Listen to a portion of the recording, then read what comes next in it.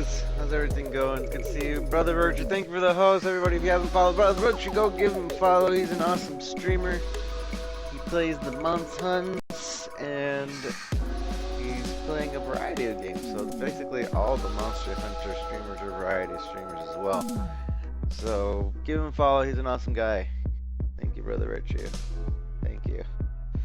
Anyways, we are going to continue this day 3 of 999, Zero Escape number 1, the prequel to Zero Escape number 2, which is Virtue's last reward, but not Brother Virtue's last reward. But thank you guys for being here. Let's see, remember, click the tweet, tweet out the stream. That's the only way people will actually know that this stream is going on, because this game is not a popular game like Monster Hunter or anything like that. So the only way that new people are going to come in is if you share the stream on Facebook, on Twitters, on Instagrams, on MySpace, on Zanga, on LiveJournal, all of those places. That's the only way you can just share the things and stuff. But anyways, we are continuing. We're going to go down the third line of story. Basically, the only thing we haven't done thus far is go into door number 2 and go into door number 3. Maybe if we go into door number 3, we'll be able to save Snake. Let's see, and I believe that'd be like one of the only paths we haven't taken is 2 and 3. So I think there might be only 2 or 3 different paths to go, unless there's something else we gotta do. But we're gonna do that today. So there's probably not gonna be any voting, considering that. So we'll see how it goes.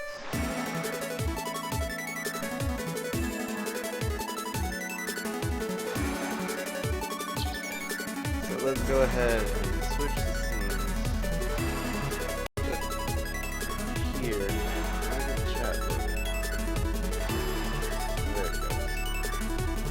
So let me go ahead and turn down this music, and let's get this going. Game, please pop up.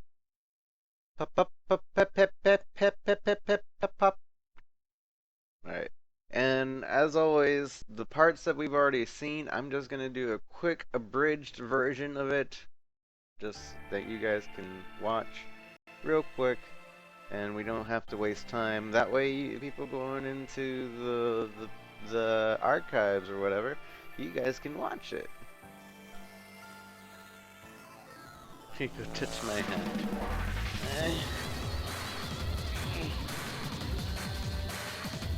Alright, so let me do a few little things to this layout, just real quick. I need to move this real GIF.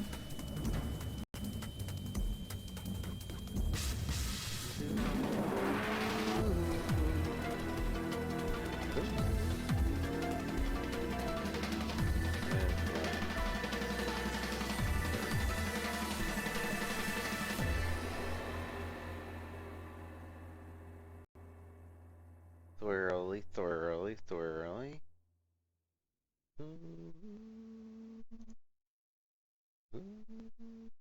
This should be fine. Save. That unsorted save. Add image. Unsorted save right there. Now let's put this behind me.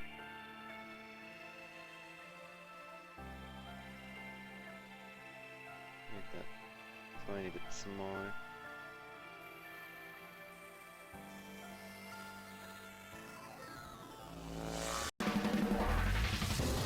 Okay.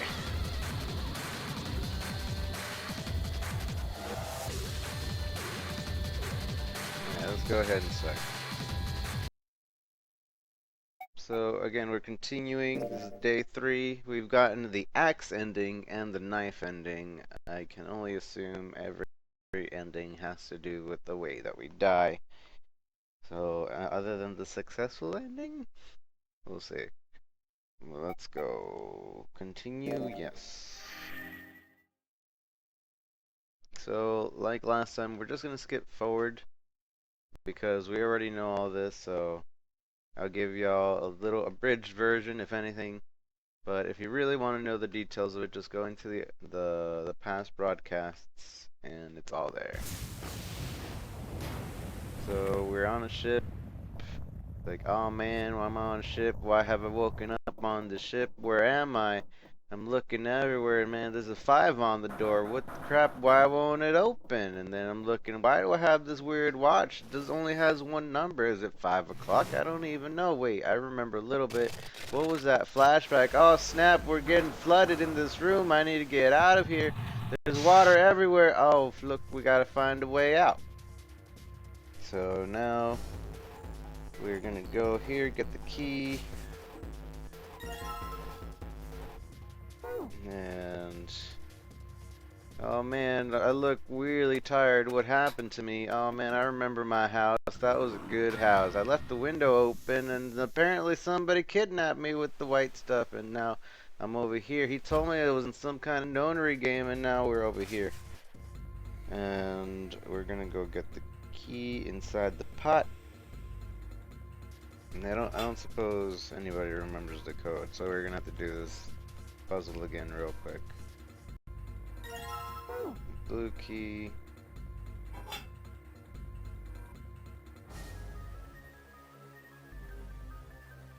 Come on. Open it up. Get this item.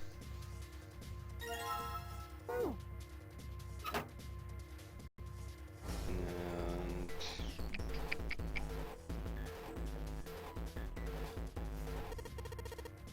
nothing. Get this item.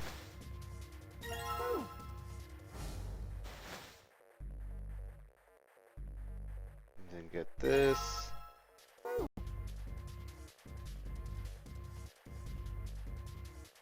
Get that. And that should be the last of the items. I combine this with that. And then we look at the numbers on the back. Alright, and for the blue key, it's solid top left, and bottom left, top right. So 0, 2, 0, 2, 0, 2, 6, 3. 0, 2, 6, 3. So let's go do that. 0263. Come on. 02.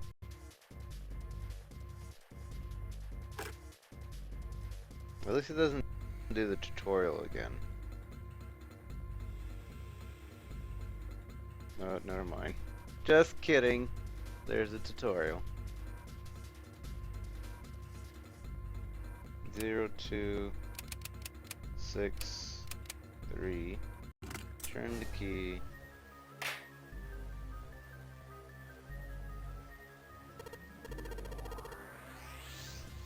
Let's get the file.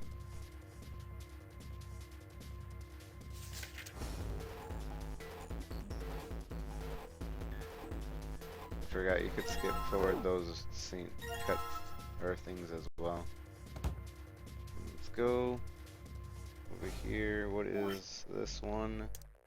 This one is 2. Wait, no. 7. 7, 4. 7, 4. 8. 7, 4, 8, 5.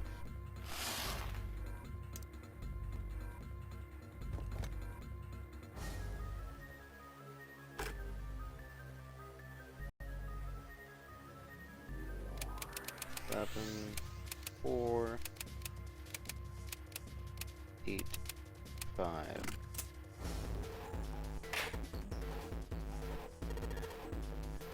No, not.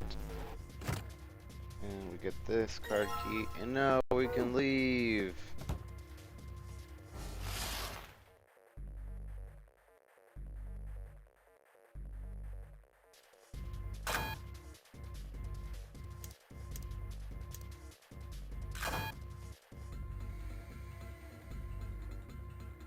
Okay, and now.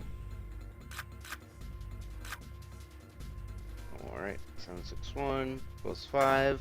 That's how math works. 7 plus 6 plus 1 equals 5.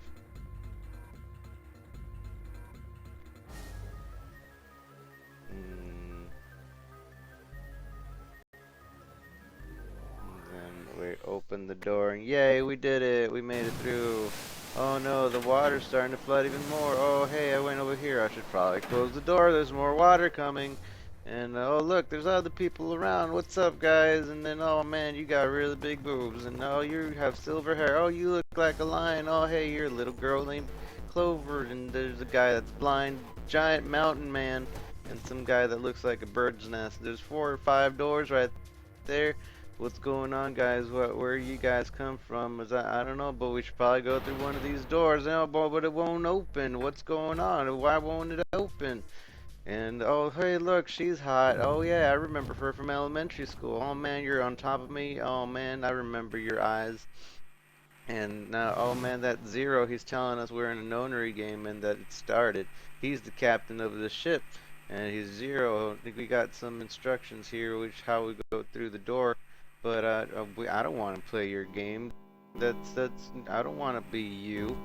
And then Zero's telling us you have to do the game, and then it's like, alright, what are we planning to do? If we don't do what they say is, then we won't get out of here. Now some time has passed because we were looking around to try to find another exit, but it's not looking like we're finding another exit. We're just looking and we see the door of Earth, the door of Saturn, the door of Mars, and now we're looking around. Hey, we should probably tell each other what our names are. But hey, no, don't say your name because that's a bad idea. What if Zero doesn't even know our name? You shouldn't do that. We should probably give each other a code name. I'll be 7 because I'm a mountain, and then I'll be 3 because I like Santa Claus, and I'll be 8 because of lotuses, and my name is Snake Eyes because I don't have eyes. Get it? Ha! And then you can be named June because of number 6. Everybody already knows my name, so I'm just gonna be Junpei. And now we have pretend imaginary names. What about you, guy? What's your name? It's like, I'm not telling you my name. I'm just number 9. I'm getting out of here, and this is how I'm going to do it. I'm going to put a knife up to a 12-year-old's neck. That's right, she's 12 years old in this game. And now put your hand on the thing. Oh yeah, just put your hand just like that. Now you guys too. You put your hands on the thing too. Oh yeah, that feels good. Now I'm gonna go through the door, and you guys can screw off because I need to get out of here. I was told that I was gonna leave like this. But wait, what? What's going on? No, I'm gonna die. Help! I'm died. Zero lied to me. Boom! I blew up, and he blew up. Now we're gonna see what happens. We haven't tried Ace and Lotus. Ace, Lotus, you think you could give me a hand here? The pun was a little too on the nose, but the mood was still grim. And both Ace and Lotus lifted their left hands silently. So they went and put their hands on the thing to open it. And all of a sudden, it opens, and we're gonna see what's going on in there. And oh man, there's spaghetti and sauce everywhere. Oh, and there's a guy that blew up too. And then she's crying. It's like, oh my, somebody just died. We need to. It's been like an hour and a half, guys. We need to do something, or else we're gonna die like that guy. And then the thing happens, and Zero's like, oh man, but what were the rules? And then you go, the answer is this one, but we're gonna say this one. It was something about how more than 6 people could pass through. No, wait, that was wrong. It was on the tip of Junpei's tongue when Lotus beat him to the punch. All those who enter must leave, and all who enter must contribute. That was what the letter said. In other words, no less than 3 and no more than 5. Exactly. The snake inclined his head towards Lotus. And so basically the rules is 3 to 5 people can go through each door. Only a maximum of 3, a minimum of a maximum of 5, a minimum of 3. Now here, guys, I got this letter written in Braille. None of y'all can read it, so I'm gonna read it for y'all. Basically, this is the rules. You gotta go and make the digital route to going through each door. If you follow the rules, everybody's going to be okay. You also got to touch something called the dead on the other side in 81 seconds. If you don't do that, then everybody blows up. But now, where should we go together? We should probably go to one of the doors. Which one? I don't know. How about we go? But how did everybody get captured? It's like, oh, we all got captured by Smokey Man. And it's like, oh man, Smokey Man, me too, me too, me too, me too, me too. All right, then where are we gonna go? Then I'm gonna go to door number 5. What about you guys? I'm gonna go to door number 4. But all right, then you should go. Where do you want to go? I'm gonna go over here. So everybody's just discussing that, and it's talking about what the digital route would be, and we're just gonna give the correct answer because 8 plus 3 plus 6 plus 5 equals 4. And we're gonna go on, move forward, and it's like, oh, okay, well, let's go. And which one do we want to go through? Usually there'll be a voting point at this point, but since we've gone through both, and at this point, it really doesn't matter which one we go through. There is one thing I wanted to try on yesterday's route that I didn't get to because I was trying to be logical. But we're just going to go do this route real quick, and we'll get to the point. Actually, I don't think there is going to be any voting today because we have to do door number 3. I guess, no, then we would have to do door number 2 afterwards, so there's no voting today. Sorry, guys. So if you came to vote, I'm sorry, get out. So we're gonna go through route number 4 with June. And it's like, alright, yeah, that's fine, I'll go over 4, you guys go over there, and you guys tell me if you blow up. Just let me know, just if you blow up, just tell me how you blew up so we don't do the same thing. And they go in there, they're like, oh, they're fine, and Clover tells us, hey, this is how you don't blow up. And it's like, okay, thanks, Clover. And then we go through door number 4, now we're going through door number 4, and it's like, hey, where's the thing so we don't blow up? We can't find it, where is it? So we're gonna blow up if we don't find it, where's the thing? It's over there, look, I found it. Everybody put your hand on it. And it's like, okay, we did it, we're not gonna blow up now. Now what do? We don't know where to go. There's the key on the door with the Mars symbol, or the male symbol, whatever. And we're like, okay, well, we should probably go through the thing. Oh, hey, both doors open, so maybe there's a puzzle here, and oh my goodness, find a way out. And now we're in this puzzle section that we have to hurry through. So, let's see. Get the match. And Junpei looked blankly at the June, was like, hey, June, are you worried about me? Hey, come on, it's not like that. And Junpei did his best to act as tough, and as though he didn't care. His best wasn't very good. I guess you haven't changed at all, Jumpy. She giggled. By the way, Jumpy, Huh? how did you end up here? What do you mean? I told you earlier, didn't I? And he just goes through how he got kidnapped, and are you hiding something? He's like, no, it's weird that everybody got here together. Don't you think? We knew each other in elementary, now we're all of a sudden here. Isn't that suspicious? Well, you're suspicious too. And then it's like, okay. Oh, so hey, we found a map. Hey, look, map of the place. Now we know where we are in this area, if this is a real map. But Zero told us the thing. Do you think we're on the actual Titanic? The actual Titanic? You mean like slipped through time and ended up here? But the ship sunk in April 14th, 1912. Huh? What the hell are you smoking? Huh? Did I get it wrong? Junpei grinned and shook his head. No, that's not... I mean, come on, slip through time? Seriously? I was talking about the controversy surrounding the Titanic. Controversy? What do you mean? Haven't you heard of it? It's pretty famous, you know. The Titanic had a sister ship that was essentially identical. It was called the Olympic. Ah, yes, I remember. I heard of that. If I remember correctly, the Olympic was a ship that had lots of problems, and the company that owned it didn't know how to get rid of it, right? So they made the Olympic up to look just like a brand new Titanic, and then they sunk it on purpose. That's right. They also took out a huge insurance policy on it before it set sail. That that would mean that the real Titanic never sank. Yeah, the ship got swapped. The real Titanic was renamed the Olympic in secret and was used as a passenger ship for more than 20 years. Hey, wait a minute. What did that mean? It retired in 1935? Huh?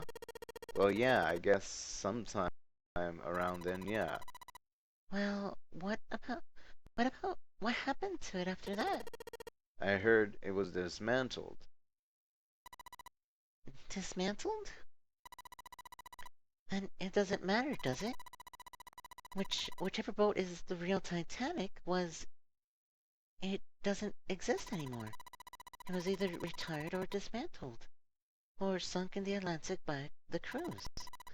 But then, that would mean that this ship is... Wait, what did you just say? Huh? Sank in the Atlantic because of what? The curse. What do you mean, curse? A curse is a curse. This one is the curse of the Egyptian mummy. Junpei couldn't understand how June had maintained a straight face to say that. Supposedly the Titanic carried a mummy of the priestess Amon-Ra, which was stolen from a pyramid. And they say that the mummy had a history. Everyone involved with it died mysterious deaths. Come on, I'm sure you heard of it before. Those who open the coffin will be forever cursed. Haven't you ever heard of that one? So you're saying the Titanic sunk because of the curse? That's right. June's eye had lit up with excitement, like a child with a new toy. That's stupid. I don't buy it. It's true. How can you be so sure? That mummy wasn't just a normal mummy. It was really mysterious, totally unbelievable. What's so unbelievable about it? Well, supposedly she was really pretty. Pretty? Yes, But she was a mummy. that's right. She wasn't all shriveled up or rotten or anything. She looked just like she was alive. Oh, I get it. It's that thing, I don't remember the name, where your body turns into some kind of wax. If a dead body is put into the right sort of environment, the fat in it turns into something like a candle wax, right? And... Yes, saponification, but that's not what it was. Huh? That's not it. She wasn't wax. Then what was it? They say that she was frozen. What? Frozen? That's right. The whole body was frozen solid. You know how a human body is more than 60% water? Well, all that was frozen. The story says that was from the time of its discovery all the way through for when it got put in the Titanic. And even though it was carried through the desert, her body never melted. June and Junpei talked a little more about and went on with their investigation. But even as they did, his mind went back to what she told him. Ice that wouldn't melt, even in the desert. Could such a thing really exist? No, even if it did, it wouldn't really be ice anymore, would it? The more he thought about it, the more his head hurt. Like he'd eaten his ice cream too fast. Okay. So that was a quick review. The only different part was the beginning of that. And I like this little this back and forth here. Look, there's two pillows right next to each other. Guess it's a double. Huh? What's up? You're turning red. Oh man, is her fever back? Hey, are you alright? Do you need to lay down for a minute? I'm fine. I think it's still a little early for that. Huh? Hey, seriously, are you really okay? Giggity. Giggity. Anyways, there's nothing here. I don't remember what else is here. Oh yeah, open the drawer, get this key. Go over here. I guess we go to the other room, if I remember correctly. Now we're in the other room. Get the candle. Let's light it up. Okay, now go into this room.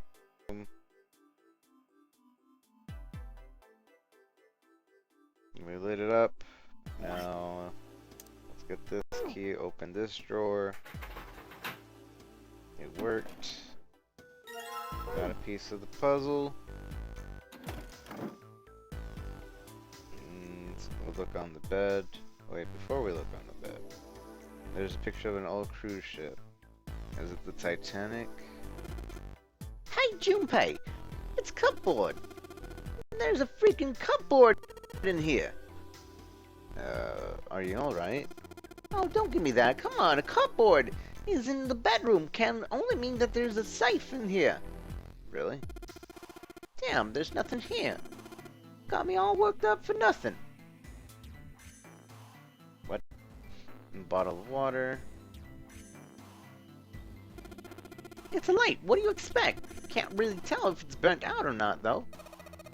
Does it really matter anymore? The light from the candles should let us search the room. Okay, we go here. Search that. You got some curtains. See pillows in a pile. Oh. A pile of pillows.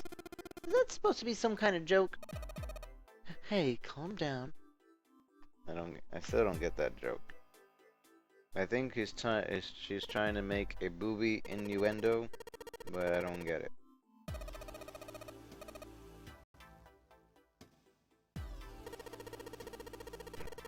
Don't think to find anything here. Oh wait, the candlestick.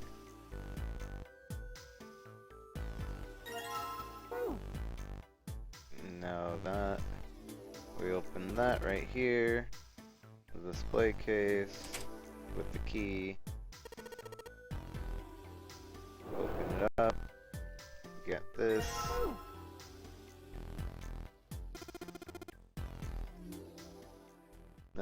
Yeah, sure, we'll take your clover.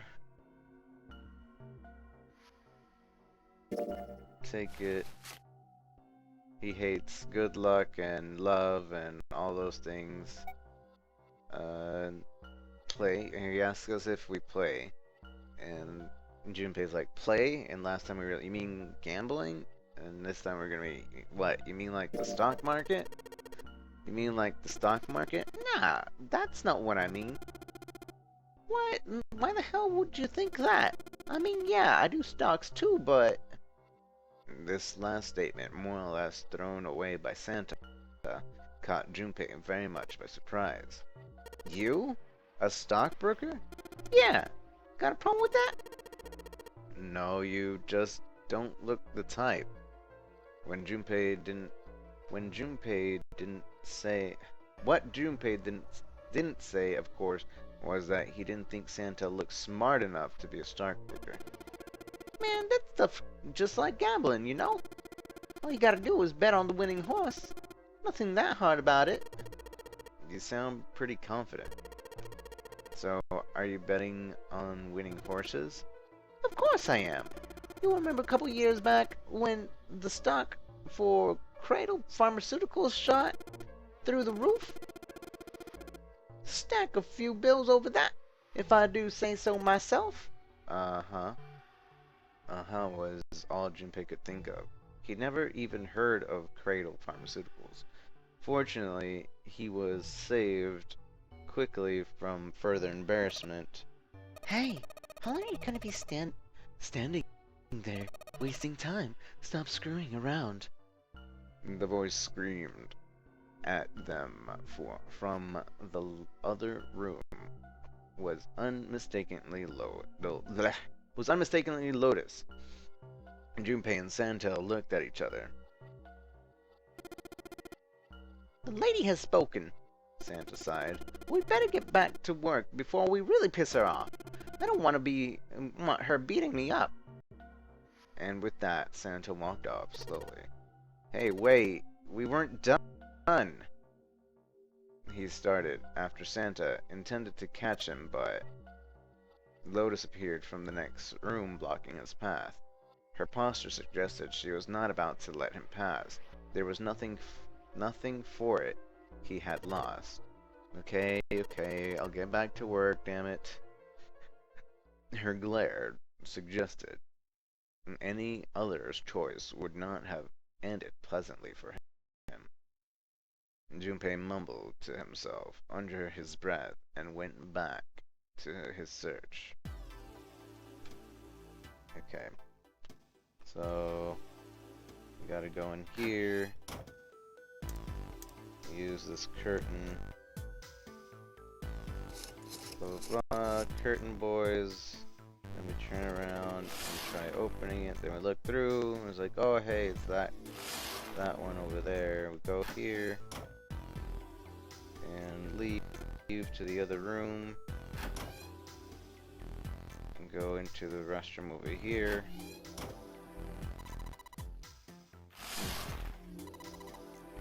Oh wait, we don't do that. But we do get that one. Now we have all three. Now we can go back to the other room.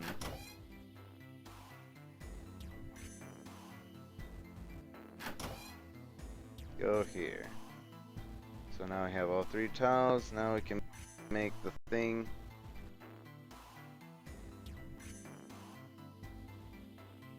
And if I remember correctly, these two switch. Put that in. These two switch. And there we go. Yes! I did it! The picture's complete, and there goes the frame. What is this? What do you mean, what is this? What's this? What do you mean, what's this? Pretty obvious, isn't it? It's a hole in the wall, like a hidden safe or something, you know? Anyway, let's take a look. I think there's something inside. So, let's get it. It's Mars key, yay!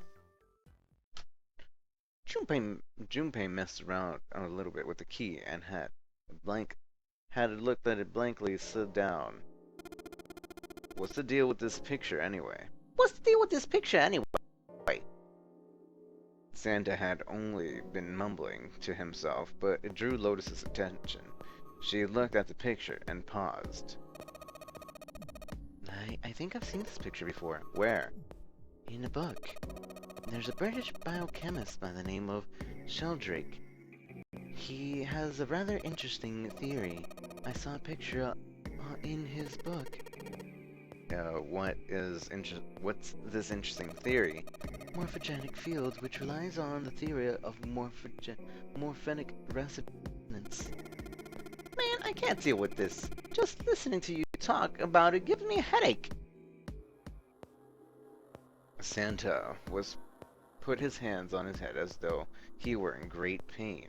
Lotus merely arches an eyebrow in his direction and continued. It's not a difficult concept to grasp. In essence, it states that the shape of a living organism and their behavioral patterns are transmitted through a field not visible to the eye. What part of that isn't difficult exactly? Lotus did not look pleased. Alright. How about this? Theory of the telepathic mechanism. Telepathy? Yes, telepathy. Well, perhaps not exactly telepathy, but it is a close enough for a simple approximation. Santa suddenly burst into laughter. Are you serious? Telepathy? Who do you think you are? We are kids from the 70s? I can't believe someone would actually do a serious research on something like that. Yes, I agree. Lotus' response was surprisingly curt. Junpei had expected at least some conflict. I read the book, but I can hardly say I understood it. I'm in no position to defend or condemn anything it said. It was probably just someone latching onto a statistical outlier from some study and turning it into a ridiculous theory.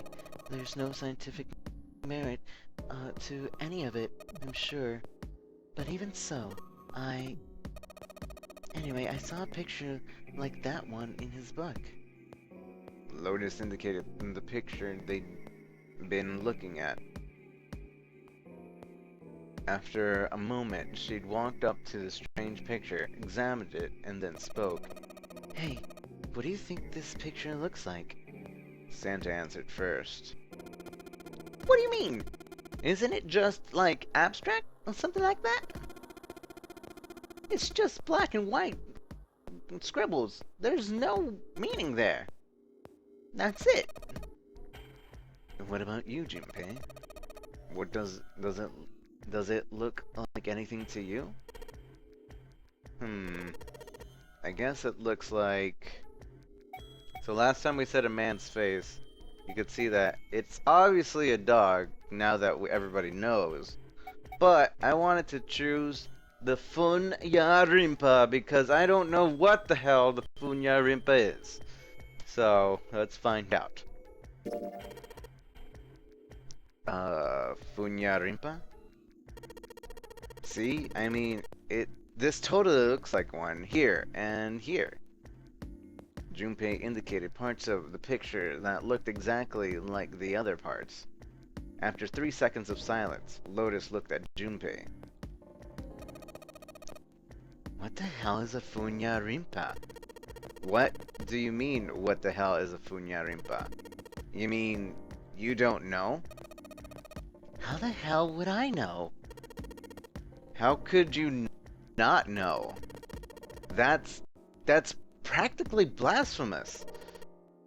Say you're sorry. Apologize to the Funya Rimpa. Goodness, you are such a rude woman. Another 3 seconds of awkward silence went by. Lotus opened her mouth as she shook. Junpei, are you just screwing around? Forget it. I'm just gonna tell you. This is a dog. See? Like this. Lotus pointed out the parts of the picture, and eventually a dog took shape in them. It looked as though she had a point. It was a dog. Santa also nodded in agreement. So now we know it's a picture of, but I don't see how that helps. Lotus nodded and began to speak. A TV show in Great Britain did an experiment once. They took two similar pictures. Both of them were difficult to identify initially, but once you figured out the answer, you couldn't see it as anything else. The first picture was a woman wearing a hat. The other one, well, to make it easier, let's just say it was the picture of a dog. So there was the experiment. First, they sent the picture of the parts to where the British radio and television didn't reach, to Ireland, the US, Africa, Europe, etc., etc. Then, in each country, they gathered a number of test subjects. All in all, there were roughly 1,000 people. Those 1,000 people were shown the pictures and asked, what does the picture look like to you? The results in of themselves were not terribly interesting. 9.2% of the people saw the lady in the picture. 3.9% saw the dog in the picture. Then 2 days later, the broadcast the new show. During the 30-minute show, they broadcast the dog picture and its solution. The audience was estimated to be 200,000 people. After the broadcast, it could be assumed that a number of people who knew the solution of the dog picture now was total 200,000. After another 2 days had passed, they were gathered when the research subjects from where the British TV and radio did not exist. This time they were able to find roughly a sample of 850 people, and naturally none of them were people who had participated in the first test. They were, however, given the same test in the same two pictures, and the results were shocking. 10% of the people saw the lady in the picture, while the previous test had yielded 9.2% of the sex rates. The change was not that significant. The dog picture, however, produced a very different result. The percentage of people that successfully found the dog that grew from 3.9% to 6.8%, a very significant increase. Do you understand the significance of the experiments? There was no way the second group could have seen the picture. They lived far away from Britain and couldn't have seen the picture. But even so, it was only the success rate for the dog picture that went up. Why? How did that happen? What does it mean? Lotus looked back and forth from Junpei and Santa and back again. Normally calm and collected, she looked now as though she were nearly possessed and was very manic in her manner. Santa looked and took an involuntary step backwards. Junpei didn't budge and started stared straight back into Lotus's eyes. Does this have something to do with the field or whatever you were talking about earlier?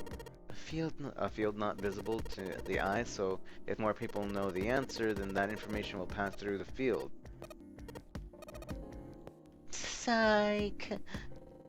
Her manner suddenly shifted, and Lotus smiled broadly at Junpei and Santa. She waved her hand dismissively, doing her best to laugh the whole confrontation off. Oh, just kidding. You really shouldn't take me seriously. Well, I mean, the thing is, I just told you about is true. They really did happen, but the results of the experiment really aren't anything to go by. They have easily falsified them. They could have easily falsified them. In the end, I'm sure that they were just in it for the ratings. They are a TV station, after all. At last, it seemed like Santa had gained control of his composure. Right. Man, I gotta admit, you had me for a minute. I really thought you were serious. Of course not. Like I told you before, I'm sure it's all just pseudoscience. Oh, okay, right. Santa and Lotus laughed and gave a jovial clap on the shoulder. Junpei, however, didn't feel so much like laughing. Something felt wrong, unclear. Alright, enough nonsense. We got the key, let's get out of here. Word! Lotus and Santa walked away from the picture, but Junpei stayed staring at the picture of the dog. The field was not visible to the naked eye, a morphogenic field. And the more he thought about it, the more his head hurt. Okay, so that was all I wanted to really... I wanted to find out what the Funya Rimpa was and didn't even tell us! So let's go. And... Jumpy, we were gonna go over there. No reason to go. Alright, so let's go through the door. Yes, we unlocked it. Hooray! Now let's go through the door and let's do the thing. It's like, yeah, we did it. Okay, now we're going through. It's like, hey, there's a lot of doors here. Oh, there's a kitchen. Let's go look in the kitchen, see what's around. I don't know what's in here, but maybe we'll find a clue to getting out of here. The map says that we go through here, so if we go through there, we could be able to go beyond the gate. It's like, okay, let's do it. And now we're going to go through the kitchen real quick. So, I don't remember the solution. Let's go through here, get here, open this, get the knife. And then she tells us about stuff.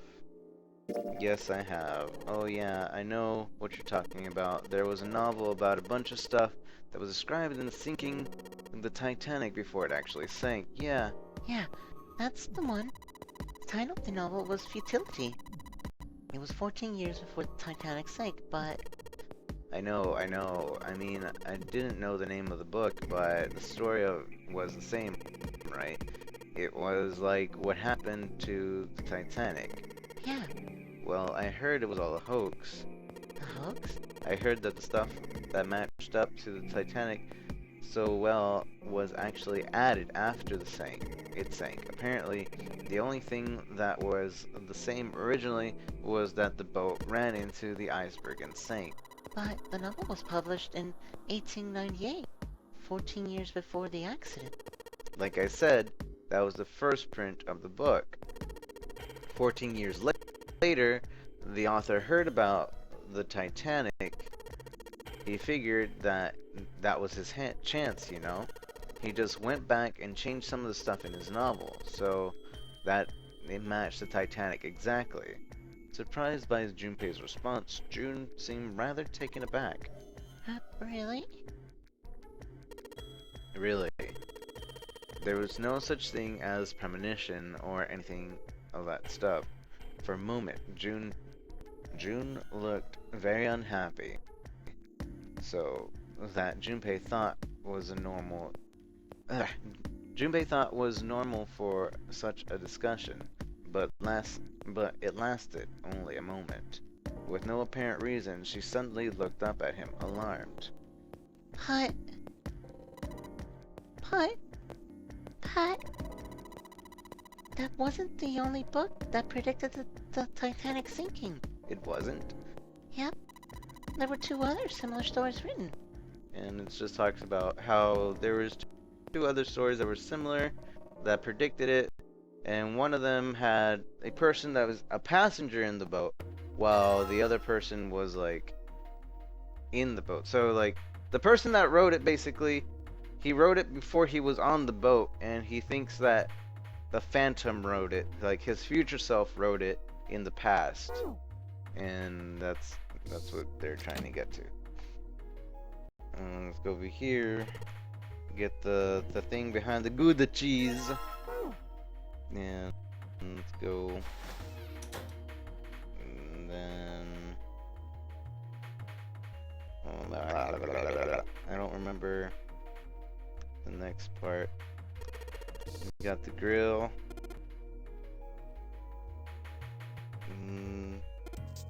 This door. I don't remember anything. What to do next? There's an exit. Santa, could you open the door? No way. Stuff here.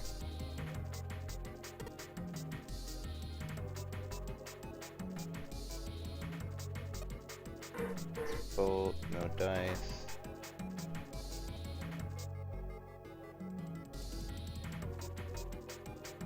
Where are we supposed to?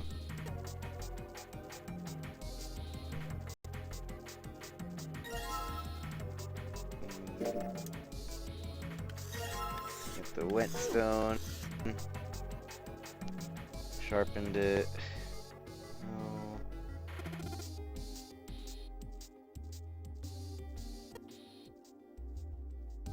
Now it tells us how we don't know what different plates are used for, because she's all fancy and stuff. We've been through here. We already got everything in there. I just don't remember where to go. Door we went through. Doesn't work. Need a puzzle. It's locked. Can't open it.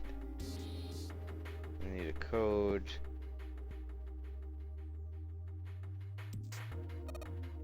No lights. Where did I know we're supposed to go in the refrigerator. I just don't remember how to get to the refrigerator.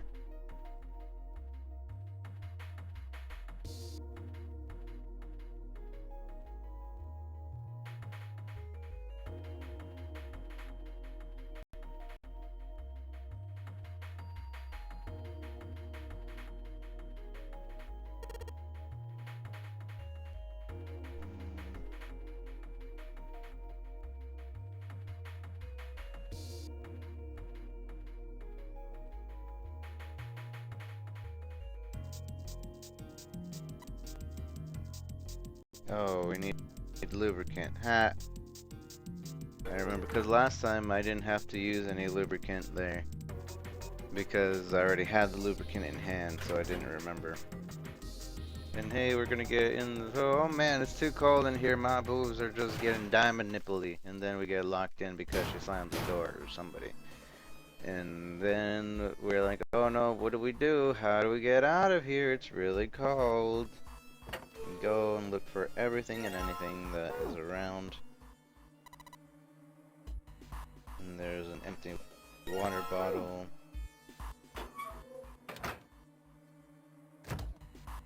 And then we get this. Junpei's ice melting. It tells us about person that has ice 9. He wants out of the freezer now. His patience was wearing thin. How the hell would I know? How the hell is that gonna help us get out of here? I don't have time for this crap. Actually, Junpei stopped mid-sentence, surprised by Jun's interjection. under enough pressure, carbon dioxide will turn to liquid. This isn't really a good time for chat, This really isn't a good time to chat for science. but if I was wondering the same thing, Wondering what? wondering why carbon dioxide doesn't turn into a liquid unless it's under pressure. Right? Right? That seems kind of weird. Water's a liquid at 32 degrees and at 2,212 degrees. So why isn't it that the case for carbon dioxide? H2O and CO2 are pretty similar. No, they're not. They're totally different substances. Look, you guys, if we keep this up, we're just gonna freeze to death. You good with that? You want to die talking about sublimation and gases? 'Cause I sure as hell don't. He fixed both of them. He fixed both of them with a glare. Now let's get back to work. I'm assuming you don't want to end up like a pair of ice sculptures. Junpei turned around. The problem was dealt with. So basically, or so he thought. There's a kind of ice that doesn't turn into liquid when it turns into 32 degrees. Gosh dang it, June. I heard about it.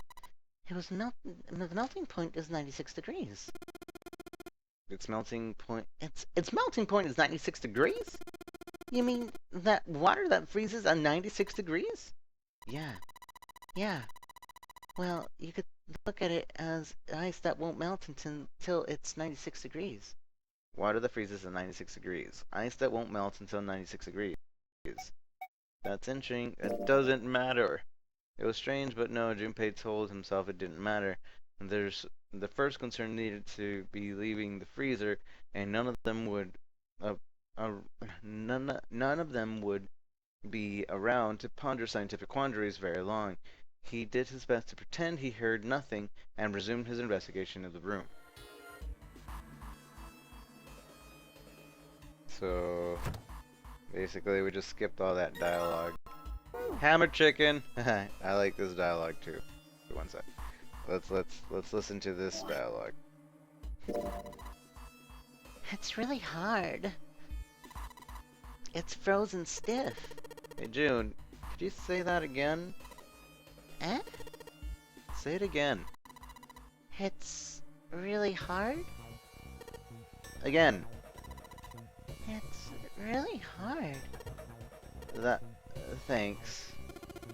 Something wrong, Junpei? Your face is bright red. Nothing. I'm fine.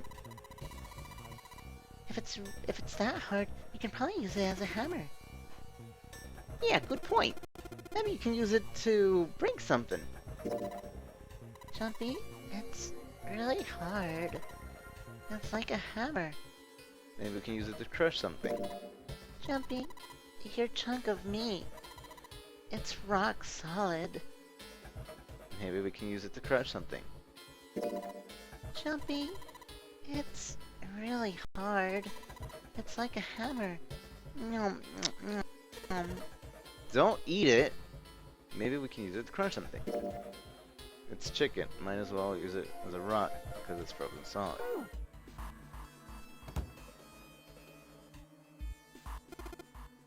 Things frozen solid. More pork. Alright. So now we do the things. Let's crush this. And then we put that into the bottle. And then we put the rope around it. And then we put it over here on the door. Do it. Gonna throw it. Okay, ready guys, get in here. It'll be safe in here. And 3, 2, 1, threw it. Oh man, it blew up. Yeah, we did science. We did science. Woo! No, she was like, what were you doing? You were just sitting there and you weren't doing anything? What? Come on, you should have been doing something. And I was like, yeah, I understand. Break time's over, especially you, lady. You just been sitting there on your fat ass and of yours while we're freezing to death. How rude. I was plenty busy. Yeah. How about you put all that energy into something besides bitching? Let's go. And then it was like, oh man, you totally told Lotus.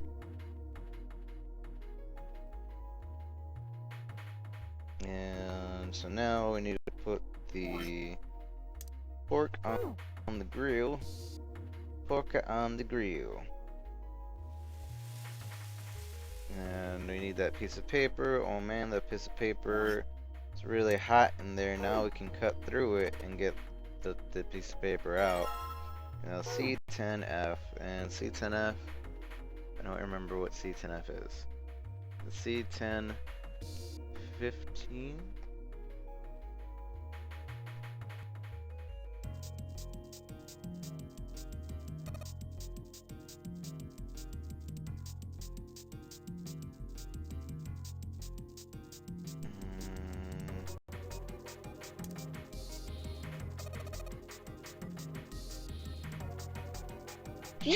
Sorry.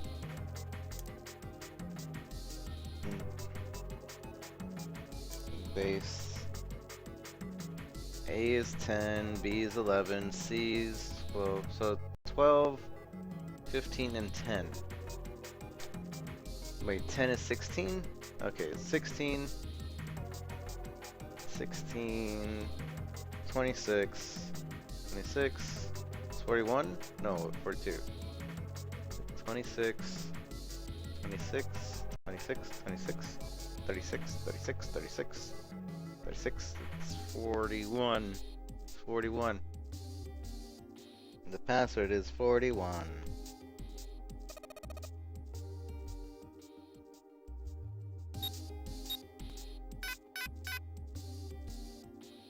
No.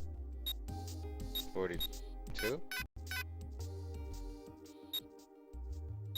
43. Okay, this password is 43. I can't math. Oh yeah, because I added 10 instead of 16 and 12. Yeah. So let's get the thing. Hey, we found the thing. Alright, let's get out.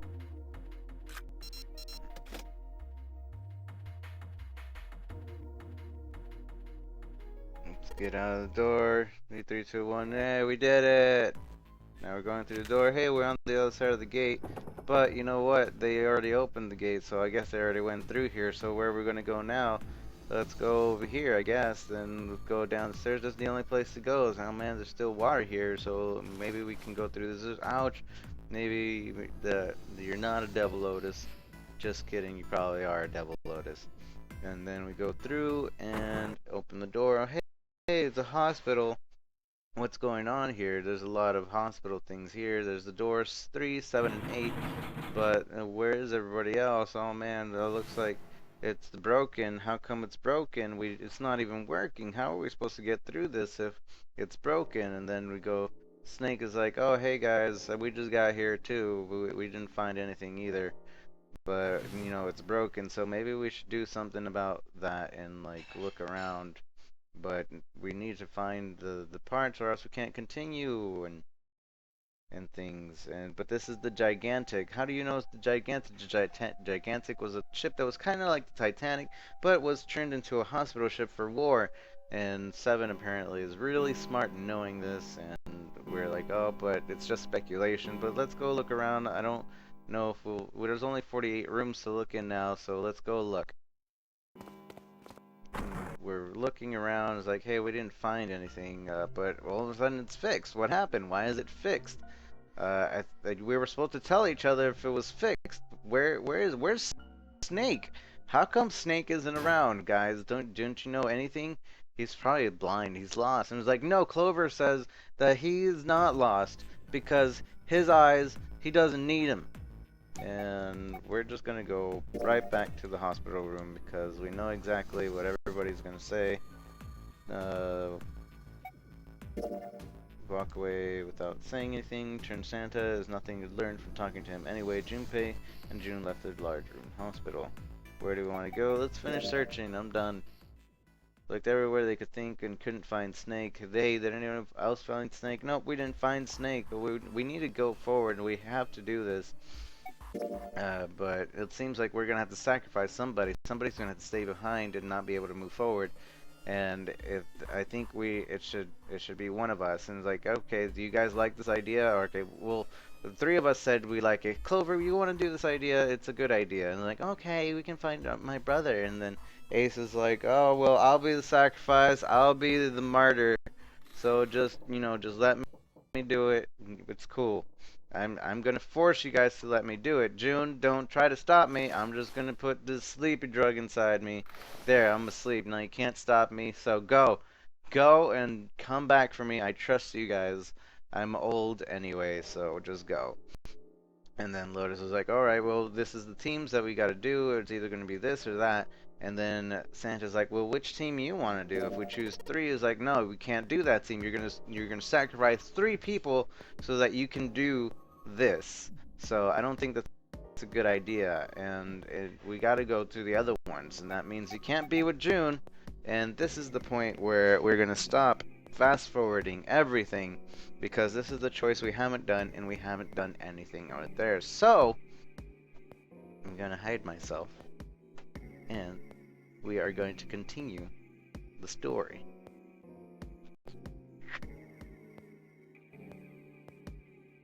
After thinking it over, his conclusion was, take the risk and choose door 3. Sorry, Santa, but I still want to go through door 3. What? That's nuts! You've got to be crazy! Why the hell are you so obsessed with that door? I'm just... Junpei paused. He swallowed the words he was about to say. He'd been about to say. I'm just curious about door 3, that's all. That doesn't explain shit! I've got my reasons. I'd be happy to explain it if you just come with me. With that, he'd been walking towards the door. Their curiosity likely getting the better of them, the others followed. A few of them a little suspicious, but Junpei told himself it wouldn't matter. He kept walking and kept silent. Eventually, they arrived at the number 3 door. And Junpei stopped. I'm curious about the red. 7, would you mind authenticating for me? Huh? Huh? Why? Please, just do it. He stared at Junpei for a moment, then grunted and laid his palm heavily on the scanner. Happy? Yeah, thanks. The number 7 had been entered into the red. June is next. Please touch the red, just like 7 did. Jumpy, what are you trying to figure out? Junpei thought about the answer for a moment. I think I've found another way out. Huh? What? Really? That got them excited, just as Junpei had intended. Now please, June. Huh? Okay. 7 plus 6 plus 13 is 7 plus 6 is 13. 1 plus 3 is 4. With those two numbers in the red, Junpei had what he wanted. He casually placed his own hand on the scanner, and the third asterisk blinked on. 4 plus 5 equals 9. Alright, the only people who haven't authenticated now is Santa, Clover, and Lotus. So, what's your point? You don't get it? Think about it. What's the sum of your number and Clover's? 12. And what's the digital root of that? 3. Which is Santa's number? By the way, Lotus, what's the number that's currently in the red? 7 plus 6 plus 8 equals 18. That would be 9, right? Yes. And what will the digital root be if you add 3 to that? The door's number. There you go. Hey, wait a minute! What the hell are you up to? I'm not up to anything. I'm just waiting. Waiting for what? I'm waiting for the balance to shift. Santa, or Lotus, and Clover. Once one of you moves, the other won't have a choice. So I'm waiting. Junpei laid his hand almost casually on the lever. You son of a bitch! You tricked us! Then all that stuff you were going on about is all bullshit. Bullshit? I don't think so. Didn't I tell you I'd figure out another way to get out of here? This isn't... Why the hell would you do something like this? Junpei glanced at June. Jumpy? You did this just so you could go through the same door as June? That's it? Santa was furious. His face was red, and flecks of spit flew from his lips as he spoke. Junpei closed his eyes calmly, and then opened them again.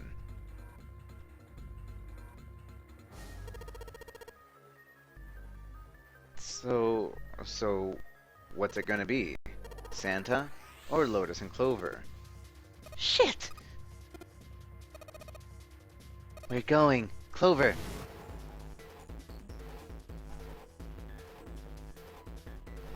Lotus leaped forward and grabbed Clover by the sleeve and ran for Junpei and the door.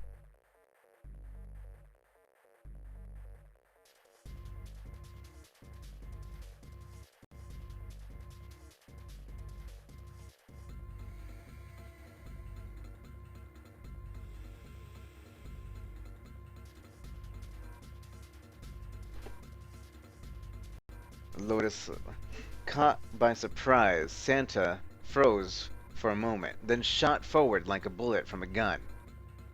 Lotus had a head start, but Santa had the advantage in size and speed. Almost immediately, he passed Lotus and Clover. No, wait!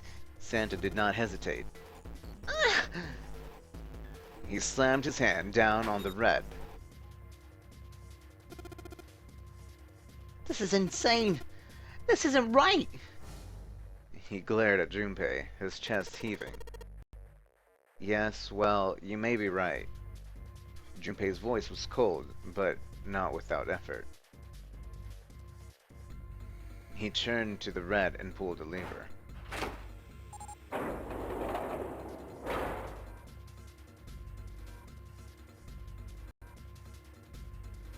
With the sound of metal on metal, the door opened.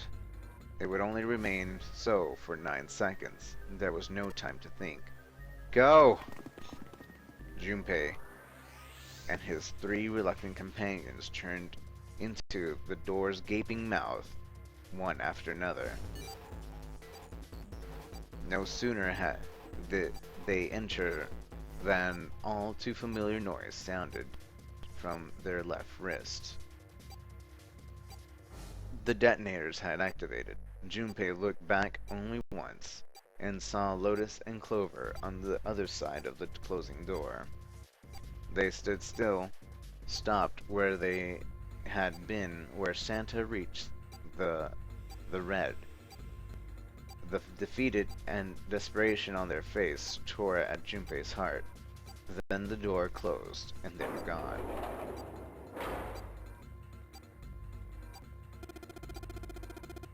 You son of a bitch, Junpei! This isn't fair! Santa rounded on Junpei, light crackling of his eyes with his knuckles white. Do you realize what you just did? You leave them out there, and they can't... Shut it! That's enough!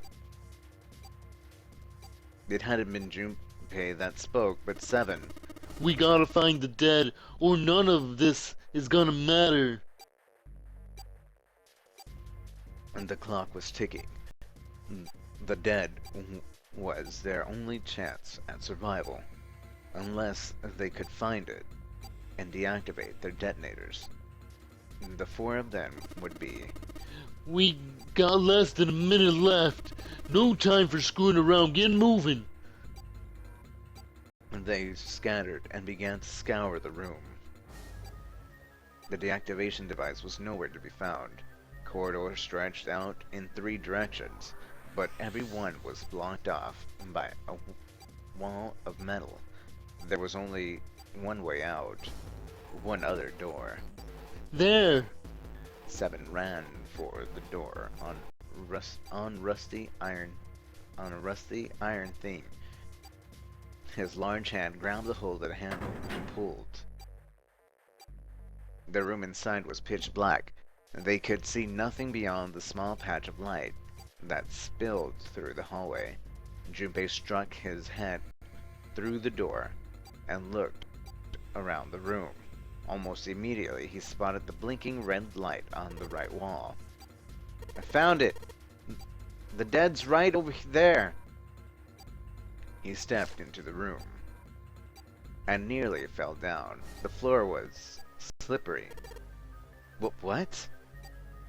He stopped and glanced down at his feet. What was... Hey, what the hell are you doing? Get over there! Junpei felt Seven's heaved hand against his back and stumbled across the room. The other 3 piled behind him. They all felt immediately that something was wrong. Nothing that could be easily identified, only a sense that something terrible shared the room with them. But there was no time to say so. Quick! Get to the dead! They all started running. In the dark, it was hard to tell where the wall was. All they could see was the tiny red light blinking at them over and over and over. Suddenly, they were there. Then finally, suddenly, they were there. In quick succession, they all slammed their hands against the scanner panel.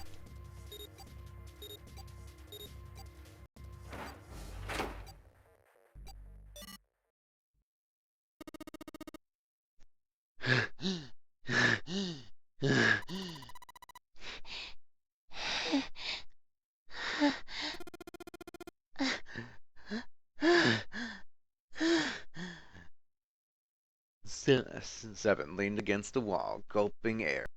As his breathing began to return to normal, he glanced at the left wrist and grunted. It stopped. It stopped.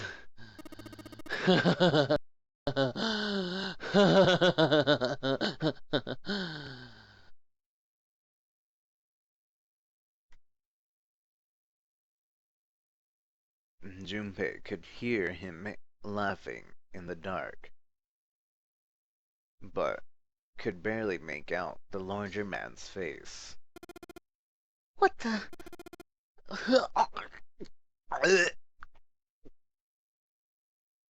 The sound of wrenching came from Santa's direction. What the hell's this smell? This is vile. I'm gonna puke. So desperate had they been in their race to the dead that no one had noticed the horrible smell that pervaded the room.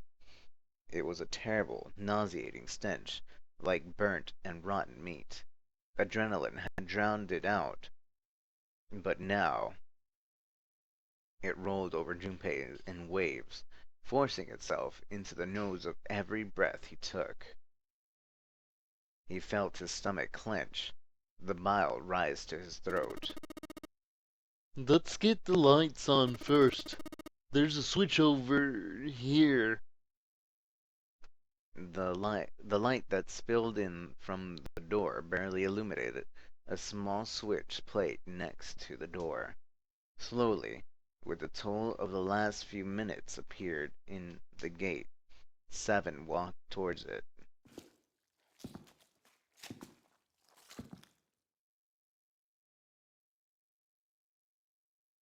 He stopped as he got close and extended his finger towards the switch.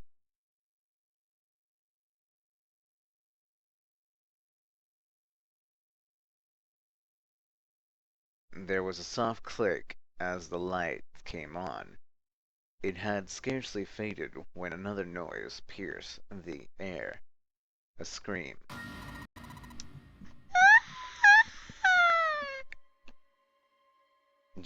Junpei's breath stopped. Junpei's breath stopped in his throat. His heart ceased to beat. Time froze.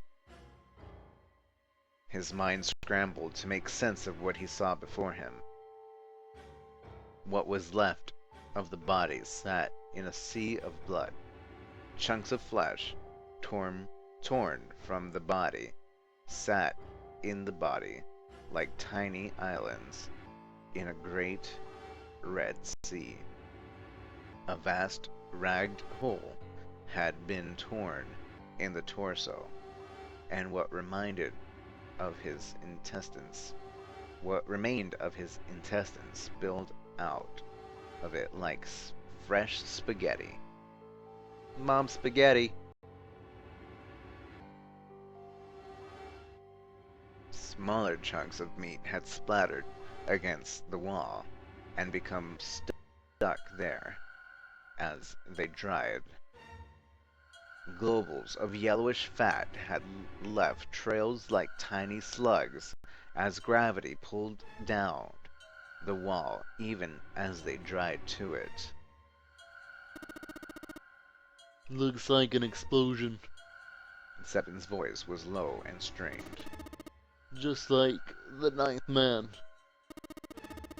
The detonator in his bracelets set off the bomb in his gut. It looked as though the explosion had been quite powerful.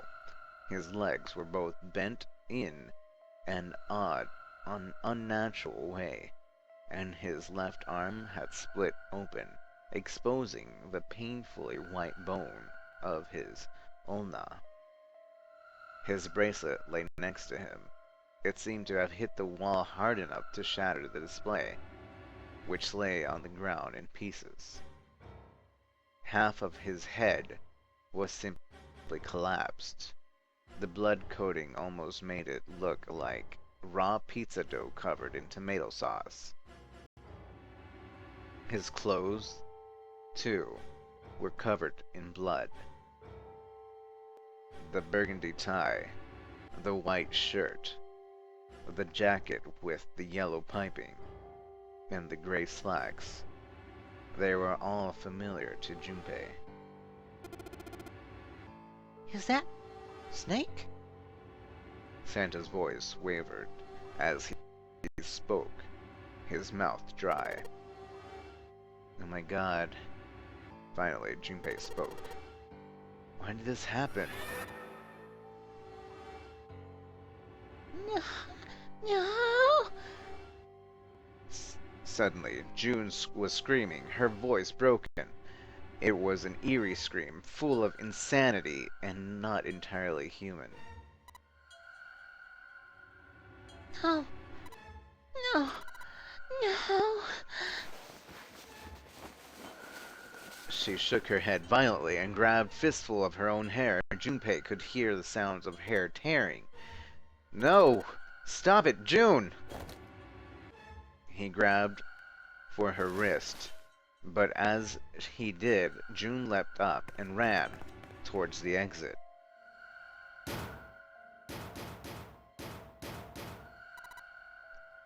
Please, get me out of here. You, you have to let me out of here. She screamed at the door, and her fist slammed against it with a hollow sound. Junpei could see drops of blood on her knuckles. Why are you doing these horrible things to us? What did we do to deserve this? She screamed again, and despite this desperate, mindless cry, her fist flailed against the door. Get me out of here. Please, please just let me out. Junpei couldn't watch anymore. He ran to June and wrapped his arms around her, pulling the screaming girl away from the door. No, get off of me. Let me go. Let me go.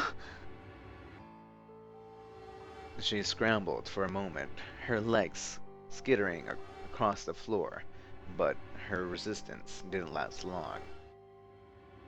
As suddenly as her outburst had begun, it was over. The manic energy disappeared, and her body went limp in Junpei's arms. June collapsed towards the floor, and Junpei knelt down with her. He felt drops of something warm and wet. Was she crying?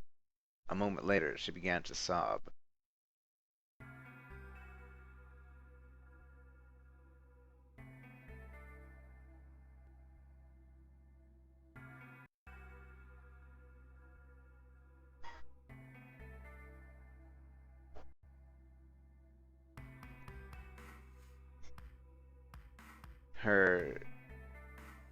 Her shoulders shook, and great, hot tears rolled down her face like rain.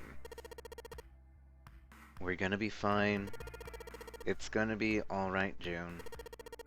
It's gonna be okay, Canny. Her name was a whisper. I'll be here with you, okay? She nodded once. Thank you. Thank you so much, Jumpy. Her trembling voice pulled at Junpei's heart. He stroked her hair gently. His face was so close to her. The scent of her hair was nostalgic. Do you feel better? Yes. But I'd like to stay here. For a little while, at least. Jumpy's body is so warm.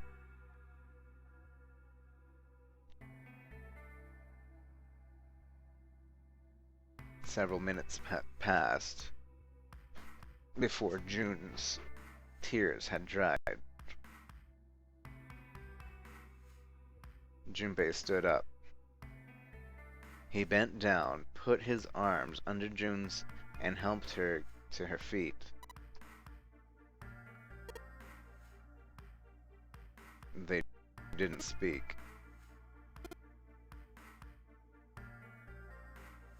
Neither did Seven or Santa.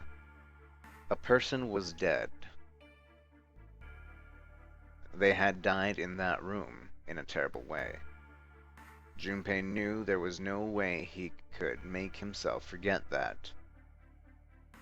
There was no way any of them could forget it, but mourning would do no good. They spread out and to search the room, but each felt as if their heart was made of lead.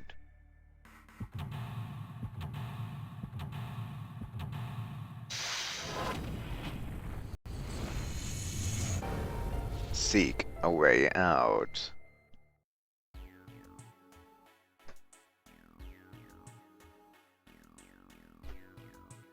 Okay guys, so we reached the first point of a new puzzle, so we're gonna take a quick break. Also, I'm gonna say hi to Chibler, because hi Chibler! How are you? It's good to see you. Everybody go follow Chibler right meow, because she is an awesome, wonderful person that is awesome and wonderful. Chibler, go follow Chibler right meow. And then if you don't like her streaming, then you can unfollow, because that's what people do on Twitch. That's all I can do. That's the only thing that it can even sound remotely like Chibler.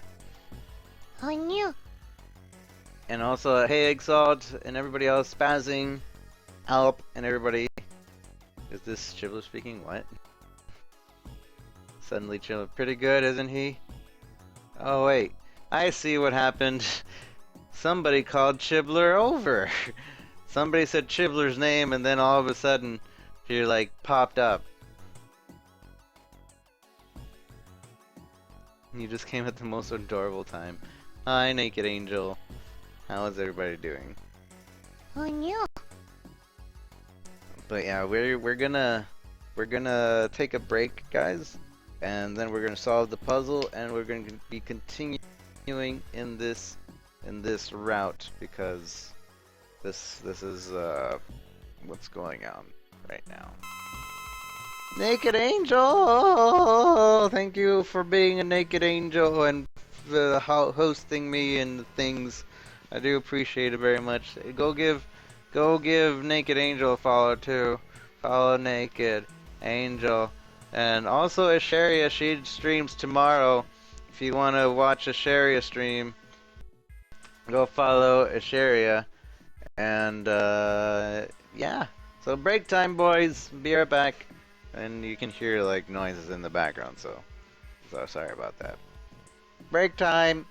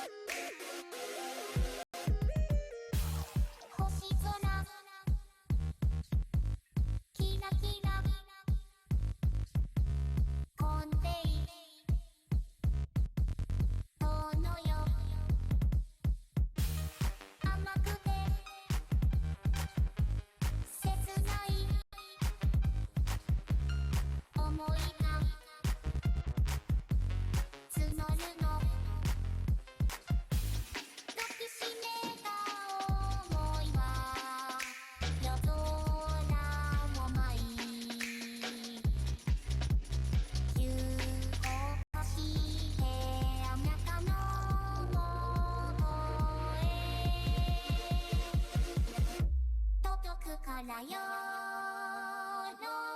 に色でさ諦めないよね夜のに色でさたま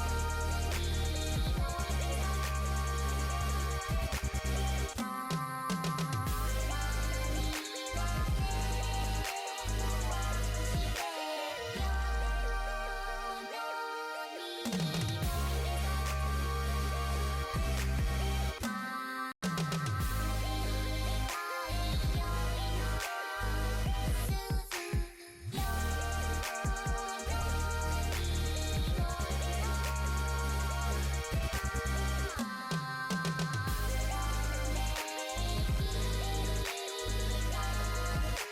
色でさ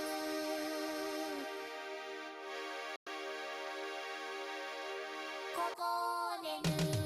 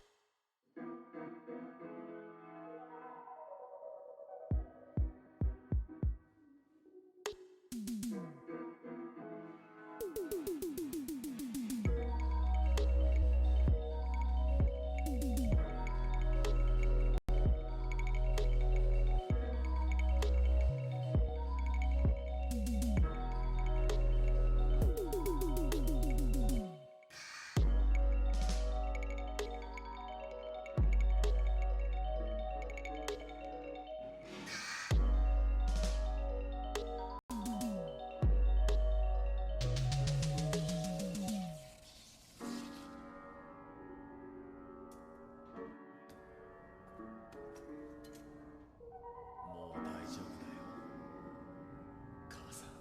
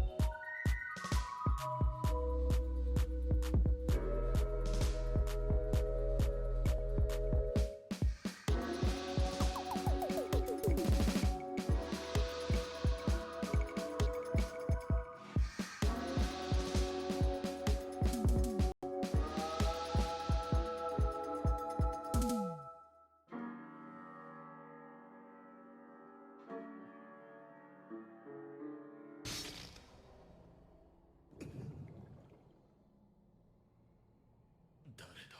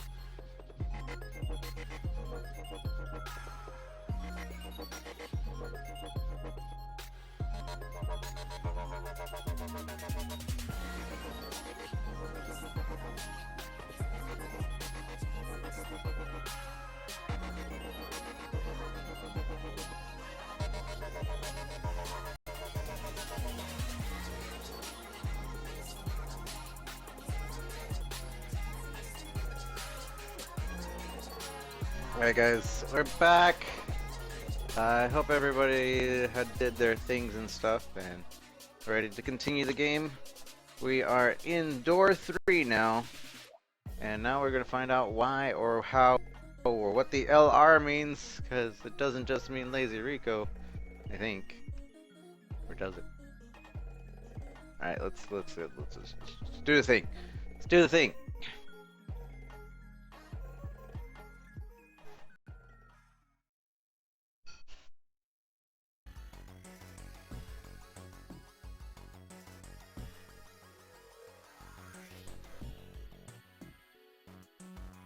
Okay, so the investigation portion of this.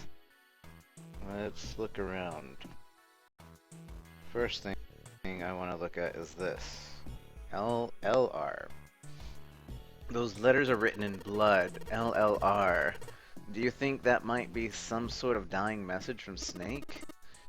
No, that's impossible. You saw the body, aren't you? You aren't doing anything after something like that happens to you. Then this... This way the blood's dried. The way the blood's dried tells you it's real old. Whoever's blood this is, it ain't Snake's. Then you're saying this blood was put here a long time ago? Yeah. Oh. Oh. Don't know Mr. Ribbon on LR.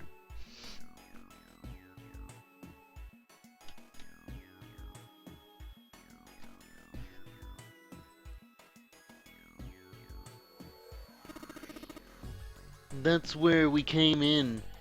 Really? That's where we came in? Like right there? Oh, that sucks. I guess it's not locked, but there ain't really any point. All's out there is the numbered door. We can't go back through the numbered door even if we wanted to. Oh. Oh. What's that?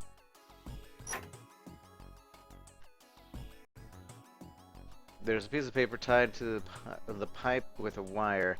Notice drainage valve operation. Please do not flush the water in these pipes. Doing so may cause the drain to overflow. You can't tell me what to do, piece of paper.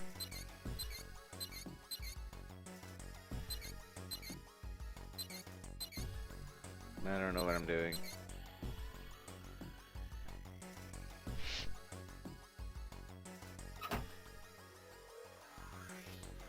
And there's water coming out of the shower head. Let's see. Shit, that's hot. Really hot. Man, the water must be just about boiling. Oops. I know it's really, well, now I know it's really hot. Water comes out of the shower. Maybe I should just leave it alone for now though. The clock. It's a thermometer. Can you get it off? No, it's screwed onto the wall. Hey. It looks like... It looks like a card. Like a key card. I wonder if we can get to it. I wonder... I wonder if I can get to it somehow. Don't think so. It's too deep. I can't reach it. So that's why we need to fill up the place with stuff. Toilet paper galore! Bloody toilet paper galore for your bloody toilet paper needs! Oh wait, that's not blood. X. It's a toilet paper with some kind of red symbols on it. You think maybe that's a tail cipher? Sitel cipher. Sitel cipher. What the hell is that? You wrap a piece of paper around a stick and then write several sentences on it. So that's the whole paper is filled up. Then you unwrap the paper and you can't tell what the original message was, right? That's how it works, more or less. Then you decipher it, you gotta have a stick that is the same diameter as the original one. Same diameter as the original one, huh? Yeah, then you just wrap the paper around the stick and you can read the code. Oh. Oh. If we wrap the toilet paper around a stick or something, maybe. Maybe. Is there more? In the wooden box, there's something in here. Luminol.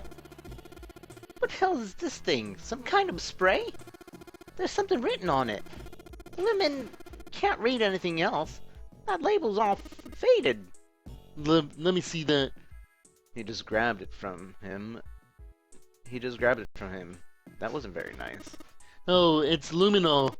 You know, forensic guys use it at crime scenes. Oh yeah, that stuff that glows blue when you spray it on blood. Even if the blood's wiped off, it still glows. Glows. Oh. Oh. Okay, maybe combining the two? No, that would be too easy. Shelf, there's some toilet paper and a wood box on it. The wooden box, nothing else of interest in here. Dividing and separate the toilets. Ew. What do you think? What do you think this is? It looks like tar. It's kind of sticky. I don't think we can just wipe it off. I doubt just pouring some water on it's gonna help much either. What about hot water? Hot water? If we had some really hot water, like boiling hot, then maybe we would wash it off.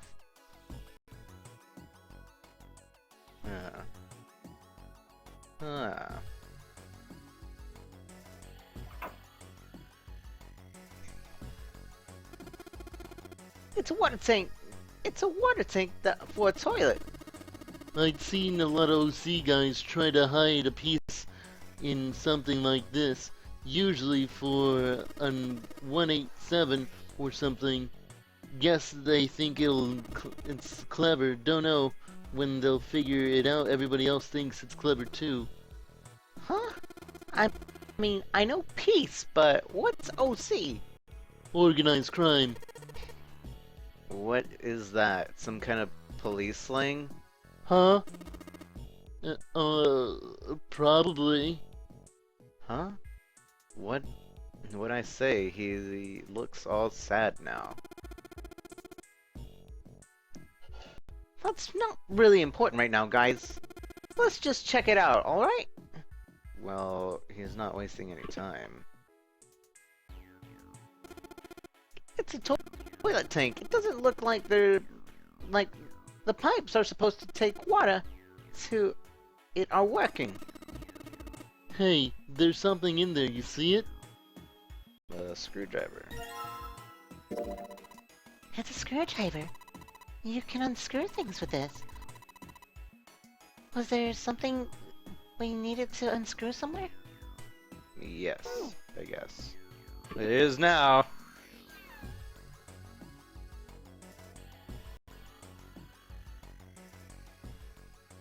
The thermometer was screwed into the wall. That meant that Junpei needed to take the screws out of the screwdriver. While he was so engaged, Santa suddenly spoke. Hey, Junpei. You know why thermometers only go up to 107 degrees Fahrenheit or 75 degrees Celsius like this one? Junpei answered, without taking his eyes off the screw. No, I can't say I ever thought about that. At 107 degrees, the cell in a human body start to die, and the organs begin to... Wait. At 107 degrees, the cells in the human body start to die, and the organs begin to shut down. The proteins in your cells start to harden. It's like when you hard-boil an egg. Even if you cool it down afterwards, afterwards, it won't go back to being a raw egg. In other words, it's dead. That's why thermometers don't go past 107. There's no point. Why had Santa brought that up? Junpei wondered. Oh yeah? He continued to work at the screw. But it's pretty rare for a fever to get that high. Even viruses and stuff don't usually drive the body temperature to 107. Of course, there are other external things that could. Like what? Well, you see, something like getting locked in a sauna, or getting thrown into an incinerator and burnt to death. Yeah, I guess that would get a little hotter than 107 degrees Fahrenheit. Junpei gave a short, barking laugh. A moment later, the screw fell off. With a small tug, Junpei pulled the thermometer from the wall. Alright, I got it. He looked up at Santa, glaring at the blank section at the wall. Huh? What's up? Nothing. Forget about it. Santa spun around and walked off, away from Junpei. But as Junpei watched him go, he didn't look angry. He looked very, very sad.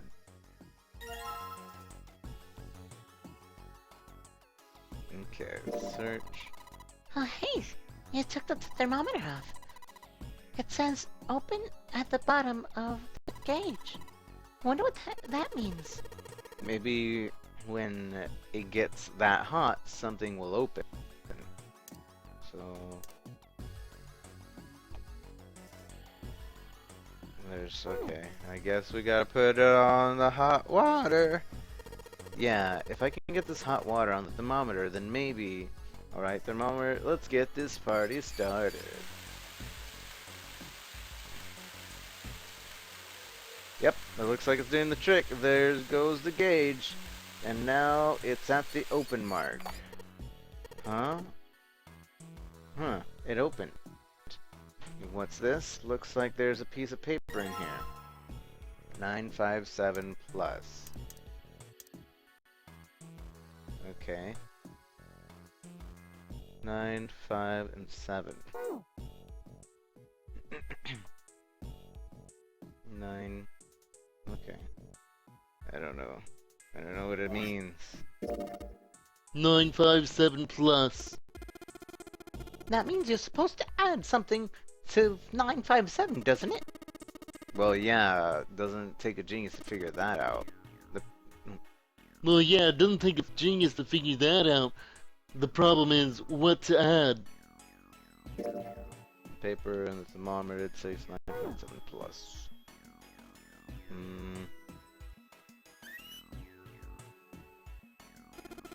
There's nothing in the toilet. If there was, that would be gross. It would be gross, 7. It would be gross. There might be something in the tank, you know? Let's open it. Let's open that shit up. Oh, hey. The key card. It's a red card. Probably a key card.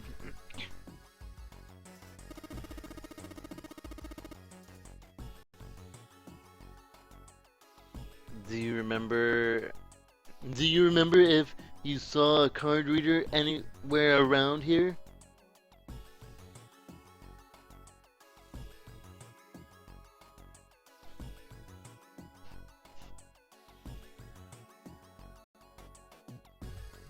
Let's see.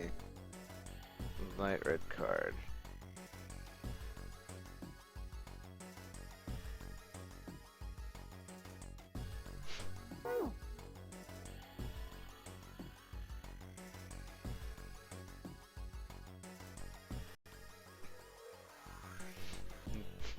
That's great information, Duff. That's the type of information we need. Keep them coming. Okay, let's see.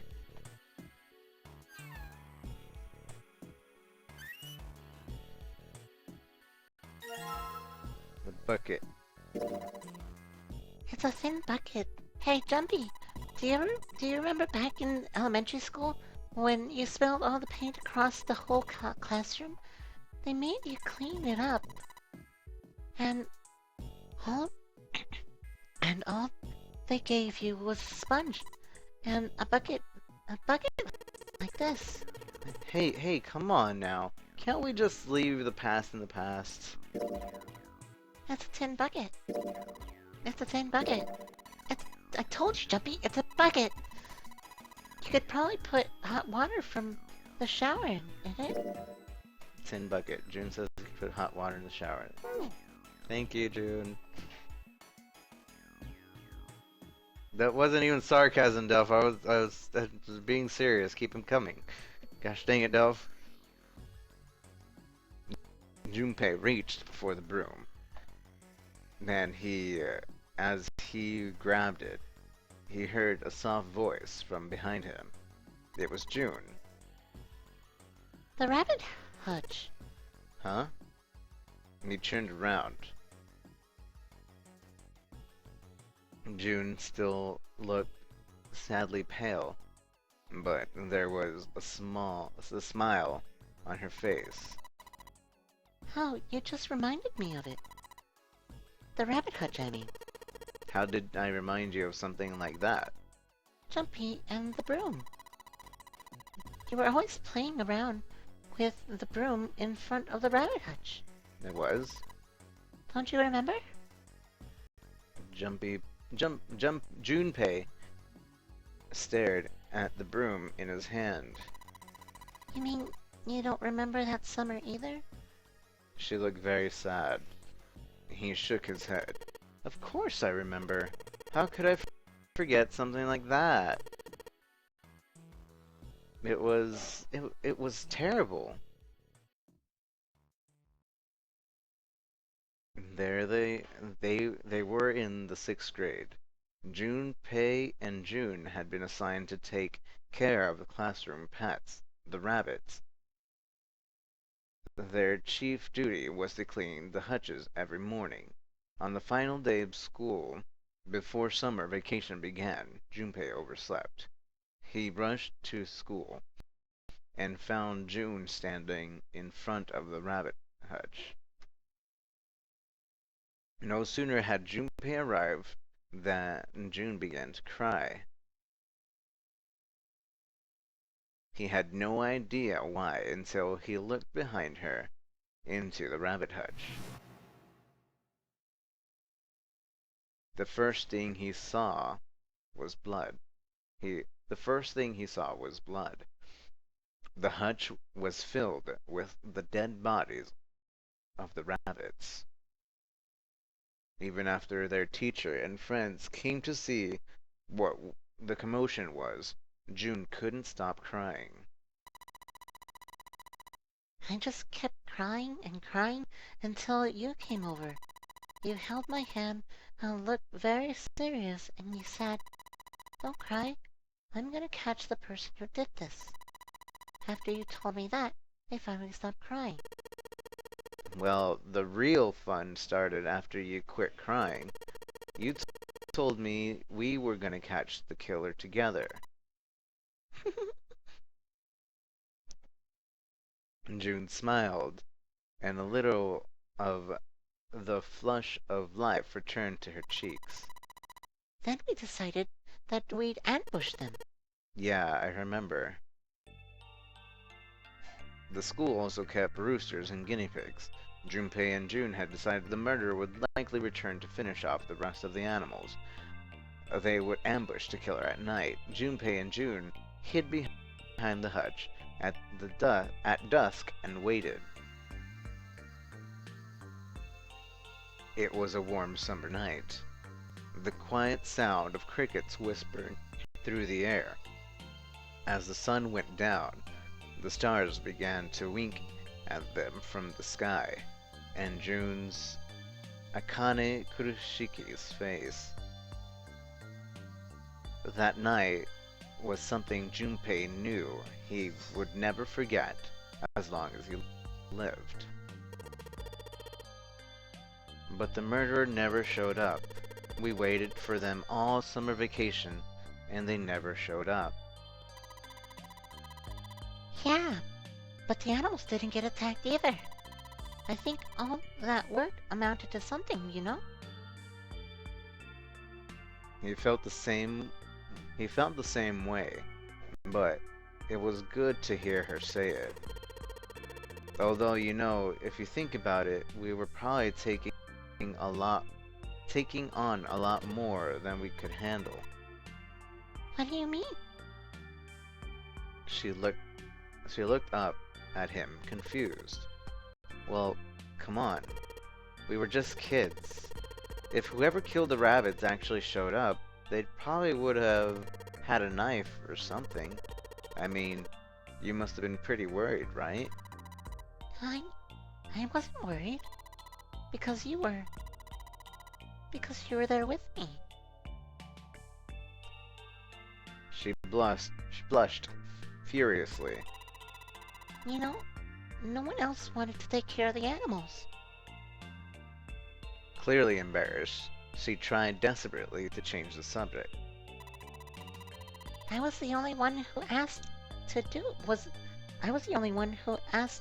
it at first. Yeah, boys don't really want to bother with taking care of animals, you know? Yeah, well, yeah, but you asked to do it too after I did, didn't you? If it wasn't the rabbits, they were gonna make me do something else, you know? You know how that school was. I figured it'd be better if I was working with somebody who wasn't too much of a loudmouth, right? Somebody who wasn't gonna tell me if I felt like blowing it off. Really? That's why you volunteered? Yeah, it was. It is. He nodded, and much too earnestly and quickly looked away at something very important. That hadn't been the reason, of course. He had asked to take care of the rabbits so that he could be near June. But it had been so long ago, he couldn't bring himself to tell her how he felt back then. It would be embarrassing. He took a quick breath to clear his head, tossed the broom up, and then snatched it out of the air. Well, we don't really have time to be walking down memory lane like this, you know? We gotta figure out a way out of this room otherwise. Yes. June nodded curtly, then turned and walked away. Junpei turned around and looked at the room, at Snake's body. Chunks of flesh and organs still lay on the floor. The conversation he and June had been having scarcely fit their surroundings. But perhaps that was simple human nature. Despite such a situation, or perhaps because of it, the mind turned to the furthest thing from death that it could find. Still, Junpei couldn't help but feel a twinge of guilt at wanting so desperately to live when Snake lay dead before him. He had to live. He wanted a life again. A life with June in it. As he stared at the clumps of blackened flesh, all Junpei could think of was how much he wanted to live. Broom.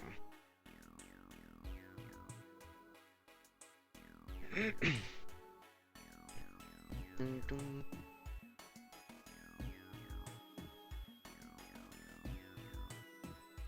Let's see. Huh? What are you doing with that broom? You know, if you look at it real close, you can see it's got these lines cut in it, like kind of a spiral up the shaft. Combine our body. What if we wrap the toilet paper around the broom? 6, 3, 4 plus. Oh, so you wrap the toilet paper around the broom, huh? Looks like the symbols line up perfectly. It says 634 plus. Can we combine it again? No?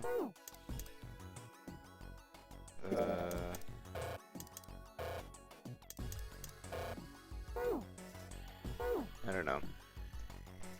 Alright, so let's get some water in the bucket. I assume we can do that, right? Maybe I can use a shower to fill the bucket with hot water. Hey, Seven, could you turn on the shower? I'm gonna put the bucket under the head. Okay, sure thing.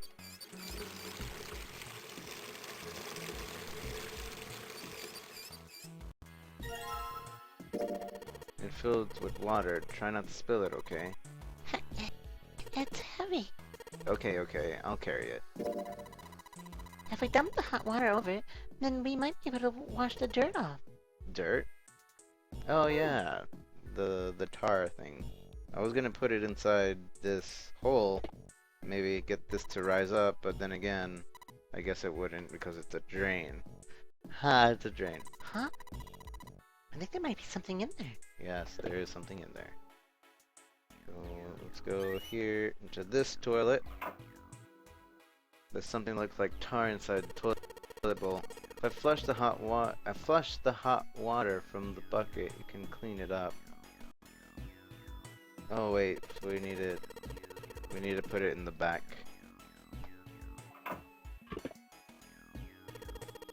Alright, so I just pour the hot water into the tank and... Looks like you filled it. Now you should be able to flush it, right? There's probably a handle somewhere on the tank that you can pull it. You think so? Serious? Yeah, I'm pretty sure. No way. Alright, let's flush the hot water. Well, there it goes, just like the toilet should work. 185 equals. That stuff washed off. Looks like it's writing. Looks like that writing was numbers. See it? 185 equals? What is this? You got me. Just looks like numbers. I guess we'll figure that out in a bit. What else do we have? We got the luminol spray. Still got that. And the red key card. The red lights on, Jumpy. Alright, the red card's done. Next. Nothing happens when I press the buttons. I guess I have to get the red and blue lights to turn on first.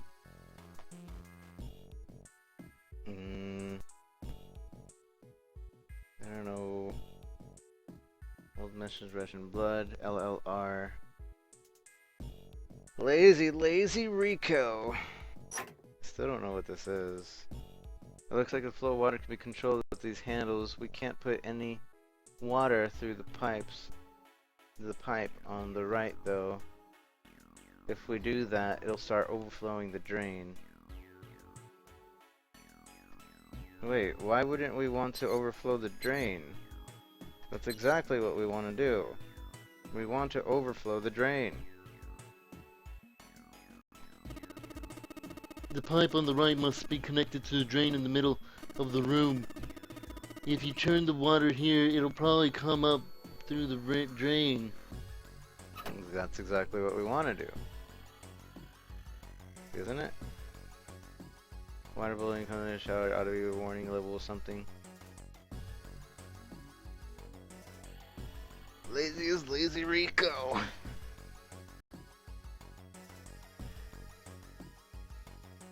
I don't think it works.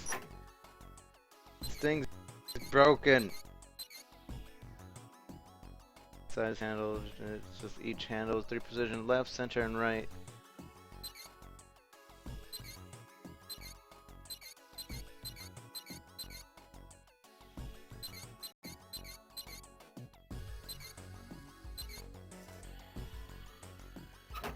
get it.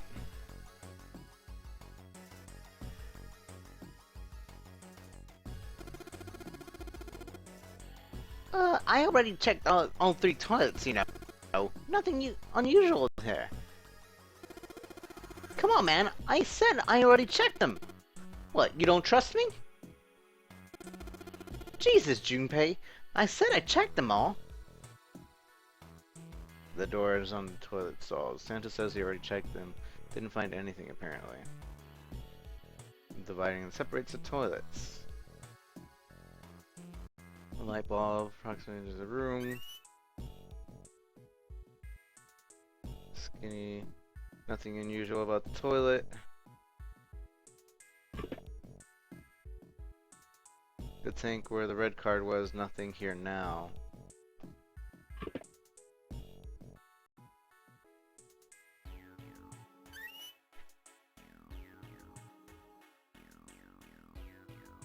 A thick pipe that stretches across the floor.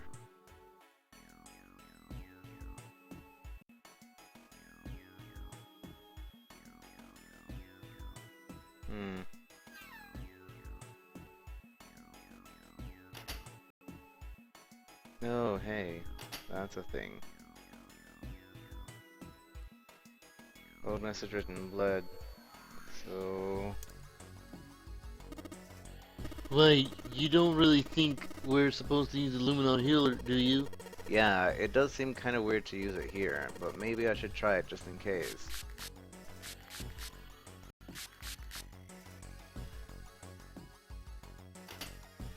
L, L, R, L, R, L. Up, down, left, left, right.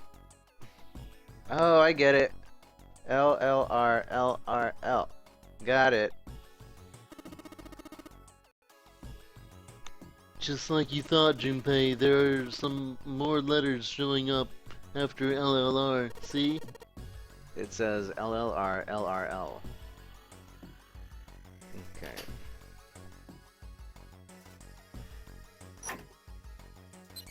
L, L, R, L, R, L.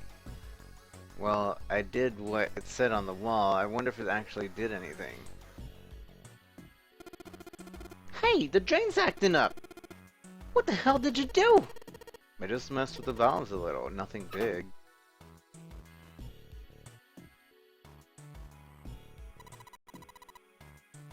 Jumpy. Jumpy, the card is floating. Looks like the water floated the card out of the drain. The blue card is floating in the water. How about you let me grab it then? Blue card's in the water. Okay. It must be flowing out of the water. The pipe to the right. There's water pouring out of the drain. Saturn key. It's the blue key card. This is the symbol of Mercury, isn't it? There was an elevator right outside the big hospital room. I think the same symbol was on the card reader next to it. That's right. I guess that means we're supposed to use the card in this room. Do you really think so? I don't think maybe we need it for this room and for the elevator. Yeah, I do.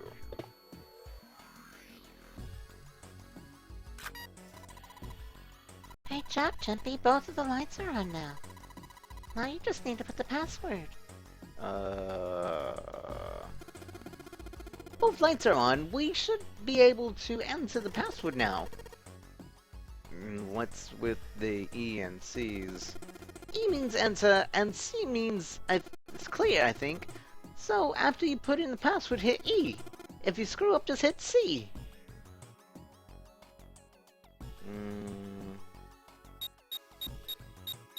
So it's a 4-letter password. Okay. It's a 4-letter password. 957.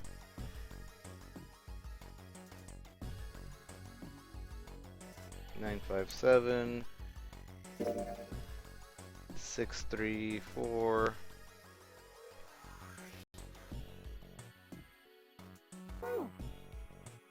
9 And then we got the toilet that says 185 equals. So what does it all mean?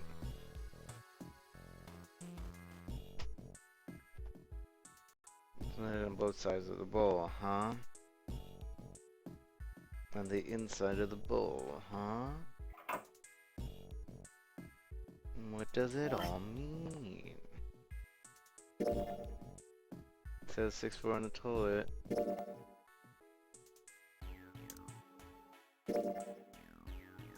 Oh, it says... Huh.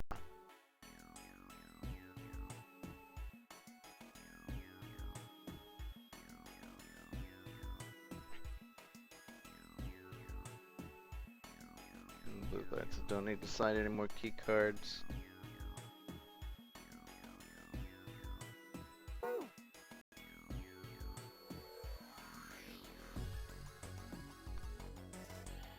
Right.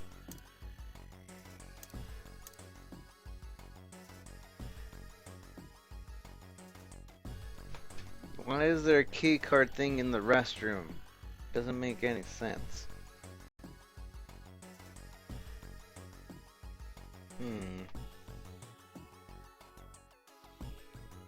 So 957. So what is 957? 957. The digit root of 9, 5, and 7. So 5, 6, 7, 8, 9, 10. 8, 9, 10, 11, 12, 10, 11, 12, 13, 14, 15, 16. And then 17, 18, 19, 20, 21, 22, 23, 23. That's 5. And then the digital root of 6, 3, 4, 6, 7, 8, 9, 10, 11, 12, 13. That's 4. 5, 4. And then equals 185. So no, 9. The other one would be 9. And then because you're adding both of them together, and then they don't want us to add anything to this one, I assume. So 1, 8, and 5. 8, 9, 10, 11, 12, 13, 14. So that's 5. So 95, maybe? 59?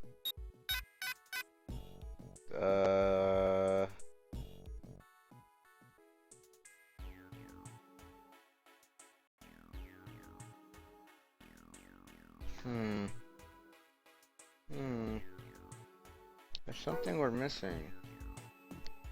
Usually they tell us a hint on how to solve this, but they aren't telling us anything right now. I get it. Those are letters of positions of the water valves. Yeah, that's exactly it.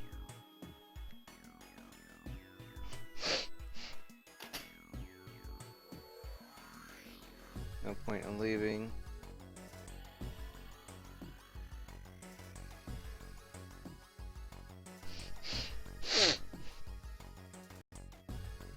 No, I don't want to think about that.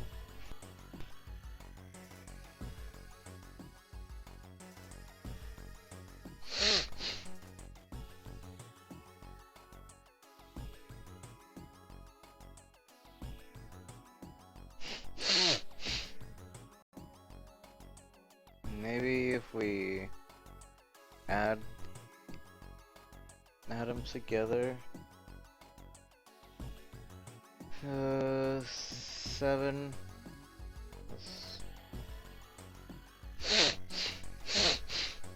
I don't know. Let's see. If we add this all together, we just add 957 with 634 together, maybe it'll give us something. Although I don't really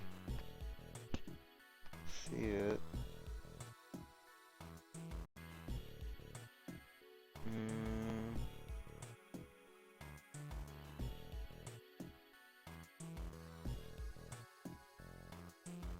Or maybe... Oh, wait, you know what it could be? It could be that it wants us to add everything together. Because it's a weird way of just saying, oh, this is a positive, and then you keep this together. So maybe it wants us to add the entire thing together.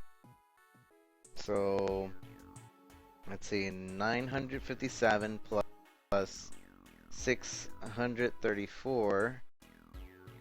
What is that? Gosh dang it, I don't want a math. Calculator! I need a calculator. Okay, let's see. Use the calculator here. Okay, 957 plus 634 plus 185 equals 1,776. So there's 4 spaces. 1,000.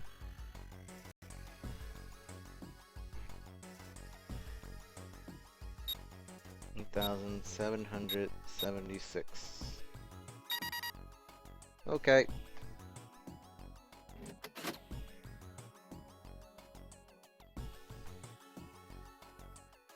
It's open. We did it!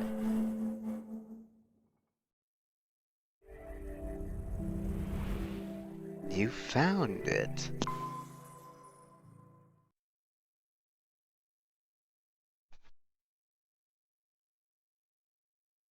Outside of the shower room was a hallway that extended off to the left. At the right was the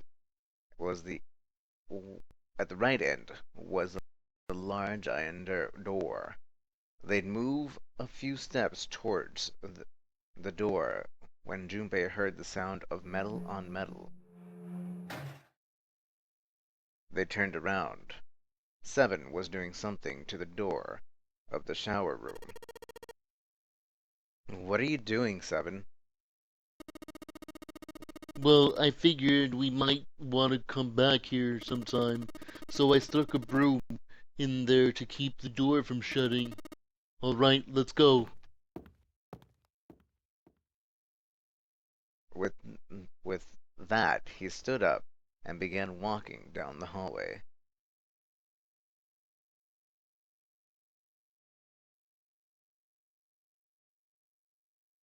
He brushed past Junpei and kept going.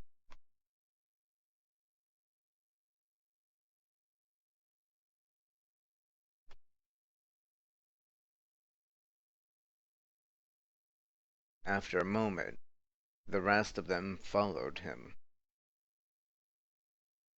Before long, they found themselves at the large iron door. They only had been there for a moment when June spoke up. Jumpy, look. He turned.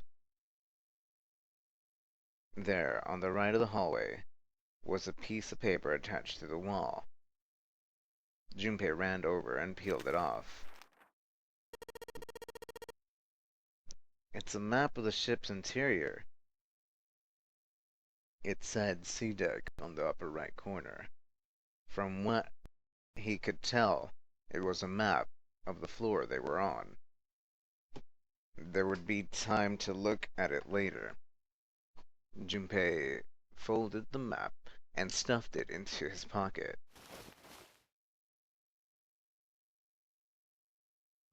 Back at the door, the 4 of them lined up in front of it. Santa stepped forward. He grabbed a hold of the door and then turned to look back at the rest of them.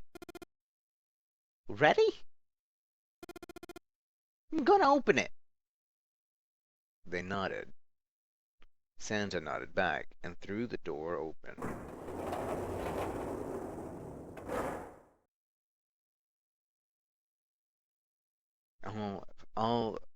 All 4 of them leapt through. It took only a moment for them to realize where they were. They had only been there a short moment ago. It was a large hospital room filled with countless beds. Lotus and Clover looked up as they entered. Ace was there as well, although he looked as though he had only just woken up. The moment they spotted Junpei, Lotus and Clover headed straight for him. As he neared him, Lotus drew back her hand and slapped him, open palmed, across the face. How could you do this to us? Her face was furious. She grabbed Junpei by the collar and shook him violently. Clover didn't touch him, but the hate in her eyes was no less potent. It was Seven who stopped them. Knock it off! We've got bigger shit to worry about right now. His deep voice echoed across the massive room. Lotus glared at Seven, but let Junpei go after one last vicious shake. What? Go have a look. I stuck the screwdriver in the door. That door over there, the one without the number. So long as the screwdriver's there, it can't shut, so you can get in there. Seven also explained how they might find the shower room and how he used the broom to ensure the door remained open as well. You're saying we can go in without passing through the numbered door? Yeah, that's about the size of it. What the hell is in there? You'll know when you see it. Lotus and Clover looked at one another for a moment, then nodded and stepped through the door. By then, Ace had made his way to them with the stiff, shuffling steps of someone who was only just awoken from a lengthy slumber. My goodness. I know I said I was sure you'd come back for me, but I didn't think it would happen so soon, though. Ace took his head weakly. Should I go as well? Seven nodded. Very well. Ace followed Lotus and Clover with his stiff, tired gait.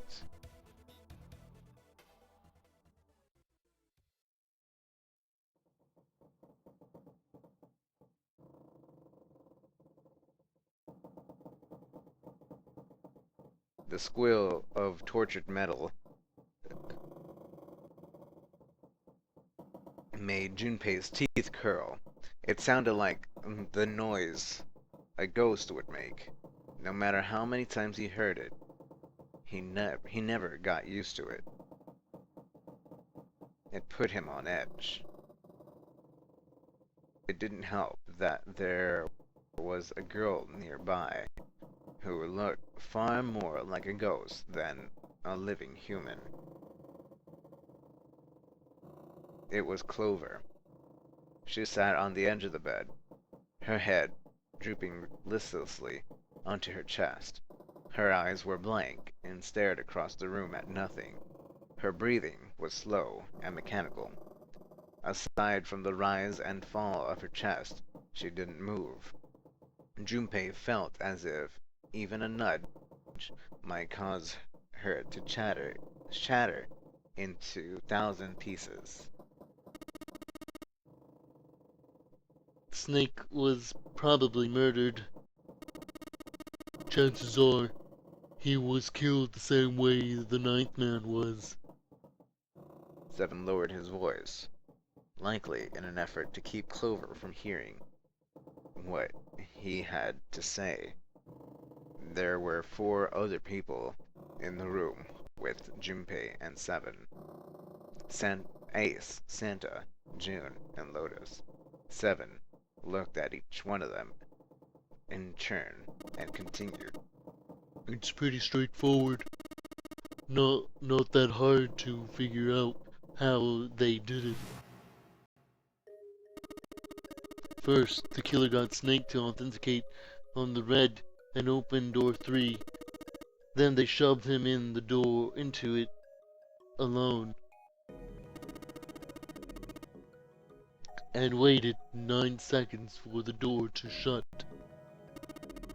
Once that door shut, it was over for Snake. But he didn't give up. He probably knew it wouldn't do him any good, but he probably ran into the shower room looking for the dead. It was a small chance, but it wasn't like he had anything to lose. Unfortunately, it didn't work. The detonator only deactivated if everybody who authenticated when they went in used the dead. And then, 81 seconds after he was shoved in,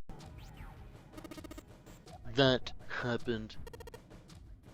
I see. So that's what you meant by killers, huh? You need at least 3 people to open the door, or open one of the numbered doors, including Snake. It wouldn't open for Snake and a single killer. Exactly. That means we're looking at multiple perps here.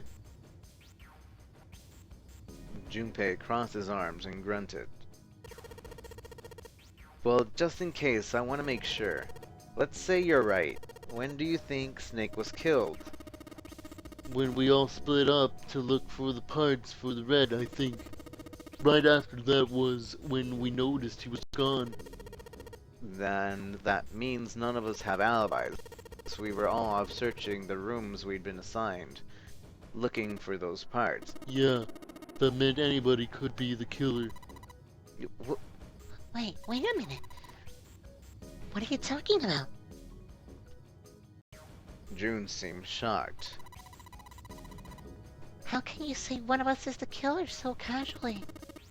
Well, not just one of us. If I'm right, then at least 2 of us are the murderers. Why don't you calm down a bit, Seven? What are you going to gain by being so suspicious? That's what Zero wants you to do, you know? What Zero wants? Exactly. This game was set up by Zero, wasn't it? Any game has a winner and a loser. Whoever makes it through door 9 is a winner, and those who don't are the losers. Zero's trying to make us fight against one another for that victory. And you're saying that Zero is trying to split us up by making us fight each other? Yes. That is why we can't let ourselves fall prey to suspicion. We have to trust one another and form a strong bond of friendship. Otherwise, we'll end up ensnared by Zero's manipulations. Then does that mean the person who killed Snake? Yes, almost certainly Zero himself. If there's anyone we shouldn't be doubt, it should be Zero. He is the mastermind of the game. He kidnapped all of us. Doesn't it seem reasonable that he would have killed Snake as well? Junpei hadn't really considered that. If Zero had killed Snake, then Zero was on the ship with them. Was Zero on the ship with them? Of course. Alright guys, we're gonna skip through this because we know it's like, oh, you need to trust each other. And now Clover just said Zero is one of us. And we're gonna agree with her. It is possible it's one of us because it is possible that one of us is Zero. Because who would have pushed Snake through? And then it's like saying, who might it be? Zero could be this person and that person. We're gonna, well, it's three hours now. We have very little time left. Let's go. And here we are at the next spot. Since we only have the Mercury key, it looks like we're going to be going only through one of the doors. They stood in front of the elevators next to the stairs that led to the casino and the kitchen. Between the 2 elevators was the card reader with the Mercury symbol engraved on it. Junpei stood in front of it with the Mercury key. He found the card while investigating the shower room. He took a deep breath and slid the card through the reader. It made a small beep, and the lights on the reader blinked to life. Now they were ready. 7 people, including Junpei, climbed onto the elevator.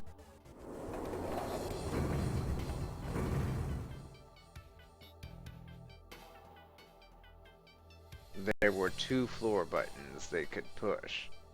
The C and bottom buttons. The rest were destroyed, or did nothing when pushed. Junpei hit the bottom button. The door closed. Slowly, they began to move downward. Sometime later, all 7 of them stepped back off the elevator and onto the bottom deck. They stepped up and saw that the hallway to their right ended somewhere between 20 and 25 feet from them. The hall in front of them was a dead end, but not a regular dead end. This is a numbered door. Yeah, it's door number 2. Immediately, they began to discuss who would go through it. And the earlier experience had shown them that they would meet again, regardless of the numbered door they took. As a result, there were no arguments this time. Instead, they concerned themselves with who would be sent to investigate what was beyond the door. The first to volunteer was 7. Junpei followed suit, which meant Lotus was, by default, the 3rd member. 5 plus 7 plus 8 equals 20. 2 plus 0 equals 2. Alright, we're taking off. Okay? Please be careful. Jesus, are you two acting like you're married? You two are acting like you married, you know that? June blushed. So did Junpei. Perhaps, in an attempt to hide his emotions, he quickly turned away to pull the lever on the red.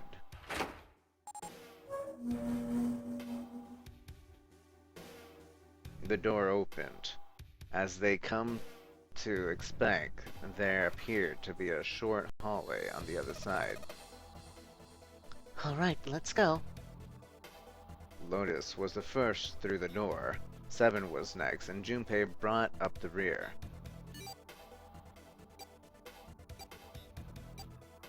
Fortunately, it took them only moments to find the dead. It had been placed just inside the room, right next to the numbered door.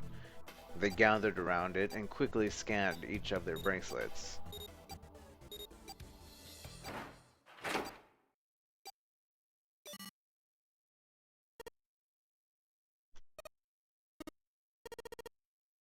It stopped. Yeah, it stopped.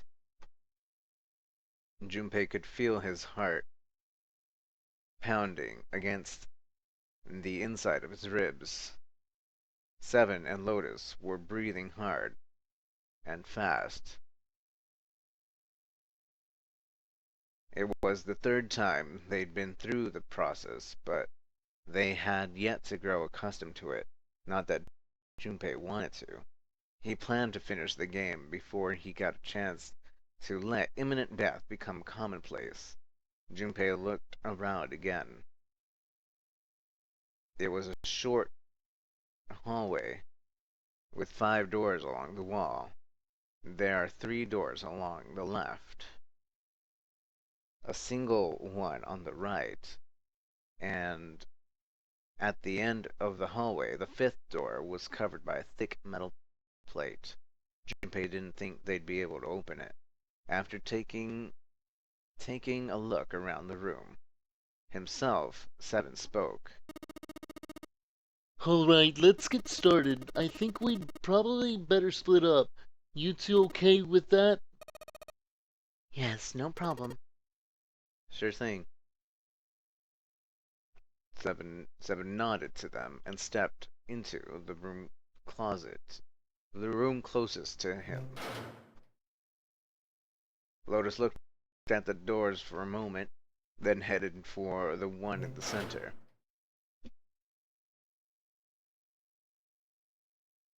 At last, Junpei was left alone. Well, I guess I'd better get started too. He looked intently at the remaining 3 doors.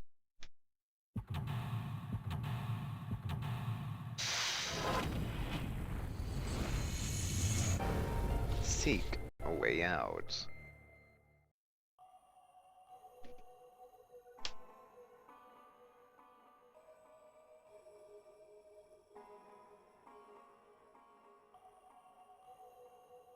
Okay, so I guess go to the closest door. See what's around here. Swirly thing. What the hell's that supposed to be? Like a drawing of a whirlpool or something? Well, if I had to guess, I'd say it's trying to look like water. There's a drawing in the mirror that looks kind of like a spring. What's that? Tile stuck in the drain. There's a little tile in the drain. Doesn't look like... It doesn't look like we're gonna be able to pull it out of there. Might have to use our heads on this one. Alright, let's figure this thing out. Huh, looks like the water doesn't work. Doesn't matter how much 7 turns that thing, no water's coming out. Was the water has the water been shut off from somewhere else? There's a partition here. Maybe it's for privacy?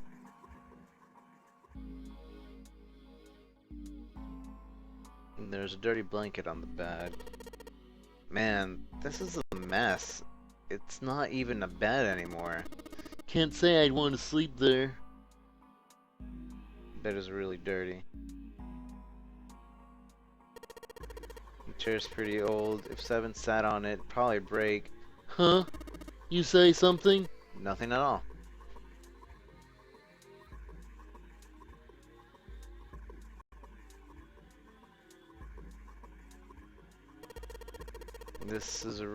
This thing is really simple. It isn't really is it really a desk?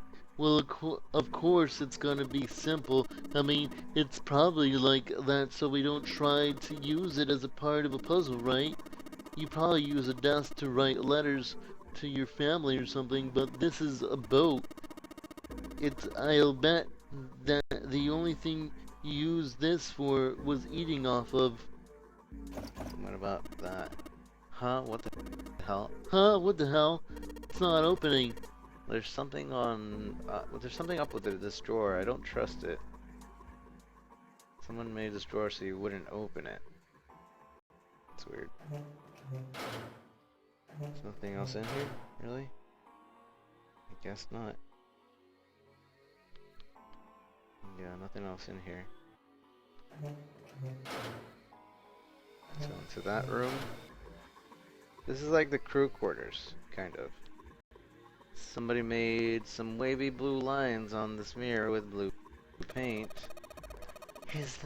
Is that a drawing of a blue scarf? No, maybe not.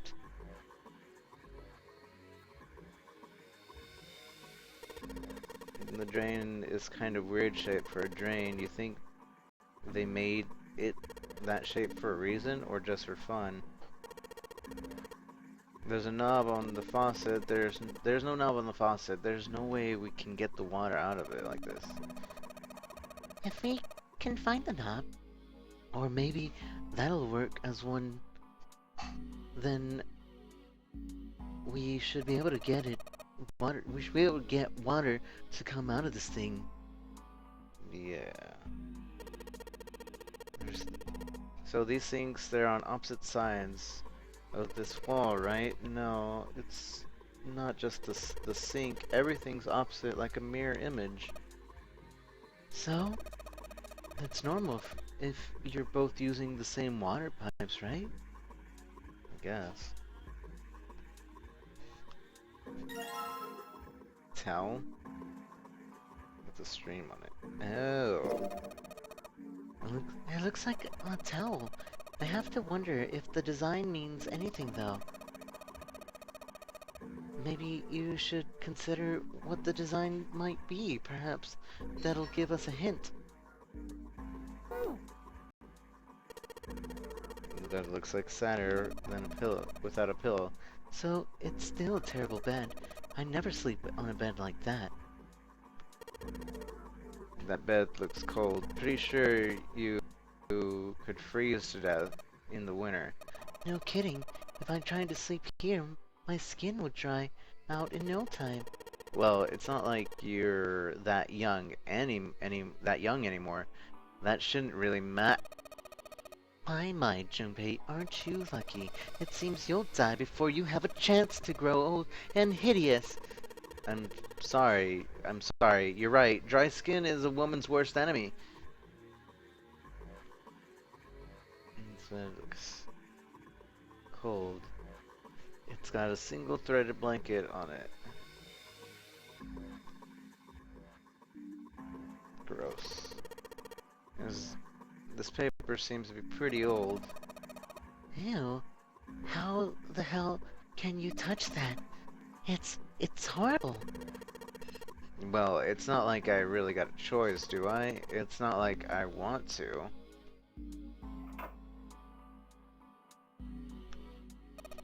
A moon?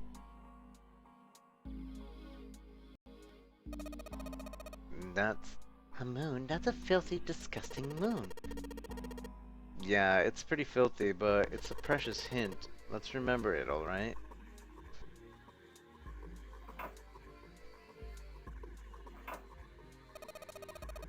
This toilet is disgusting. You don't expect me to touch it, that thing, do you? If you don't want to, then I'll do it, alright?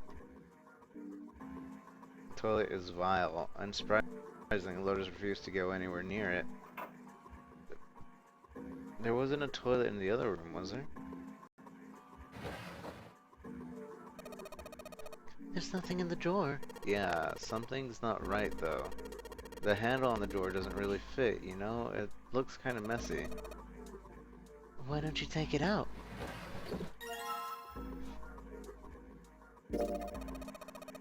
So there's a mirror on the other side of the drawer. Interesting. It's kind of all an odd shape, and it looks like someone attached the handle with a screw after the fact. yes, it does.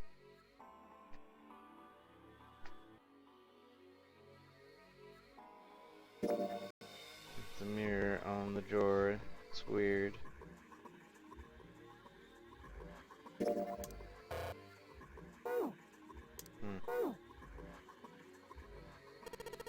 Well, it took the drawer out, but nothing happened. Of course, there's no way you could hide a puzzle in something that small. Well, yeah, I know. Still, still seems like they might try to, huh? What's that? What's that? It looks like there's something, huh? It looks like there's something in there. Can we look in there? Damn, no dice. Doesn't matter what angle I get it from. I can't see anything in there. It looks like a chair for prisoners. It's rusty, but I don't think it's gonna do a lot of help. It's obvious. Isn't that obvious? Look, I don't want to touch anything unless I have to. Lotus is not having this. Does she really not want to be in this room that bad? Well, why are you in the room then? Just get out.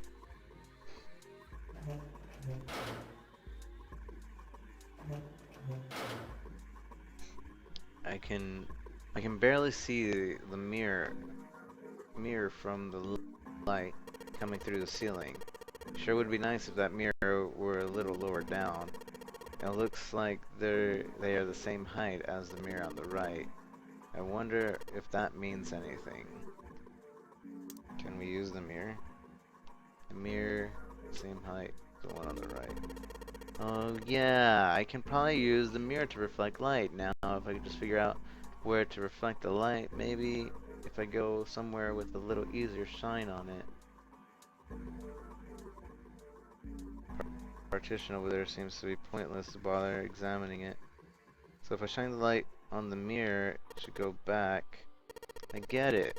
If I shine the mirror, if I shine light to the mirror, a symbol appears.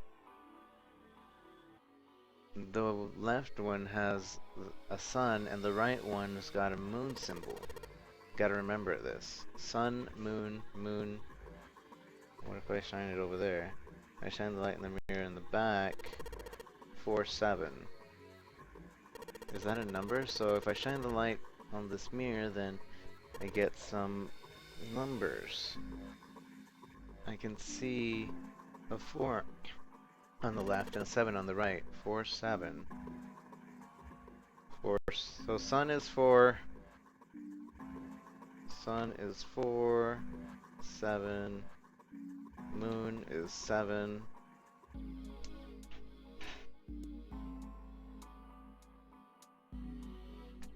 Okay. What is this? 14 equals E? This probably means a 14 somewhere represents an E. 14 equals E. But I don't know what 14 would be. It looks like a dirty toilet, but it's too dark to tell. Toilet paper, it's still wide enough for me to know what it is, even in the dark. There's nothing out of the ordinary. Nothing else out of the ordinary.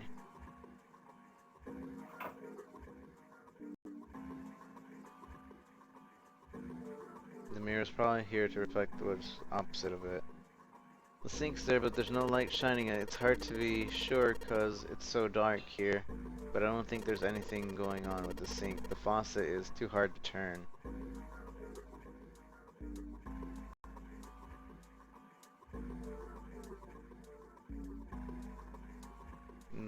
The light's barely enough to see, but I feel like there's a ghost here or something. The blanket's not really a great one, but still. Okay. Ah, God damn it, no matter how hard I pull on this damn thing, it won't budge. I guess I won't be opening it anytime soon. It doesn't look like we got a keyhole, and there doesn't seem to be anything stopping it. How the hell am I supposed to open it? This desk is old and rusty.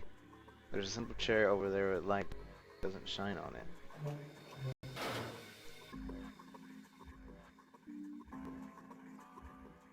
Emergence. There's a bunch of tiles on that spell out emergence. Emergence, maybe we need to emerge out of here. Emergence probably means emerge or to escape from. Do we need to do something for these tiles to open the door? We probably need to get the Y, or however you spell emergency, in there. There's a door in the back. I wonder where it goes. I thought of that. I tried a couple things, but same result. Guess 7 wasn't about to do anything. Oh well.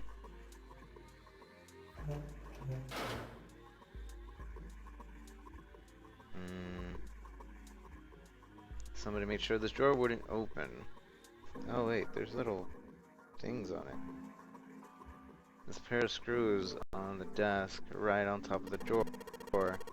Doesn't matter how old this thing is, we're gonna have a tough time if we try to break it open. It's probably going to be a pain, but I think we need to figure out a way to get these screws off. Did you not keep the screwdriver from the last room we were in? Gosh dang it.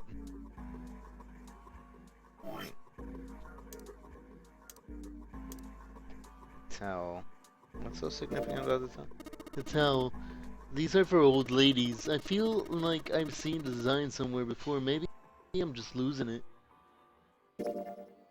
Towel. Have you seen this design somewhere before? A drawer with a mirror on the back, huh? Where the hell did you find this? The handle looks weird too. Like maybe somebody put it in with screw that wasn't supposed to be in there. Yeah, that's a faucet. Though I haven't found a screwdriver. No, it's probably in that toilet, now that I think about it.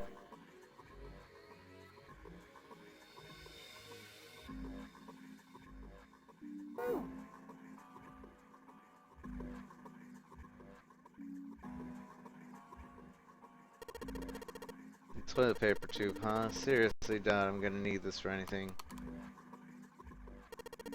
Well, this part is thinner than the rest. In fact, it doesn't really look like it's part of the rest of the thing. The rod feels loose. Maybe if I can give it a couple turns. Here we go.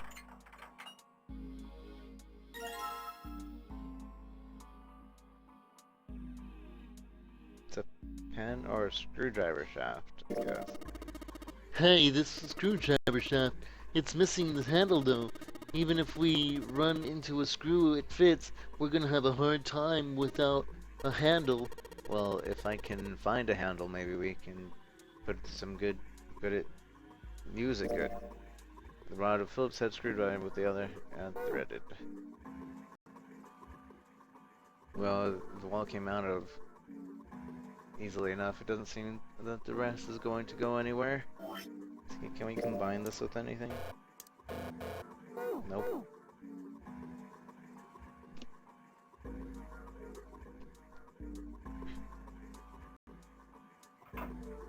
It's a sun. Just like the sun symbol we saw in the dark room. Yeah, that's right. There was some kind of number hint there too. You think maybe the number was how many times we took a piss? No, it's gotta be how many times we flushed. Wait, what? Flushed? I wonder if the sun we saw in the dark was indicating that this place was the number how many times I need to flush? Damn, the toilet's pretty nasty to begin with, but the inside's even worse. Honestly, I'm amazed that you could bring yourself to touch it. Ha! There's way nastier stuff out there in the world than a gross toilet. You're a real deep thinker, aren't you? Okay, so I guess we need to flush it. And the sun was, how many times was the sun? The sun was 4. How much was the moon? The moon was 7, if I remember correctly. Sun, so... Wait, how do we even flush this? It looks like a toilet. Pretty old school toilet. I guess that makes sense though. The ship is pretty old, too. How do we flush it? I wonder if the sun we saw indicates the place of how many times we need to flush. Probably the nastiest toilet I've ever seen. 7 doesn't think twice about touching it though.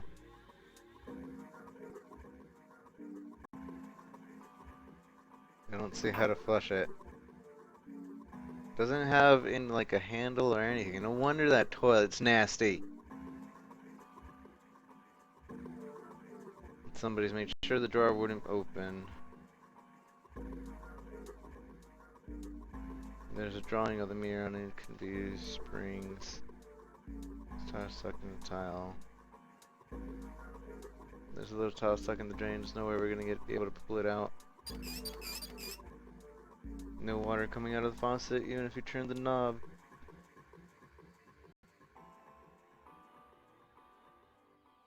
Okay.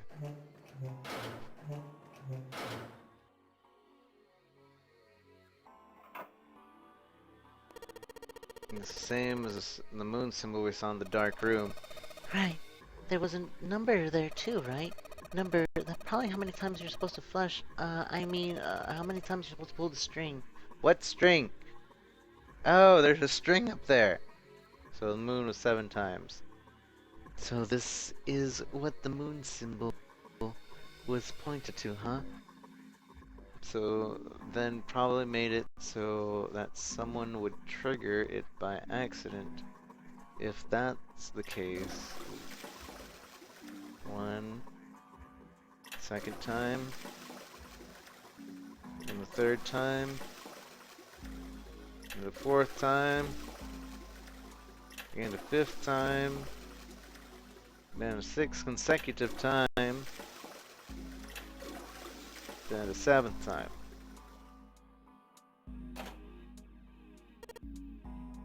Huh? Did you hear something? I heard a A loud flushing noise. No, not that.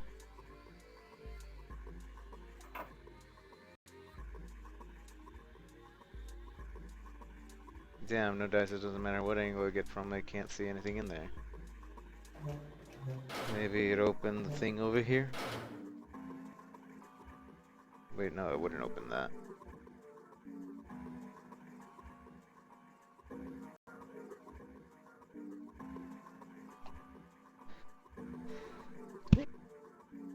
Ah. Hey, the handle's pretty loose. Loose? You think it'll come off if you pull it? It fell off. Huh? Look at this. The handle doesn't really fit the string on the string. Maybe it wasn't meant to be attached to it. Take a look at the handle. The inside of the hole is threaded, like you're supposed to screw something in there. We seen anything that might fit in there? Yes. So we just stick the metal rod into the handle. Thank God it's the right kind of screwdriver for the screw. Awesome. We can totally use this.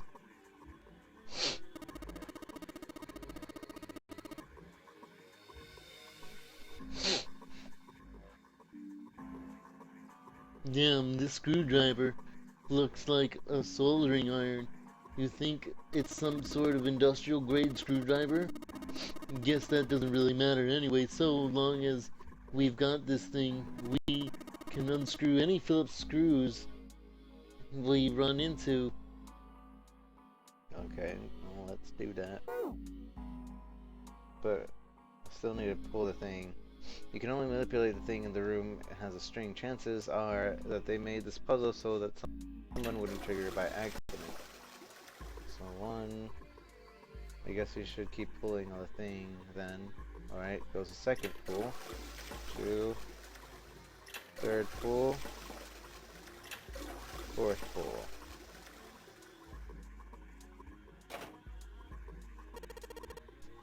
There it is again. It makes some weird sound when I pulled it on the string. The same thing happened in the other room. That means... I don't know, don't you think it's a little suspicious that the other room gave us a hint to figure this one out? You're right. The room next door, just like this one, so it leaves the dark room.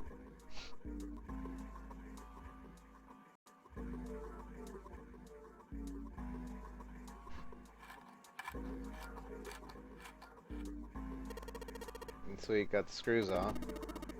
Now we can open the drawer. Wait, what about the other hole?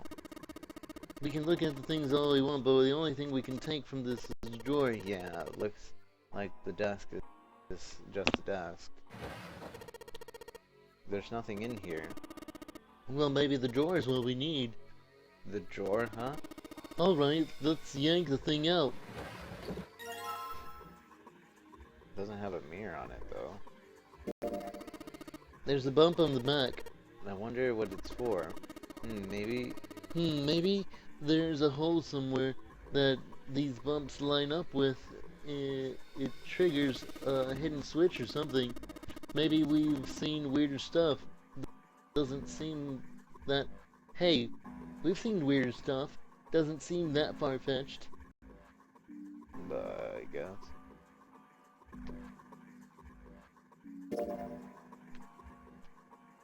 Maybe some kind of switch somewhere with these bumps seems to fit. Seems a little far-fetched though.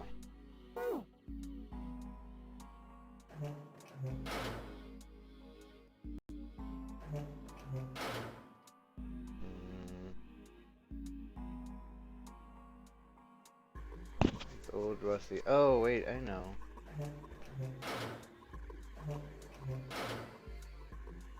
Why not just stick it in this one?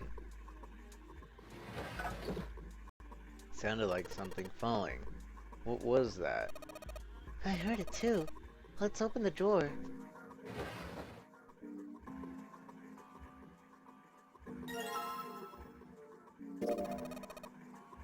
What is this tile for? Red, blue, gray, several lines. each color. Is that... What does it mean? Your guess is as good as mine. Actually, my guess would be that you put this into the other faucet thing. The drain has a really weird shape. Really weird shape. The drain has a really weird shape for a drain.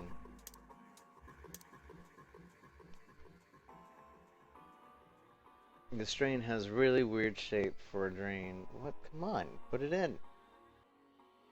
Put it in, put it in. Separating them.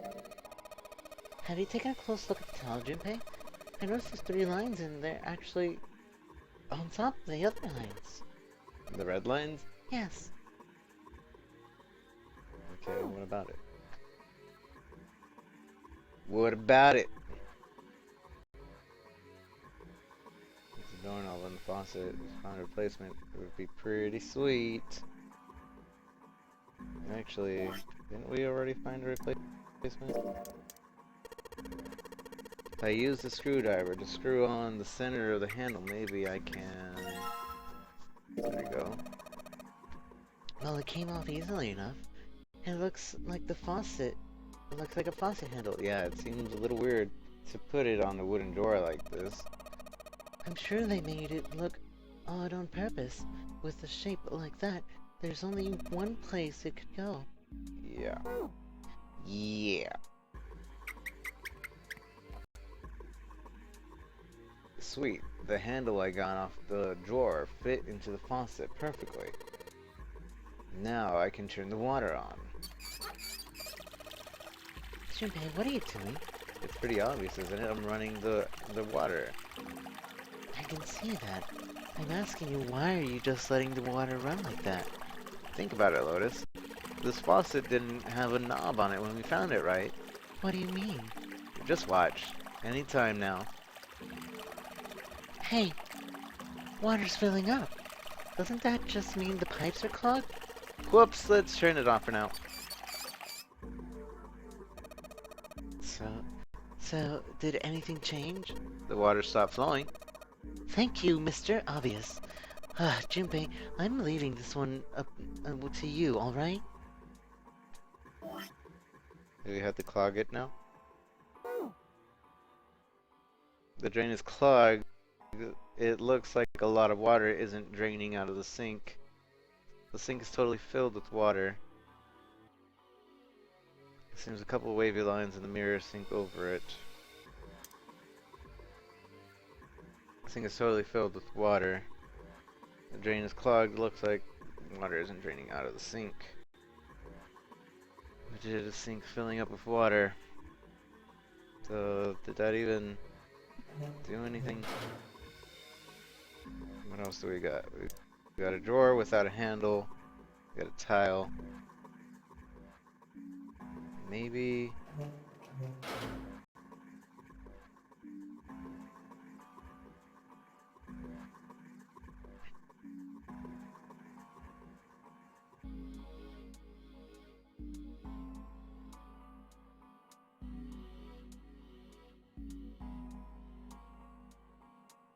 Oh hey, this filled up. That's weird.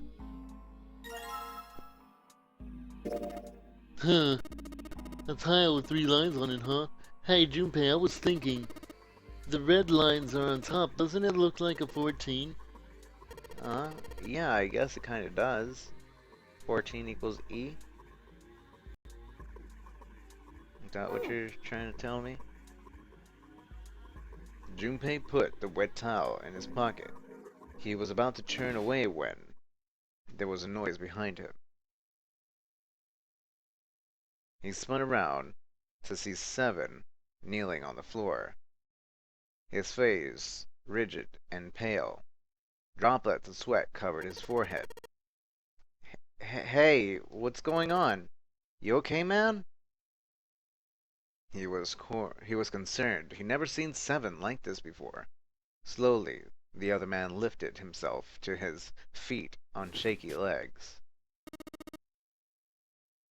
Yeah, I'm fine. I just got a little dizzy, that's all. His face was pale, his breathing was heavy. Sweat was pouring off his face and staining his shirt. He was many things, but fine was not one of them. Are you sure? You don't look so good. Seven didn't answer.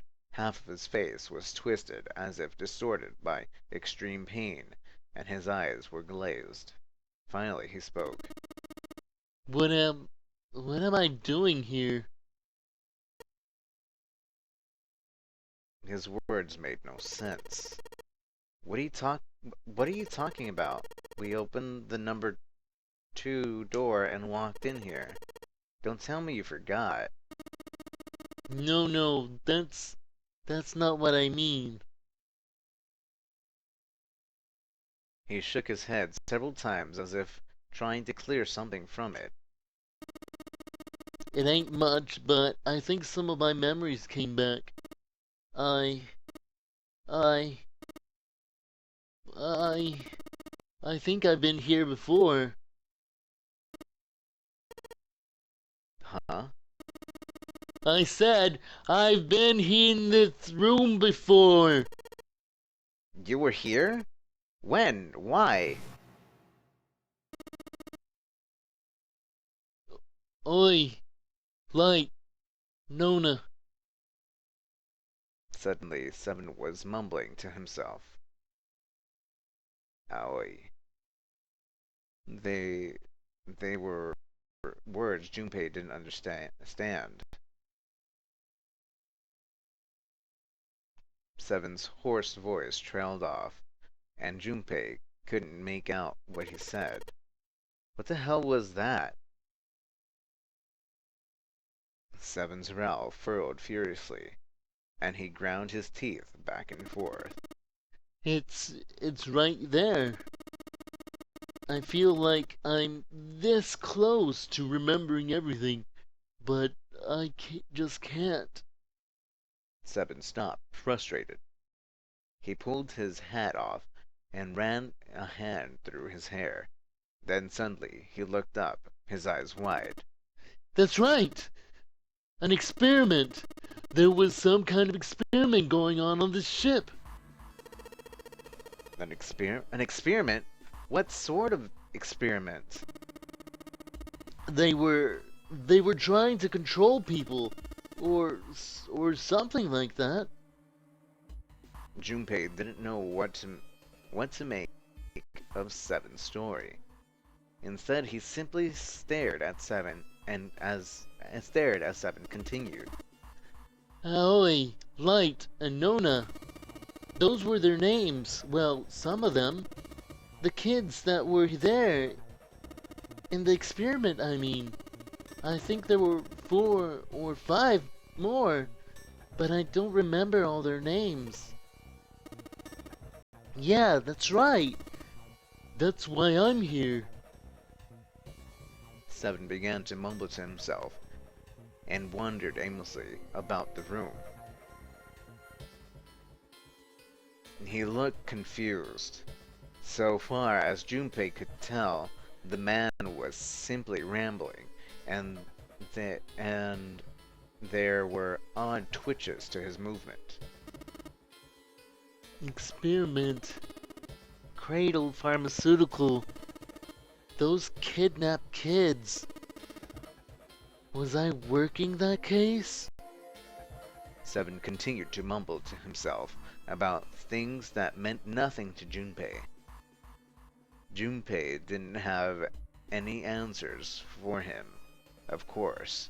He couldn't understand what was happening to Seven. All he could do was wait. After a few minutes, Seven finally stopped. He crouched down and looked under the bed. His face registered mild surprise, and he began to mumble to himself again. The hole's gone. No, maybe it was a different room. There's gotta be a ton of rooms on this boat that looks just like this one. At last, Junpei could contain himself no longer. Hey, what exactly do you remember? Well, maybe you could stop talking like a crazy person and tell me what's going on here. Seven stood up slowly. Well, it's not like I really remember everything. I've only got bits and pieces, and they're scattered and don't make much sense. I don't care. Tell me the bits and pieces then. Junpei could feel it. Whatever Seven had remembered, it was important. Very important. Seven drew a large, muscled hand down across his face. As he wiped the sweat from his brow, he spoke. From what I can remember, I think I was a cop. A cop? Yeah, I was looking for that group of kids that got kidnapped 9 years ago. You remember that, right? You remember that, right? It was all over the news. Yeah. I was still in school. I don't remember all the details, but I do remember some of it. I think it was a bunch of kids right around my age. They all disappeared. Nobody knew why. It was all over TV and the newspapers every day. So you're saying you were investigating it? Yeah, that's what it looks like.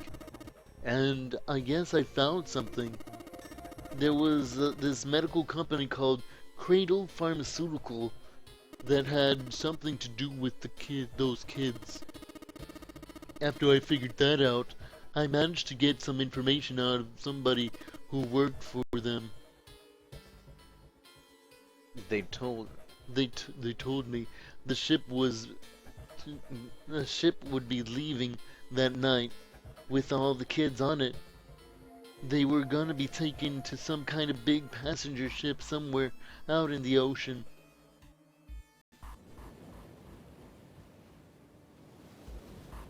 And so, Seven had headed to the wharf. He kept to the shadows, and before long, found the suspicious ship he had been looking for.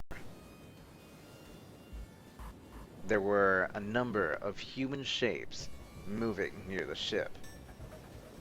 They were men in black suits. Many of them were carrying large bags onto the ship. The bags. There was something about the way they moved as they were carried. There could be no mistake. There were human beings in those bags. He had moved before he even realized he was going to. Out of the shadows he came, his gun already in his hand. He heard the words, "Don't move," but they weren't his. He felt metal touch the back of his head. "Drop your gun," came the cold voice from behind him. With the words, he felt the cold metal thing behind him press against his skull. Slowly, Seven crouched down and laid his gun on the ground. Then suddenly, he felt a sharp pain in his neck. A needle. Was it some sort of drug?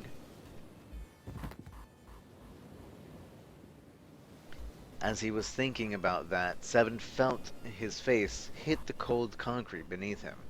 He could feel the chill of it seeping into him.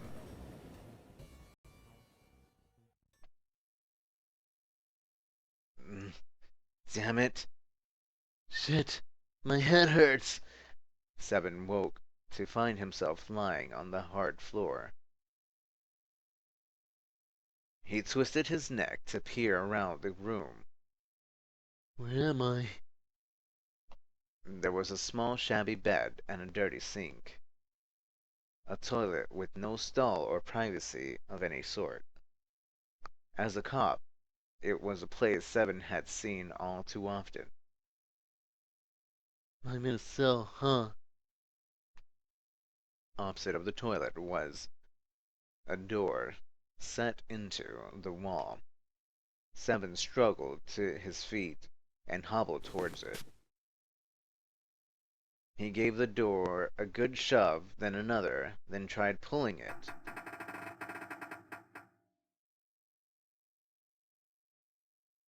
it didn't open. Well, that was about what he'd expected. It wasn't likely that someone would put him in a cell only to leave it unlocked. He threw himself against the door and a few times, but to no avail. I knew it. Seven grumbled to himself as he moved back towards the bed. He sat down.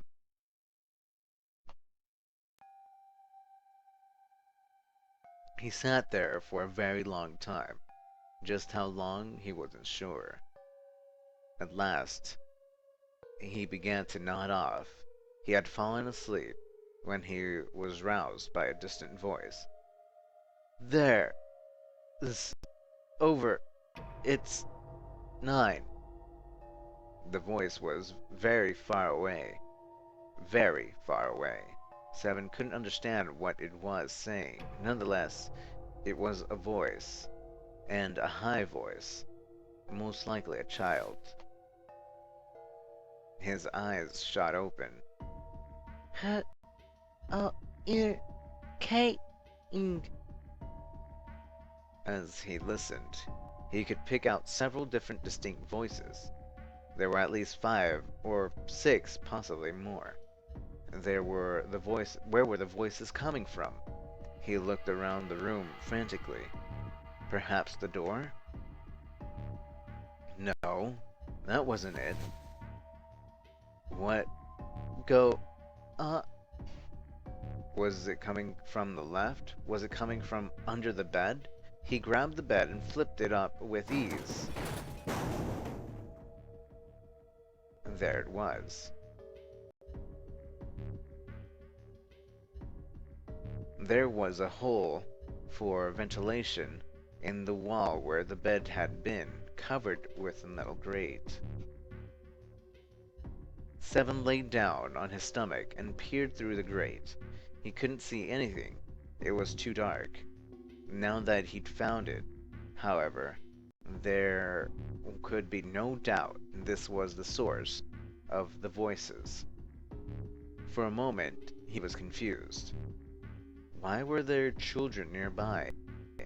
Then he remembered what the man from the Cradle Pharmaceutical had told him. How a ship would take a kidnapped children from the wharf to a waiting passenger liner out in the ocean. Was Seven on that passenger liner? It didn't matter. What mattered was that he find a way to the children. Seven looked at the metal grate. Could he fit through that hole? He stuck his finger through the grate and grabbed hold of it.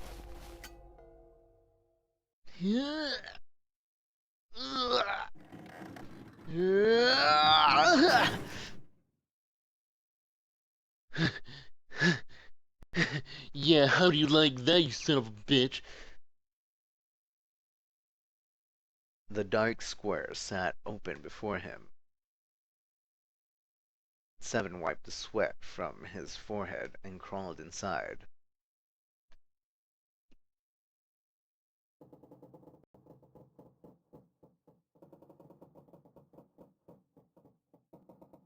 Junpei waited for Seven to resume his story. The longer he waited, however, the clearer it became that Seven had no intention of doing so. He had gone silent and simply stared off into the air, his eyes blank. Hey, what happened after that? He waited long enough, but Seven shook his head. I don't remember what happens after that. I think I found some kind of door out of the duct. And I think I found some kids too.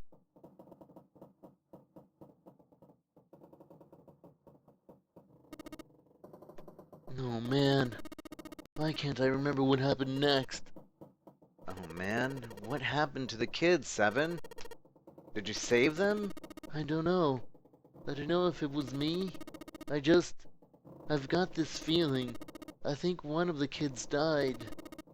A girl, I think. Huh? Deep in his heart, Junpei felt something very cold. Seven's head dropped, and Junpei saw on it a look of sadness, the like of which he had never seen on the man before. The large man's eyes blinked rapidly as if he were fighting back tears, and he swallowed hard.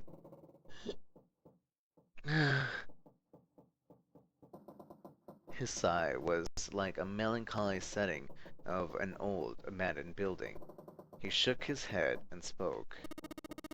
Anyway, just please don't ask me anymore, okay? I really don't remember anything else. After that, Junpei could hardly try to force any answers out of the other man. There was nothing more he could do. Instead, Junpei turned his mind to trying to make sense of what Seven had told him. The children who had been kidnapped 9 years before. Apparently, a company called Cradle Pharmaceutical had been behind the kidnappings and had taken the children to the ship where they were now. They had been brought to the ship for an experiment, something to do with controlling human beings, Seven had said. The 16 children who'd been kidnapped were the subjects of the experiment. Seven had 3 of them. 3 of their names were Aoi, Light, and Nona. That was the new information. He had also learned that Seven was, or had been, a police officer. Still, there was little he could do with this new information. He learned nothing about the Nonary game or Zero. He had no idea why they had brought the ship that had been the site of those experiments 9 years before. Junpei couldn't forget what Seven had said the purpose of the experiment had been: to control human beings. Could such an absurd experiment really have been conducted? Before long, Junpei realized he had spent quite some time deep in thought. No time for that, he chided himself. He had work to do. Junpei shook his head quickly to clear it and returned to his investigation, thoughts swirling his mind.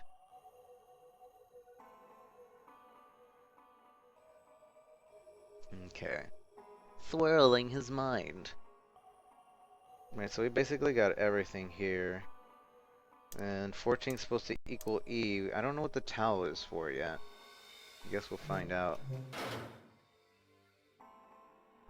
But I know we need to put the E here. The tiles we found and the tiles here are the same size. When I touched the tiles on the door, it felt something weird. Huh? I can move these tiles. Then that means maybe if you swap the tiles we got with the tiles on the wall, something will happen. I suppose now is just need to figure out what the strange design of these tiles mean. Huh? At any rate, we should look at all the tiles that are the same size. You're right. Let's meet back here after we've done a thorough search. Wait, why? I already found the tiles. It looks like we should use the tiles here, but there's still rooms we haven't checked yet. I'll come back here once we've done that. What? We haven't checked every room? I thought we did. Pretty sure we did. Talking about the sink here? No?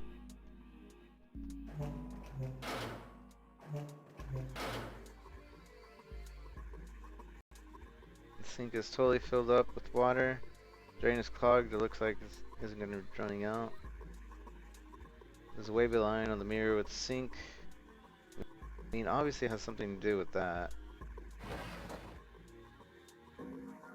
There's nothing in the drawer. Do you want me to replace the drawer with the other drawer? Is that what you're telling me?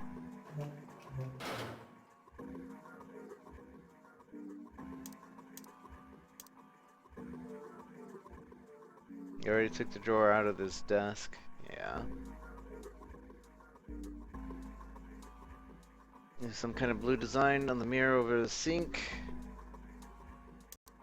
And it looks like the water bubbled up through the drain and pushed the towel out. Yes, that's obvious. Probably been shut off on purpose. Maybe it has something to do with the mirrors over here then.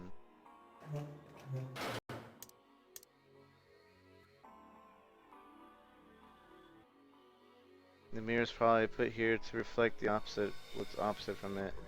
Shrink there, but there's no light shining on it. No, hey. Well, the doors open easily enough. 14. 14, 14. The red lines look like they make a 14. Another one.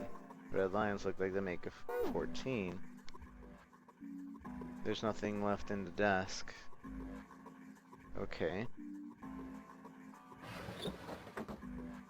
So I guess we'll leave now. Okay, well, it looks like we've investigated all the rooms. The only mystery left is that door. Alright, let's crack that mystery then. We've got all 4 tiles. And there are a bunch of tiles that are the same size on the wall here. So if we place 4 of the tiles on the wall with the one that we've got, it should open the door. Well, there's only one way to find out. How does that even work? How do tiles change? Whatever. Okay, so emergence.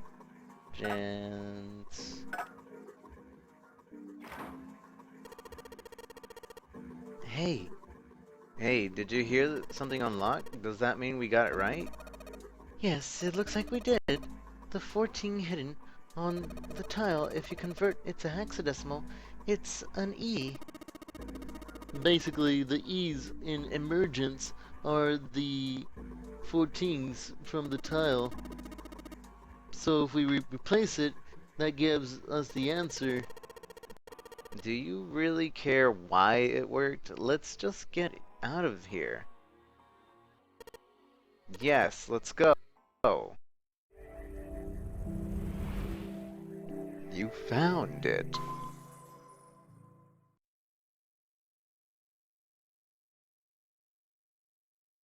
They passed through the open door and headed to the next room. Junpei jogged down the short staircase and looked around.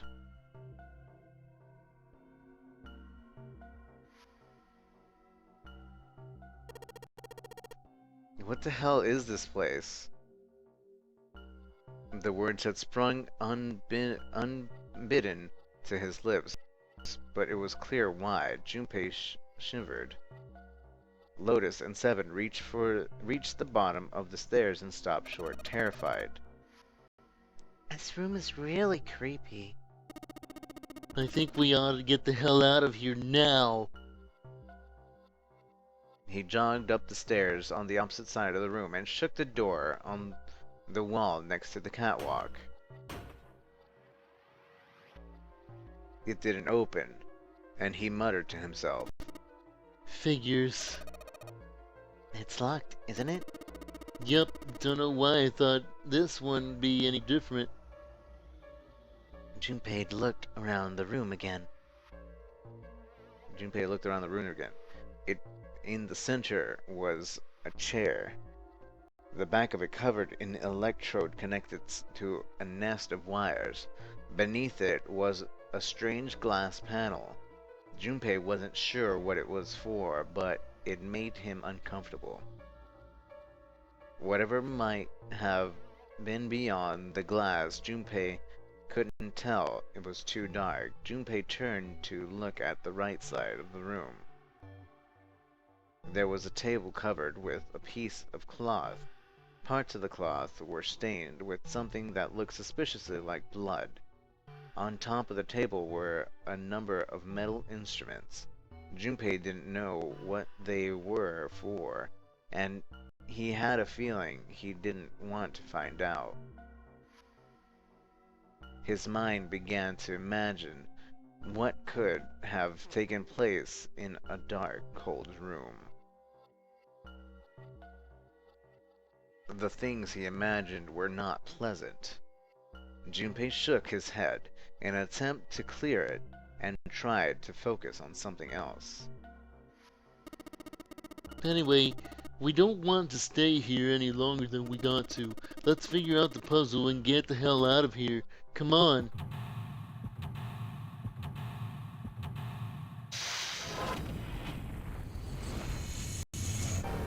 Seek a way out.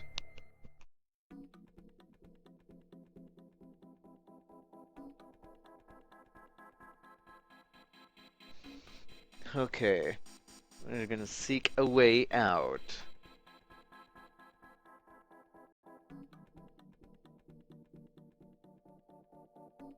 Okay, guys, let's see.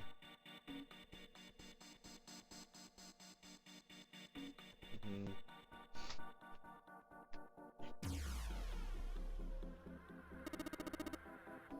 What's wrong, Junpei? What are you doing on the floor? Well, I thought maybe if I got down here, I could see through the glass. It's not working though. You don't think it's just a large sheet of glass they put into an indentation? I don't know, I mean, why would they do that? And the placement of the chair, You're not making sense, Junpei. What's your point? well, I'm not sure, but don't you think there's something under the glass? Like, maybe the glass is one way, like they have a police station, you know? Or maybe it's covered with something to make it opaque. Nah, it doesn't matter how close I get, I still can't see anything. Echo when I knock on it though. I wonder if it's hollow? Feel like we're in a torture chamber. Pretty sure this is a torture chamber. The really creepy chair. The mechanical makes me think that it was used to torture people. Well, we can't use the manacles without a key. There's some sort of weird symbol on them. What kind of symbol? Well, if I got this right, I think it's the sun symbol. Manacles have locked something, they've got the sun symbol engraved on them.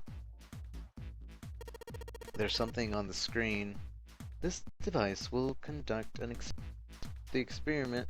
Once the experiment has been completed, the door will unlock. First, adjust the switches to match the block in the sample above. Huh? I don't know what this thing is, but we've gotta figure out this puzzle. It's right next to a torture chair. Whatever it is, I don't think it's good. Anyway, we just need to adjust the switches to match the blocks up on top, right? You adjust the switches shown on the four corners of the screen, then press the check button. Junpei, we don't know what this thing does. You can always come back to it later. There are a lot of other things you could do. Okay. Wait, what? Off. On. We just want to match, basically. I think. That's what we want to do.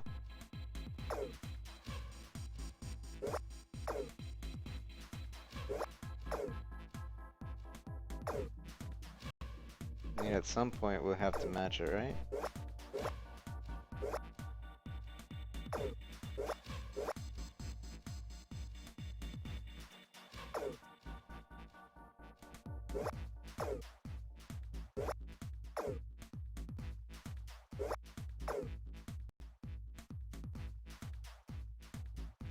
This is it. Only the top right is off. Okay.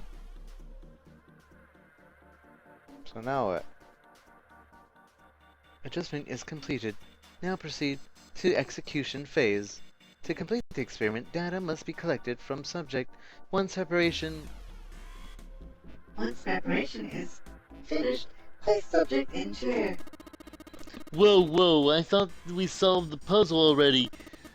What does it mean by preparation? I don't know. I've got a bad feeling about this. I think this means one of us has got to sit in the chair. Well, Seven's never going to fit in that thing. It's either you or me, Junpei. Collecting data. I wonder if it's going to run electricity through the subject. There's a human head on the screen. Maybe it's gonna zap the brain with a little electricity? This really doesn't sound safe. Anyway, we've still got to prepare. We can talk about this after we finished out what it means by preparation, alright? Well, it wants us to prepare, so maybe we ought to ask it what we need to do.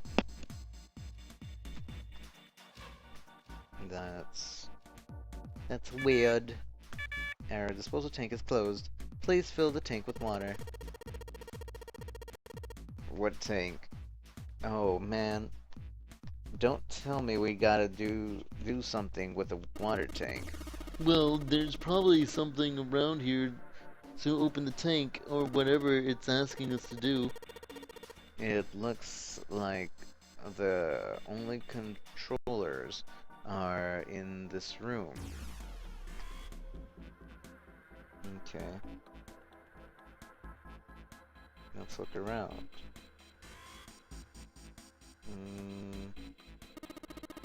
All these dials are pointing in different directions. Maybe something happened if we turn them? Ha! Shoot, they're all rusted. I guess turning them doesn't really do anything. The needles on these gauges are at 0. It doesn't look like it's going to move. There's a bunch of buttons here with the letters A through F on them. I wonder if they do anything. Down you go. So if I press it again, back you come. I guess the buttons switch on something or off when you push them. Red and yellow, I think the colors mean something. No idea. I mean, red just looks more dangerous, but other than that, The bottom of this one looks like it's covered in rust. I don't think it'll move at all. These levers have got to turn something on. of course they would. All they can do is turn something on or off. What's important is that they turn on or off. Don't say the floor is going to suddenly open up. There are a ton of knobs here. Doesn't seem like any of them do anything though. Do you think it's broken?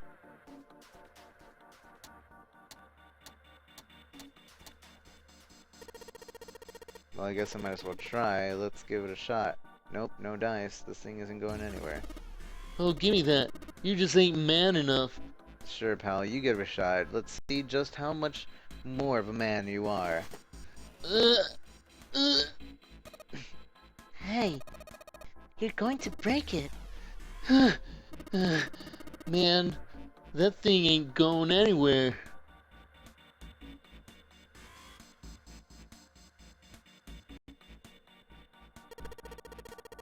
I thought there was a hole here, but I guess it's got a cover over it.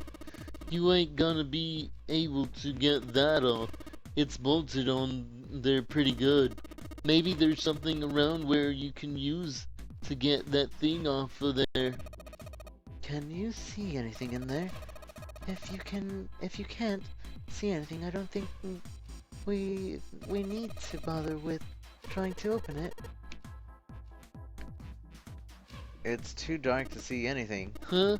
Did I see something shiny in there? There's something shiny in there. Yeah, well maybe. We ought to check through though. It would be pretty bad if we missed something important. Maybe we can find something to take the cover off with. handrails run all the way up the entrance. It doesn't go down one side of the stairs. Mm, These stairs go to the exit. thank you. Looks like the catwalk across half the room.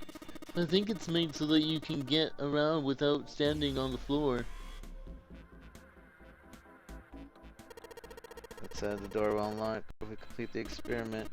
So in other words, we aren't getting out of the door and getting out that door until we finish this experiment. Well, let's do that then.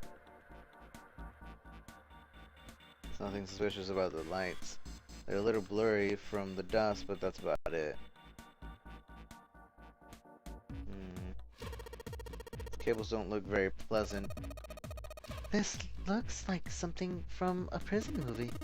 They come all the way down from the ceiling, just trying to look up at highs, making my neck hurt. Looking that high, making my neck hurt. This wrench looks brand new. Considering where we found it, I have to wonder how it was used. Knock it off, I don't want to think about that. You've already seen plenty of things that are a lot more cruel than that. You're unexpectedly sensitive. Come on, let's not talk about the stuff that doesn't matter, okay? We need to find somewhere we can use this thing.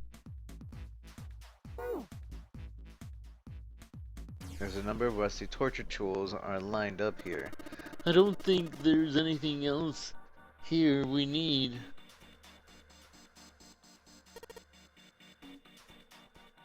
Hey, this pipe is connected to the thing over in the corner.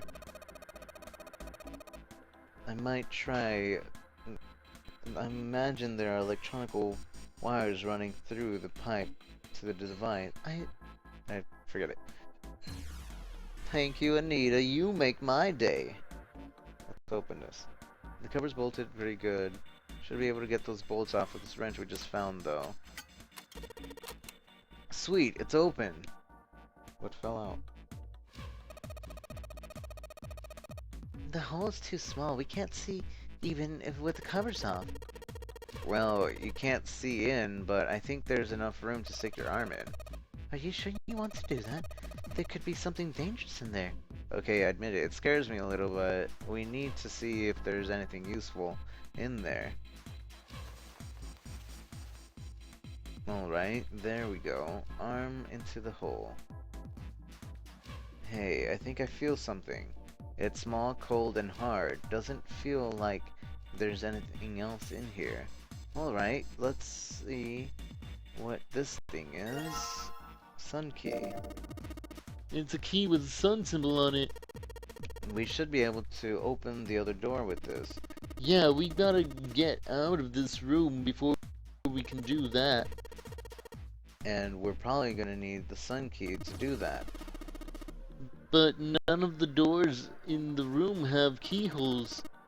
I bet we gotta use it on something that's not a door. Wait, what?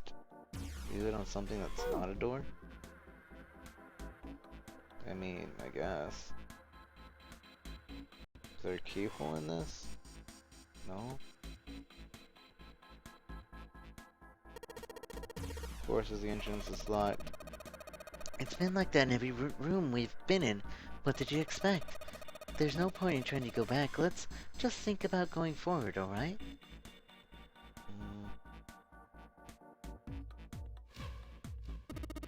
Man, you ain't gonna give up on the thing, are ya? You know we don't have time for shit like that, kid. Come on, that's why I want to take a good look at it. Think about all the other rooms we've gone through. You never know when you might find a puzzle, you know? You've got to be suspicious of everything. What? Why on earth are you putting an ear to the floor? That's filthy. Huh? That's weird. I think I can hear water down there.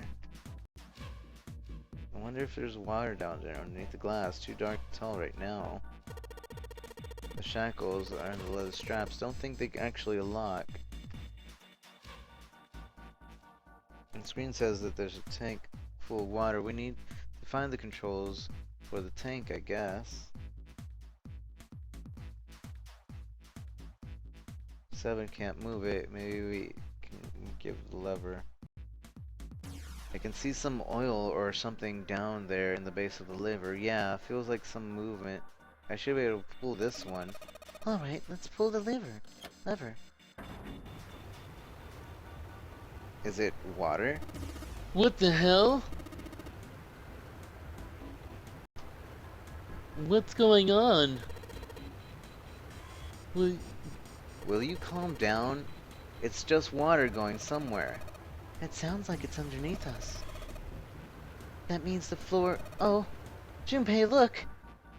What oh damn, I can see through the glass now. EDBF.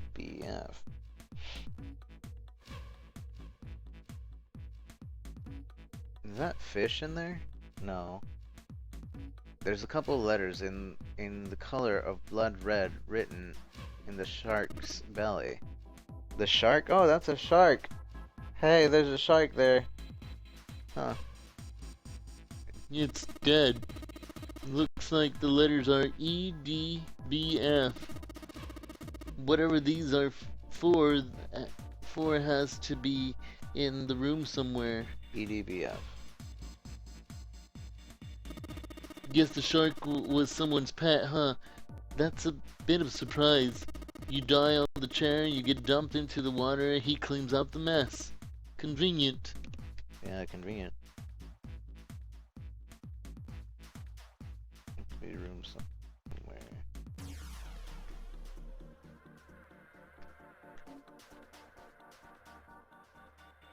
So E D B F. What? There's a strange noise coming from the chair. It looks like it's been turned on.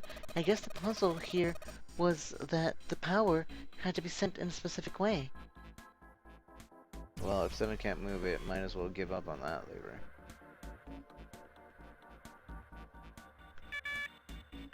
Error. Restraining device is locked but empty. The subject has not been properly placed. Unlock the restraining device. Unlock the restraining device and reseat subject.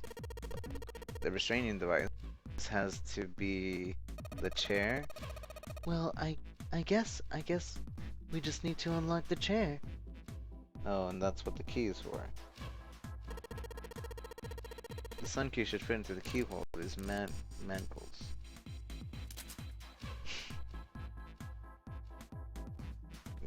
Alright.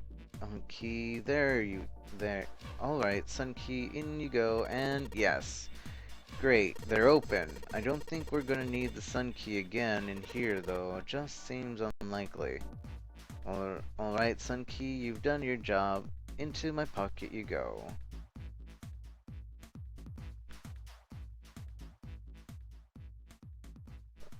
Restraining device is unlocked. Please seat subject and device. The message on the screen was disturbingly detached. Well, like we thought, it's not going to work unless someone sits in it. How ironic that this would be the situation in which this slim, beautiful body is useful. Lotus, are you sure? I can sit in, and you can solve... Junpei's right. If we screw it up... 7 couldn't bring himself to finish the thought. His eyes fell to the floor. Junpei followed them. Beneath them was a dead shark floating underneath the glass. Perhaps it had been killed by the electric shock. I'll be fine. Even if I fall in, the shark is already dead. But... No one likes... Wait, I'll be fine even if I fall in. The shark's already dead. But no one likes an indecisive man, Junpei. I can still give you advice from the chair too, you know. I just don't want to stay in this room any longer than we have to. Go over to that screen and let's get this over with. After her words made it clear that Lotus would book no argument, she turned and walked towards the chair without hesitation. But she did not sit down. Despite what she had said, she did indeed feel hesitation. Her legs shook. Look, do I need to do you think you could do it me one last favor? Don't say it last. You're making me nervous. Just listen. If something happens to me, I want you to tell my daughters that I love them very much. No, tell them that I will always love them. Daughters? You've got kids? Yes, I do. I suppose they're about your age, Junpei. They're twins. I had them when I was young after some things happened. Their names are Nona and... Wait, Nona? Junpei's words shot out before he even realized what he was saying. He remembered the story Seven had told him. Aoi, Light, and Nona. Those were the names. Well, some of them. The kids that were there in the experiment, I mean. What the hell? What's wrong with you? Lotus took a step back from Junpei. Seven looked like just as shocked as Junpei. He blinked his eyes rapidly, as if he weren't sure he was completely awake. No way, it couldn't. Lotus, is your last name Kashiwabara? Lotus' eyes went wide. How do you know that? Are you serious? What the hell is this? There's no way you're that kid's mom. That kid? What do you mean, that kid? Why are you acting like you've met her? Seven's brow furrowed. I have. What? Yeah, I met one of your kids When? 9 years ago Where? on this ship. Why were you... It's not a short story. I don't care how long it is. Please, tell me, please. What happened here? Seven glanced at June, then turned back to Lotus and began to speak. It was the same story Junpei had heard only minutes before. Every detail.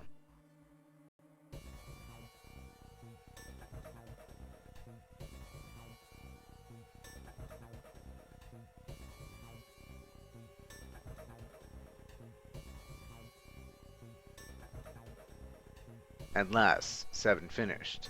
Lotus took her head. Oh my god.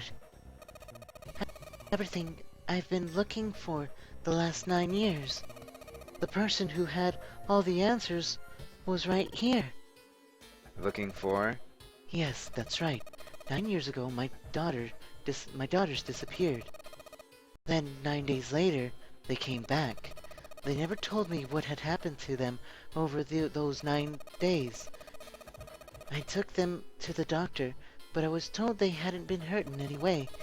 Still, I was sure they had been through something terrible. So, I couldn't bring myself to force them to talk about it. If I did, then I'd be forced them to relive whatever horrors they'd been through. I didn't have any choice.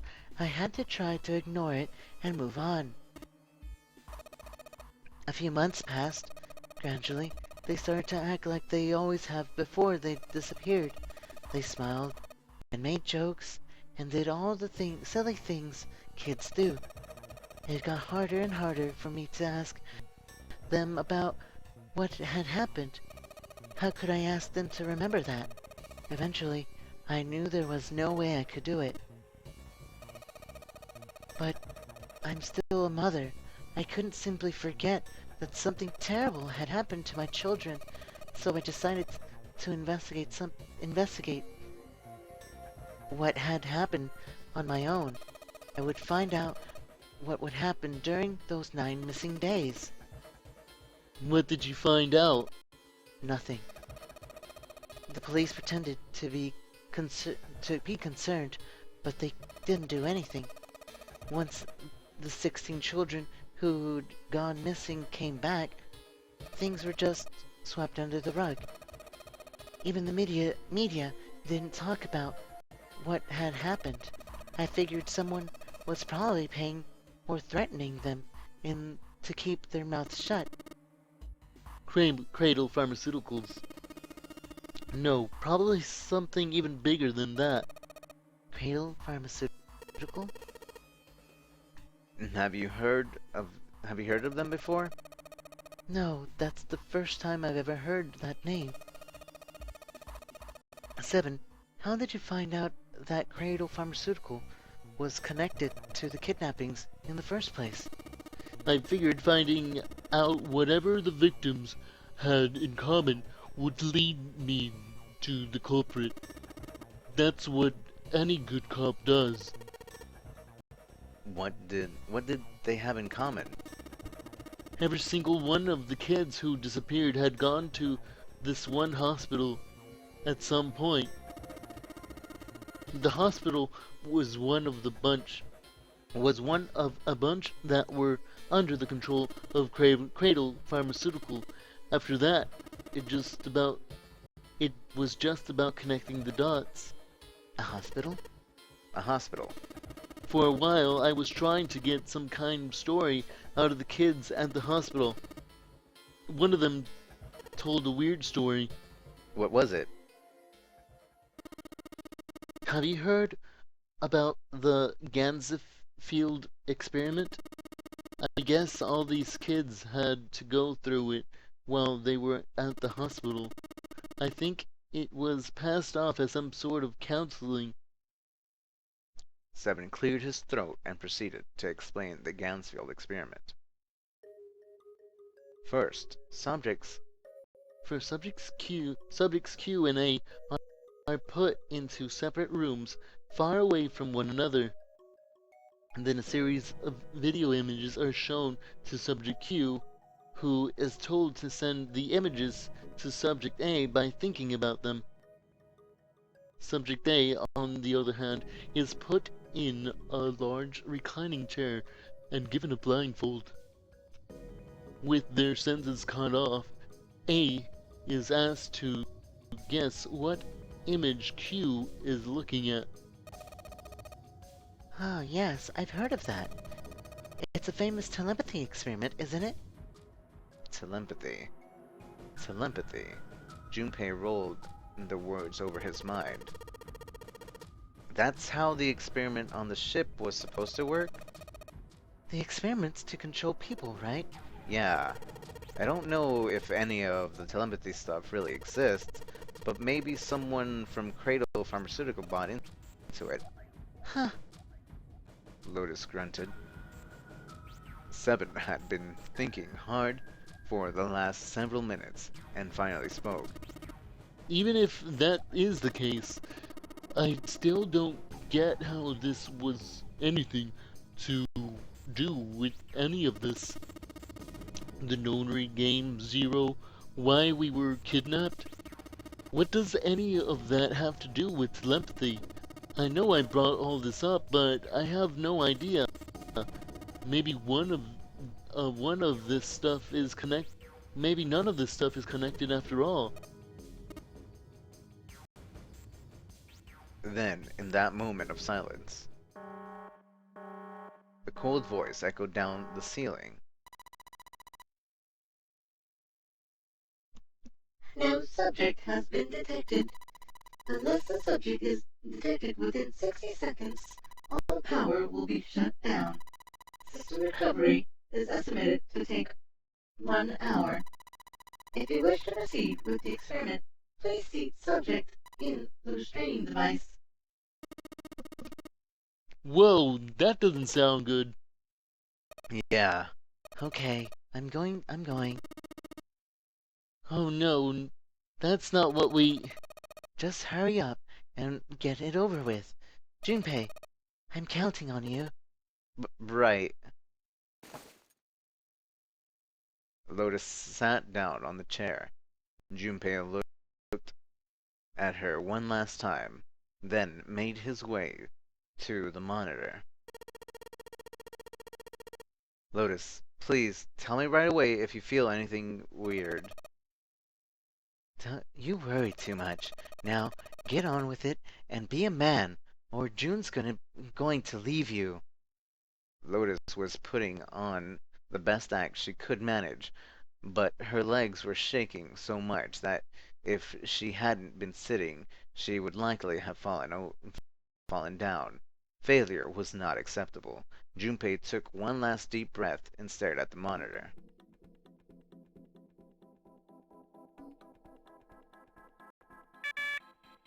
Error? What? I thought I had this already.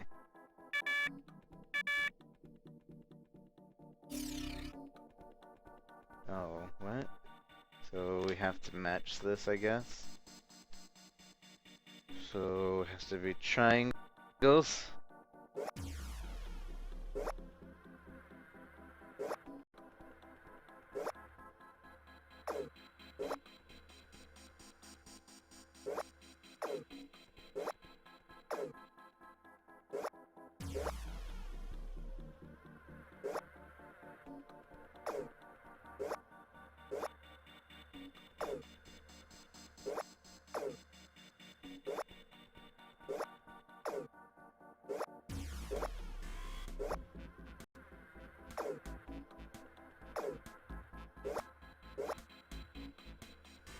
Unless we have to do it on the other side too. Which would make sense, I guess. Oh, I see, yeah.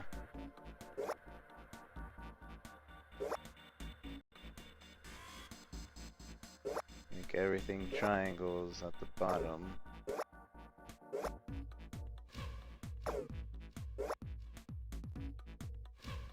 That's right, I'm missing one triangle. And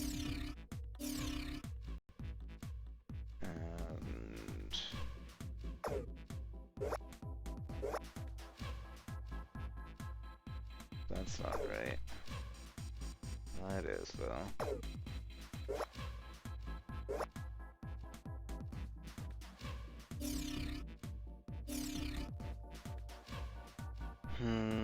Need to make the bottom all triangle thingies.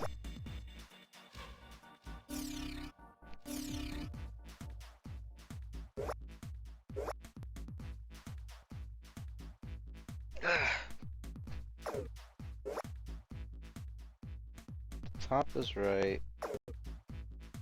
And then right, that's right, and that's right. And then that's right. So okay. There we go.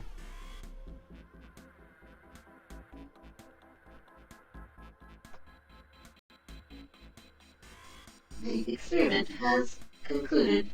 The door will now unlock. I can hear the door unlocking. Now we've got a new message. Release subject from restraining device. Lotus, are you alright? Yes, I am. I'm glad nothing bad happened. But do you think my life just got a little shorter? Hold on, I'll get you out right away. Shouldn't take long for Seven and me to get her out of here. Let's get out of here now. Being a guinea pig is not for me. Damn straight. I don't ever want to see this thing again.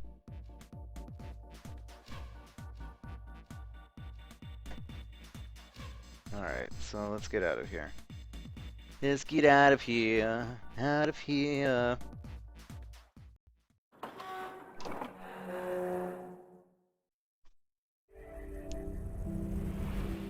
You found it.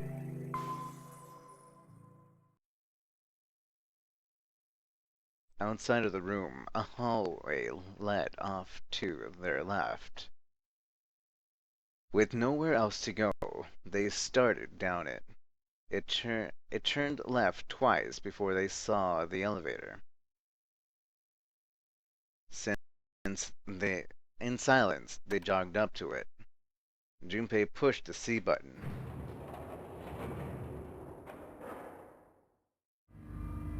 The elevator motored ground away, and before long, they found themselves once again on C deck. The door opened, the safes, and they stepped off. They expected to find 4 other people waiting for them. There were none. Where did they go? I have no idea. Lotus shrugged. Something in the pit of Junpei's stomach stirred. He tried to forget the feeling and took off down the long hallway before him. Seven and Lotus followed at a run. They ran and ran and ran. The hallways seemed endless. Their destination had already been decided. The door behind the central staircase. There was a sun symbol engraved on the keyhole on the door, and Junpei had the sun key in his pocket. That key would open the door. It had to. That was why they ran from the central staircase to the central staircase. They had run for quite some time when they arrived at the door that ended the hallway. Junpei stopped. He laid his hand on the doorknob, his breathing heavy. Seven laid a hand on his arm. Hold on a sec there. Huh? We don't have the key for this one yet, right? There is the Jupiter symbol engraved over the keyhole. Seven was right. They had no Jupiter key. Well, we can't open this door. Unfortunately, no, we can't. Jeez, the sun door's gotta be just on the other side of this, you know? Frustrated, he twisted the doorknob. The door opened. Hey! It opened. What? The others must have found the Jupiter key. Well, what are we waiting for? As he spoke, he shoved the door the rest of the way open. They rushed through and stopped cold. The terrible scene before them made their blood run cold. 3 people lay dead on the floor, covered in blood.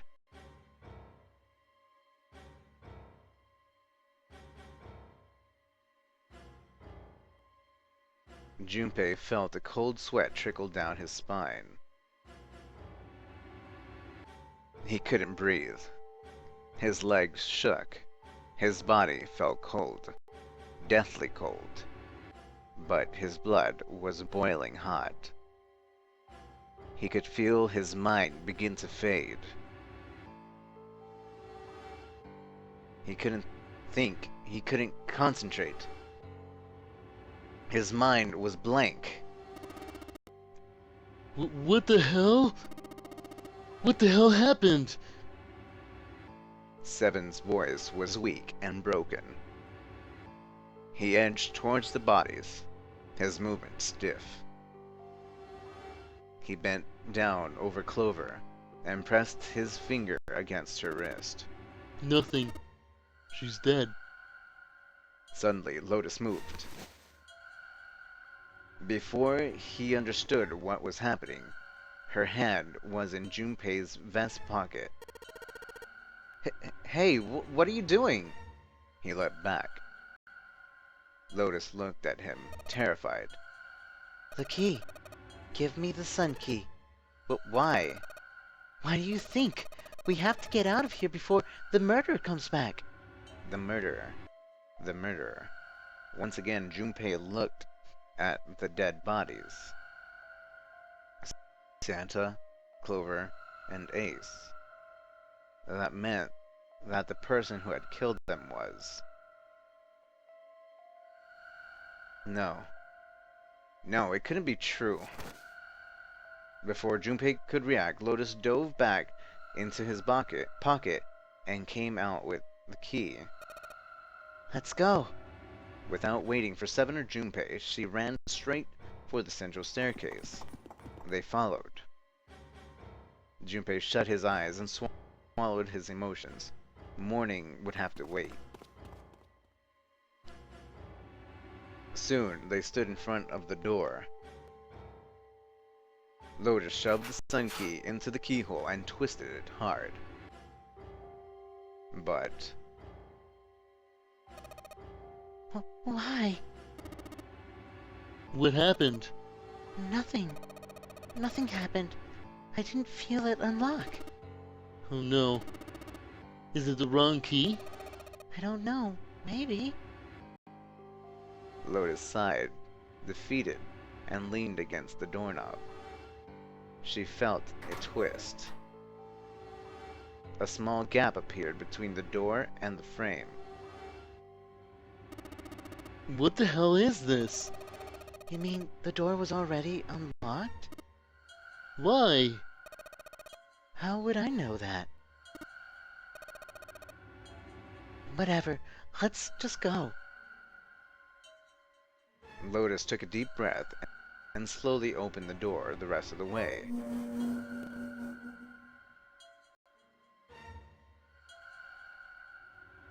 They stepped inside. In front of them was another hallway. It stretched out towards the bow of the ship. They began to run. Faster and faster they ran, trying desperately to reach the end of the hallway. A few seconds later, they were there. In front of them stood a massive metal door.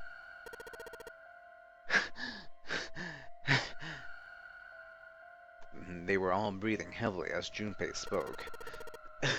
What the hell is this door?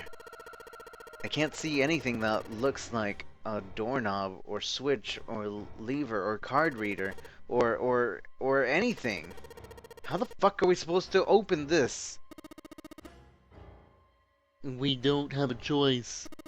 We're gonna have to go back. No. I'm not going back there. There's a murderer back there. There was more stark terror in Lotus's voice than authority. She was almost begging. I don't see any other doors. As he spoke, Seven stepped towards the door in front of them, as if to illustrate that it was the only door.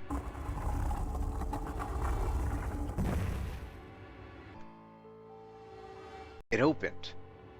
Nothing surprising, a simple automatic door. Look, guys, I got a really bad feeling about all this. The other doors were already unlocked, and this one's automatic. We haven't seen anything like this before. How could their situation possibly get worse? 3 people were already dead. They'd hit the bottom. Junpei told himself. There was nowhere to go but up. He stepped through the door. And whatever hope Junpei had managed to summon when whatever hope Junpei had managed to summon disappeared. No. No, no, no, no, no, no, no, no, no. It wasn't true. It couldn't be true. It was impossible, utterly impossible. It was a dream. It had to be a dream, a nightmare. Yes, it was a nightmare. And if he could just wake up, he was seeing things. Yes, that was it. This was a hallucination, a lie. It wasn't real. It wasn't real. It wasn't real, right? June. No, no. No. The code names meant nothing now. Canny. Canny. Canny!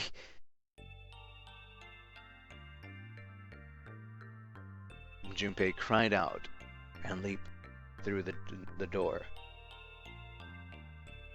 He flew to her side, his heart like a stone in his chest. Canny! Canny! Hang on! Junpei swept her up and shook her by the shoulder.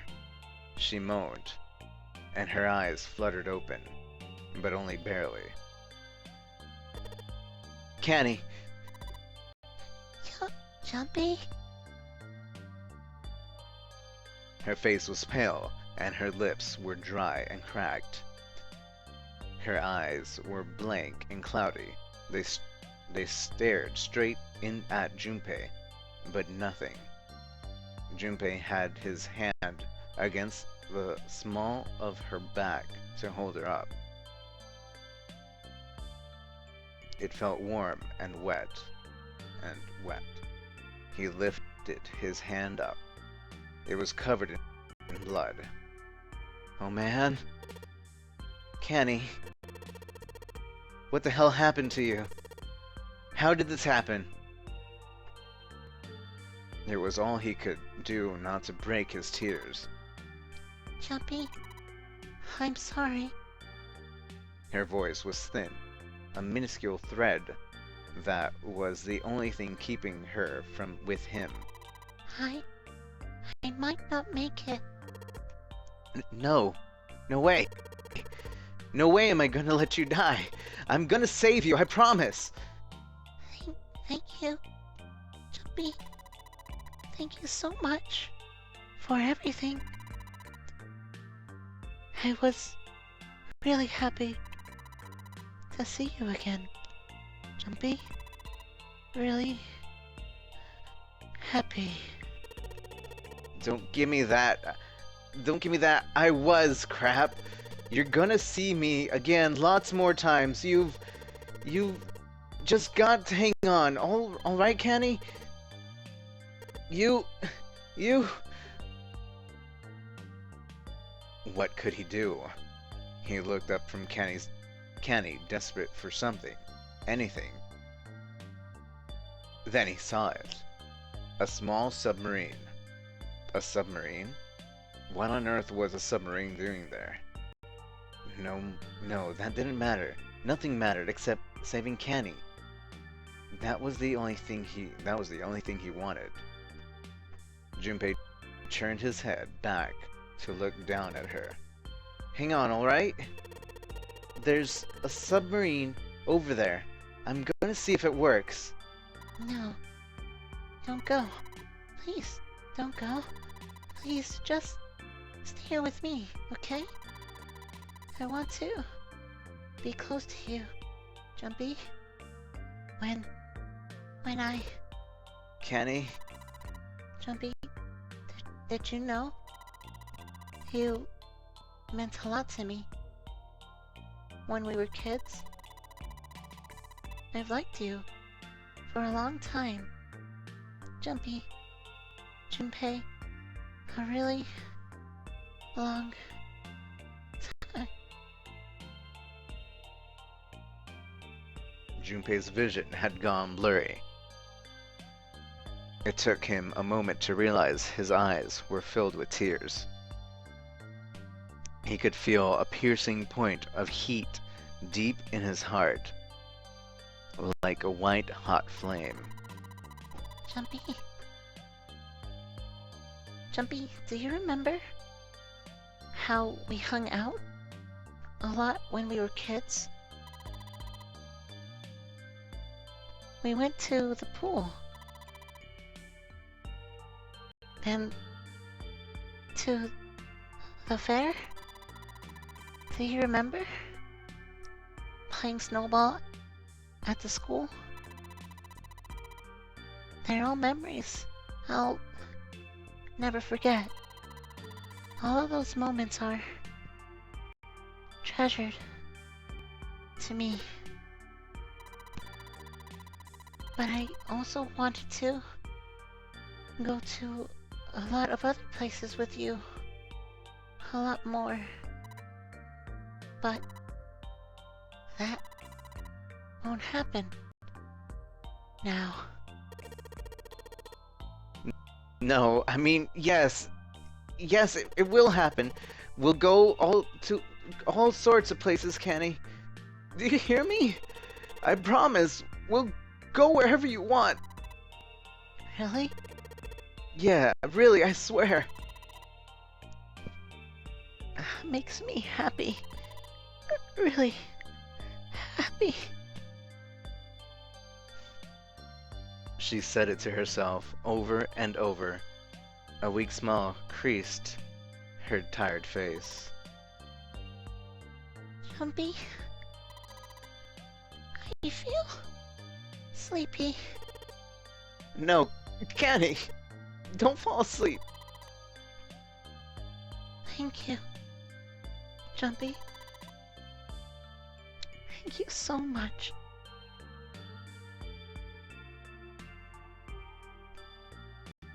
Her eyes were slowly closing. Junpei screamed, even though he felt his throat go hoarse.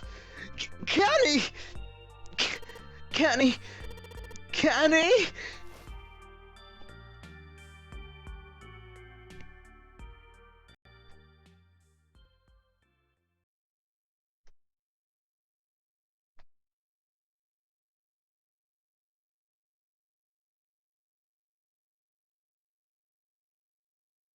Time passed.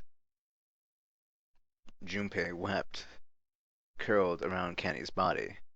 He cried and cried until he had no tears left.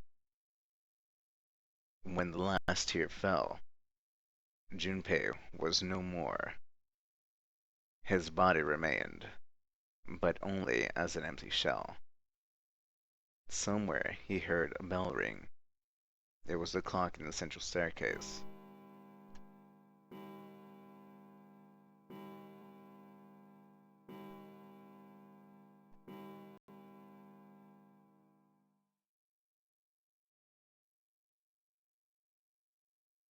It rang 5 times, then faded. 5 o'clock. Quietly, gently, softly, he set Kenny down on the floor. Slowly, Junpei stood. Only then did he realize that Seven and Lotus had not followed him. Where had they gone? Slowly, he looked around the room. There was nothing. No sign that they had ever been there. It felt as though every part of Junpei's body was made of lead. Slowly, he made his way to the door he'd come through. As he approached it, it opened, sliding apart with a sound like grinding stone.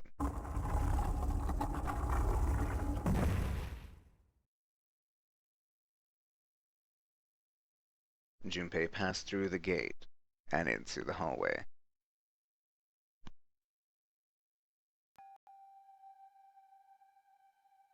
His heart rattled in his chest, an empty, lifeless thing.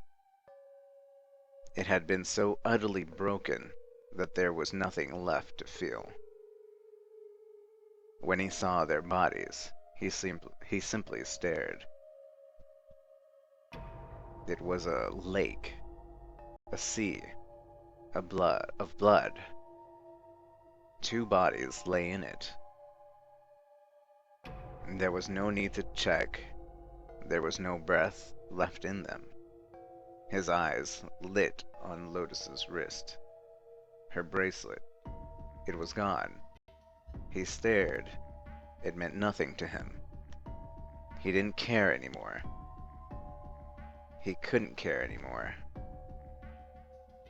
Junpei's body felt numb. A part of him knew the lump of lead in his chest had once been a heart. He couldn't quite remember what it had been for. Tears poured from his eyes in great streams. He wasn't sure why. He gave up trying to make them stop. He turned around.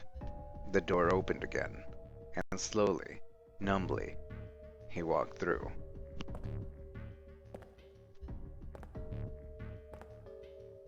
He kept walking. Why stop? An object set in motion, simply inertia carried him forward. Eventually, he found himself in front of the submarine. His arms reached for the hatch.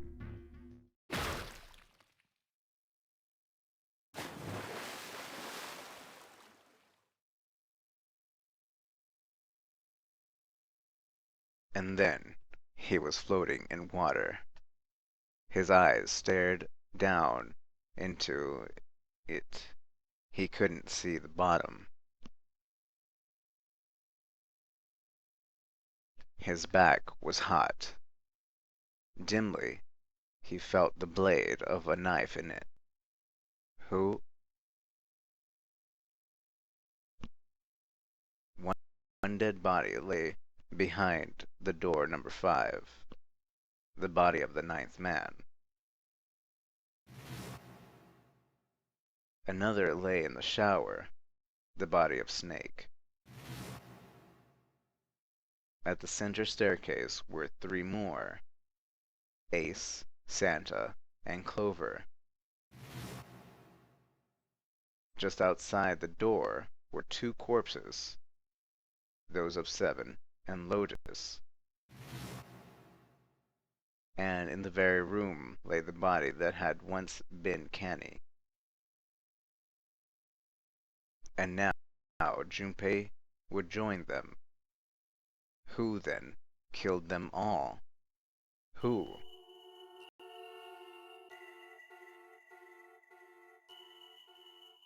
Junpei let out one last breath. Faintly, he felt the bubbles creep up the side of his face. His consciousness faded quickly, dissolving away into the cold, gentle lapping of the water.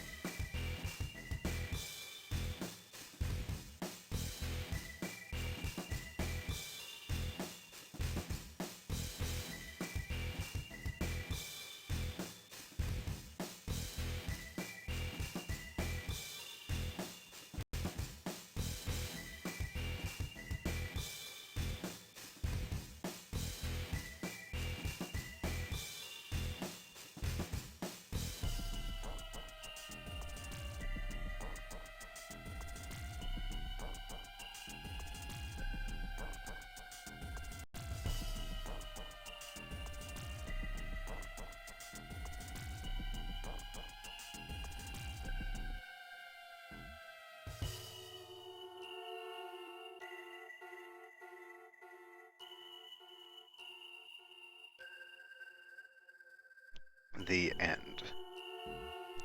Or is it?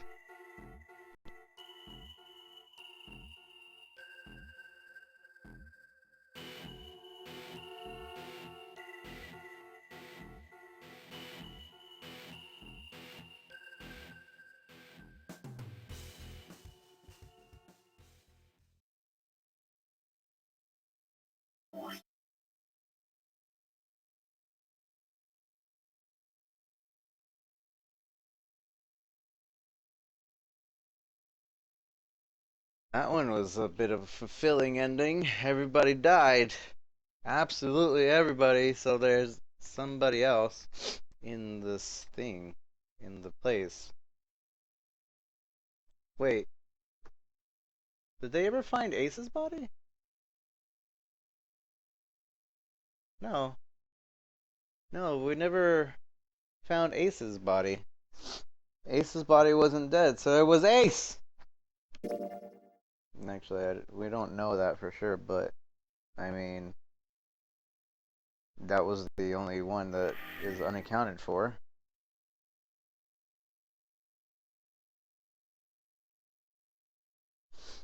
Let's see, what time is it? Alright, I'm gonna take a break, guys, but I don't know if we'll try to go for another ending right now. Ace was, oh yeah, Ace was in the stairs. Never mind then. Huh.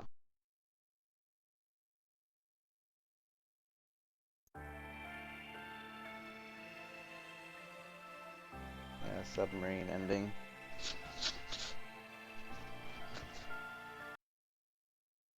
Alright, we're gonna take a break. So, I don't know, should we go for another ending, or should we just leave it at there as a good point? What do you guys feel? You guys feeling another route?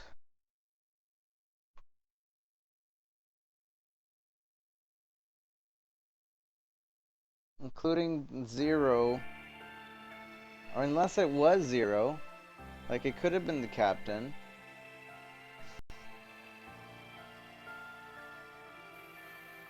Another ending? Alright. I'm gonna take a break though.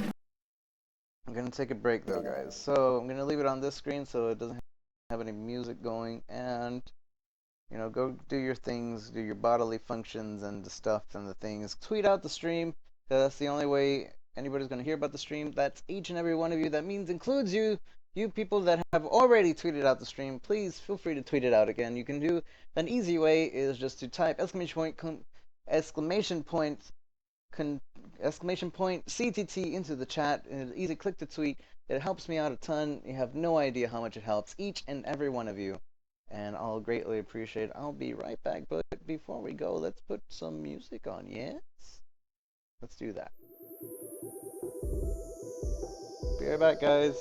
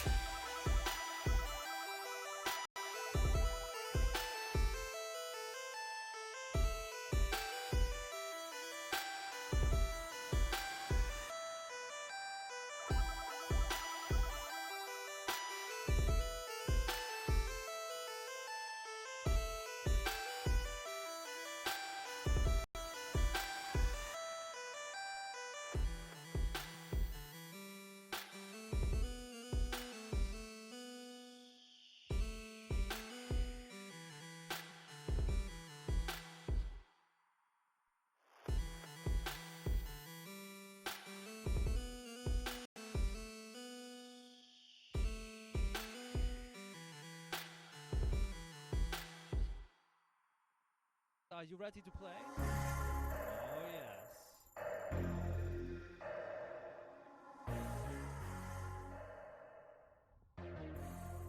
Ladies and gentlemen, this is Grimecraft. Just put out his Game Boy chiptune video game album Pokey just last week. You can check it out on the Game Chops YouTube channel, youtube.com/GameChops, and also check it out and download it. Name your price from grimecraft.bandcamp.com. I'm excited.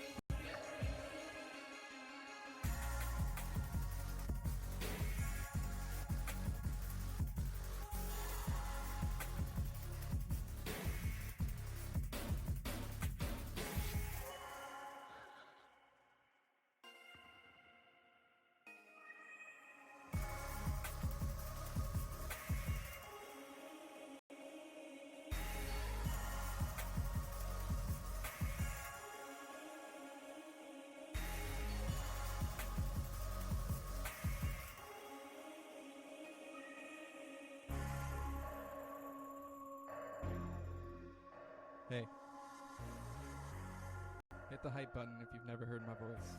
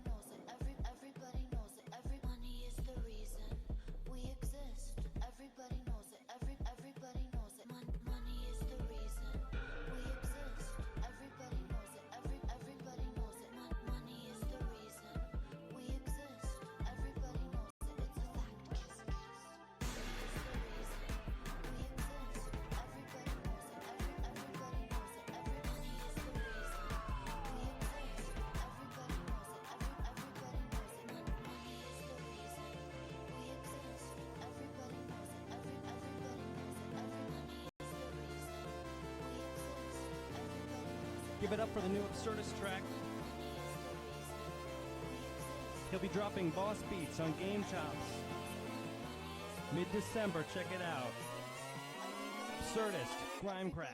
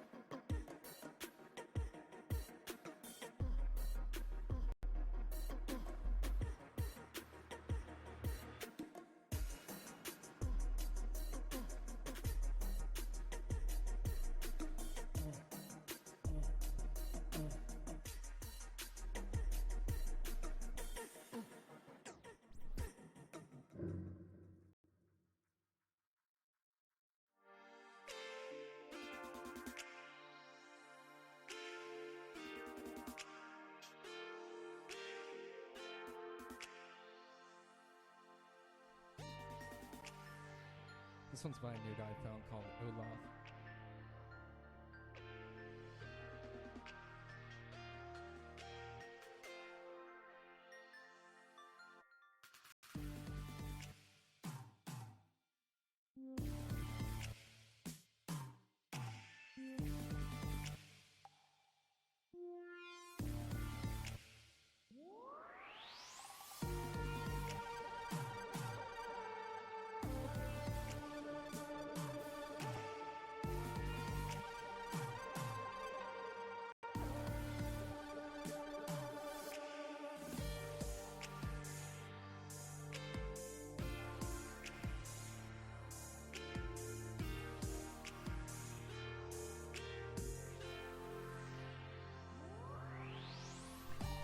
Hey guys, alright, we're back.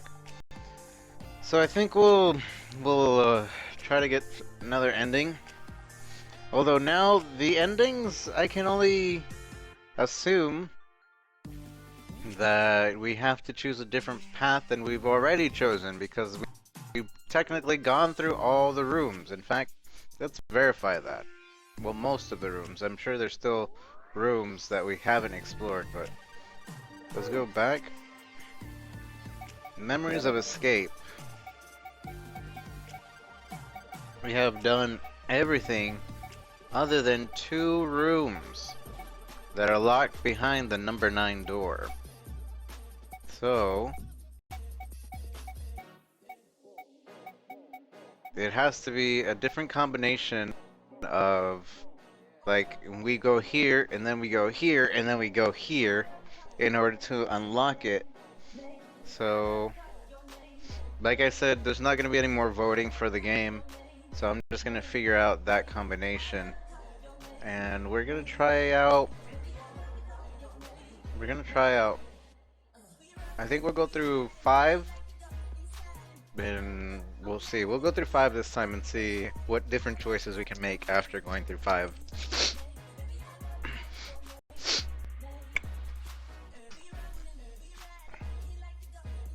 Because something else that I'm curious about in 5 is that safe that we found in the first puzzle.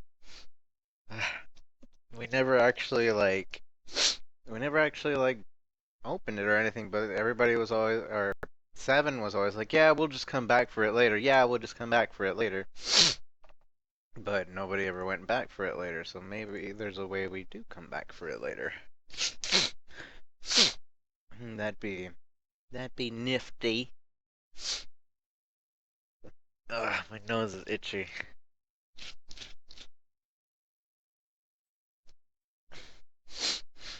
So, alright.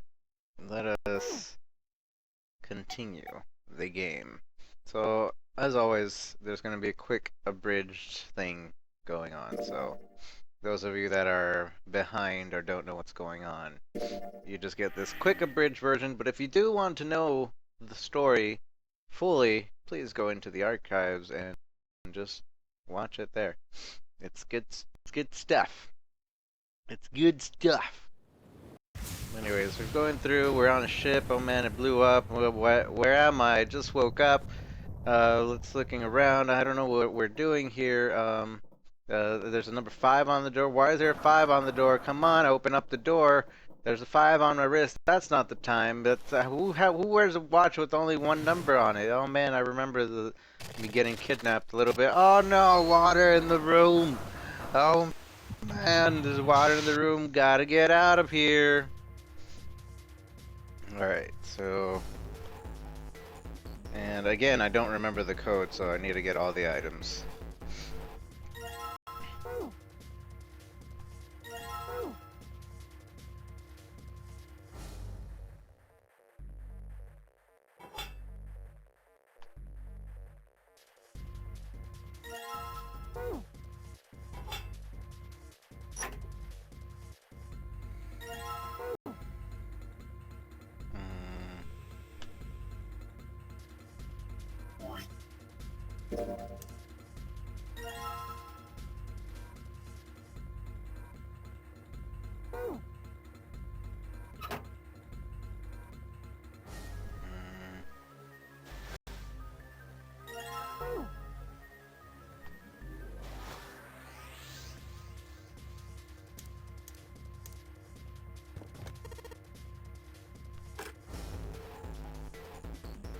O2, I'm gonna try O2293?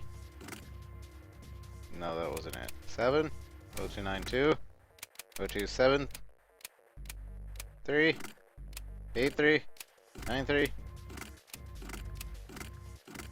I don't remember. Alright, it is 0, 2, 6, 3. 0263. Got it.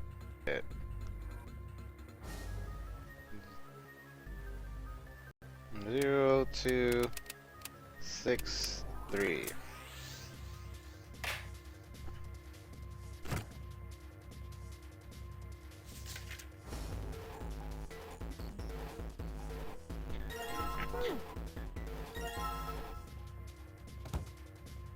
Okay. Now we go over here, get this key.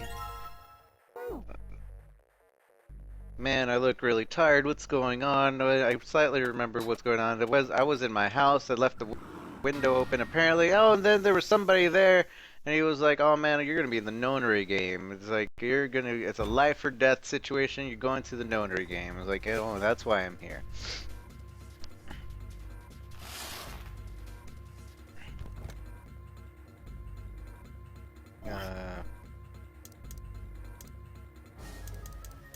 So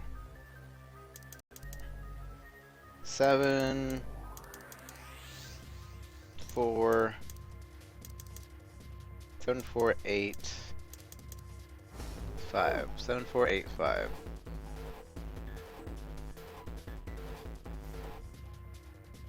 All right, the key.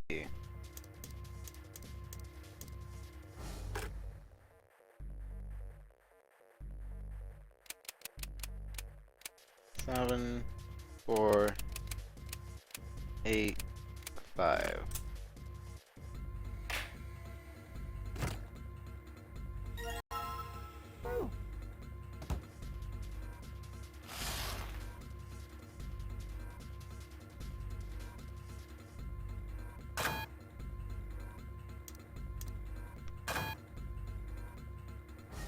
We go through, it's like, oh, we need the digital route.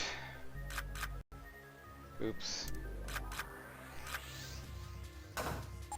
And go through the digital route, 761, yay! Now we go through the door. Yes, we're out. No, oh man, that's a lot of water. Better go through the other door. Man, that's still a lot of water. Better close the door. Oh man, need to go somewhere. Oh man, there's people around here. Look at the guys, and she has the boobies, and he has silver hair, and he's like a lion, and she has pink hair, and he looks like a prince mountain in a bird's nest.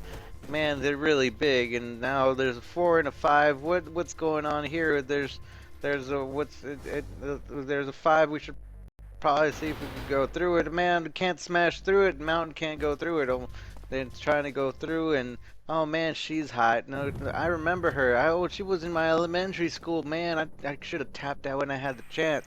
And then we hear Zero on the speakerphone telling us about it. He's the captain of the ship. We have to play a game. There's some certain rules you have to do to get through the doors. You have to match your numbers on your bracelet to the digital route of what it's needed to be here, and then you go and you got to follow the nonary game. And then everybody was like, man, I don't want to follow his rules. We're gonna look around and see what is around. Maybe there's a different way out. And then he looks around. The flood deck D is flooded, and there's some weird doors here with symbols on them, like Earth and Saturn symbols. And basically there's no way out. I don't know what to do, and we can only go through the 4 or 5 door. And it's been like an hour since we've been doing this, but we should still be looking around. We only have 9 hours to live though. Hey, but don't tell us your name. Telling your name is fine. Just call me Seven, call me Santa, call me Ace, call me Lotus, call me Snake Eyes cause I'm blind, and I'll be Clover because like Fleur-de-Lis Clover. And then we know everybody's name. What about you, June? You're gonna be called June because you're number 6, but we're still missing this guy's name. What is his name? He's the number 9 guy. So what is your name, guy? I'm not gonna tell you my name. I'm gonna get out of here, and I'm gonna do it with the 12-year-old girl by knife point. That's right. I'm gonna do it with the 12-year-old girl. Now we need to get over here and touch it. Alright, now if you want to touch it too, I wouldn't mind you yeah, go touch it too. I like men. And he touches it, and then you over there, you need to touch it too. Or I'll touch it rather. Oh yeah, I like touching it. And then I'm going now. Take care, guys. And it's like, oh man, he just went through the door alone. Oh man, he was tricked to go through the door. You lied. I was lied to. He killed me.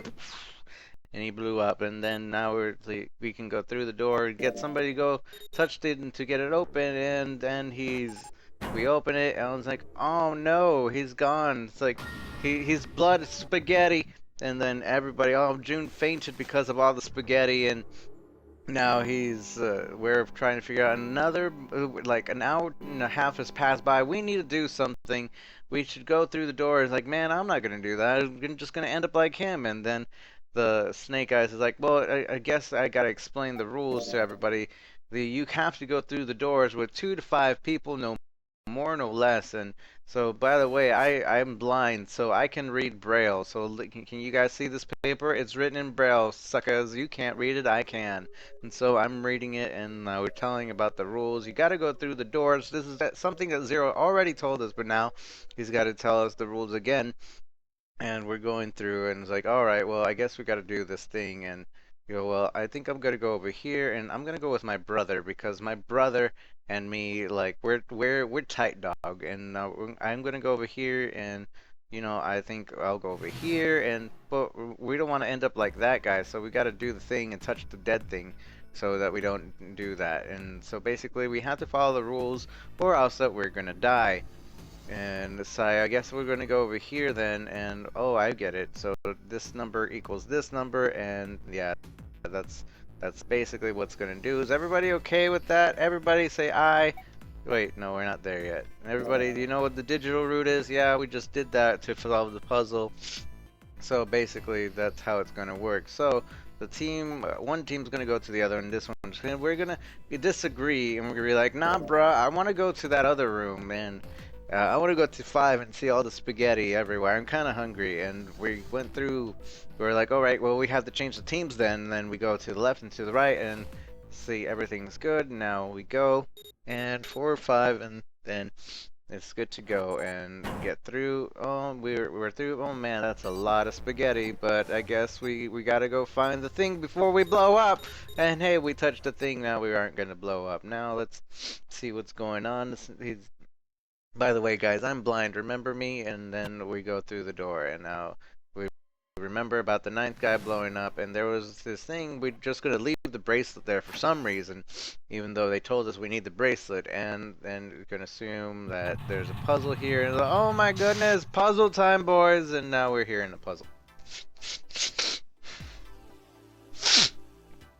Okay, so if I remember how to do the puzzle, I don't really remember, but let's get everything that we can. Oh yeah, the puzzle is collect everything, and you'll do the thing.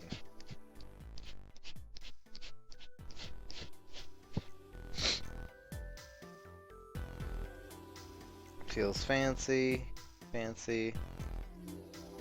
mirror, and there's a map.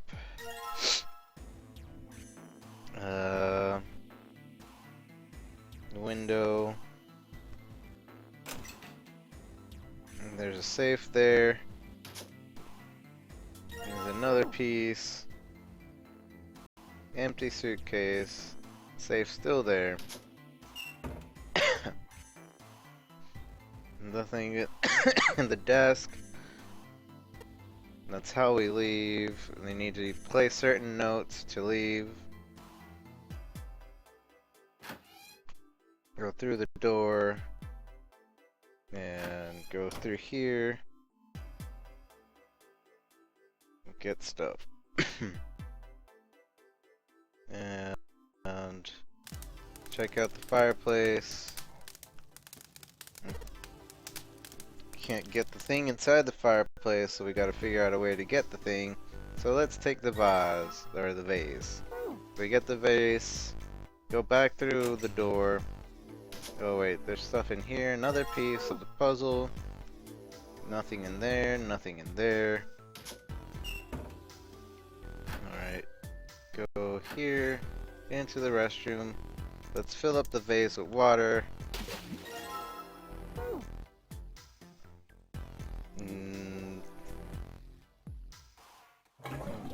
Get that. Get the other piece. Now we need just one more piece. Wait, actually I like this dialogue. Testing, testing. Hey, it's great to see you all here. I just flew in from New York and boy, my arms are tired. Yes, thank you. I'll be here all week. Try the veal. That's not a mic, 7. It's just a shower head. What? What the hell?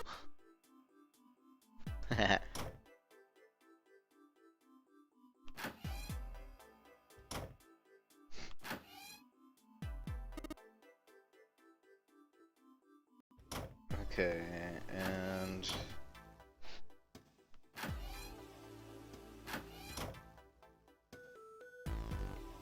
we're gonna go here, put the water in here.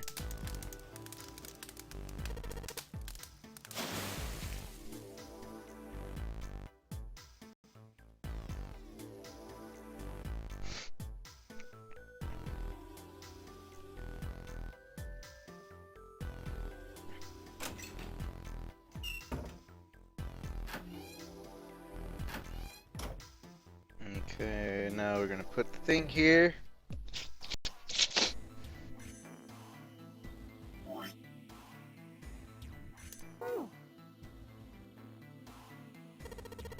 Wait, oh, we didn't get the thing, did we? I forgot to take the ceramic out of it.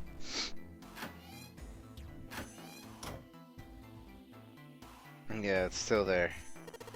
It's cool that they put an actual animation for that, though. Not animation, but picture for it. Here we find out that he has memory loss, and his head hurts every now and then because of the memory loss.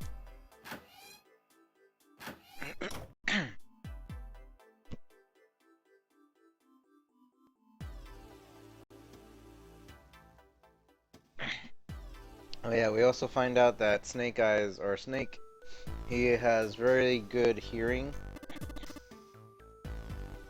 So now we have to play the music, and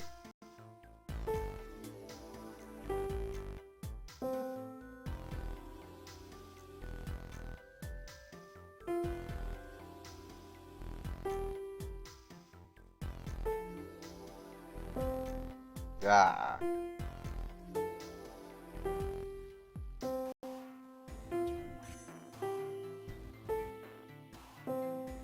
Bah.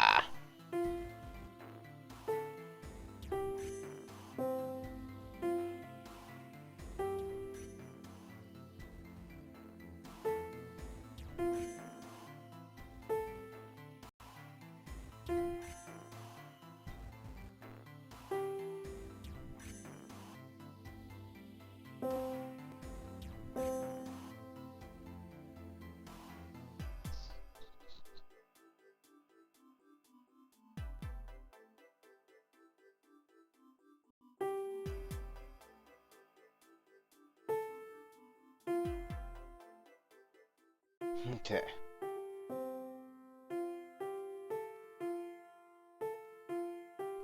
Because the piano has been modded to be completely wrong. It actually doesn't work. The piano has the wrong notes. And it's like, alright, we did it, now we can go through the door. So let's go through the door. Oh, wait, dang it. No, no, no. Gosh dang it. I'm sorry, guys. I messed up. Gosh dang it. I'm sorry. I'm sorry. Because we didn't have the conversation where he was like, Nah, I'm gonna come back for it later. so we completely skipped over that. And I was supposed to have the conversation. Sorry, guys.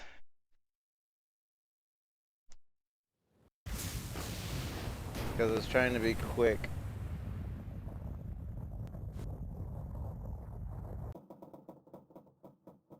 So you guys already know the abridged version of this.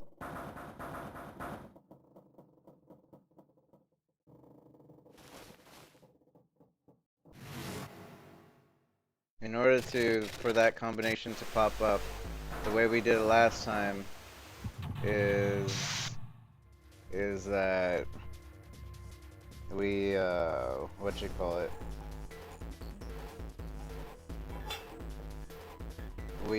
We looked at the safe after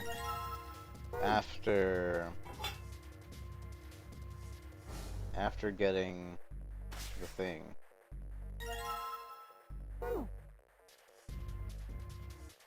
999, abridged, abridged. There's a guy. Oh, you're going to the Nornery, bruh. Like, oh, alright. Man, I look tired.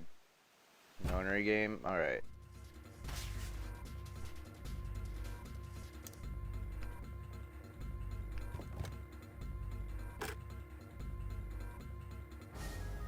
So, 2, 6, 3.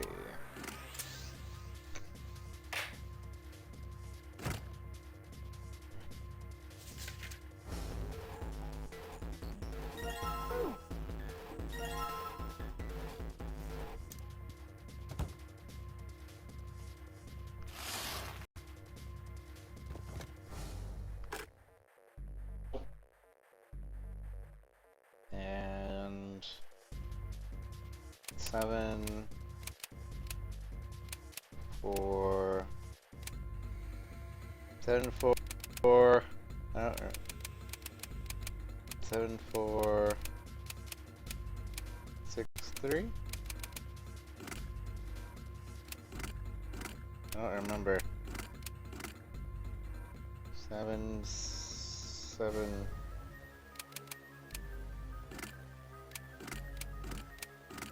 No, I don't remember. Gosh dang it.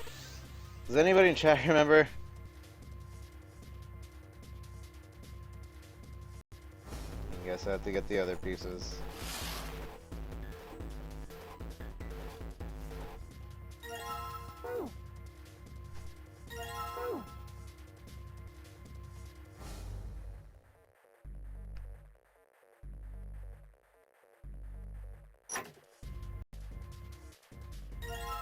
By the time anybody in chat tells me, I'm gonna already have the numbers.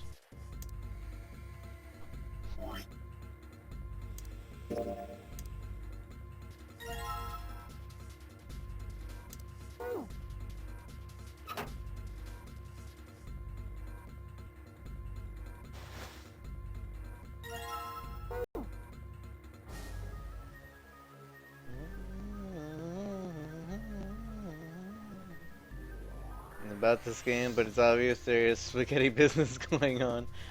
What's with the water?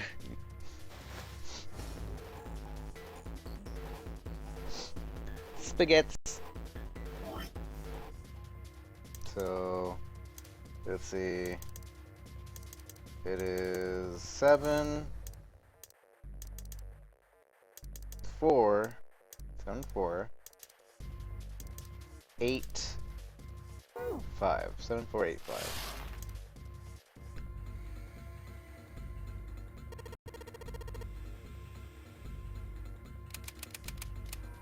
Seven, 4, 8, 5.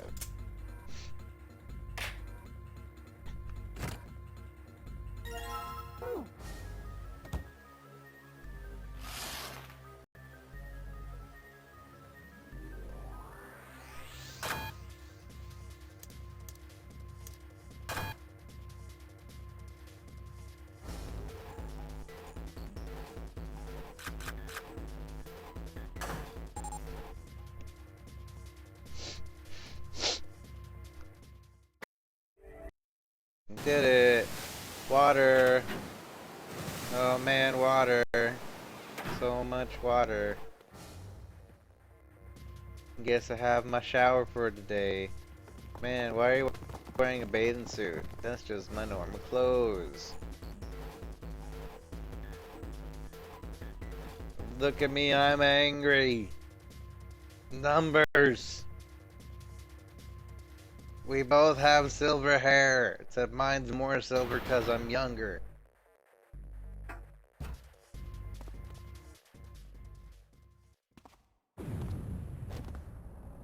Man, she's hot.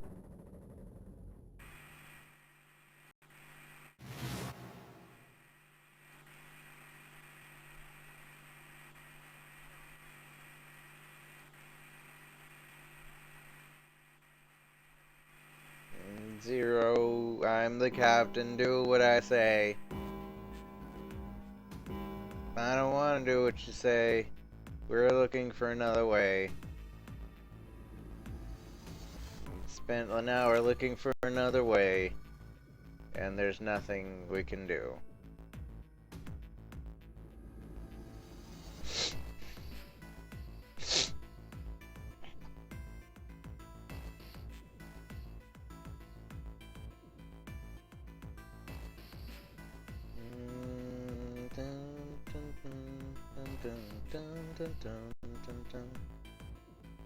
Wait, what? The game is kind of lame without voice acting?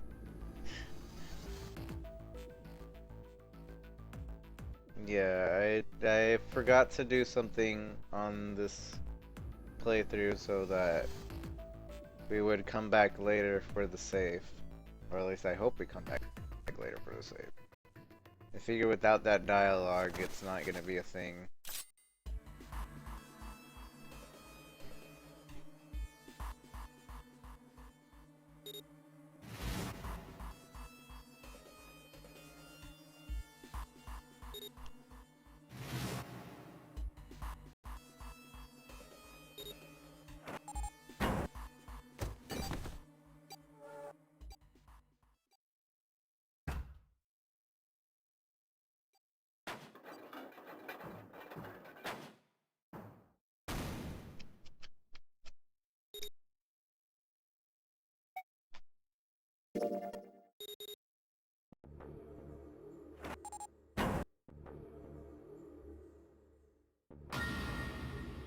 Spaghetti!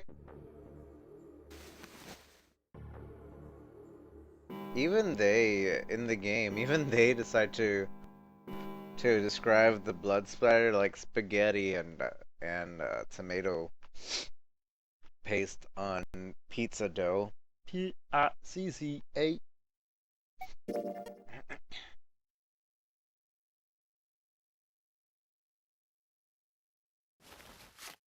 Follow the rules. Spaghetti.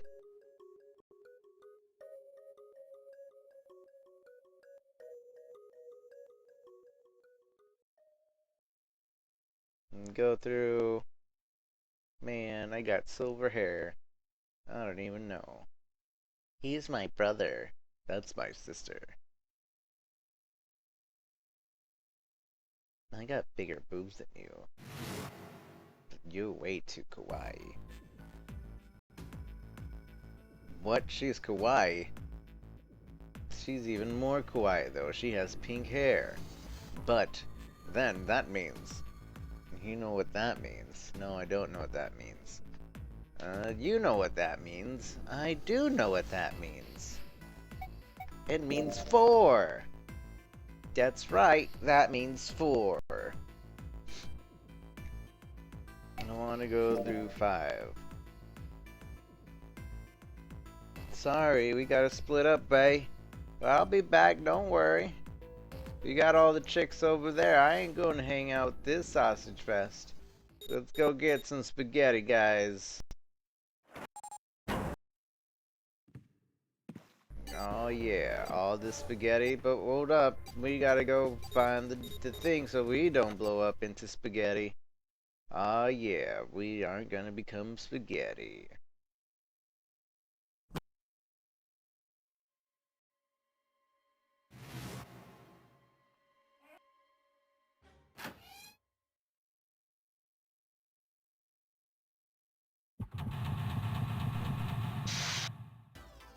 Alright, so again, speedrun this, get this.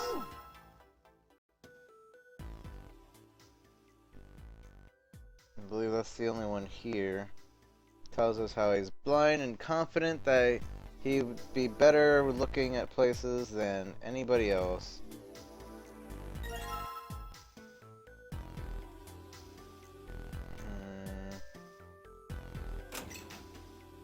Safe.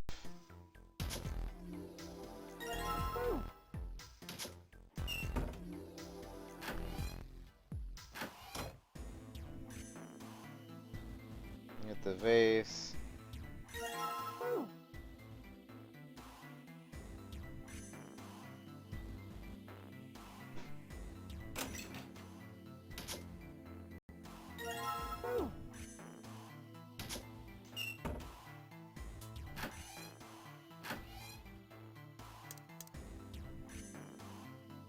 the water.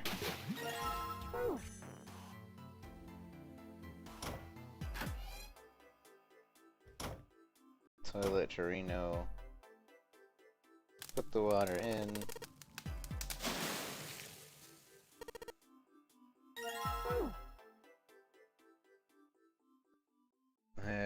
I lost my memory. I have amnesia.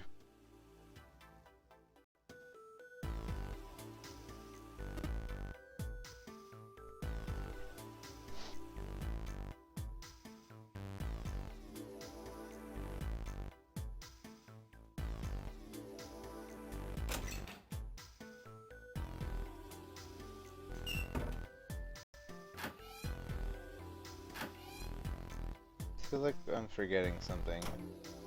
Oh yeah, inside of the tub.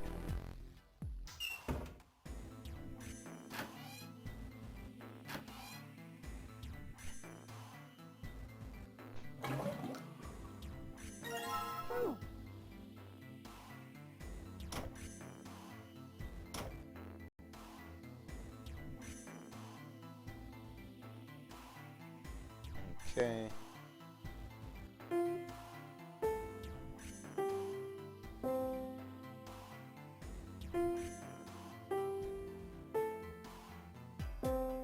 Ah.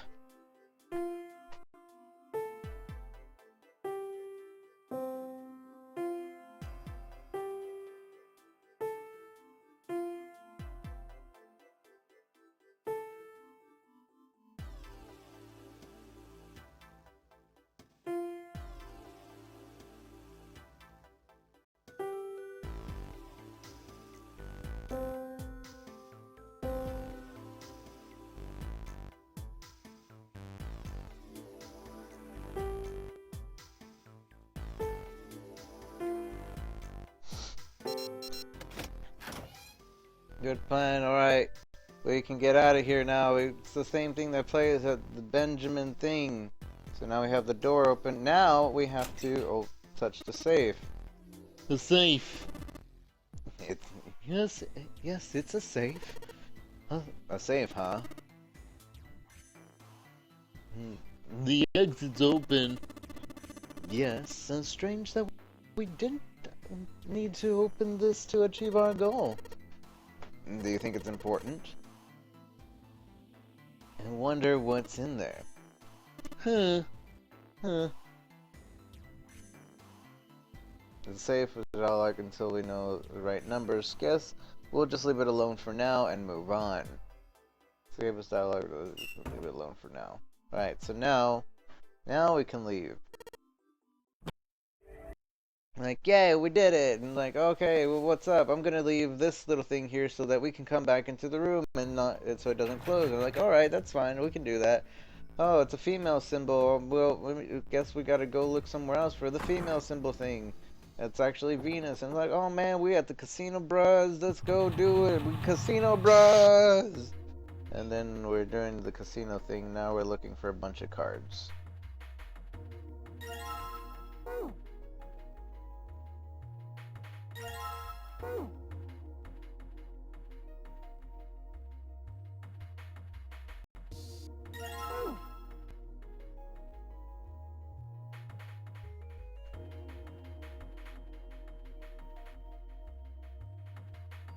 It's beautiful stained glass.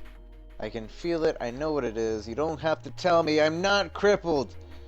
And he's obviously crippled and really mad that he's crippled. But yeah. Let me go here. Oh, here's another card. 3 of spades. Man, that's pretty cool. I found 3 of spades. Square table. Get anything. And over here. Slide them up, light them up. There's a spade, diamond, heart.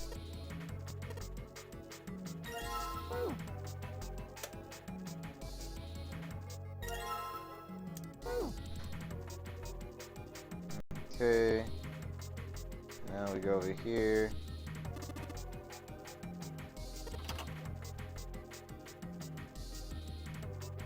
coins get stuck. Didn't work. The coin gets stuck on this one.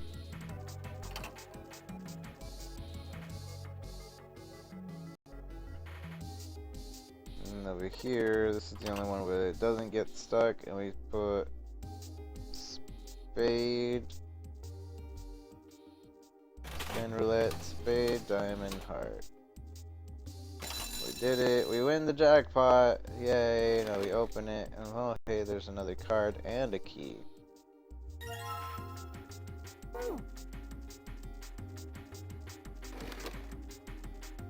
So now we go here. Be like, I don't know how to play this.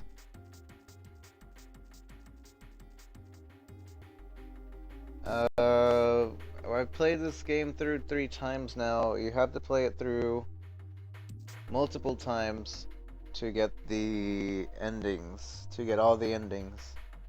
I don't actually remember where everything's at. I just kind of remember. I know what I'm supposed to do though, more or less. Missing 3 cards? Oh wait, no, we're not missing 3 cards.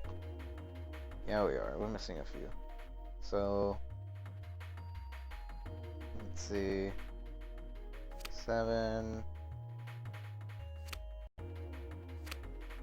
So 6, 6, 2, 3.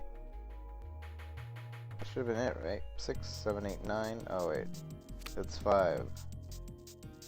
5, 2, 3. Right? No? You want me to get 10? Is that what you want? Do you want 10? 5. 5, 6, 7, 8. 6, 7, 8. 6, 7, 8. 9, 10. Or do you want 9? You want 9, don't you? There we go. Now I have the 8 card. They're not going anywhere.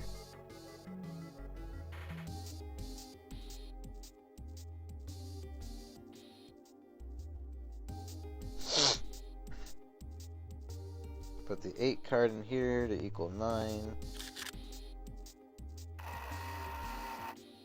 And now we put the cards in here to equal 9 again. The digital root of it anyway.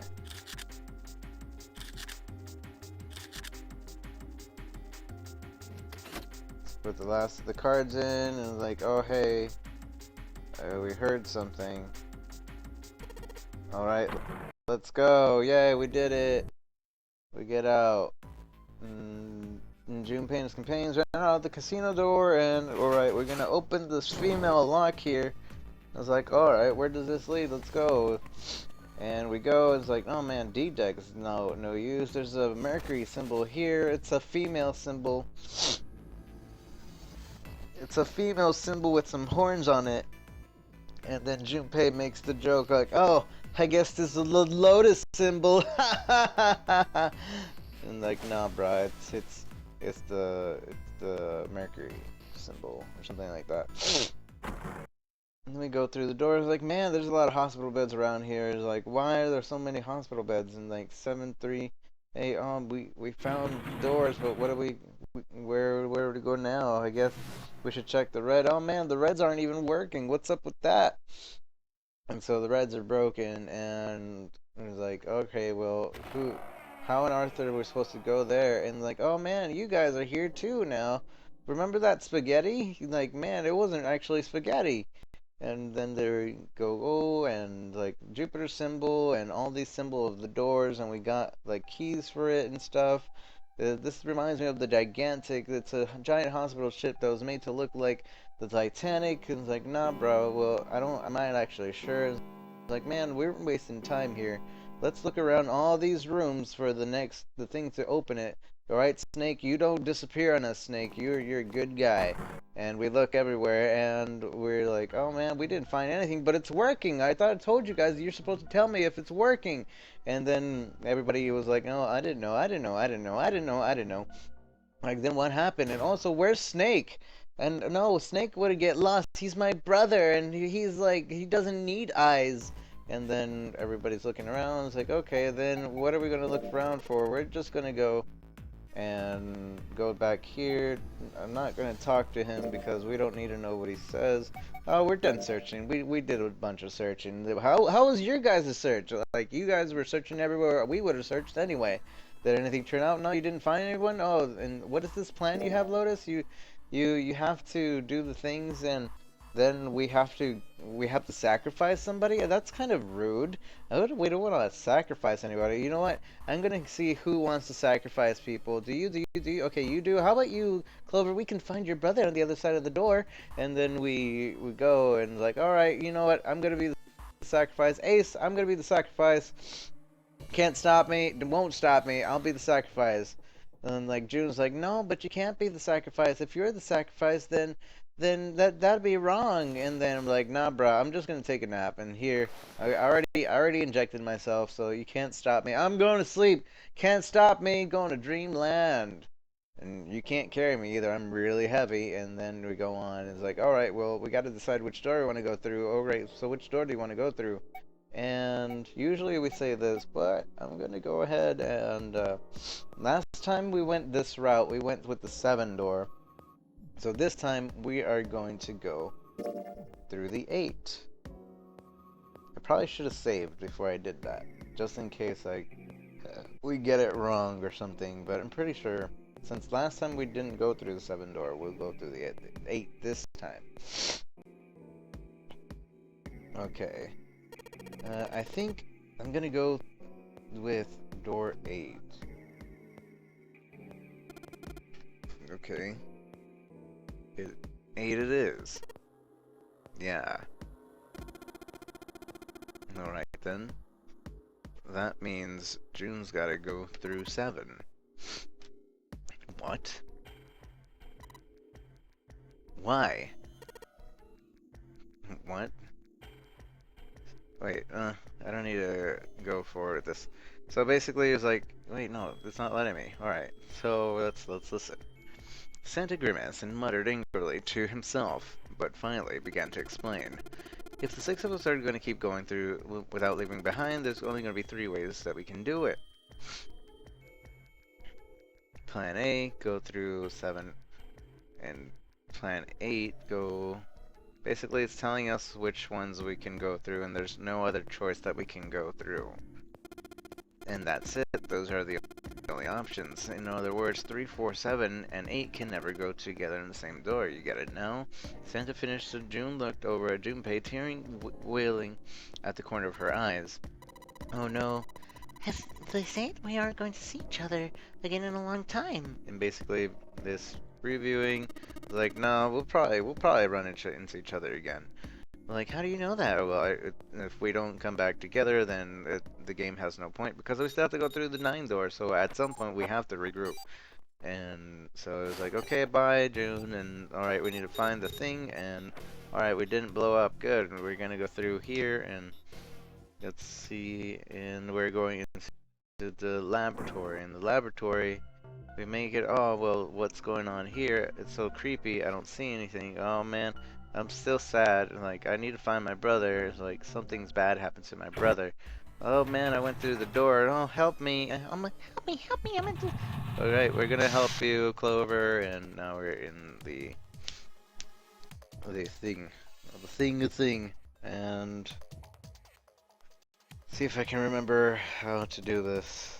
So, I think we get the cable here, and we get the thing here.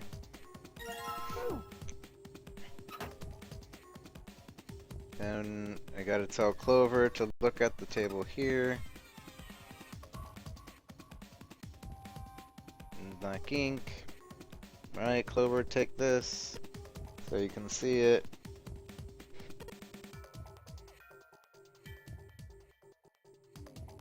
check it. Put the ethanol on it. Alright. Show us what you got.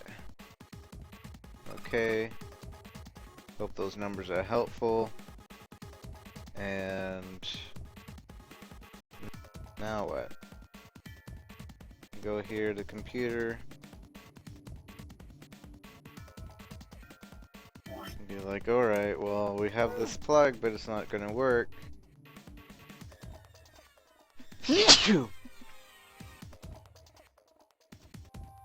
And so go over here and be like, hey Clover, can you find us some plugs?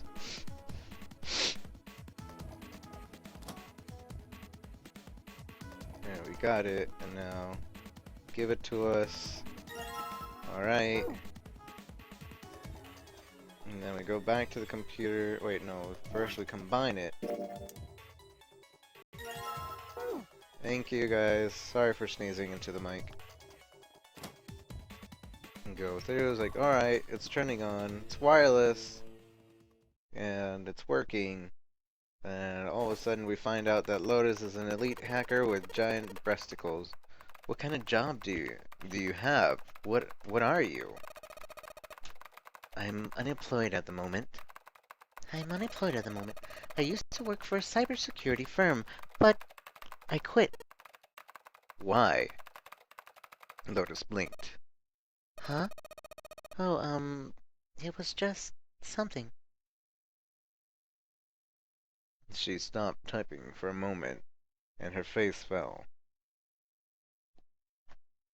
This was not the avenue of questioning to be pursued. Junpei realized and quickly shut his mouth. Lotus's fingers began to move again, and in a few seconds, she was back up to speed. As she typed more letters, the symbols that meant nothing to Junpei began to pour across the screen. What are you doing now?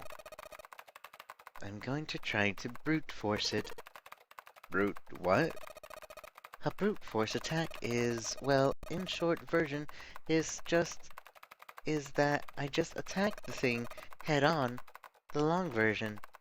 Without looking up or slowing down, she began to explain. A brute force attack is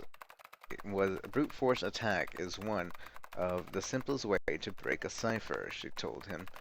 It checks every possible combination until it finds the right one. For a complex cipher, it can take a very long time.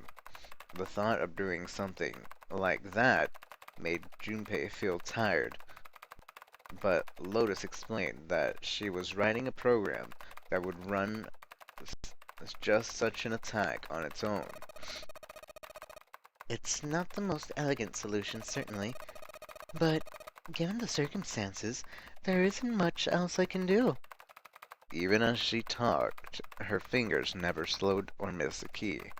Junpei couldn't help but feel a little odd. Oh, but back to what we were talking about earlier. What were we talking about? The wireless display.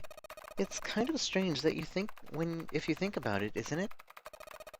How do I put it? Well, let's say you write a program that calculates an addition problem for you, alright? So you enter 1 plus 1. The screen will show you 2. See? Isn't that strange? No, not really. Oh, come on now. Of course, a caveman like you would think it was strange. You said so just a minute ago. You're just not getting it, are you? Who calculated 1 plus 1? The main computer, right? You said it connected to the monitor wirelessly. Yeah, but someone who grew up in a cave wouldn't know that, right? They probably think that this thing here, the monitor, is doing the calculating. And once they've decided that, they'll start examining this monitor. They might poke the screen or something. Ah, I see the color change when I press it here. Then they might investigate the hardware on the inside. Ah, I see. So this wire supplies power. Eventually, they might even cut the wires. Ah, yes, just as I expected. When this wire is cut, no results appear. Therefore, it must be this device which does the calculations. But the truth is that, just like you said, the computer is doing the calculating. But these cave people wouldn't know that, because they have no idea that the monitor and the computer are connected wirelessly. Lotus continued to type. Junpei scratched his head. So, what are you trying to say? Nothing. Really. It's just, I thought maybe, what if the relationship between human beings and our brains is like that? Huh? Well, let's say you stick a bunch of electrodes into parts of the brain. A scientist examining the signal they send out might say, interesting, so stimulation is part of the brain that causes this person to see colors. That must mean this neuron cluster controls that function. Okay, let's see what happens when I cut out this part. Ah, just as I thought. Cutting off this part causes that function to cease. Therefore, human's thought process must occur in the human brain. You get it? It's just like this monitor. Maybe the brain is just an output device, like this monitor. Maybe our thought process actually occurs somewhere else, in the main body. We just don't know it. And we never even think about it. Just like those cave people wouldn't know about wireless communication. We can't imagine that there's some unknown medium that transfers information into our brain where we experience that information as thought. Junpei didn't say anything. Not so much because he had no retort. No, her argument just seemed silly, and he was a little surprised to be hearing something like it from someone like her. The brain is just an output device? Human thoughts actually occur somewhere else? Did Lotus really think that? He wondered. It was a little creepy, Junpei thought. It sounded altogether too much like a bizarre, cultish religion. Maybe that's the cause of Seven's amnesia. Oblivious to Junpei's increasing discomfort, Lotus continued. If memory is actually stored somewhere else, in some sort of main body, somewhere, maybe he hasn't forgotten anything at all.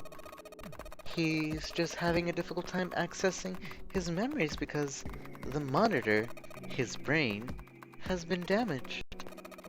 I suppose that would explain aphasias and blind sight too. Perhaps they actually can speak or see.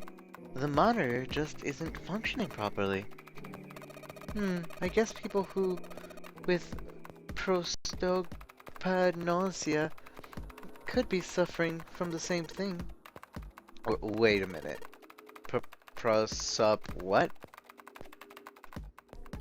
He knew what aphasia was from watching medical dramas on TV, and blind sight was easy enough to guess, but he'd never heard the word prosopagnosia before. What? You never heard of prosopagnosia? Lotus spun around in her chair to look at him. Junpei shrugged and shook his head. Nope. What is it? Well, put it simply, It means a condition where the mind can't distinguish between human faces. In other words, my face would look the same as Clover's, or even yours.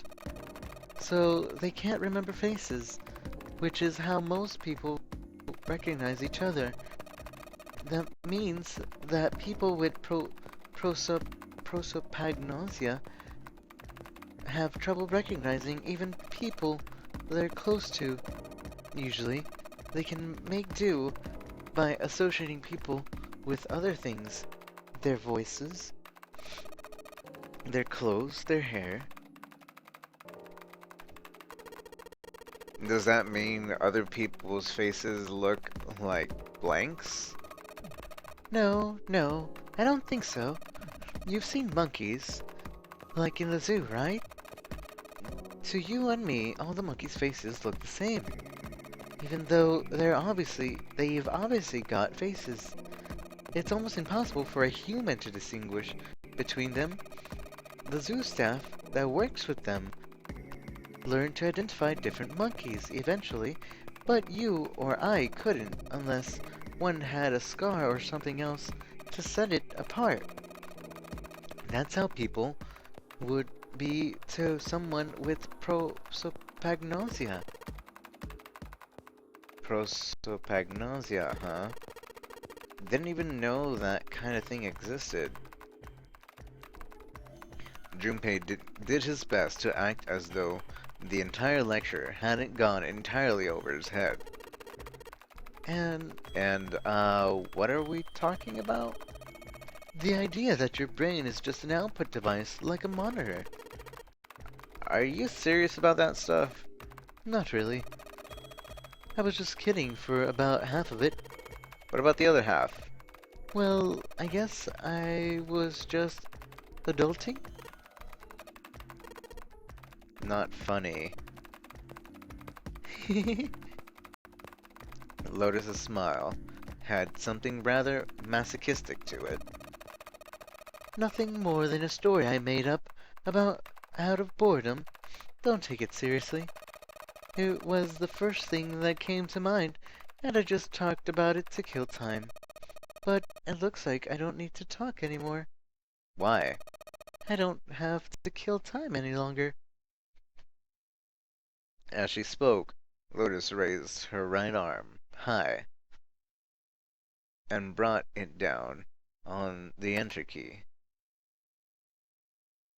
The program only took seconds to analyze the system. Chunks of text flickered on and off in quick succession, and then a line of numbers appeared, blinked, and disappeared. The screen cleared, and all that was left was the word accepted. Piece of cake. Lotus would clearly have patted herself on the back if it would not have made her look entirely ridiculous.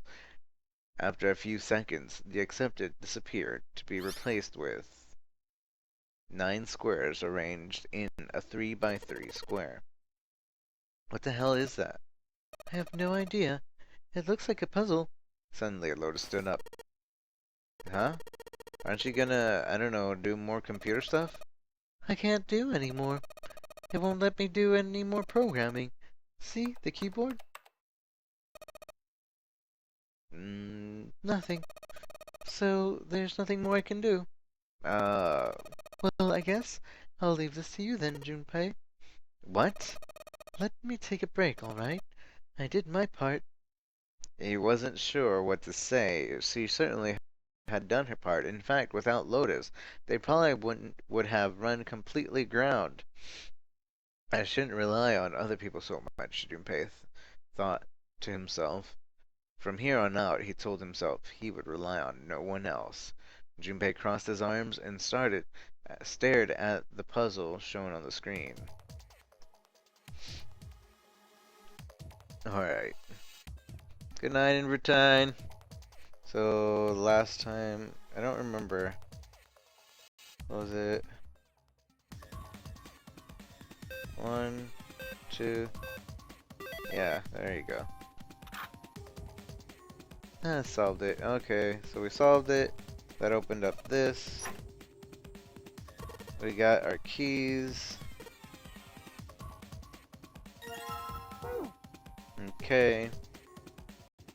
So now we're gonna turn on the power where Clover's at. Huh? I want to ask you something. Junpei, you went into door 5 with my brother, right? Did you hear him say anything weird? Why is she asking me this? Junpei wondered. The more he thought about it, however, the more it made sense. Snake had been gone for a long time. Clover was quite attached to her brother. Of course, she would have been worried about him. He thought back to when he'd gone through door 5, hoping he might remember something, even a small something, that would help her. However... Sorry, Clover. I can't really think of anything. I mean, he did mention his hearing exceeds that of a regular person, or something like that, but that's about it. Okay. Clover's words were barely audible. She nodded vaguely to Junpei and turned to walk away. Hey, wait a minute. Huh?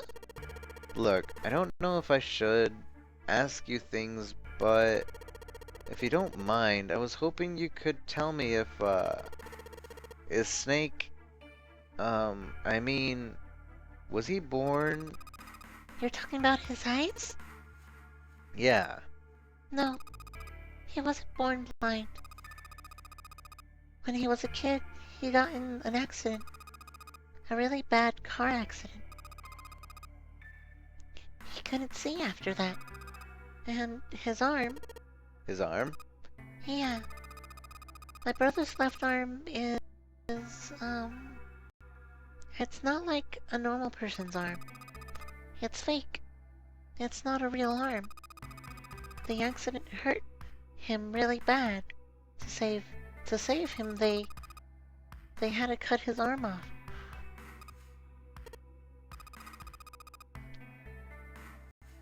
Is that all you wanted to ask me?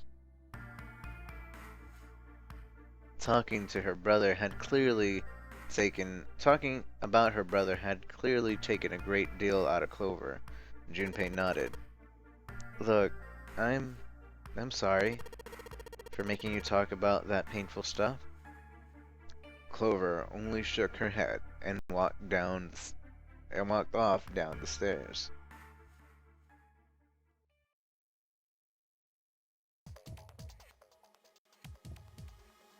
Okay. So now we need to put the power back in. This key. Alright, we turned it on. It's already on. Now we need to talk to Clover. Like, hey Clover, go check that out. It turned on. Put the voltage. No! The mannequin's head is on fire. The mannequin's head is on fire. Oh, we didn't give it a name this time. But now, get Clover out of here. Let's open. Clover, let's go, let's go, let's go. And we went through the doors. Like, you found it, yay, we got through the door. Junpei, Clover, and Lotus leapt out of the laboratory and was like, alright, let's go. We're going through the door. Hey June, what's up? We see you again. Oh, it's good to see you again. Oh, you found a map. That's cool. Oh, hey, the map leads to the exact same places. Let's go through the door and find out what's through the door. Hey, we're back where we started. Hey, Ace, what's up? We thought you were going to be sacrificed, but no, you're good. The key. Seven smiled at the key. Ain't that what I just said? I'm talking about the Jupiter key. We found it in the operating room. Here. Seven tossed him something small and metallic towards Junpei. He caught it and found the object and was a key. On it, someone had engraved a symbol very similar to number 4. He looked over at June, who nodded back. it had to be the Jupiter symbol. You gonna let... I'm gonna let you hold on to that, alright? Yeah, I got it. We've got something for you too then. Here is the Saturn key card we just found in the kitchen. I might lose it. It's probably better if you hold on to it. That way it won't be my fault if it gets lost. And with that, she pressed it to Junpei's hand. He felt slightly less honored. But wasn't she with us? Oh wait, no. She found it at the kitchen. She didn't go with us to the kitchen. Okay, so everybody's giving us all the important keys because they all trust us. They trust me, apparently, for some reason. It's like, alright, well, the map says if we go this way, we could do the things. So we should probably use these keys on something. So, alright, but you guys want to check door number 3 just in case Snake's in there? Alright, you guys go through it. We're gonna go do some other things and we're gonna go look around. Man, so where are we gonna go? Of course there's a reason we're back here. We have new keys so we can open new doors. So we go around, it's like, yeah, we're gonna go look at those doors now. Alright, we're gonna go here. And, alright, so there's this thing right here. We already seen the other thing twice, so let's go. It can only, she was afraid because the only elevator button pointed down. So she was afraid because there would be water down there. And so we sent the elevator down. It goes down, it opens up, there's no water. See, it's empty, so it's not flooded. So that means it's sealed up tight. So we're gonna go down there and check out what's over there. Oh hey, we look around and... We'd probably die. Oh no, don't be so casual about something like that. At any rate, we should probably go back to as soon as we can. Wait, what? Alright, so apparently that was new dialogue. And now we're going back and we see it's a door number 6. And it's like, alright, well, everything's going on in here, so you guys are leaving. It's like, yeah, we're gonna do the thing. And, yeah, we saw Snake in there. It was like, what? Snake's dead? And we're like, how'd he blow up? How is he dead? And we see the spaghetti everywhere. And everybody's like churning as a man that stinks. Oh no, Snake is dead. And Clover must not be doing good. And so we really feel sorry for Clover. He was tricked into it probably, and he was thrown in there by the killer. It had to be 2 people.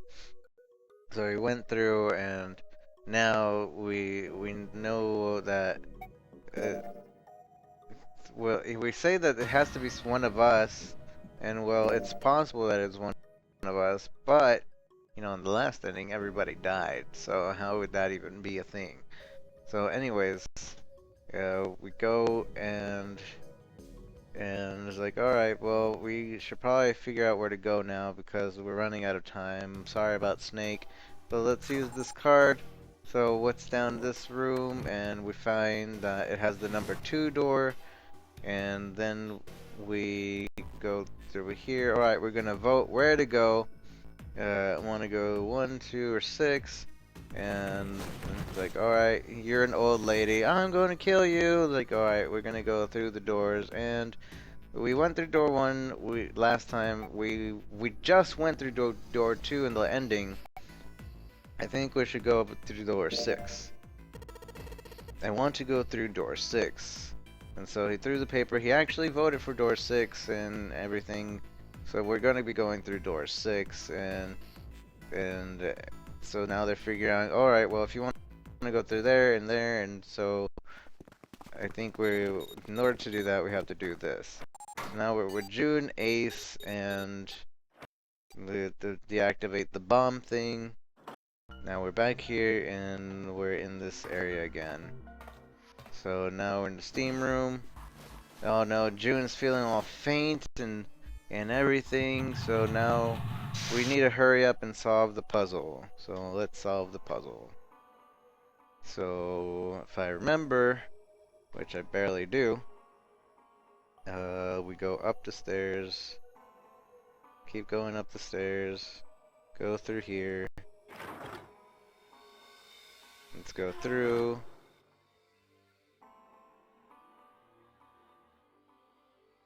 You gotta go to bed, Nash. Don't worry about it. Have a good night, Nash. Thank you for stopping by and hanging out. Do appreciate it.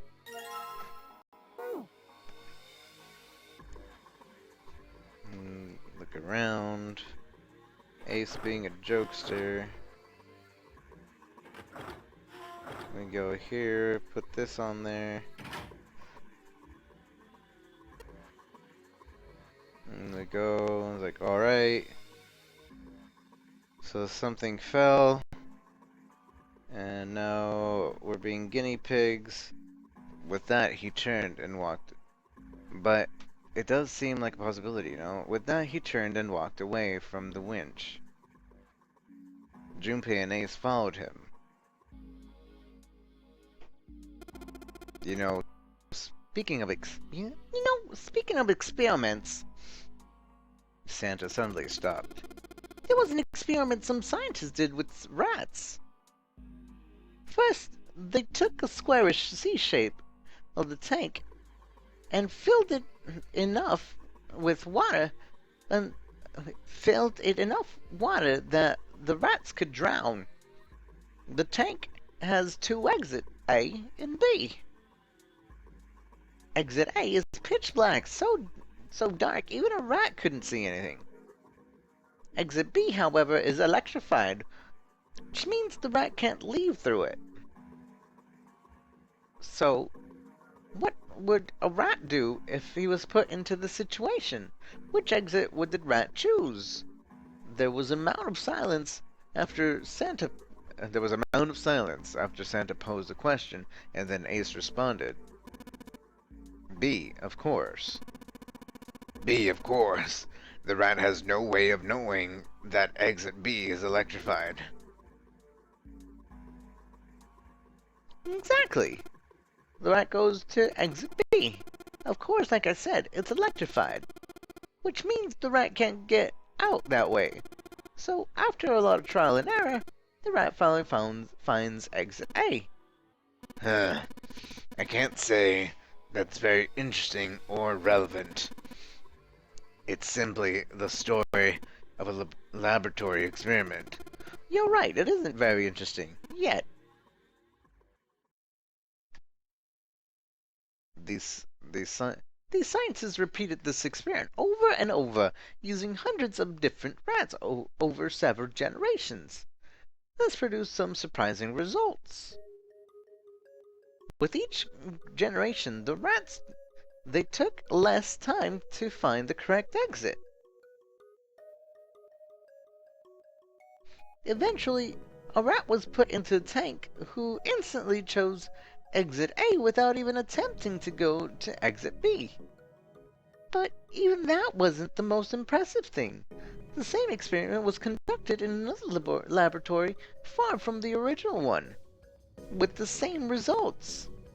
No, on second thought, the results weren't really the same. The rats in this second experiment began the trial with significantly faster times than the first rats in the initial experiment. These rats were not related to the rats used in the first experiment, and had never even come in contact with them yet. They had all easily found their ways to exit A, as though they already knew. What did it mean? Are you suggesting something like telepathy? That they were passing information to one another through some undetected medium? Ace looked skeptical. Santa snorted at him. How the hell would I know? I'm not any kind of scientist. I don't know what made him do that. But I do know that the story's true, and if you've got another explanation, I'd sure love to hear it. Come on, let's get going. There's a lot here we haven't checked out. And we've got to get the hell out of here before June passes out. Without waiting for a response, he turned around and started walking. Junpei, however, wasn't quite ready to leave the topic alone. Hey, wait.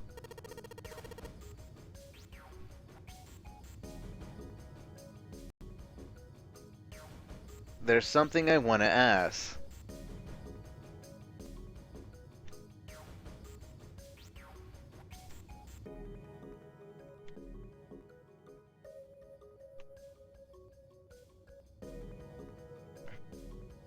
Santa stopped and turned around. Why did they use a tank for the experiment? Huh? Well, I mean, it seems like you could conduct the same experiment without the water. They could have just used a dry box, you know? If they needed, if they needed to motivate the rats to escape, they could have, I don't know, put some bait by exit B or something. I mean, do they really have to make it so the rats can drown? Santa gave a grim bark of a laugh.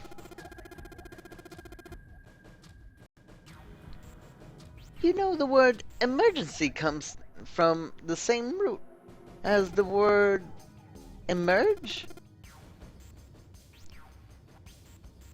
You ever think about that? Well, an emergency is something urgent, often something dangerous. And to emerge means to sort of come out, or appear, or rise out of something else. So, what's going to emerge if in an emergency? Inspiration. Inspiration? Yeah, think about it. When the chips are down, when either you crack or your mind focuses and pulls up what you need. So, in an emergency, your real potential emerges? Is that what you're saying? Yeah. That's why the rats had to drown. They had to be in danger. There had to be an emergency for inspiration to emerge.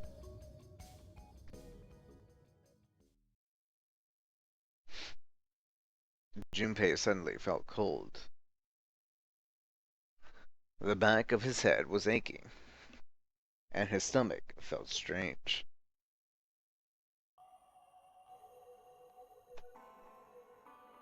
Yeah, so just so you guys know, all these theories and all these like stories about like testing and like things that happen actually happened. Like it's not just a story. They're dumbing it down so that we can understand it better, but these are all real experiments that happen in real life, in our real life. So it's really interesting how, you know, these theories come about. Hey, Nappy Cat, how are you? So let's see. So now, what? Oh yeah, we need to go back down. And hive mind it comes from, I believe it comes from the fact that like how a hive they just work together without really even thinking. I don't know, something like that.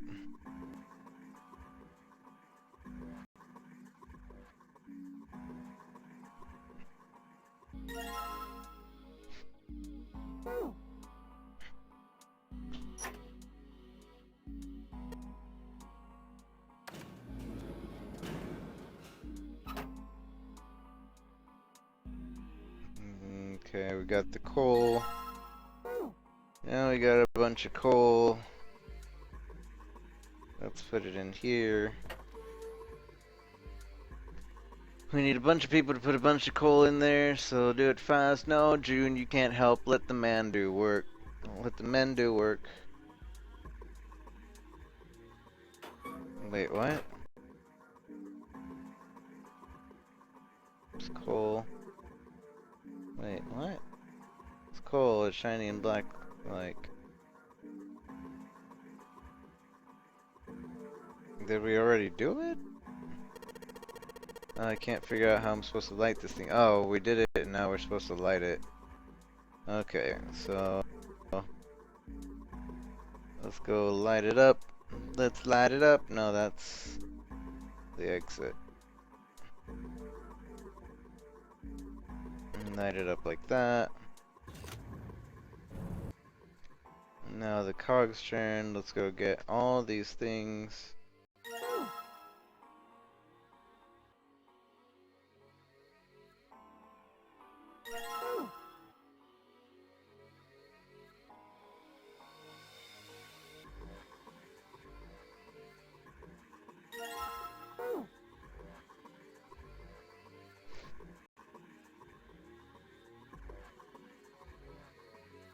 Put the things in there.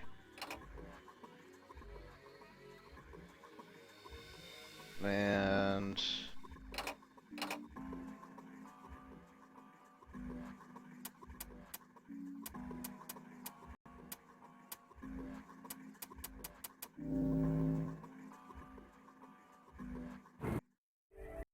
we did it. We made it through the door. It's like excitement. Sandra snorted. Da-da, and go get June. June, are you okay? Yeah, I'm feeling a lot better. Okay, June. So we're gonna go now, June. And then Santa's staring at his picture of his sister, and he's talking about. Alright. This sudden revelation took Junpei by surprise. He had no idea what Santa meant. He glanced at June, who took a moment to head. She shook her head. She didn't know either. We didn't have parents. They bought it in an accident when we were still kids. So I had to be like her dad. And that meant that I bought her Christmas presents every year. On Christmas Eve, I'd leave the presents next to her pillow. And the next morning, she'd come running into my room with this big smile. Look, Santa left me a present. Santa got me a doll I really wanted. I'm so glad that he got the letter I wrote. I was the one who told her to write those letters. I'd say, write down something you want and mail it to Santa. The address I gave her was somewhere in Northern Europe that didn't exist. Anyway, she'd write the letter and stamp it and send it out. And then a few days later, it'd show up back in our mailbox at marked address unknown. I'd open the letter before she'd figure out they'd been sent back. Once I had the letter, I'd go around to the couple stores with some money I'd saved up over the year and buy her the stuff she asked for. It took a lot of saving, but I managed to buy her presents every year. Junpei was silent. He could think of nothing to say. June looked down, uncomfortable. The wall next to him suddenly groaned. Either he hadn't heard the sound or didn't care. Santa kept talking. But one year, her letter was different. She didn't write a list of toys she wanted, or anything like that. Instead, it said, I don't want any presents this year. Instead, I want you to make my wish come true. My wish is that we'll be happy like this for a really, really long time. But I couldn't make that wish come true. Some Santa I am. Santa looks sad. Junpei never seen him look sad before. He wasn't sure he liked it. Junpei decided it was probably best not to ask Santa any more questions. But What happened? June Glad stopped at Santa quickly as she spoke. He answered, but only with an effort. She died. She was killed 9 years ago.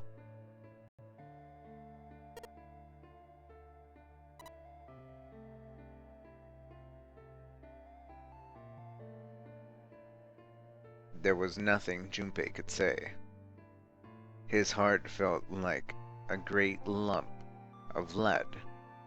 June bit her lip and looked away. Her face was pale. Alright, let's go. Santa stood suddenly, his downcast demeanor gone. He shoved the picture back in his pocket and headed back up the stairs, taking 2 at a time. Junpei and June looked at one another. There was nothing they could think of to say. Hey, what are you two doing? Let's get moving, come on! Santa's voice echoed across the room from above them. They nodded and followed him quickly up the stairs. Ace was waiting for them at the top. He was leaning against the handrail. He looked very tired. The door had shut, but it wasn't cause for concern. Junpei quickly solved the desk puzzle a second time, and the door opened once again.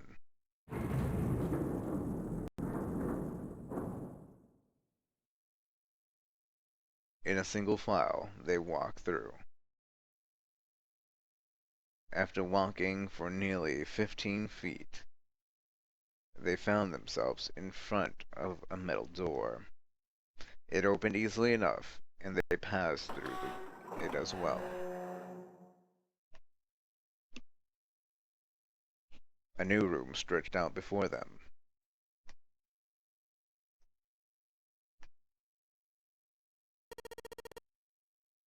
Is this a warehouse? No, I believe this is a cargo room. This must be where they store all the vessels, right? Is there a wooden crates everywhere? I wonder how old they are. Junpei, Ace, and June had stopped, unconsciously pausing to take in their new surroundings. Santa's voice broke the air for a momentary trance. Well, we probably ought to start with finding the exit, right? Let's get going.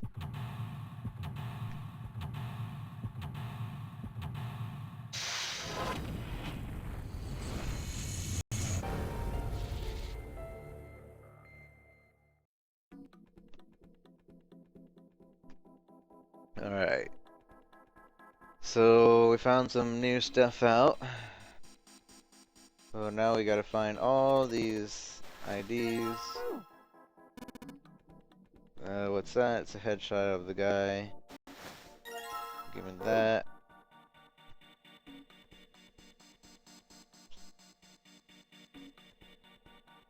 Can't go. Electrified. There's a coffin there. We want to get to it. And there's nothing in the box. Nothing in the box. Something in the box. Something in that box. Something in that box. In that box. That's what we're trying to get into. Stuff in the box. More stuff. We're missing one more.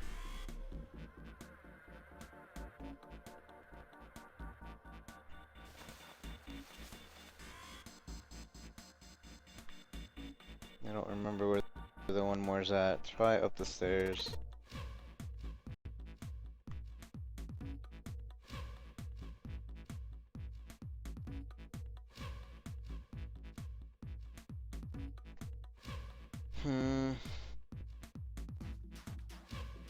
It's not here.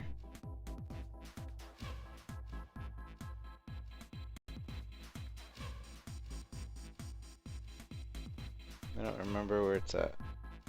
Did we find it all? Oh, he had found the other card. So now we can open it, put it in the respected spots. Just then, Junpei heard a noise. He spun around, just in time to see June collapse in front of the fence. June, are you okay? She did not respond. Junpei spun back around to face Ace. I'm sorry, I gotta check on her. You do the box thing, alright? Huh? Just put the cards in the box. I'm counting on you. He shoved the cards into Ace's hands and ran off towards June. Are you alright? What happened? Junpei called out to her as he ran. As he arrived, June was climbing to her feet with Sandra's help. I'm sorry. I'm fine. I just tripped. Don't give me that. Now it's not the time. But it's true. I tripped over a box. Junpei put his palm on her forehead. Her temperature was much the same as it had been last time they checked. She wasn't hot, like she was before, but she was still warm. Her fever wasn't completely gone.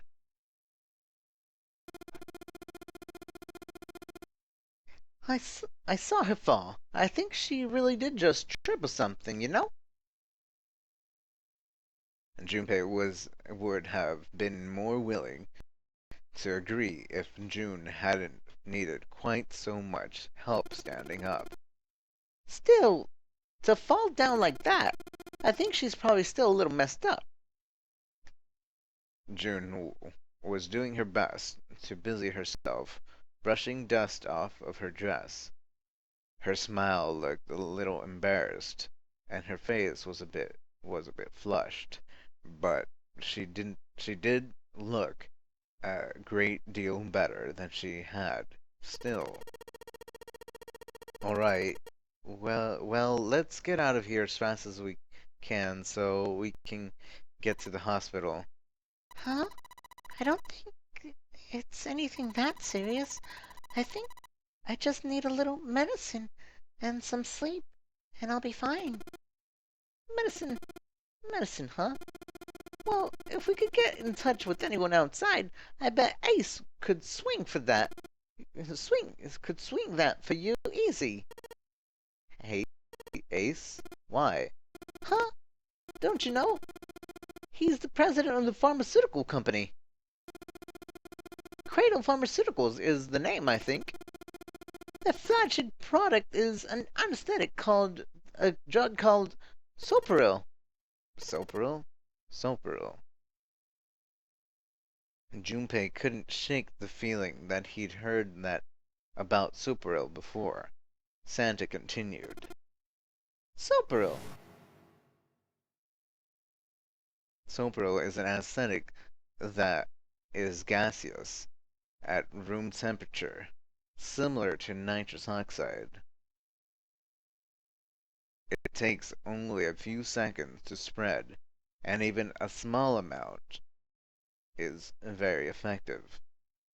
For these reasons, it found widespread acceptance with police and military forces in numerous countries. It was an effective crowd suppressant and room clearer, and is practical, ethical, and humane.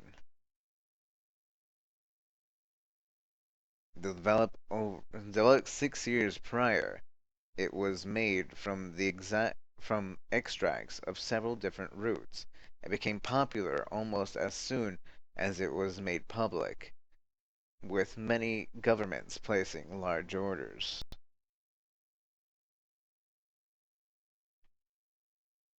Deme for Sopro skyrocketed, and as it did, so did the stock for Cradle Pharmaceuticals. Why do you know all this? Santa's information. Information was interesting, but Junpei couldn't help but feel a little suspicious. Santa's reply was blunt and simple. I heard it from the old man himself. From Ace? When? By the number 4 door, at the central stairway, while we were searching for the second classroom. Remember how Snake 7 and you went to door 5? I asked him what he did for a living when he said he ran his own company. After that, I just started talking, and I guess it came up, you know?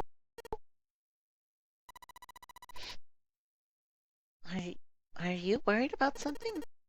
No, nothing. As he spoke, Junpei looked towards Ace. He seemed to be having difficulty with the 9 boxes. What the hell is he doing? He turned back to June and Santa. June, don't push yourself, alright? Yes. Santa, could you take care of her? Sure. He gave them both a short nod, then turned and headed towards Ace. What are you doing? Ace's back was to him as Junpei approached. The older man turned around to look at him. His face was pale and covered in sweat. What happened? Nothing. My vision got rather blurry. I think perhaps because of fatigue. I can't see very well at the moment. You can't see well? These pictures. Ace held the cards out to Junpei, splayed out the shape in a fan. I don't care to admit it, but I may be developing presbyopia. Growing old is a difficult thing. He made the best attempt he could at a self-deprecating smile, but his face was flushed and his lips were pale and drawn. At any rate, I'll leave the rest to you. I'm feeling awfully tired, so if you don't mind, I'd like to rest for a bit. He shoved the cards to Junpei's hands and walked quickly away. Junpei looked at him quizzically. How could simply looking at cards have tired him out? Junpei looked down at the cards in his hand. All the pictures were quite clear, and each person easily recognizable. Was Ace's vision truly so bad? But if it wasn't, what had made him so uncomfortable? That was when Junpei remembered what he'd heard from Lotus much earlier. Prosopagnosia. Well, put simply, it means a condition where the mind can't distinguish between human faces. In other words, my face would look like the same as Clover's, or even yours. So, they can't remember faces, which is how most people recognize each other.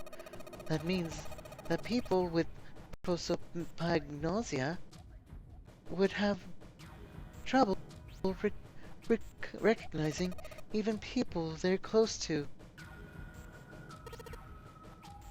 Maybe he has prosopagnosia. Junpei took another look at Ace.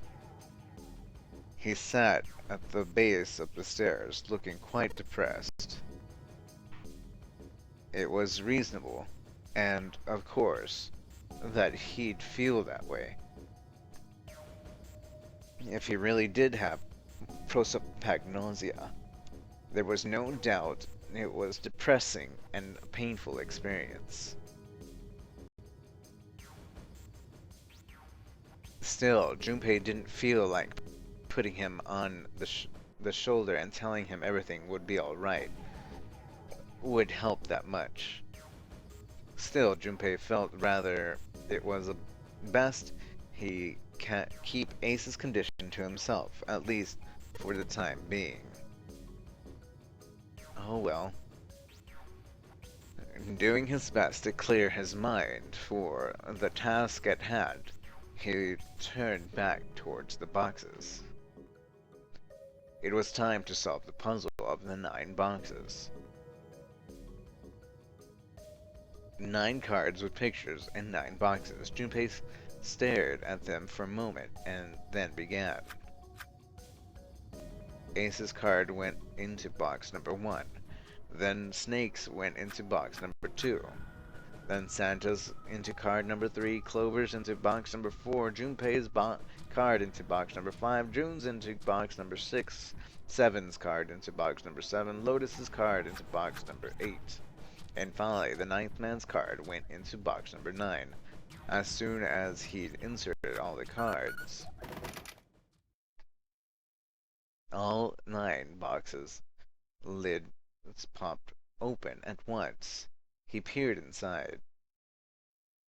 In each box was a single pin. They looked like little sewing pins, but much thicker. Junpei collected them quickly and shoved them in his pocket.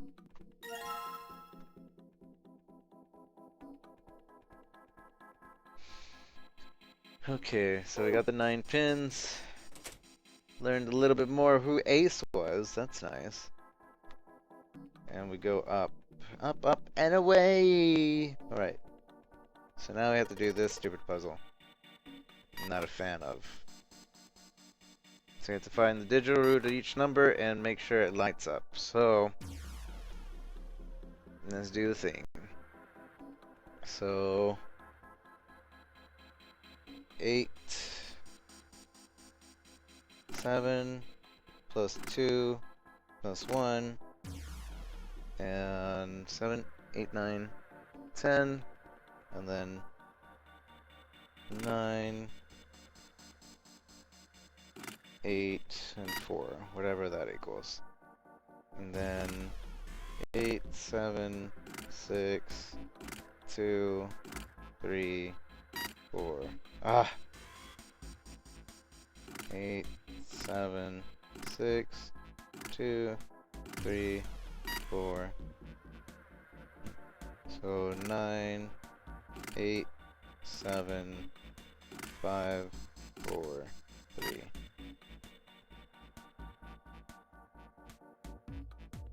5, 4, 3, 2, 1, 6. Alright, I have to actually figure it out one by one, or else this is going to keep happening. So 7, 6, and let's see, what's the digital root of, so 9, 10, 11, 12, so that'll be 3, and 13, 14. Gosh dang it. Alright, so digital root 2 would be 9, 9, 2, and 1, right? No.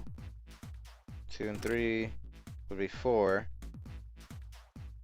And then 7, so 8, plus 4, that's 12.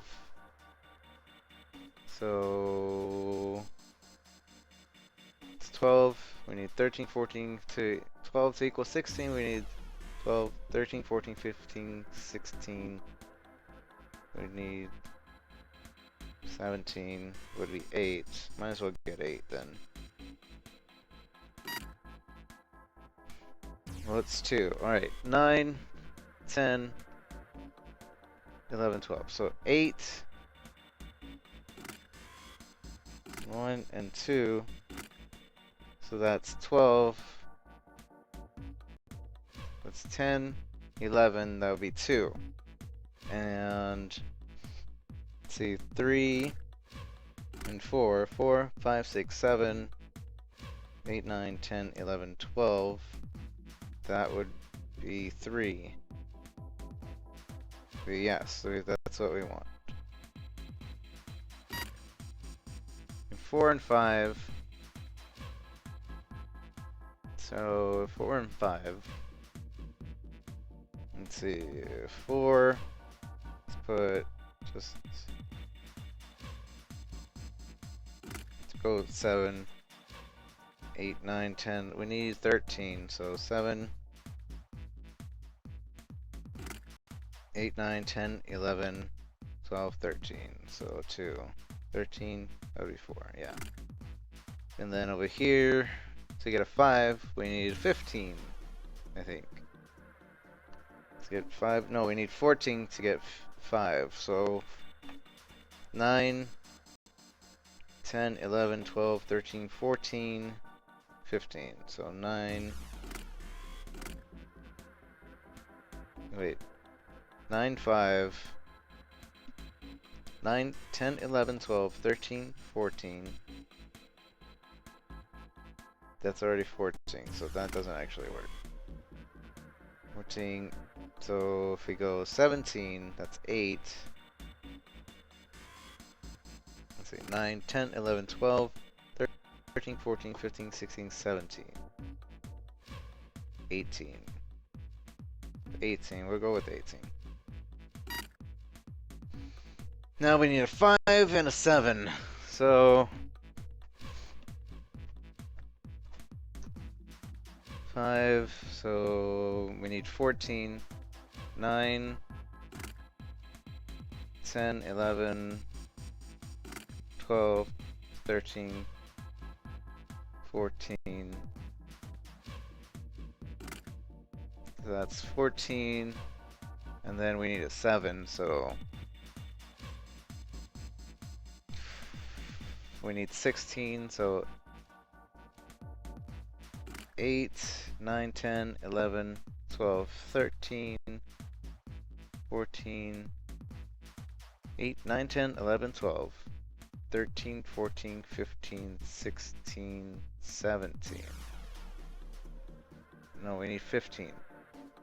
So not this, but 7, 8, 9, 10, 11, 12, 13, 14, 15, 16. Alright, so there we go.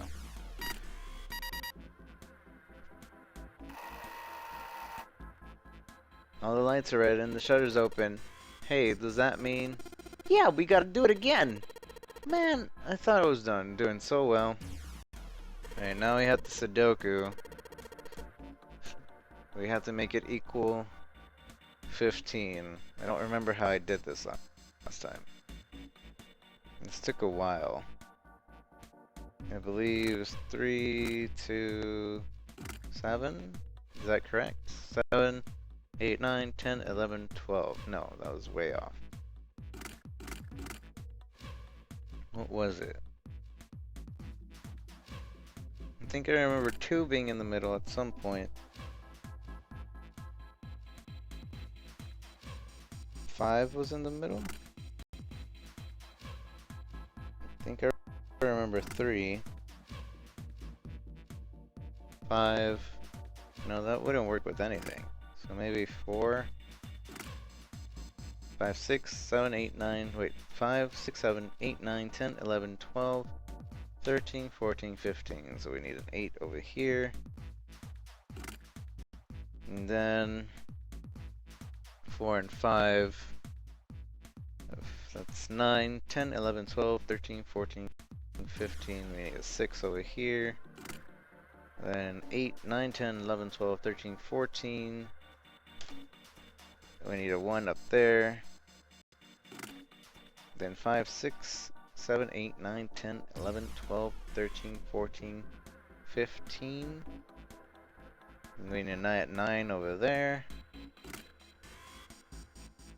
And then 4 and 1, 5. That doesn't work. Gosh dang it, so close.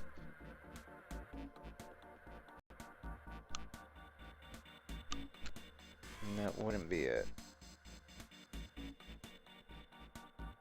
9, 10, 11, 12, 13, 14, 15, 9, 9 plus 6, that wouldn't work either. What was it?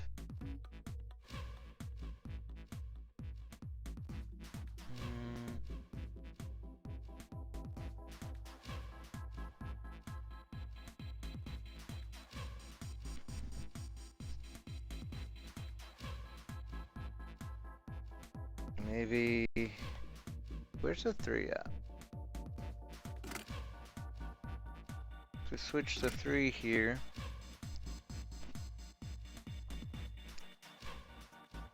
Switch the 3. So 5, 6, 7, 8, 9, 10, 11, 12, 13, 14, 15. The 7 will have to go over here.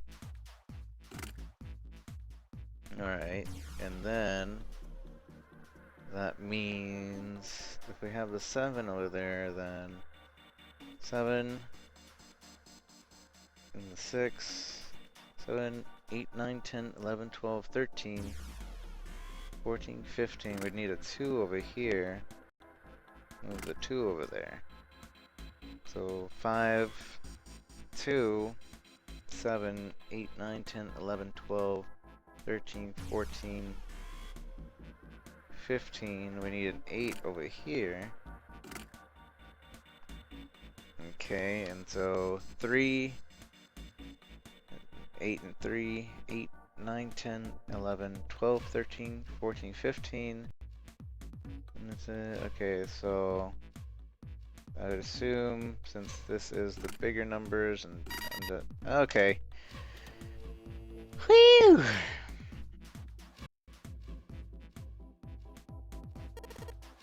We did it. We did it. The power is on. It looks like the electricity is on the monitor over there. Alright, so now we have to do this puzzle. And do the thing so we can get to the coffin and see what's inside the coffin. So let's do the thing. It runs off of batteries, so we have to do it. We only get one shot after it turns on. This is not the one shot. This is not.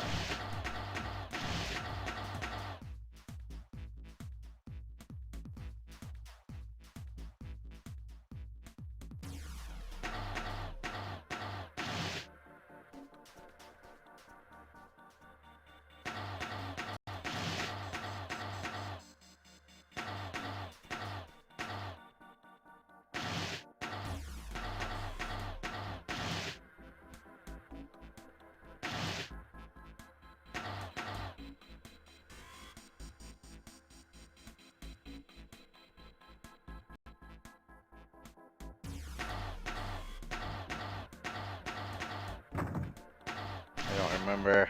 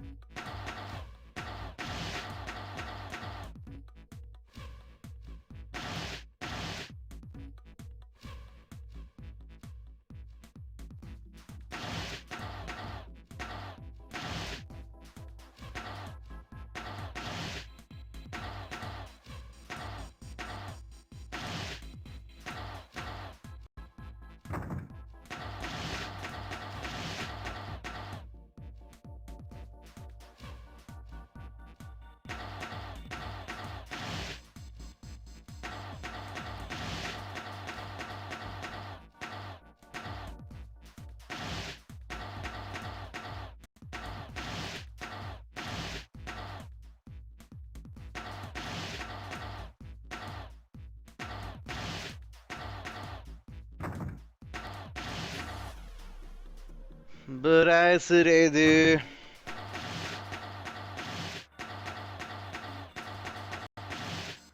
I don't remember.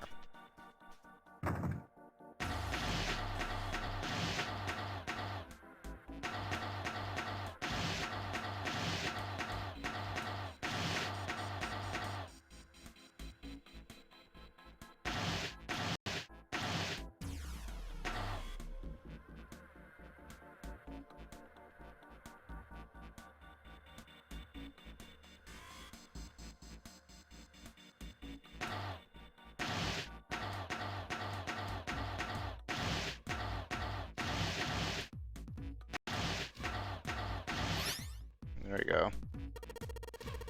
Okay, I'm done putting in the program. We open it, yay, or we put the path. So now we go and walk the path. Open it. And all of a sudden we're gonna find get the thing and the gun. Oh my, it's a gun with a revolver and it's loaded. Man, we probably should just leave it there too, so anybody else that comes in this room and finds the gun will be like, oh hey, I found a gun. Rusty key. And there's a revolver in it. Jumpy! I know, I'll just be a minute. Now that it's time to think about the coffin, I need to focus to getting out of here. Alright, so now we're gonna be getting out of here. I believe it's up the stairs to the exit. Let's put the key. We did it, and we're going out. And we did it! Yay! We did it. We're winners. Okay, so the hallway left the cargo and headed straight for the stern. So I was like, alright, so we find this elevator here and let's go through it. Let's see if we can, where it leads. And we're going through, it's like, oh, well, there's this room and there's a 9! There's a 9 on here. And then, oh, what the crap, there's another 9? I thought there was only one 9 door, but no, it never said there was only one 9 door. You know what that means? That means everybody had the possibility of leaving it. And there was never only a few people that were going to be able to leave. Everybody would have been able to leave. And so now everybody's like laughing. We should be able to put the elevator past the elevator. Alright, let's go. It's like, alright, well, there's a weird coffin here. See, from the other ending, I think whoever's in this coffin, they're the killer. Alright, I'll be right there.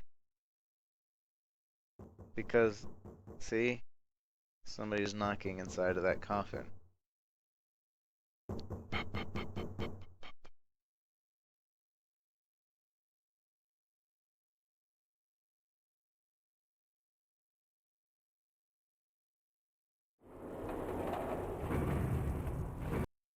Now we're gonna be looking around. It's like, hey, we can't find Clover. I was like, what? Where is she? She was in here, and then she left us and did the room, and now we don't know where she's at. Junpei and June ran for the large hospital room door.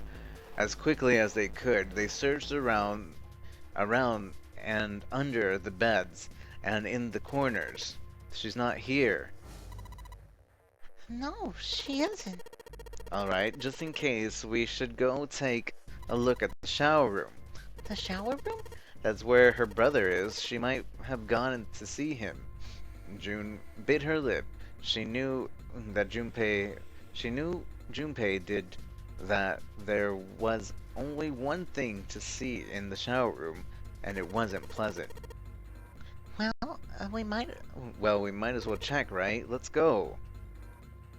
There was a screwdriver stuck in between the door of the frame. Junpei and June slipped through the door, moved through the hallway, and stepped in the shower room.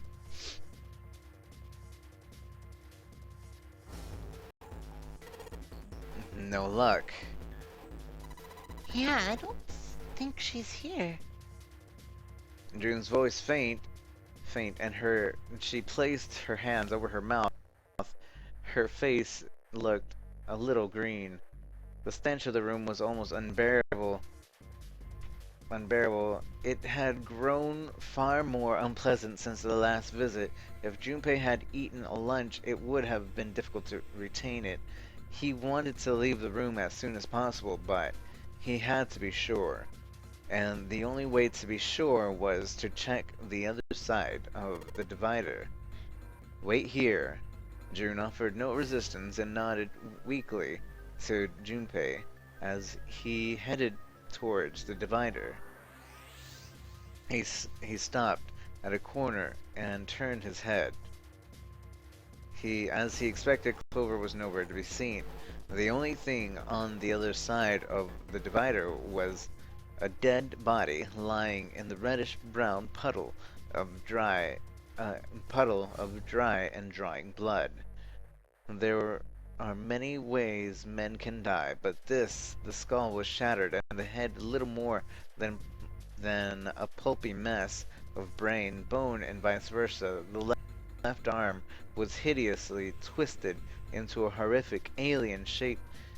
The bright white of the ulna shining through the remains of the skin and muscle. Huh? Wait. Bright white. Ulna. Bones. The pieces fell into place. Junpei remembered something Clover had told him in the laboratory. My brother's left arm is, it's not like a normal person's arm. The accident hurt him really bad.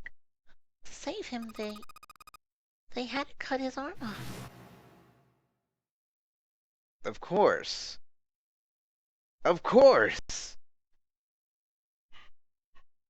Why hadn't he realized it earlier? Clover had told Junpei that Snake's left arm was prosthetic. But the left arm on the corpse behind the divider was clearly a real human arm. Or at least it had been once.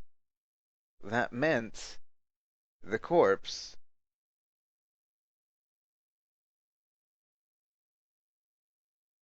Junpei and Jun headed back towards the hospital room. They stepped through the door and out of the shower room. Down the hallway they went, in searching for Clover in every corner. They had reached the stairs when Seven appeared breathless and yelling. Junpei! June! Where were you guys? He looked pale, and his face was drawn. Something terrible had happened. Junpei's breath caught in his throat. Did something happen? Seven drew a shaking hand across his face and gulped down a breath of air. Clover is dead. I found her in the first class bathroom.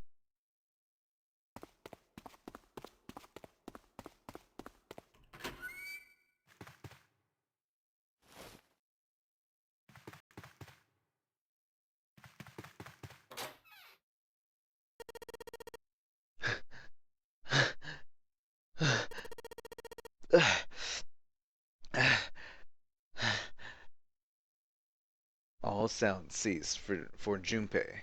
The world was empty, muffled expanse.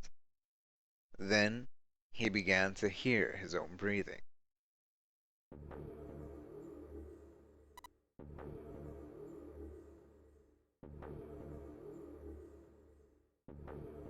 Jun's mouth moved, but he heard nothing. She tried once more, and then her energy was gone, and she collapsed against the wall. He could have helped her, but he hadn't, and now she was dead. So he stood there, frozen in place. Clover. Clover. Why? Why had this happened? He forced his body to move. Each step felt like another nail pounded into his heart. Finally, he was in front of her.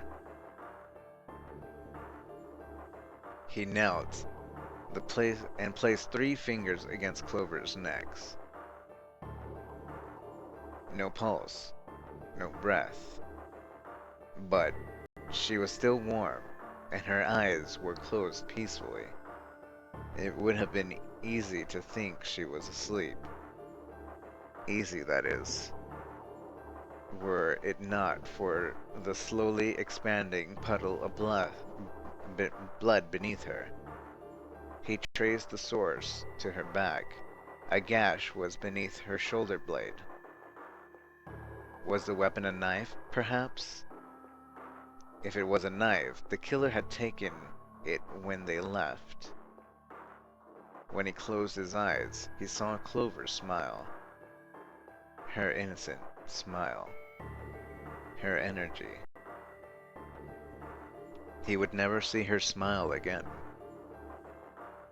He could have done something.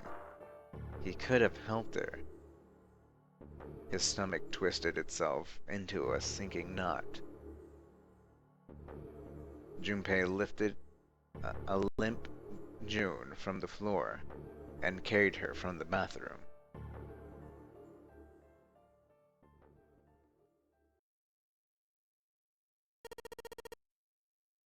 Are you alright?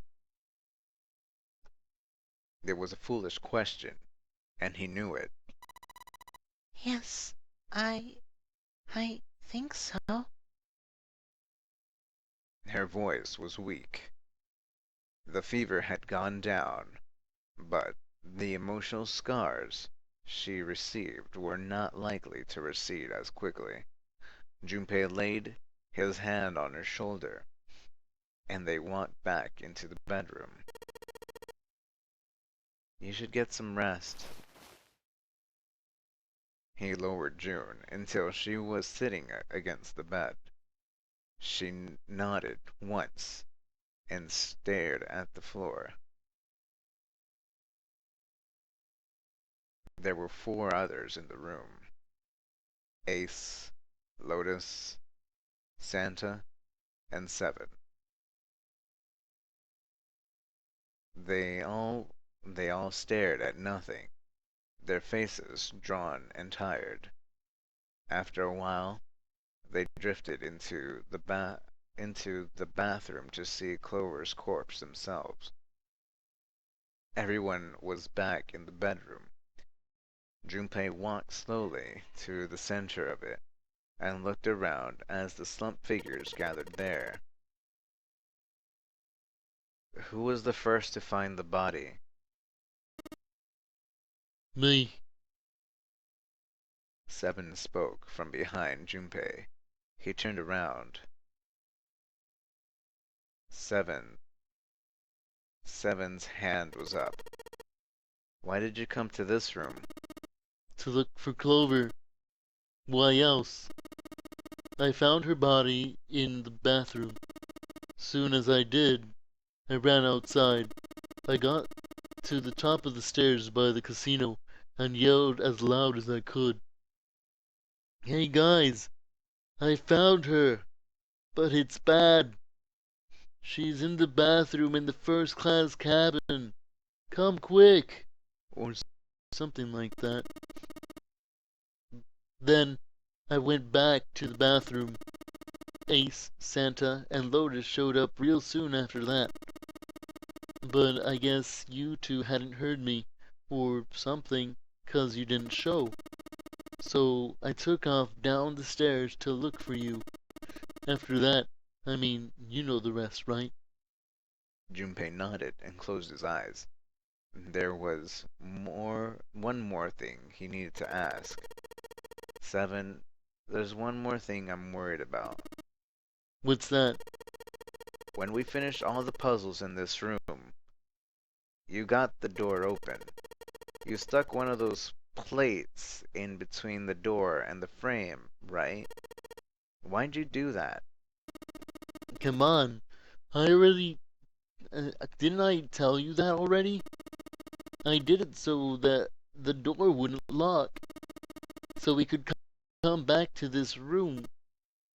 Oh. Oh, you think I did it?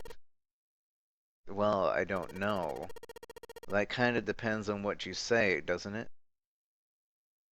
Seven sighed and shook his head. Follow me. There are two doors standing next to one another. He opened the one on the right. Behind the door was the closet. Seven stepped inside. He stood in front of the shelves and that filled it and gestured towards the small box. The box was a small metal cube. He looked at Junpei. This is the reason. This safe. We couldn't open it. When we were getting through this room, I figured there might be something pretty important in it. I couldn't stop thinking about it. Besides, I figured eventually we might figure out what the numbers are for the safe. And if we did, I didn't want to screw around with door 5 again. So I put the plate in the exit door so we could get back in that way. You get it now? Junpei nodded and looked at the safe. He grabbed the handle and shook it. Nothing happened.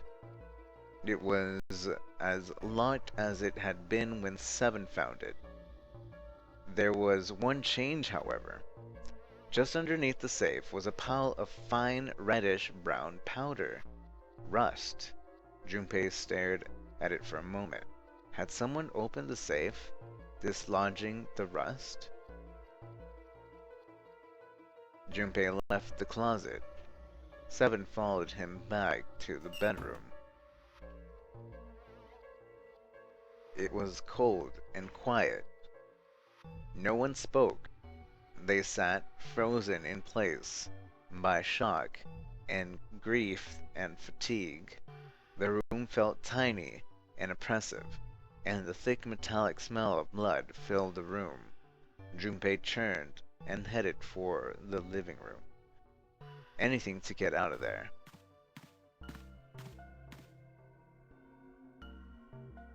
There was some other clue? Was there some other clue, perhaps? Anything that might lead to him to whoever had stabbed Clover? He took his time and examined the room carefully. His eyes caught on the door. The door that led to the passageway of door number 5. Behind that door was a dead body of the 9th man. Maybe I should have a look at it just in case. Quietly, he pushed open the door. The smell hit him like a blow to the face. His lungs contracted, unwilling to inhale such fetid air. Acid boiled up from the base of his stomach, churning what little food was there into violent froth. It was too much for him, and he vomited. A thin stream of yellow water and bile splattered onto the floor. He wiped his mouth weakly and stared at the dead body. Chunks of torn flesh lay in the arc around the body. What remained of his intestines had slid out onto the floor. The pool of blood that framed it was half dry, but so thick that it had taken on a texture not unlike that of an egg yolk prepared sunny side up. On the floor, next to the broken mass of the man's head, lay his glasses, cracked spidering across the lenses. The bloodstains near them had already dried, like scabs on the floor. That was when he noticed. It's gone. His bracelet. It's gone. It had been there when Junpei had gone through door number 5 before. He was sure of it. Right next to the glasses. But now, it was gone. The number 9 bracelet was gone. But why? Had someone taken it? He was turning it over and over in his mind when he heard Seven's voice. Huh? Where'd Junpei go? He had drifted out to him from the living room. Junpei walked slowly out of the hallway. No, there you are. Were you looking for something in the hallway? Seven looked up as Junpei entered the room. Did you find something? He thought for a moment before he responded. No. Nothing. Technically, it wasn't a lie. He hadn't found anything. In a way, in fact, that was the problem. Something he'd expected to find hadn't been there. The ninth man's bracelet. What's up? Well, I wanted you to take a look at something. What is it?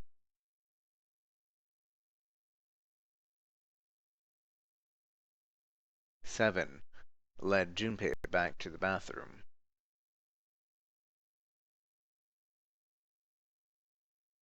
As Clover's corpse came into view, he felt his heart flip and then fall to the bottom of his stomach. Something between a sigh and a groan escaped his lips. What was it you wanted to show me? His voice was hollow and empty.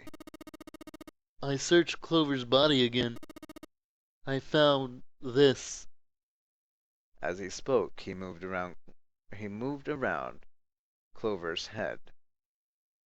He knelt down and flipped open her right hand.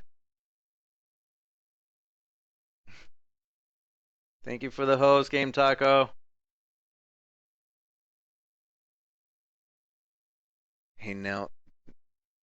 As he spoke, he moved around Clover's head, then knelt down and flipped open her right hand.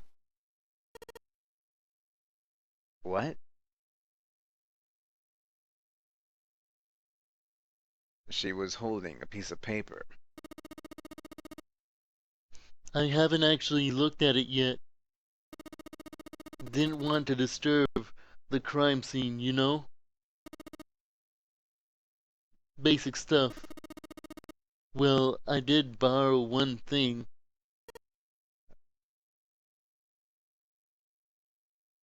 He wasn't sure what that meant, but it likely didn't matter.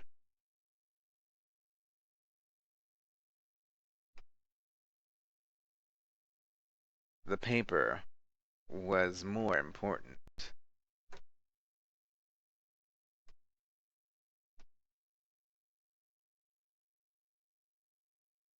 He picked it up and carefully opened it. There were 2 sentences written on it. Thank you for the follow, Cephadrome451. There were 2 sentences written on it. Truth had gone, truth had gone, and truth had gone. Now the truth is asleep in the darkness of the sinister hand. What is this? Some kind of secret code? Seven peered over Junpei's shoulder and then note. Junpei stepped away from Clover's body and into the living room. He began to pace, attempting to decode the note. The first clue was likely the phrase sinister hand. Sinister hand means... Sinister hand means... The hell does sinister hand mean? I don't know what sinister hand means. I'm gonna assume it's the left hand. That's what it means, right? Sinister hand? Left hand? Because the right hand is the good right hand, and the sinister hand is like the left. I'm gonna go with the left hand. Sinister was a term used heraldically that meant to the left of the bearer of a coat of arms. The left hand. The left hand. What did the left hand mean? Junpei looked at his own left arm, at the bracelet on his wrist. Did the darkness of the sinister hand have something to do with the bracelet? He examined the bracelet closely. There were two protrusions on each side of the face. The left and right side of the face. Left and right. Left and right. Right and left. Truth is gone. Truth. Gone. It sounded funny. What did it mean? Truth. Gone. Maybe those two words. How about reading it out loud? How about switching them?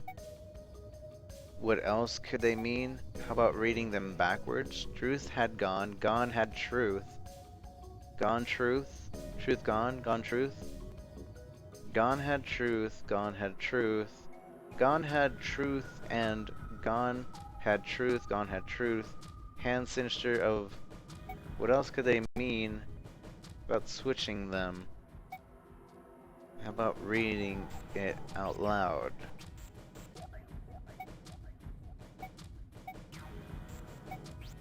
How about reading them backwards? Truth gone. Gone truth. Enog Hutart. Enog Hutart. Enough. Enough turt. Enough turt. About reading it out loud. Enough. What else could they mean? Gone. How about switching them? Gone had truth, gone had truth, and gone had truth.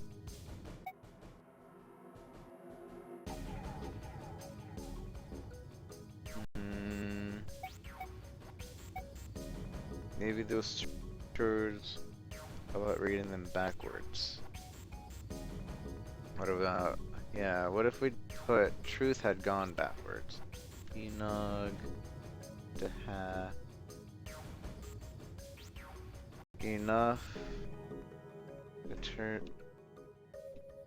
Truth had gone... How about reading them backwards? How about reading them backwards? Gone and truth. Enough and Huttered. They weren't even words. Junpei doubted that they had anything to do with the riddle.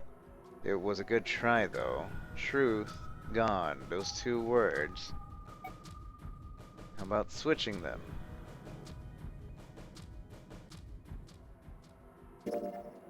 How about switching them? Gone had truth. It made no sense than the initial riddle, less even. Clearly switching the words wasn't gonna help. Time for a different idea.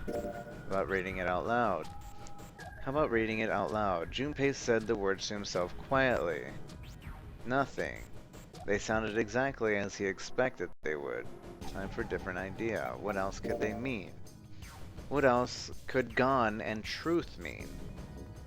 Truth, of course, meant something like was correct, something that was fact, in other words, something that was right.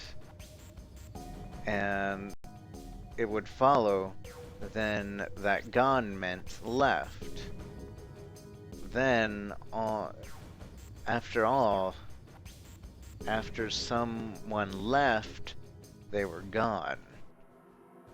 In this case, however, they clearly refer to their direction homonyms. So, that means truth equals right, gone equals left. That seemed to make sense. Junpei looked at the bracelet again. At the two protrusions on the left and right of the face. Junpei pressed them in the following order. Truth was gone, truth was gone, and truth was gone, truth was gone. So, right and left, right and left, right and left. Be this one.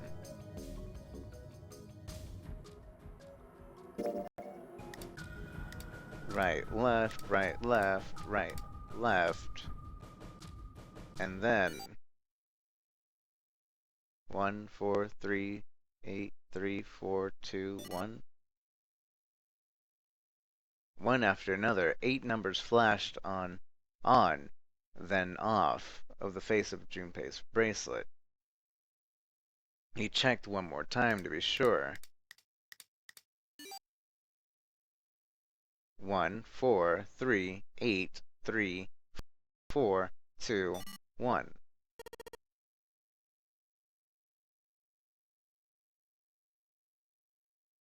One, 4, 3, 8, 3, 4, 2, 1. Huh? Hey, what are those numbers? Junpei didn't answer. He couldn't answer. He had no idea what they were either. Besides, he was sure he would forget the numbers and the order they came in if he said anything. 1, 4, 3, 8, 3, 4, 2, 1. Muttering the numbers to himself over and over, Junpei headed towards the bedroom. 1, 4, 3, 8, 3, 4, 2, 1. 1, 4, 3, 8, 3, 4, 2, 1. 1, 4, 3, 8, 3, 4, 2, 1. 1, 4, 3, 8, 3, 4, 2, 1. Before long, he found himself in front of the safe again. It's locked. Its lock was the only device he could think of that required a sequence of numbers, such as the one he'd just discovered. Besides, someone had opened the safe at least once already. Had Clover come to the bedroom to open it? 1, 4, 3, 8, 3, 4, 2, 1. Junpei slowly dialed in the numbers the bracelet had given him. 1 to the right, 4 to the left, 3 to the right, 8 to the left, 3 to the right, 4 to the left, 2 to the right, 1 to the left. Finished. He heard a small, telltale sound of a lock opening. He grabbed the handle, took a deep breath, and pulled it up. Inside was a piece of paper.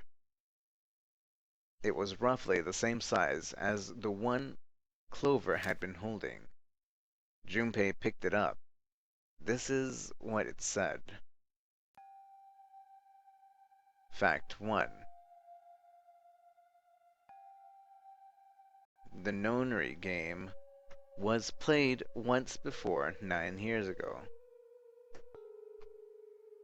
Fact 2. The person with the number 2 bracelet attended the game 9 years ago.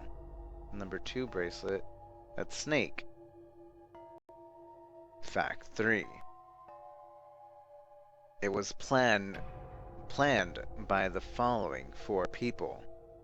Cradle Pharmaceutical CEO Ace, Jintaro Hanguo, Cradle Pharmaceutical Chief. Wait, though, that's the name of Ace? Gintaro Hango? Cradle Pharmaceutical Chief of Staff Nagasaki Nijisaki, Cradle Pharmaceutical RD Supervisor Teraki Kubota, Major Shareholder in Cradle Pharmaceutical Kageshika Musashiduo. I wonder if that's Santa.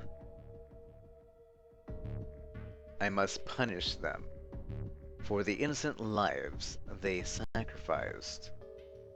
This is the only warning they will receive. That innocent souls might be saved. I now state the truth. 0. Junpei left the closet. There were 5 people waiting for him in the bedroom. Ace, Lotus, Santa, 7, and June.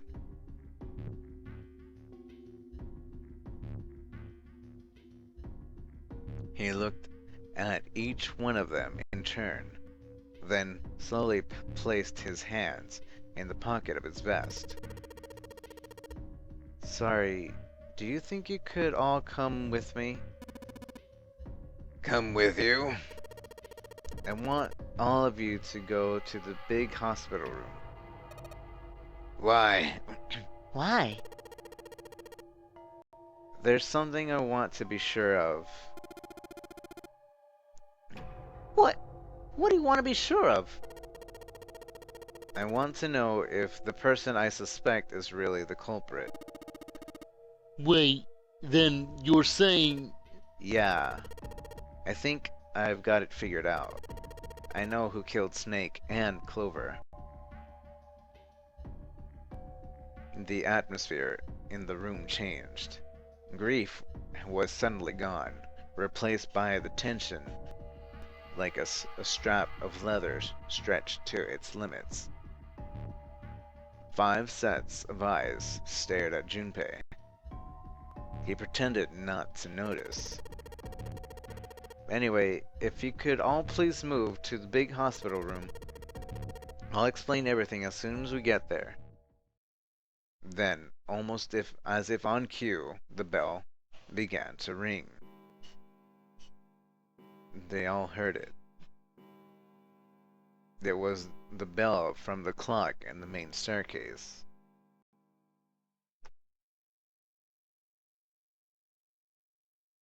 The bell rang 5 times, then ceased. It was 5 o'clock. They had only an hour left.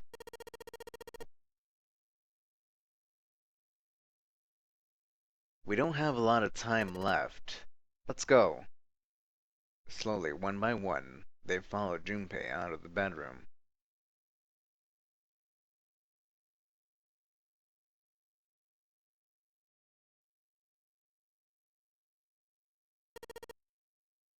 Actually, before we get started, I was hoping you could do something for me.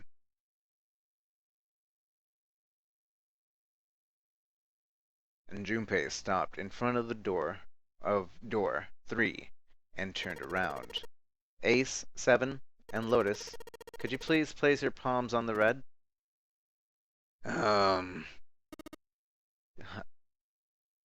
Huh? Why? If we need to get to the shower room, why don't we just... No, we're not going inside. Once you've authenticated, step away from the door. Why? Please, just do it. Or perhaps you don't want to know who killed Snake or Clover. Junpei's implication was clear, and 7 understood perfectly.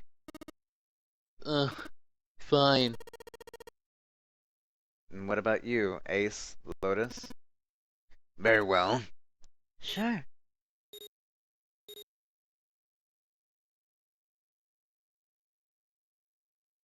Quickly, they pressed their palms onto the red.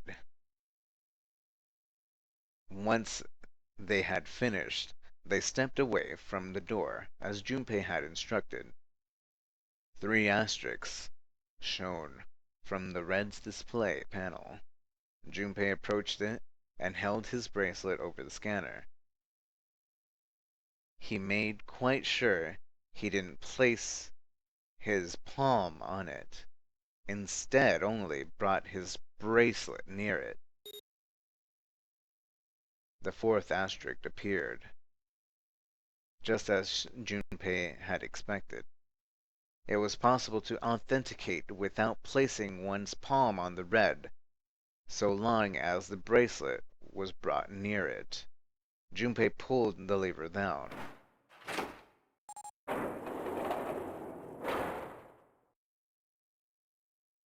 Door 3 opened, like a hungry mouth.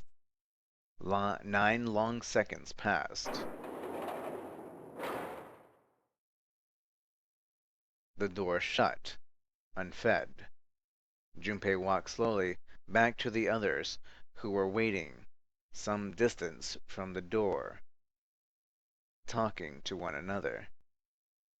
Santa and June had joined them as well. It looked as though they hadn't found a chance to break into the conversation yet. As Junpei approached, they turned to look at him, curiosity plain in their face. Before long, the other 3 did as well. Clearly, they were all expecting some answers. Thanks. I appreciate your cooperation. Clearly, they'd hoped for something more forthcoming. He continued. By the way, Ace, would you mind if I asked you something? What is it? Do you know who I am? What? What kind of question? Just answer it, please. Who am I? You're Junpei. Of course. Who else would you be? Unfortunately, that's the wrong answer. Actually, I'm Santa. But what? Ace's voice was full of surprise, but it was also tinged with confusion and fear. Everyone else looked nearly as surprised. Santa looked especially shocked to discover he was actually someone else. If he spoke, however, the trap would be exposed. Junpei quickly continued. The clothes I'm wearing, I borrowed from Junpei. And the clothes he's wearing are mine. We had a little swap. That's ridiculous. Impossible. So you're saying I'm not Santa? Of course you aren't. Why? What makes you so sure I'm not Santa? If you were Santa, then door 3 wouldn't have opened for us just now. 1783 equals 19. 1 plus 9 would be 10. The digital root would be 1. But the 4 of us just opened door 3. You can't possibly be Santa. Your bracelet isn't 3. It's 5, right? Only then, when it was too late, did Ace realize his mistake. He set his jaw and glared at Junpei. You're exactly right. My bracelet number is 5. He spoke. As he spoke, Junpei lifted his wrist up to show everyone the bright red 5 on his wrist. Sorry, Ace. I tricked you. Of course, I'm not really Santa. I'm Junpei. Who could possibly think I was? It's obvious I'm not. To think I was ridiculous. But I guess you couldn't see just how obvious it was. I asked you before, didn't I? What makes you so sure I'm not Santa? You answered. If you were Santa, then door 3 wouldn't have opened for us just now. Most people wouldn't say something like that. As their justification for why I'm not Santa, I mean. The first thing that would come to anyone else's mind would be the bracelet number. There's only one thing they'd say. One sentence. You don't have his face. Ace. You have prosopagnosia. Am I right? Junpei's voice was quiet and calm. He knew the truth, so did Ace. He could hear a sudden buzz of conversation from the others. Prosopagnosia? What's that? I heard Lotus begin to explain it to them. Ace glanced at them and turned back towards Junpei and sighed. Very well. I confess. I have prosopagnosia. I cannot differentiate human faces. Is that what this was about? You want to mock me for my disorder? No, not at all. I'm not making fun of you at all. In fact, I feel kind of bad for you. No, the reason I brought this up is that there's an excellent chance the person who killed Snake has prosopagnosia. Ace's face tightened. Even his eyes narrowed. What do you mean? Junpei leaned casually against the iron piping of one of the beds. I'll just come right out with it. I think it was you, Ace. You killed him. Junpei was suddenly very aware of 5 pairs of eyes on him. He had their undivided attention now. The room had grown very, very quiet. Junpei took a deep breath. That's ridiculous. What possible evidence do you... I have 3 pieces of evidence. The first, think back to a few hours ago. You made us argue over the 3 doors here in the big hospital room. There was no way all 7 could go through them. Lotus suggested that we sacrifice one of us. Lotus looked away awkwardly. Junpei glanced at her and continued. Then you, Ace, said, I'll stay back here. I'll stay here. Why would you say something like that? It's pretty simple, really. You didn't want us to see the dead body in the shower room. You see, if Ace stayed behind, there were only 2 doors the rest of us could go through. Door 7 and door 8. There was no way we could get through door 3, the shower room. You knew that, didn't you, Ace? That's why you volunteered to stay behind. Come on now, I think that's going a bit far. I can understand if you're jealous of my bravery, but please, don't devalue my actions. I only wanted to save the rest of you. Surely you can understand my altruism. Altruism, huh? Junpei stared off into the darkness at something very interesting and lazily began to dig a persistent bit of wax out of his ear. You already knew, didn't you? You knew that whichever door we took, eventually we'd end up back in the big hospital room. What on earth are you saying? Of course I didn't know that. How could I have? Really? Yes, yes. Pleading was not something they'd heard from Ace before. Junpei pulled the piece of wax from his ear, glanced at it, and flicked it off into the darkness. Ah, well, that's cool. I've still got 2 more pieces of evidence that say you are the killer.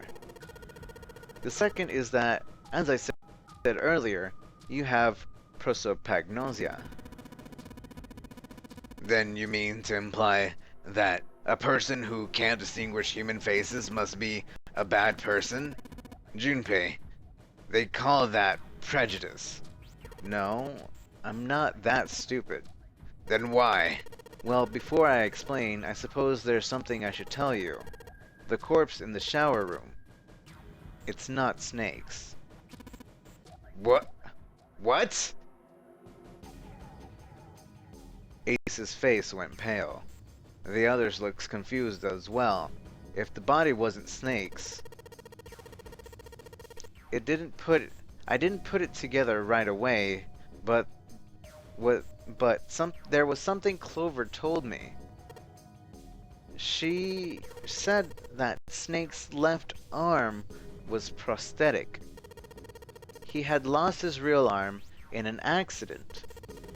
But the body we saw in the shower room, let's call him Guy X, Guy X's left arm was definitely flesh and blood.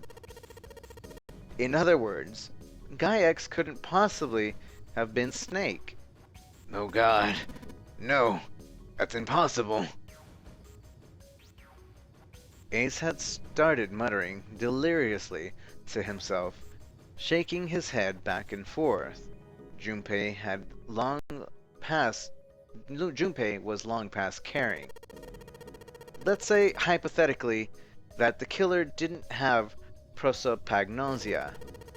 If that were the case, he would immediately realize that Guy X wasn't Snake.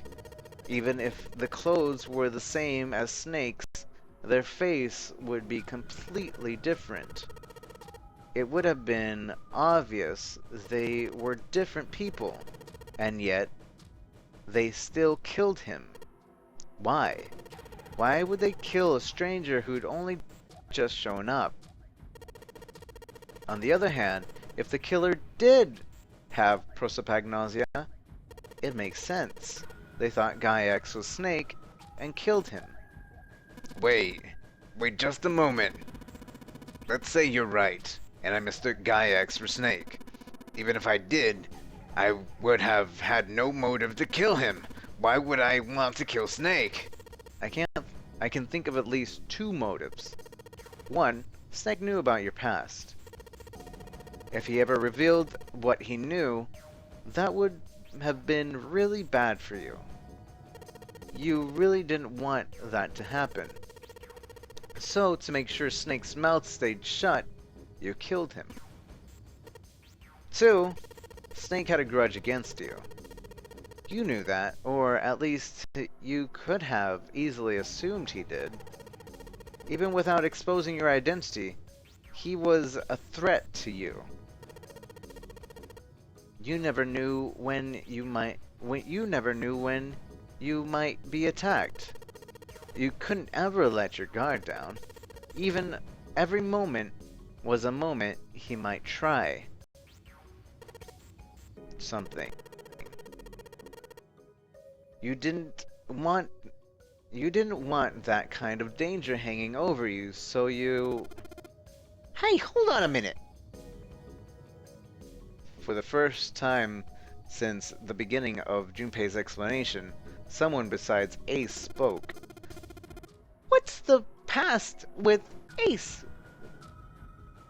What's the past that Ace wouldn't want us to know? Why did Snake have a grudge against him? Look at this.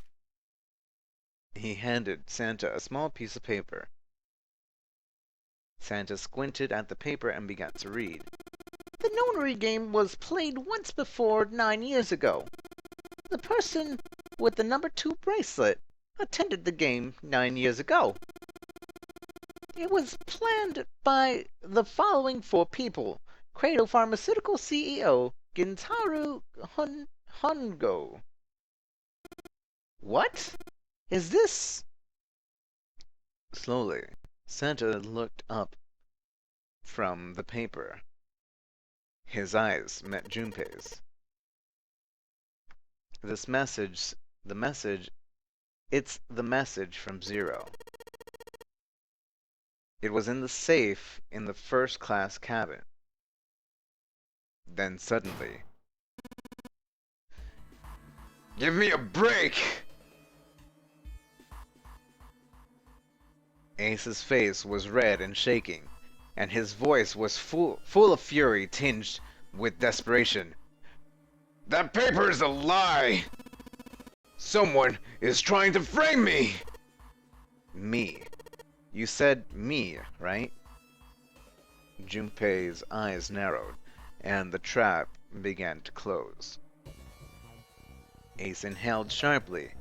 His eyes flicked off of Junpei to something, anything else.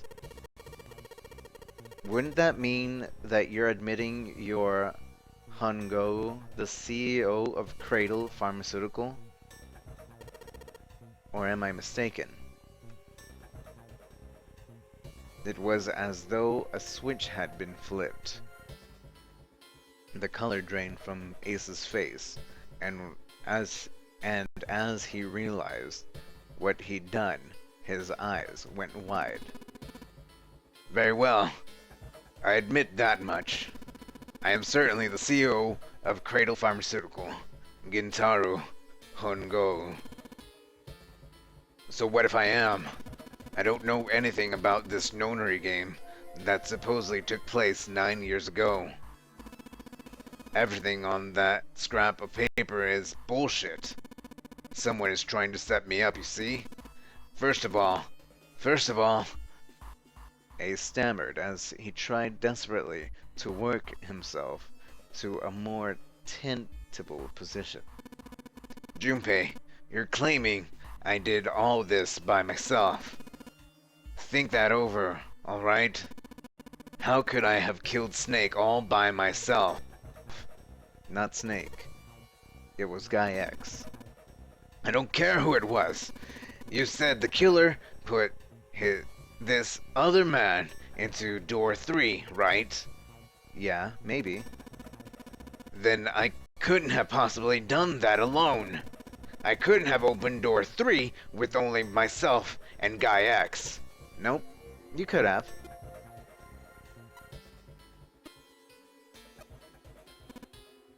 What? What? Ace's face was tight, and his teeth were clenched. Junpei fixed him with a level stare. The trap was about to close.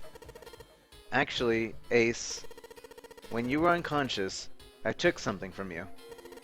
Remember when you were injected with that anesthetic and fell asleep in the big hospital room? Yeah. Back then, I took this. Junpei put his hand into his pocket.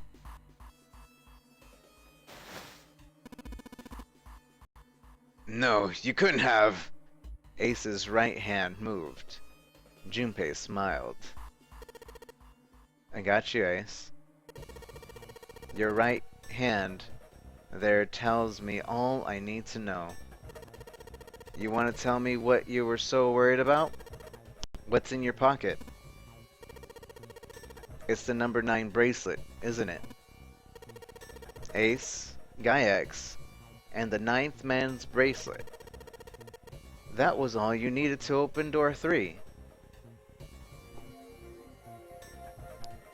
1 plus 2 plus 9 equals 12. 1 plus 2 equals 3. That's how you killed Guy X all by yourself, Ace.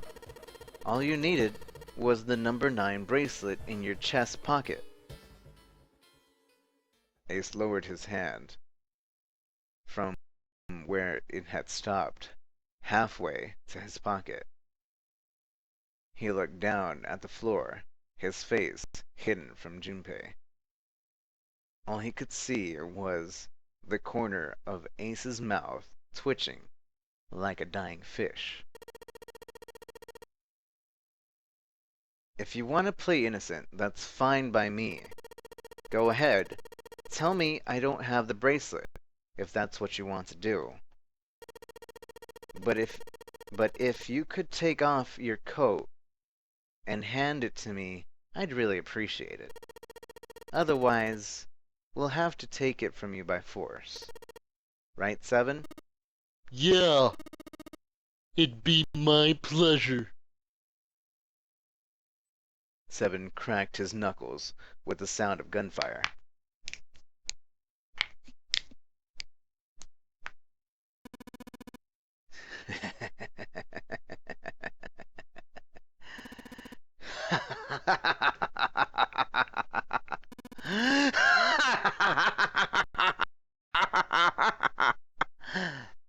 Ace roared with laughter. He threw his arms wide and his head back and laughed, while the room, with a sound, would scarcely belong there. Then it stopped. His arms came down, and his head dropped to look straight ahead at Junpei.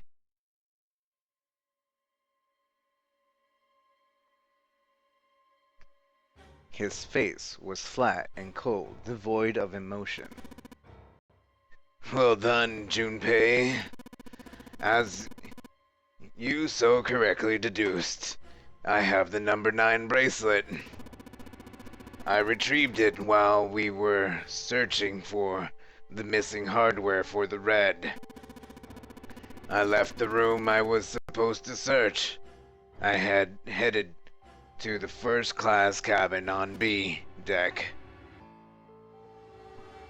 His voice showed no emotion, no sense of remorse or interest. It was almost bored, as though he were reciting an especially dull corporate letter. My purpose was to obtain the number 9 bracelet. 9 is a potent ally in the nonary game. Adding 9 to any set of numbers won't alter the digital root. 1 plus 9 equals 10. 1 plus 0 equals 1. 2 plus 9 equals 11. 1 plus 1 equals 2. 3 plus 9 equals 12. 1 plus 2 equals 3. As you can see, 9 is a very useful number here. With it, one can go anywhere with anyone. So, I made for the first class cabin to obtain it.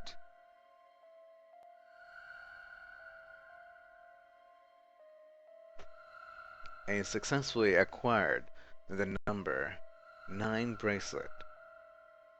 He also found an unexpected bonus.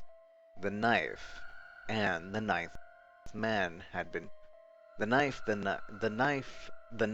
man had been holding.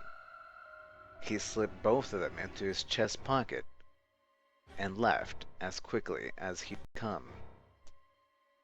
He walked down the stairs and headed back to where he was supposed to be. That was when he met Guy X and mistook him for Snake. Snake was on his way to the large hospital room and had not noticed Ace behind him. Ace made sure it stayed that way.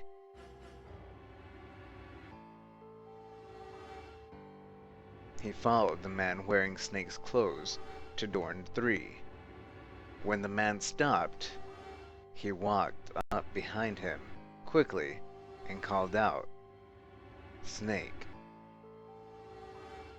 The man turned to look at Ace. He said nothing. No words came to his half-opened mouth. He seemed dazed, somehow, almost like a half man, almost like a man half asleep. Perhaps he had been drugged. It didn't matter to Ace. Ace was certain the man was Snake. He knew Snake had been a part of the Nonary game 9 years before. Snake hadn't recognized Ace immediately, but he was blind. That much made sense. Why then hadn't Snake said anything to him? Surely he hadn't forgotten what had happened to him in the Nonary game, but not once had he attempted to confront Ace. Perhaps his lack of sight had prevented him from recognizing Ace, or perhaps Snake had conspired with Zero to deceive Ace. In either event, he was a threat, and it was better to deal with him sooner rather than later. Ace's mind was made up. He moved. He held the number 9 bracelet over the red. He waved his own bracelet in front of the red, and finally grabbed Snake's arm, and shoved his hand against the scanner. The door opened. Ace threw the man through it. 9 seconds later, the door shut. 81 seconds passed. The man inside the door passed away.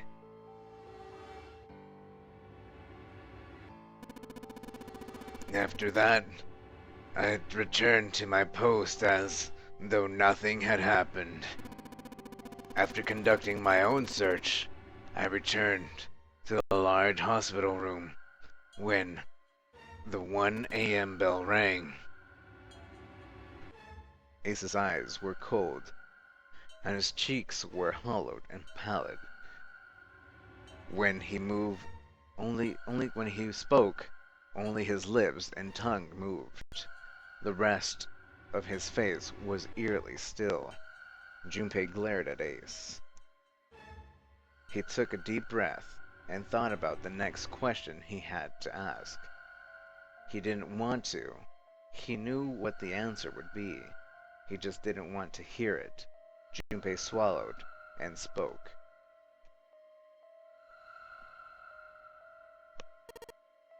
Ace, did you kill Clover?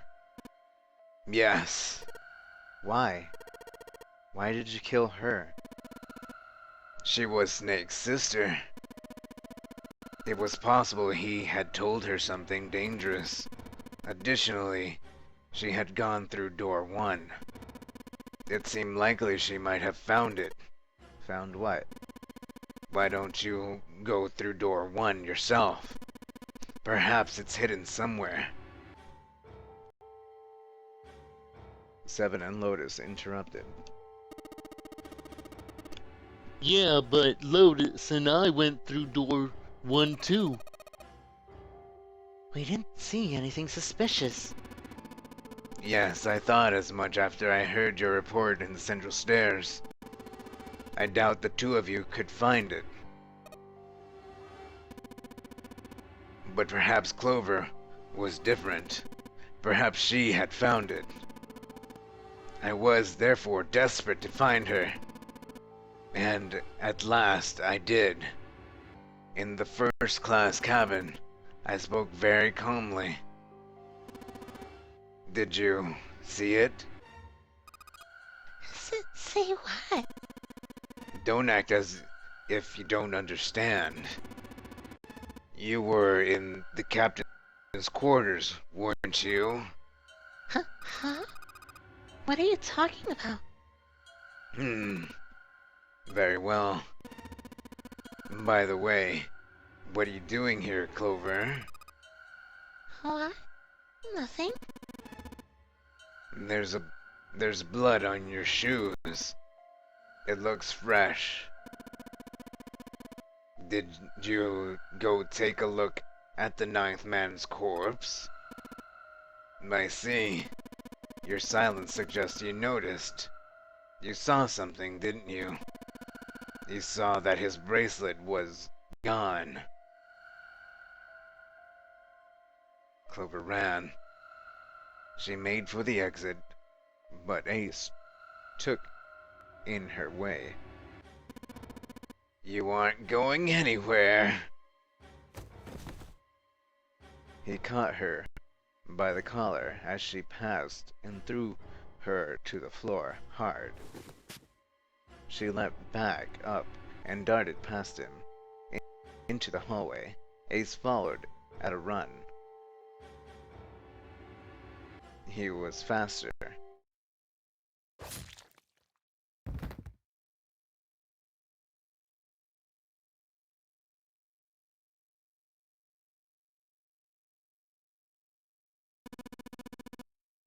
That was how I killed Clover. His face hadn't changed. If he felt guilt, or remorse, or anything one might feel after taking the life of another human being, it didn't show. You son of a bitch! Seven's whole body trembled with rage, and his voice rumbled with hate. Santa's eyes were bloodthirsty, and Lotus and June's faces were distorted by anger and hatred. Ace looked at them and smiled. It was a cold, cruel thing, with no humor in it. He took his head and sighed. I admit it. I've lost. I have lost completely and utterly. But don't misunderstand, Junpei. I didn't lose to you. I lost to Zero, not you. I'm rather disgusted with myself for falling into such a simple trap. And it was a trap, make no mistake. I was trapped and manipulated by Zero. The man I killed in the shower room. If he wasn't Snake, then I have no idea who he was. But he was wearing Snake's clothes, and that was no coincidence. He had also been injected with something to reduce his cognition and prevented him from identifying himself or resisting me.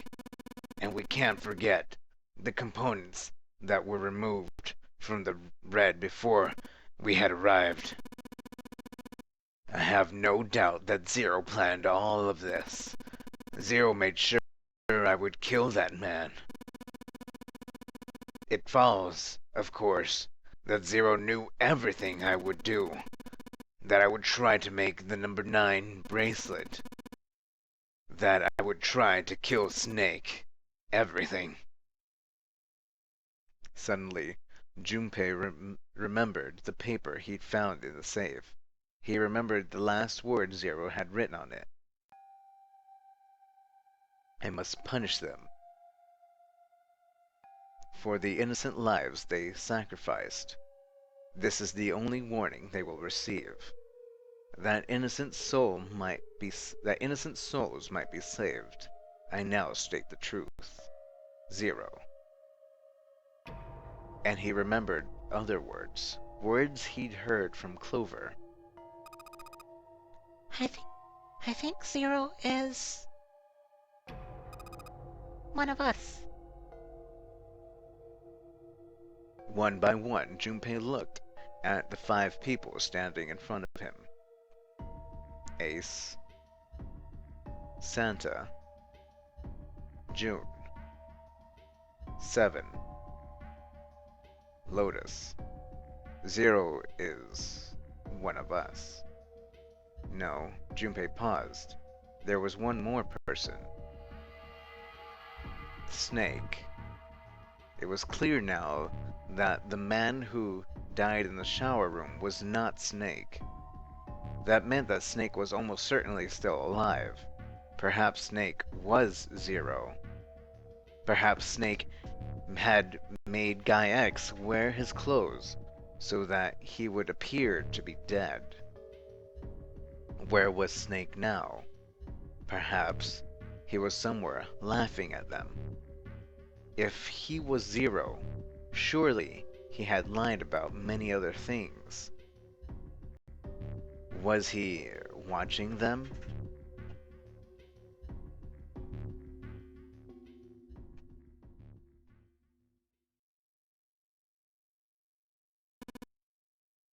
Well, I believe I've finished with my confession. Why don't we get moving? He sounded as if he'd just finished doing nothing more exciting than describing the weather. For Santa, it was the last straw. What the hell is... What the hell is this shit? You aren't going anywhere. You son of a bitch. We're gonna leave your ass here to rot. Why? Because I killed Clover? That's ridiculous. Why are you so upset that I killed the little bitch? She was nothing to you. A stranger you only met a few hours ago. Am I wrong? You bastard! Seven roared and lifted his fist that would likely have shattered Ace's jaw. But someone else was faster. It was Lotus.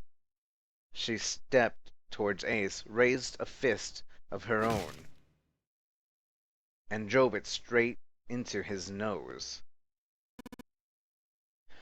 Huh? You've got some fire, don't you? I confess, I rather like tough women. Rather like a tough woman.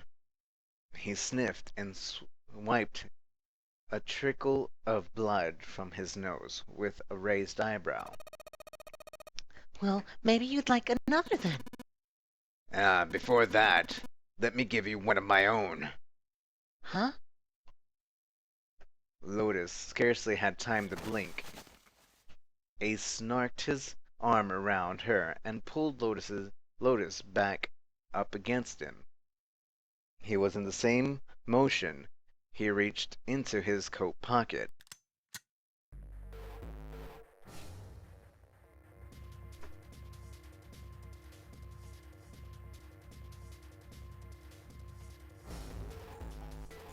It was a gun. The revolver. Almost lazily, he tilted it to point at Lotus's head. If any of you so much as blink, I won't hesitate to pull this trigger. I've already killed 2, no 3 people. Don't think I'm not ready to make it 4. Three people? What do you mean? Huh. Very well. Let me take this opportunity to eliminate you. The person who killed the 9th man was me. Although I suppose to be more accurate, I encouraged him to get himself killed. While we were examining the main staircase, he came to me and told me his name.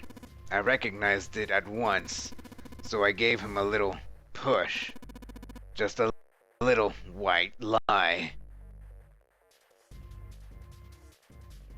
It seemed the settings for the dead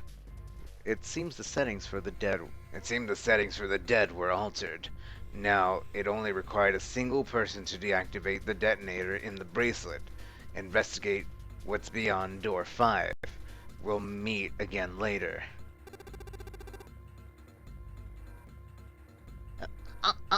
Okay. Have a good one, guys. I'm I'm going off ahead now. Well then. Shit! Why isn't it stopping? God damn it! You lied! Oh, open the door, please! I'm begging you! Help me, please! Help me get out of here! Get me out of here! Oh my god! Oh my god! There's no time left! Listen, I was lied to. He lied to me. He put me in here. It was him. He killed me. It was him. Yeah!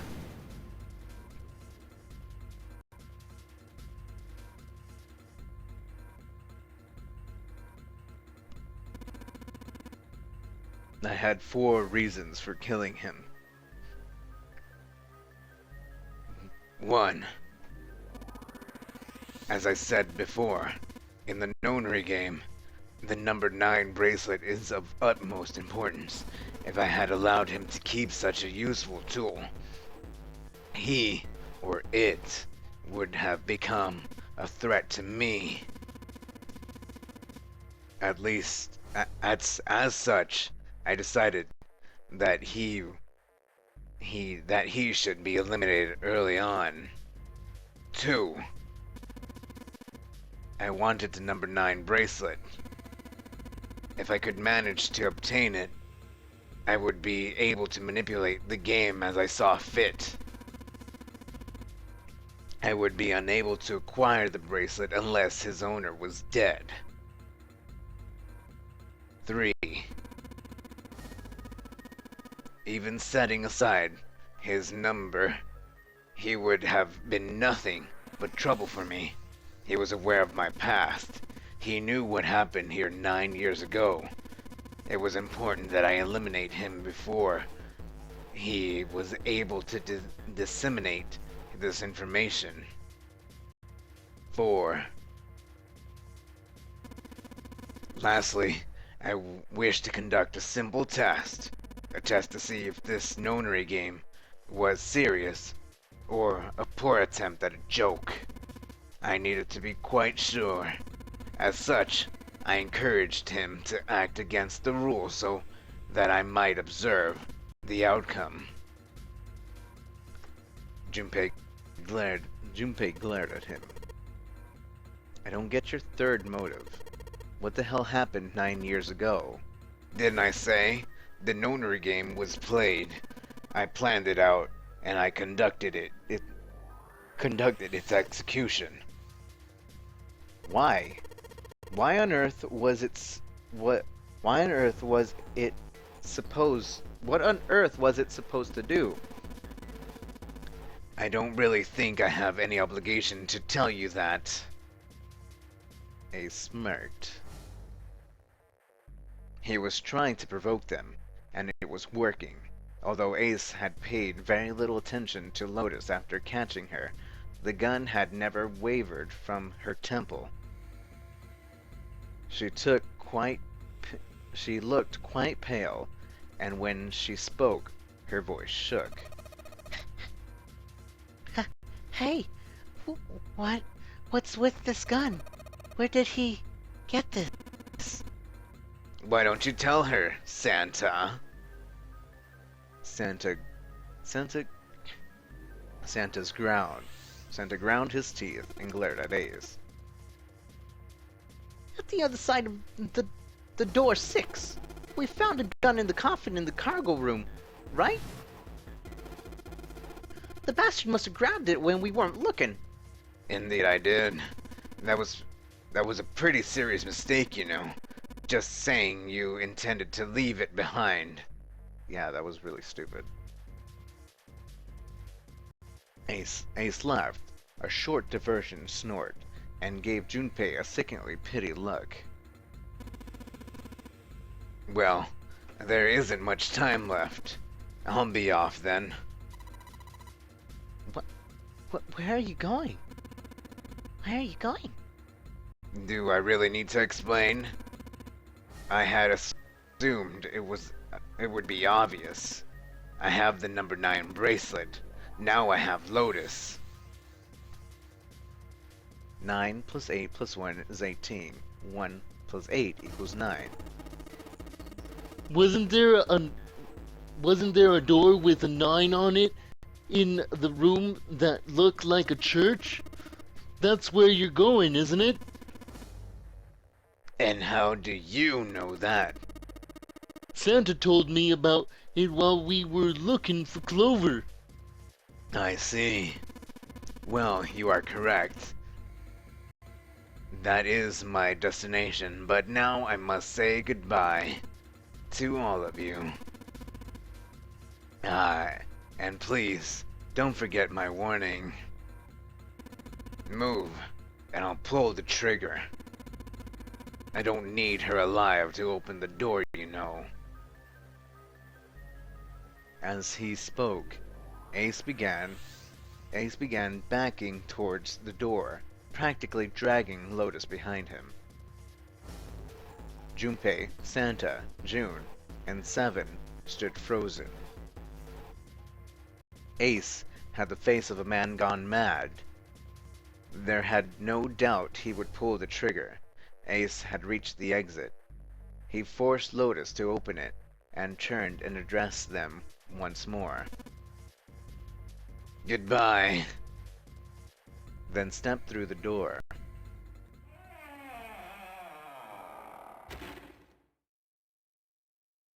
It fell shut. In a blink of an eye, they were gone. As soon as Ace and Lotus were gone, Junpei and the others leapt for the door in pursuit of Ace. But as Junpei laid his hand on the doorknob, there was a noise behind him. He looked over his shoulder.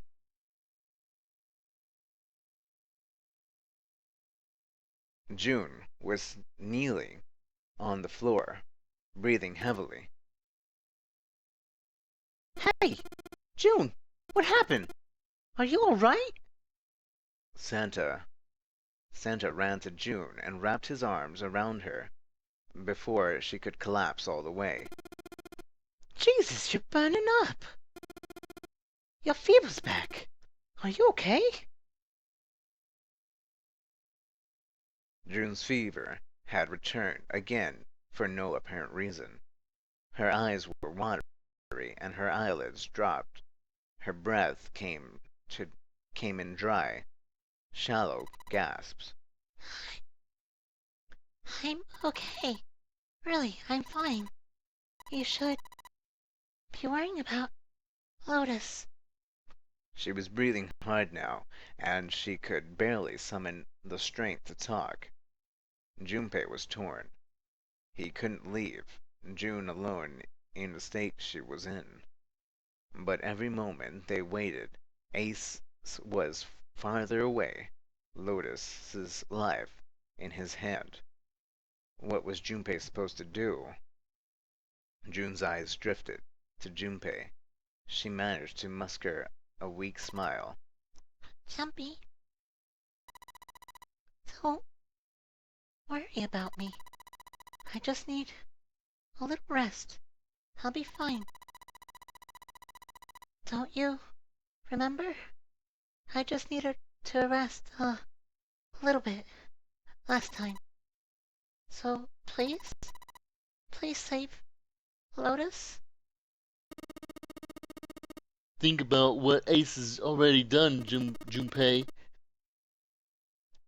When he's got what he needs from Lotus, you really think he's gonna let her just walk away?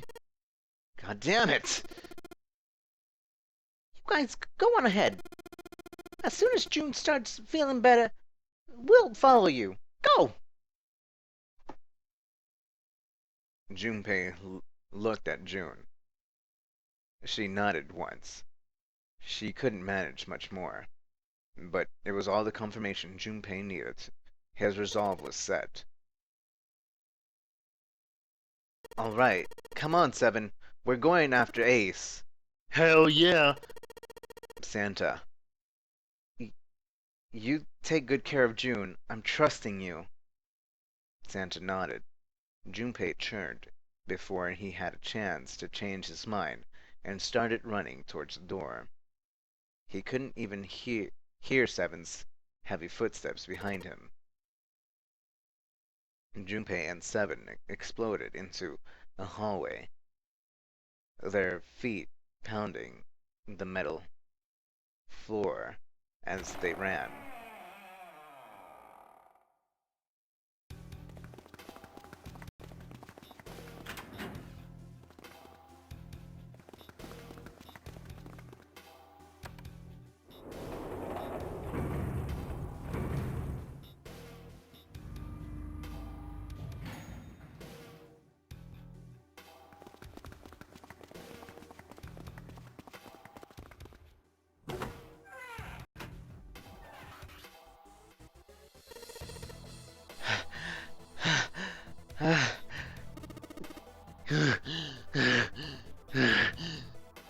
Junpei and Seven had finally arrived at the church, exhausted and out of breath.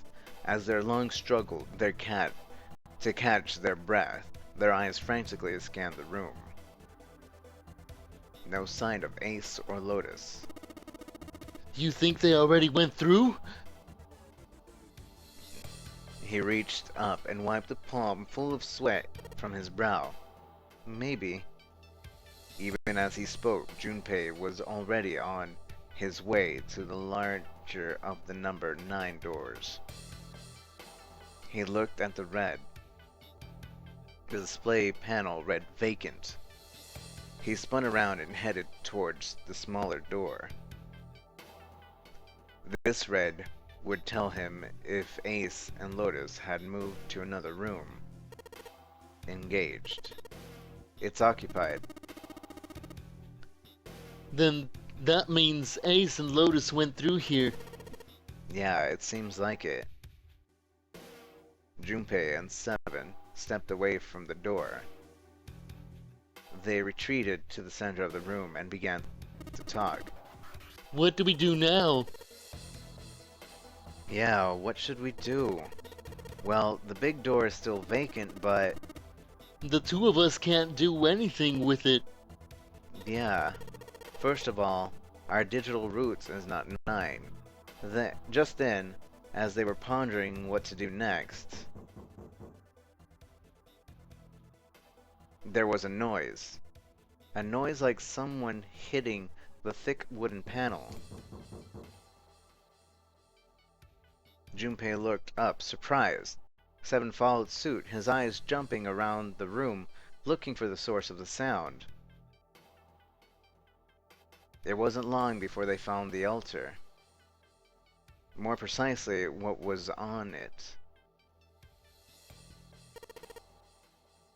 The coffin. Yeah. Let's open it. How? By force. I don't think that's gonna happen.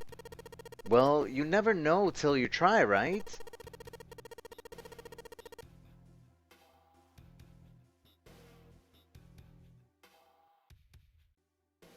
The only necessity for success is the willingness to suffer 1,000 failures. Who said it? Who said that?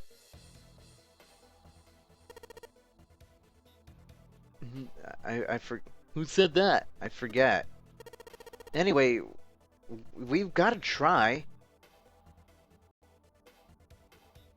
Junpei and Seven leapt at the coffin. They grabbed hold of the purchase they could find and pulled.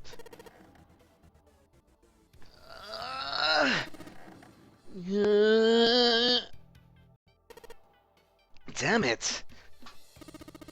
See, didn't I tell ya? If you could just pull it open, why would it have something like that? Seven pointed at the keypad on the side of the coffin. Right, so unless I put in the right passcode, it's not gonna open. The noise hadn't stopped. In fact, as it continued, it had only gotten louder and more forceful. What were they supposed to do, Junpei wondered. Was there some sort of clue somewhere?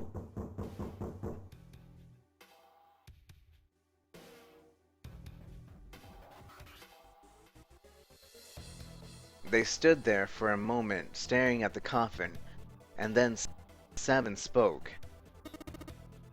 Hey, Junpei, I remember you mumbling some weird numbers over by the bathroom in the first class cabin. You got those numbers by solving the secret message Clover was holding, right? Truth had gone or something like that? Yeah, that's right. What about it? Well, maybe the numbers, the passcode for this thing too. Come on, that's impossible.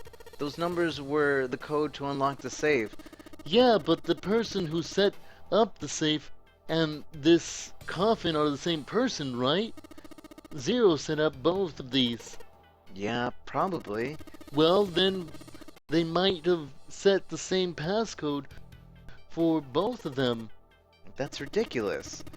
Why don't you just try it? I mean, it's not like you'll make things any worse. It'd be just a waste of time. There's no way they're the same number. How do you know that? You never know until you try. The only necessity for success is the willingness to suffer 1,000 failures. Who said that? You! Fine. He knelt down in front of the keypad and looked at it. Perhaps because he'd repeated them so many times before, the number came easily to Junpei's mind. 143-83421. Quickly, he typed them in. 143-823-421. He checked that he'd entered the right number, took a breath, and pressed the E button. It only took a moment. What? You've got to be kidding me.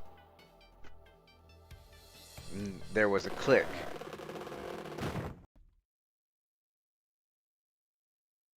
With a heavy clunk, the lid of the coffin slid off onto the floor.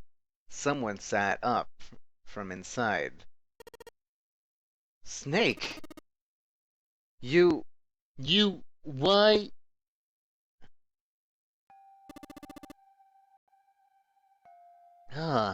Those voices. Junpei and 7, unless I'm mistaken. Where are the others? Are they elsewhere? Of course, there was no reason Snake would have known anything about where anyone else would be. Junpei and 7 looked at one another. There was a great deal he needed to know, but...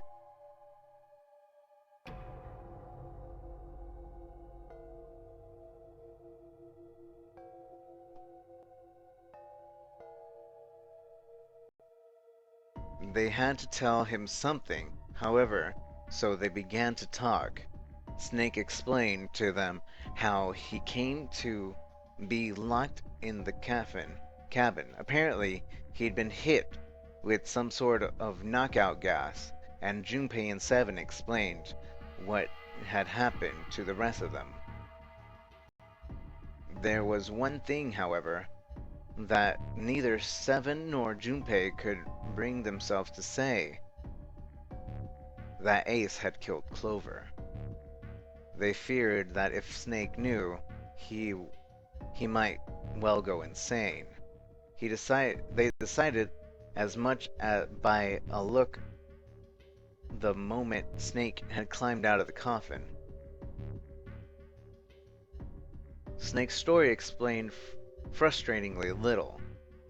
Zero's identity was a mystery, as were his intentions. Why had Zero put Guy X in Snake's costume? If Zero had left a note for them to say the Nonary game had been played 9 years before, was there some connection? Junpei put the question to Snake. His answer was less than illuminating. What are you talking about? I apologize, but I have no idea what you're saying. It seemed as though Snake was perhaps not being entirely honest, but that knowledge did Junpei and Seven little good. No matter how many times they asked, he insisted that he knew nothing. It was becoming clear that Snake wouldn't give in, and every second they spent asking him was a second wasted. Their time limit was fast approaching. Snake's release from the coffin had changed nothing. They still needed to follow Ace as quickly as possible. However,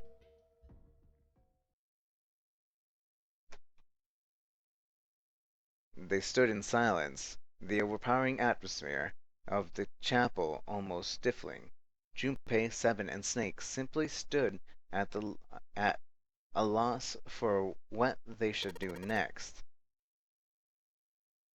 What do we do now? He glanced over at Snake's wrist. Sure enough, he could see the 2 on the bracelet on Snake's wrist.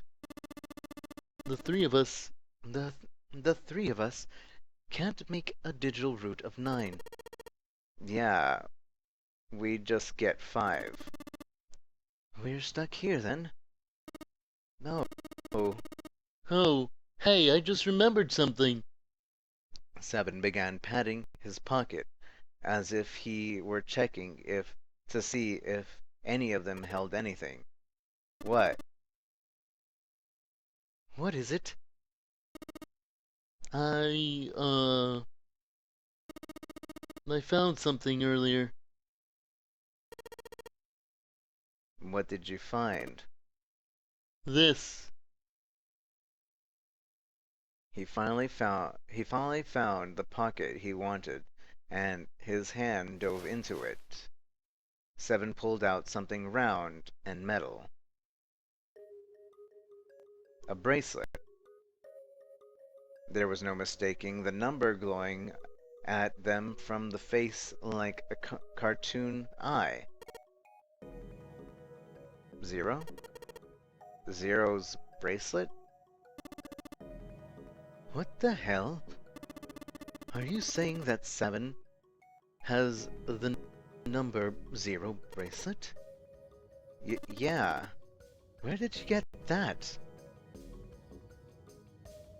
Snake's question was innocent enough, but if he learned the truth, if he'd been able to see, he would have noticed Seven look away. Clover gave it to me. She did? Yeah.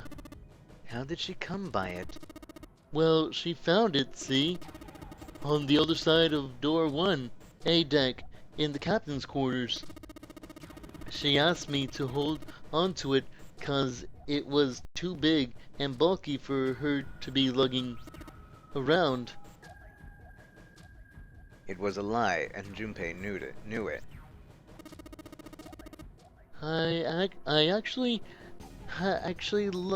I haven't actually looked at it yet. Didn't want to disturb the crime scene, you know. Basic stuff. Well, I did borrow one thing.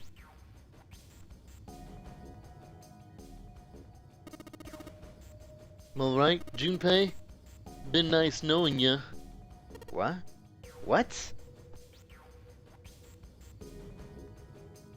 7 plus 2 plus 0 equaled 9. Come on, man. I'm just kidding. Still, just in case, I want to make sure the 0 bracelet gets picked up by the red. Snake, give me a hand, alright? Without waiting for a response, he started walking towards the door. Junpei and Snake followed him quietly. Before long, they found themselves in front of the larger of the 2 doors. Seven and Snake put their palms on the red. Once they had done that, Seven put the number 0 bracelet on the scanner panel as well. A third asterisk appeared on the screen. 7 plus 2 plus 0 equals 9. Now, they just needed to pull the lever and the door would open. Error. Huh? Why isn't it opening? Well, the third asterisk lit up, so it must have registered the 0 bracelet. Maybe it isn't actually 0. Huh? What? The bracelet might not actually produce the number 0 when scanned. That is what I'm saying. Why don't we try a few different combinations? Perhaps we can determine the number that bracelet actually contains. Junpei nodded. They decided to use the following combination. Snake, Junpei, and the bracelet, which would... So 2 plus 5. So 2 plus 5, I'm gonna say the number is 10. So 2 plus 5, that's 7, 17, that would be 8. So if Junpei and 7 use the bracelet, then in the bracelet, so that's 10. So 5 plus 7, 7, 8, 9, 10, 11, 12, plus 10, 22, that would be 4. If everybody uses the bracelet, 2 plus 5, 7, 7, 14, 14 plus 10, 2, 2, 2, 4, that wouldn't work. I don't know. I don't know. Everybody go do it.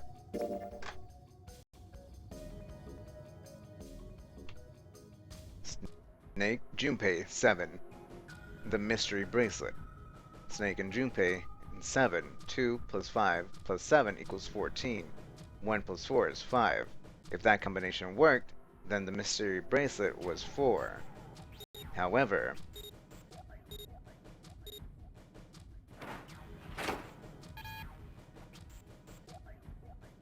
there. The door didn't open. The mysterious bracelet number wasn't 4. Junpei continued. Thank you for the follow, Black Jaded. Appreciate it. The door didn't open. The door didn't open. The mysterious bracelet's number wasn't 4. Junpei continued. Junpei is 7, a mysterious bracelet. 5 plus 7 is 12, 1 plus 2 is 3. If that combination worked, then the mystery bracelet was 6. They scanned their bracelets.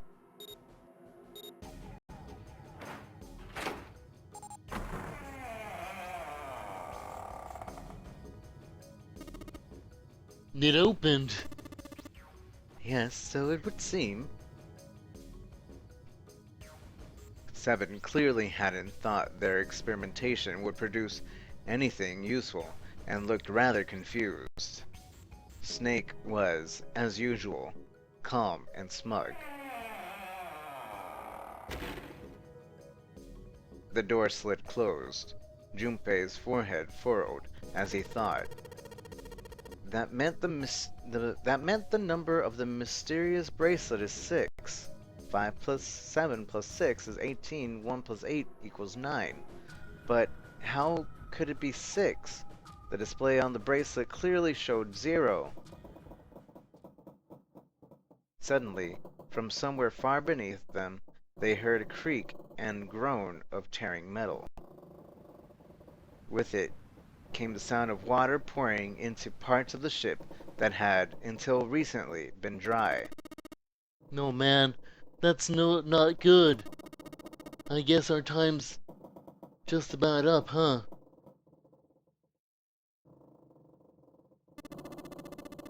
At any rate, we now know the door can be open. Let's go. But, Snake, are you sure? Yeah. You know that only Junpei and I can go through this way. You needn't worry. I have a solution to this problem, my last resort, but if not, but if now is not the time for last resorts, then when? Last. Resorts?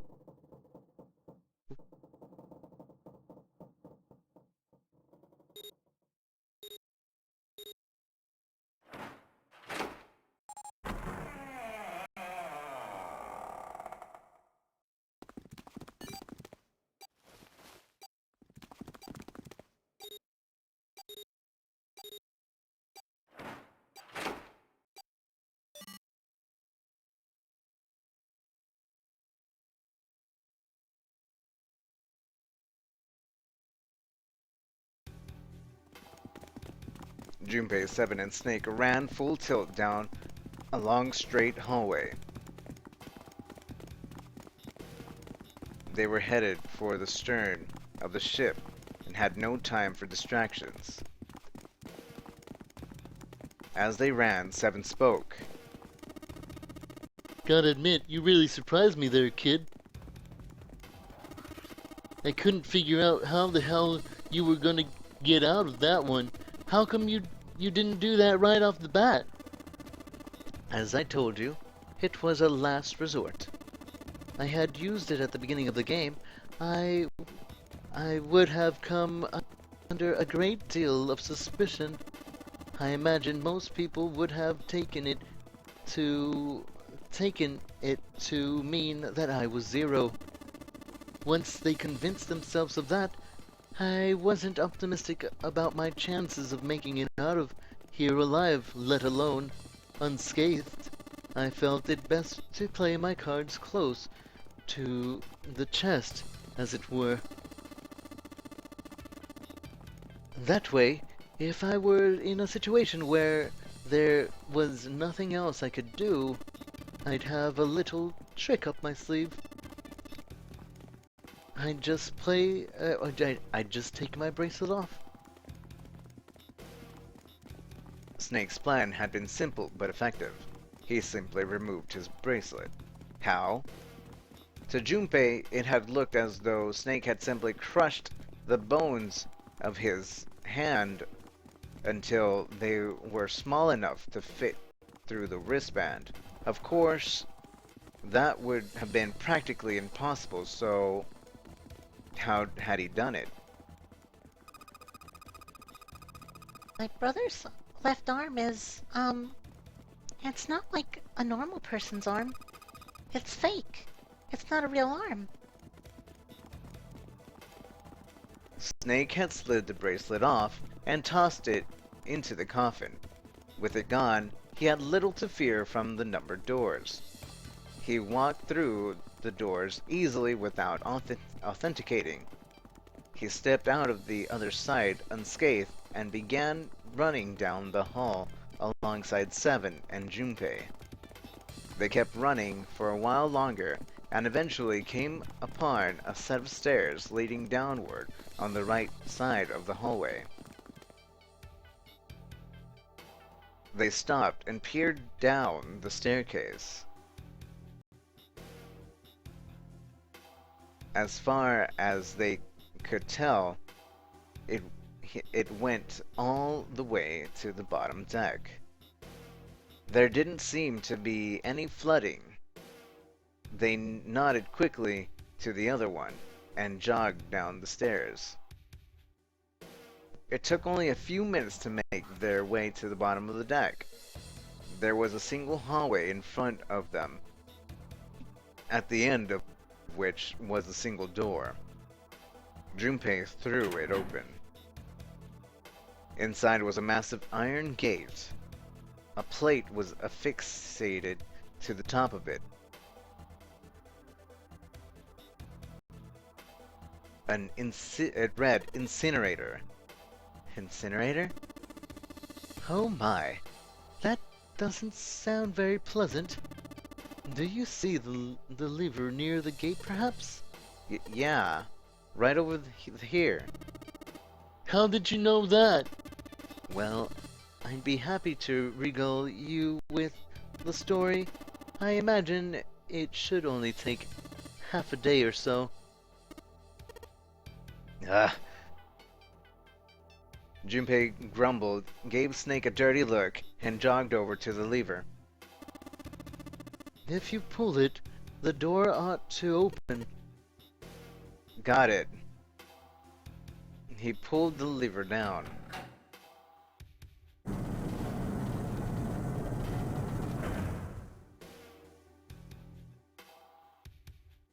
With the rumble of an ancient motor, the door opened. There was no need to hold back, and no time to hesitate. They pushed their way inside. Standing in front of them were Ace and Lotus. Ace still held the revolver in his hand. It was pressed hard against Lotus's temple. A small dark bruise had begun to form near the tip. Even from several yards away, Junpei could see that Lotus was shaking. She was terrified. But perhaps more interesting was that Junpei saw behind them. 9. Another number 9 door. But why? Why was there another one? The door stopped Junpei in his tracks. It simply shouldn't have been there. As his brain finally began to consider why, the whine of a warning klaxon filled the air, drowning out any thought. Warning. Warning. Emergency incineration command has been acknowledged.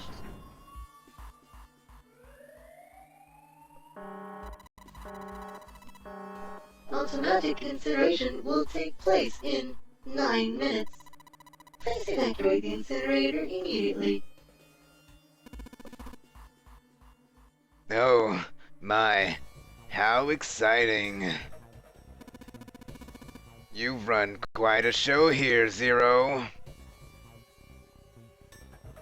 A terrifying smile twisted Ace's face.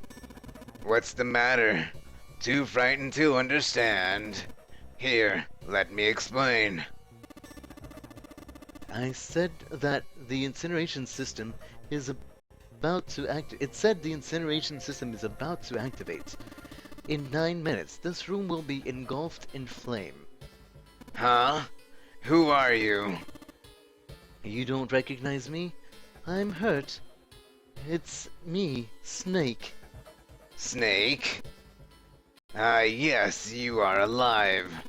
I'm afraid your bizarre style had me confused. I'm quite glad to see you're alive. Ace's voice didn't change. Snake ground his teeth. And if you don't mind my asking, how did you get here? Snake, Junpei. if you don't mind my asking, how did you get here? Snake, Junpei, 7. The 3 of you couldn't have opened the door with... Wait, dang it. I'm confusing the voices. Snake, Junpei, 7. Snake, Junpei, 7. The 3 of you couldn't have opened the door with a 9. Did you use Clover's bracelet, perhaps? What? 2 plus 5 plus 7 plus 4 equals 18. 1 plus 8 equals 9. Ah, well, your reaction suggests that you did not. Hold on. Why did you think we'd have Clover's bracelet? Junpei felt his chest tighten. Oh, they haven't told you. Told me what? Clearly not.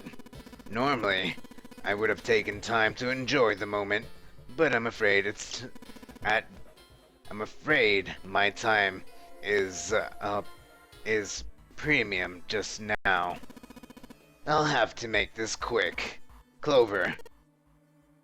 Don't do it, Ace. Keep your goddamn mouth shut. Clover. I said stop it! Don't listen, Hip Snake. Junpei could feel his voice growing hoarse, but Snake didn't listen to him. What happened to Clover? Ace looked at him. The corner of his mouth curled into a cruel smile. Clover died.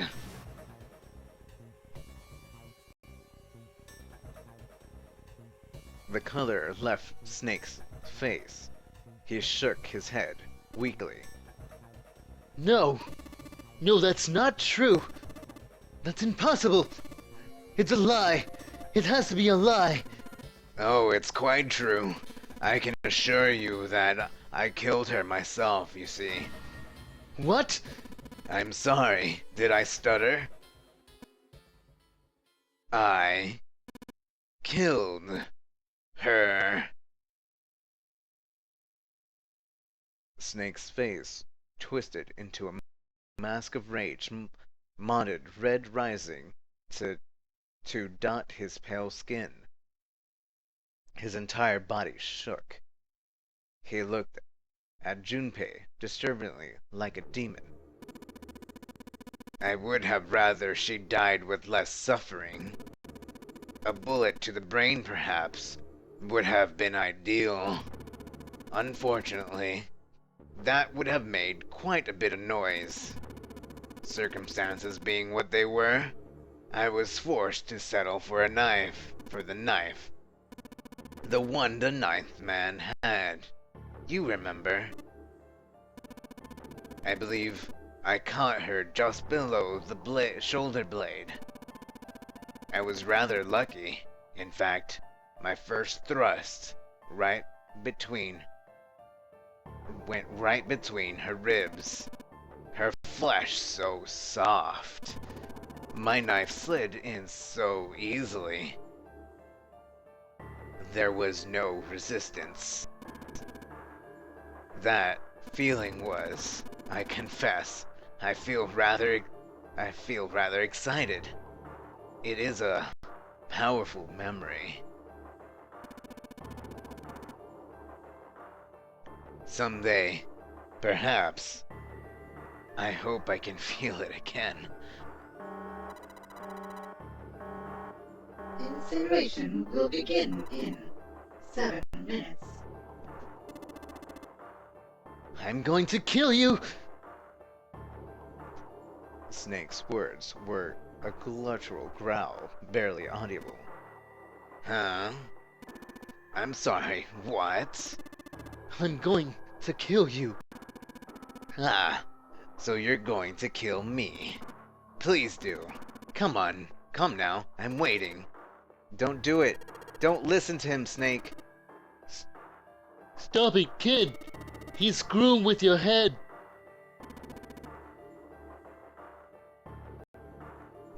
Is there a problem?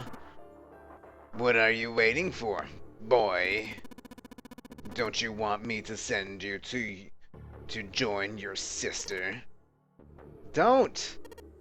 Snake! Don't do it! But Snake could no longer hear them. Snake could no longer hear anything. Ah! Ah! Ah! Snake moved like a bolt of lightning. His scream echoed through the incineration chamber, full of rage and despair. Snake! Snake!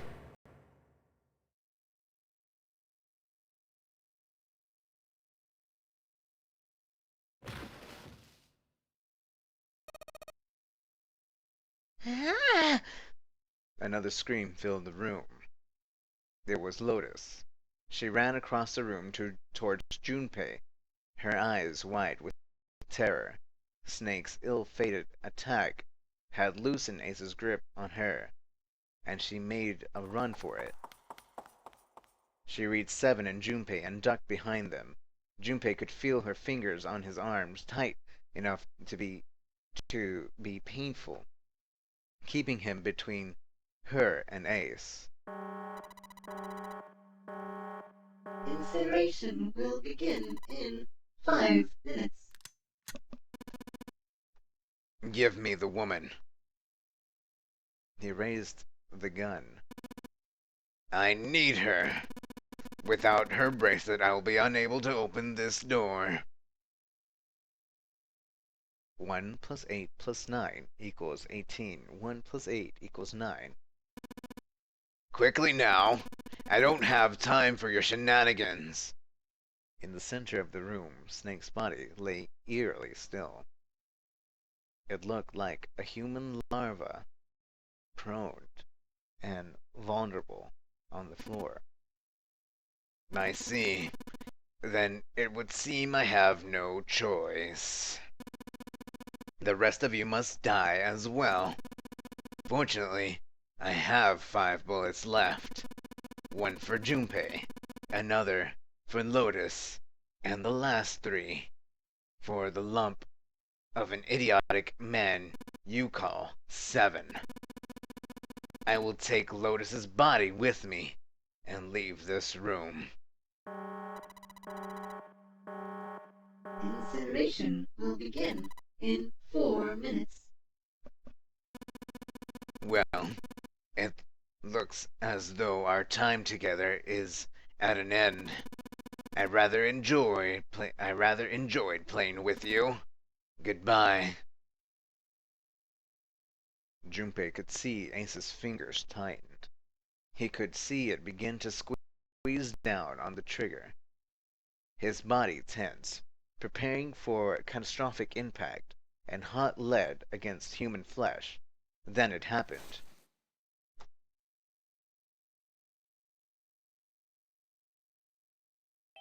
Snake stood up. What? No! That's impossible! For the first time, Ace's composure broke. With obvious effort, Snake lunged forward, 1 step closer to Ace. Then another. He looked, for all the world, like a zombie. I'll kill you. I'll kill you. His voice was mournful wailing of the undead. Stay away from me! Get back! Stop! If you come any closer, I'll... Get away from me! Little by little, Ace was retreating. Snake didn't stop. He continued his stiff, inexorable approach. His eyes, twin pools of pure fury. Listen to me! I said don't come any closer! Shit! You bastard!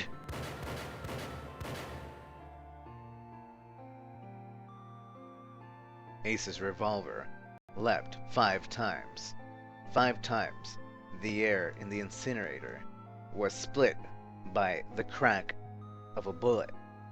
Snake's body twitched. 5 clouds of blood and turned flesh leaped into the air across his body.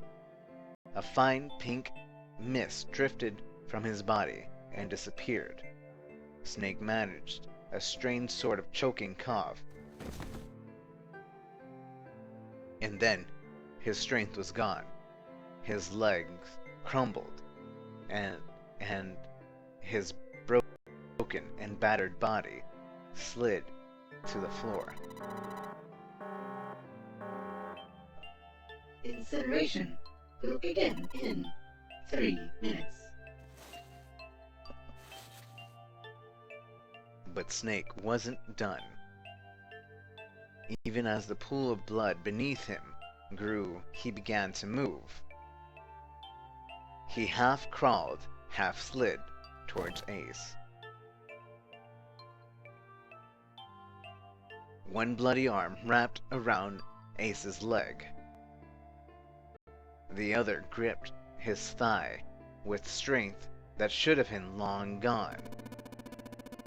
You son of a bitch! You're a monster! Get off of me! Let me go! Damn you! He kicked at Snake with his free leg, driving his foot into Snake's face, his arms, his shoulder. It made no difference. Snake refused to release him. Once a snake has ensnared its prey, rarely does it release. This is it, Ace. We're going to burn to death. Together. What?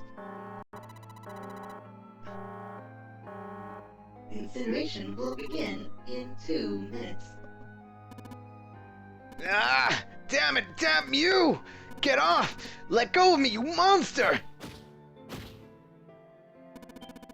Okay, look, think about it this way. My company owns a wonderful hospital. It has excellent doctors. You're not wounded too seriously. I'm sure they can fix you up easily. You don't have to die. You can be saved. Just let me go.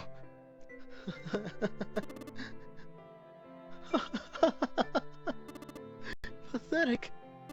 Begging for your life. Your life. Then Seven and Lotus began to speak. Junpei could hear tears in their voices, and their words were strained. Snake! That's enough! You can stop now! Yes, he's right, Snake. You have done enough. Come on, Snake! Let's go! Let's get out of here! You gotta come with us.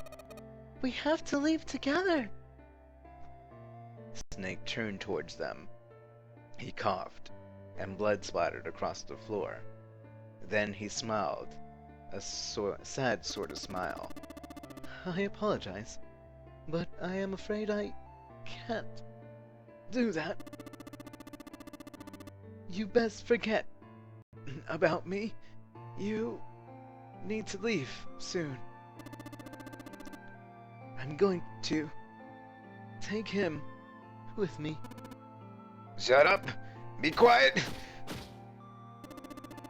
I couldn't save Clover. My sister died because of me. Perhaps this will begin to atone for that. Perhaps in the afterlife, she can forgive me. Now go! Go now! You have to! Go! Incineration will begin in 1 minute. God damn it, shit! We're out of time! We have to go! Seven ran towards the exit. Lotus followed him, but Junpei couldn't move. There were white lines down Snake's cheek, where the tears had washed the blood away.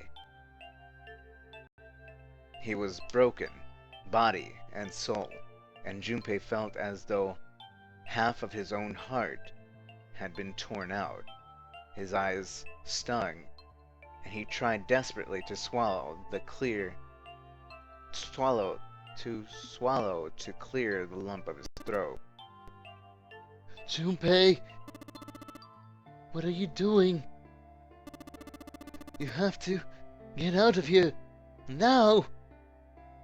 Junpei's chest tightened, pulled taut by anger, misery, and a cold feeling of emptiness.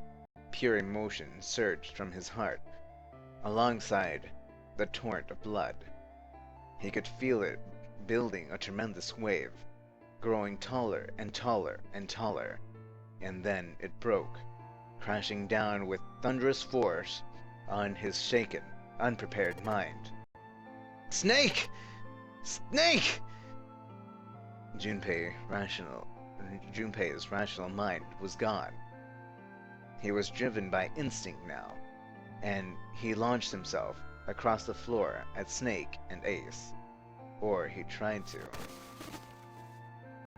Wait! Don't be an idiot, Junpei!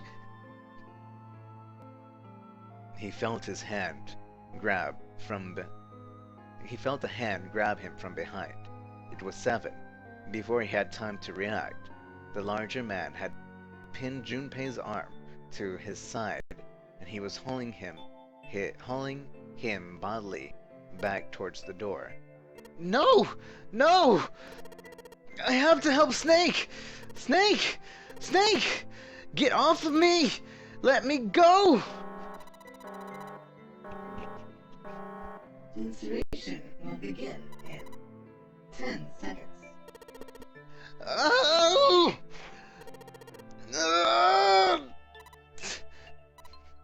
7, 6.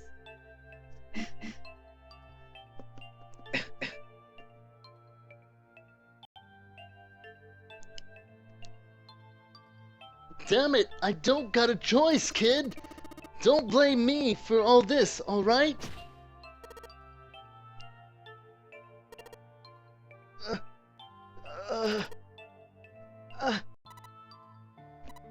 Five, 4, 3, 2, 1, 0.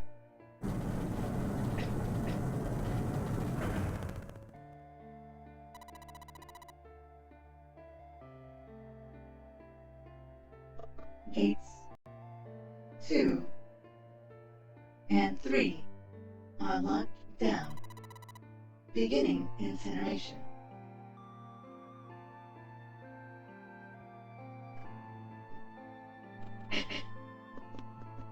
Junpei felt Seven's fist buried inside deep in his stomach, and then his legs turned to mush.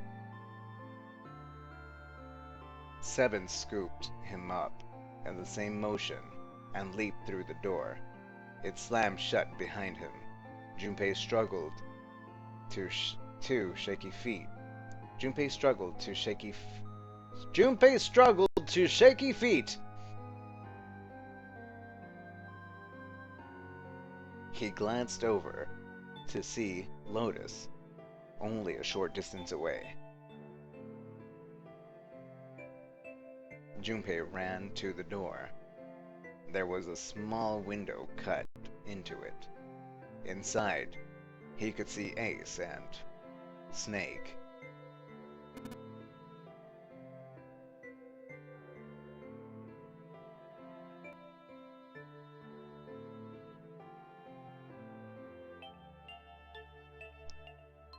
Shit!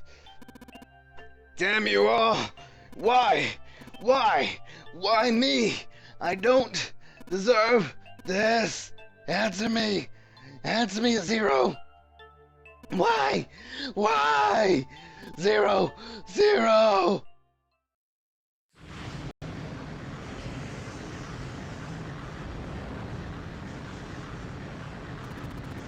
Zero!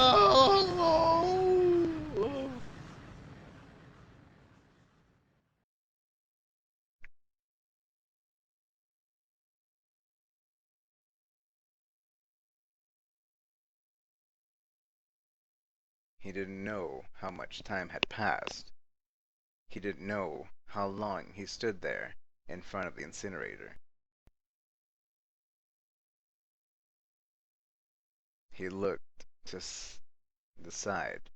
Lotus's face was a shin.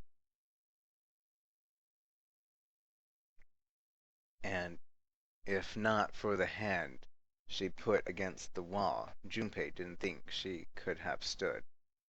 Seven looked old and tired and used.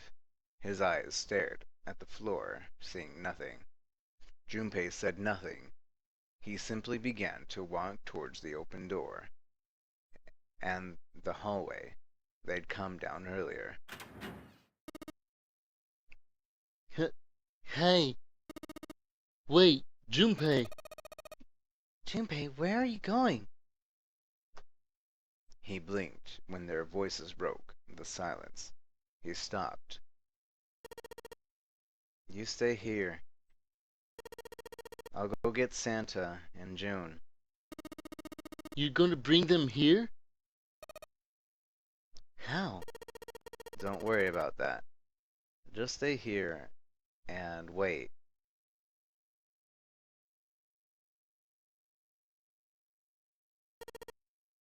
Alright?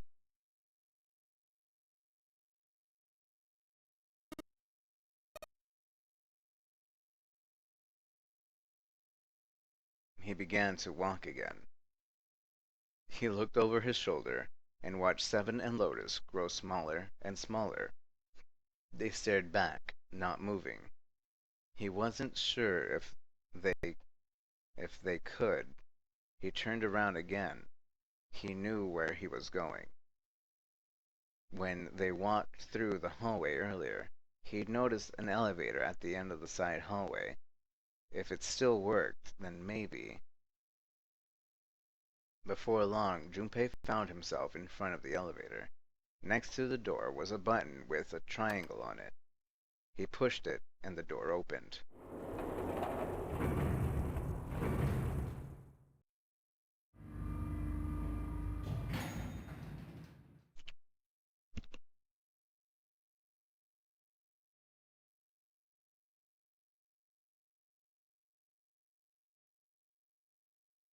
Junpei was in the large hospital room.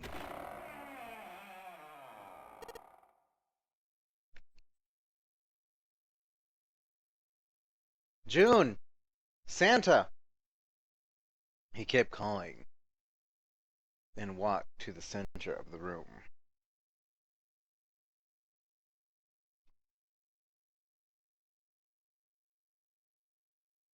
But try as he might, he couldn't find them. Ah, damn it! Where'd they go? Where did they go?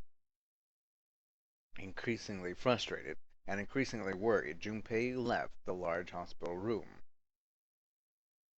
He had no choice. He would have to look for them. Junpei's heart was heavy. He couldn't shake the feeling, but there's a part of him that felt it would be wrong to, even if he could. With every step he took, his legs felt more and more like lead.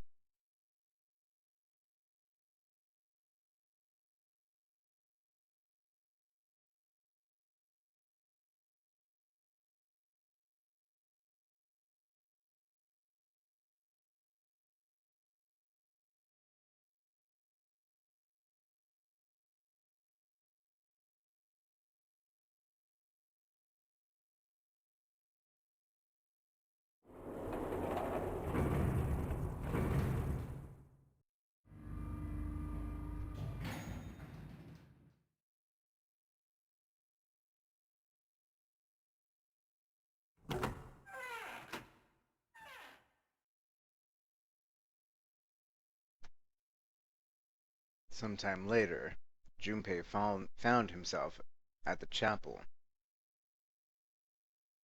He stepped inside, expecting to find nothing, but there, on the red carpet in the center of the room,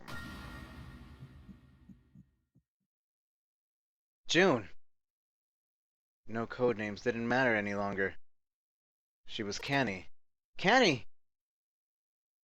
Junpei cried her name and ran. Like lightning, he ran across the room towards her. Oh man, Canny? He stumbled to a stop.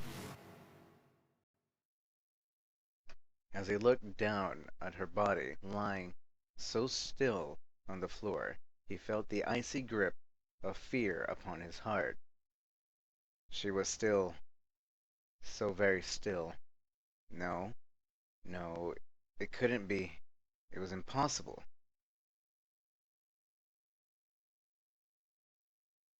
Slowly, Junpei bent down towards her. His hands shook, and he felt very cold and very hot at the same time. He forced himself to look. Her back was moving. Slowly, it rose and fell. Relief washed over him. Kenny! Junpei reached down and gently, very gently, lifted her up. Kenny! Kenny! Are you alright? Jumpy.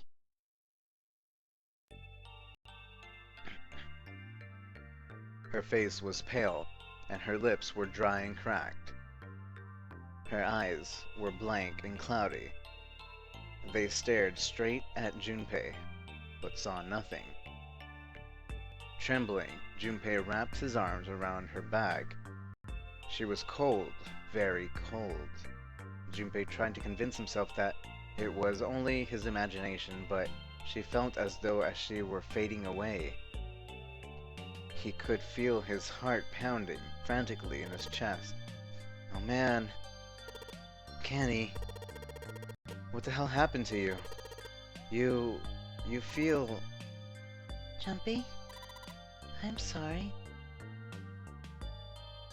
Her voice was very faint. I might not make it. No way. No way am I gonna let you die. I'm gonna save you, I promise. Thank you, Jumpy. Thank you so much for everything. I was really happy to see you again, Jumpy. Really happy. Don't give me that. I was crap. You're gonna see me again lots more times. You've just gotta hang on, alright, Kenny? Jumpy, did you know you meant a lot to me when we were kids? I liked you for a long time. Junpei, a really long time. Junpei's vision had gone blurry. It took him a moment to realize his eyes were filled with tears. He could feel a piercing point of heat deep in his heart, like a white-hot flame. He looked down at Akane.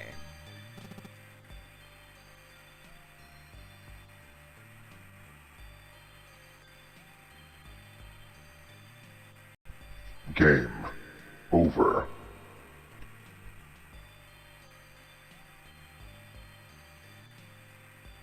There was a crack of static from above his head, and a voice spoke.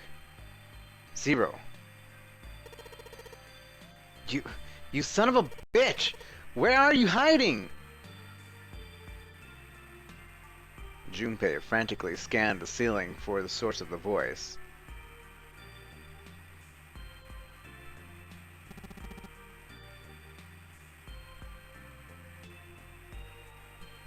I am right here.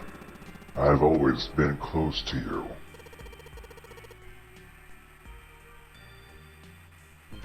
What the hell are you talking about? No matter. I will tell you again. Game over. This game has ended. No, it hasn't. I'm not gonna let it end yet. I'm gonna get out of here with Kenny. You can't. That is impossible. Why? Because you chose the wrong path. The wrong path? That is correct. Your path was inevitable, however. Admit defeat. Where there is shadow, there is light. Where there is light, there is shadow. So it goes. What are you talking about?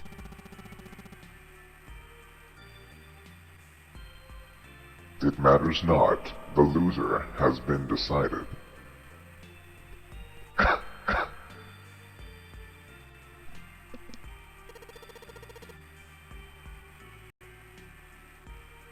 I told you, I'm not gonna lose.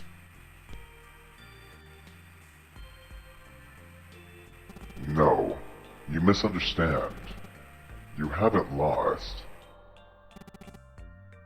I have lost. What?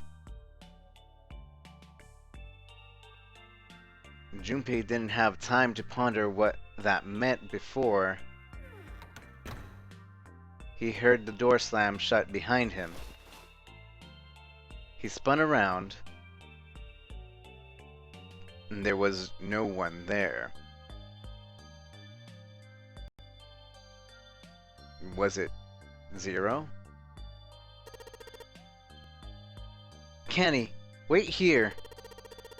I'll be right back, I promise. She managed a single nod. Junpei laid her back down gently and leapt for the door.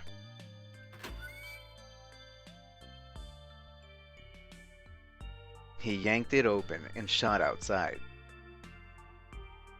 No one. The hall was empty. There was nothing moving anywhere.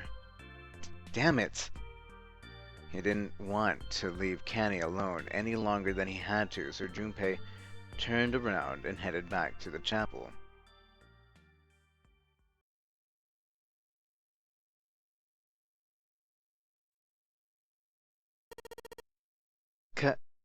Kenny? She wasn't there. She wasn't anywhere. She'd been lying there on the floor just moments before, and now she was gone. Oh God. No. No. Where is she? Kenny? Kenny? Kenny? Kenny! His cry split the heavens themselves. He screamed until his voice gave out. Then he screamed some more. But there was nothing. No answer.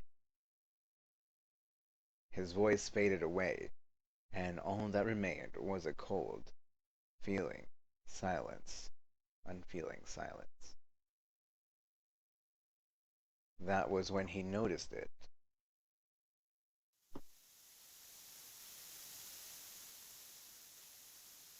A strange smell, one he smelled before.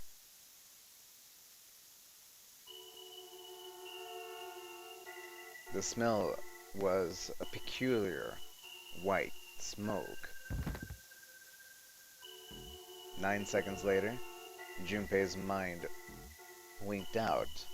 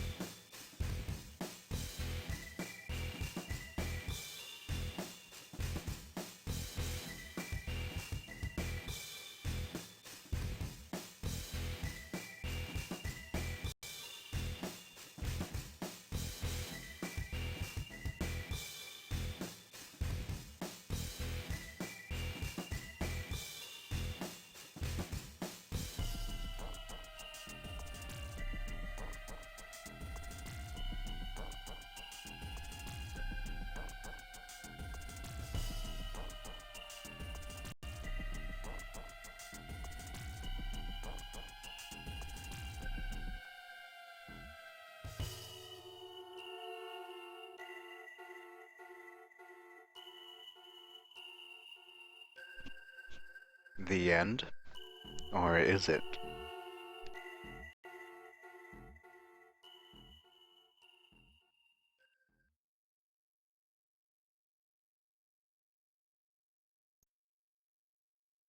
Seek a way out. Seek the door that carries nigh.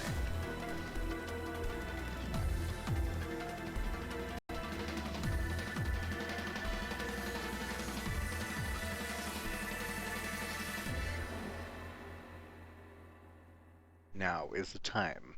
Let our games begin.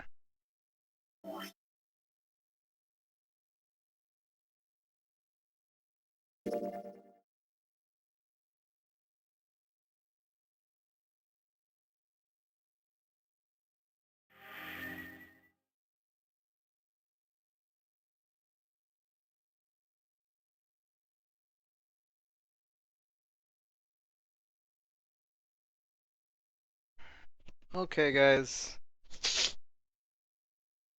We did 2 paths today. And again, we're at 10 hours of streaming. So, I think we'll do the last 2 endings tomorrow. Though I can't really see them being too many more. But thank you guys for joining me. I do appreciate it. I hope you enjoyed the show. Let's see. So...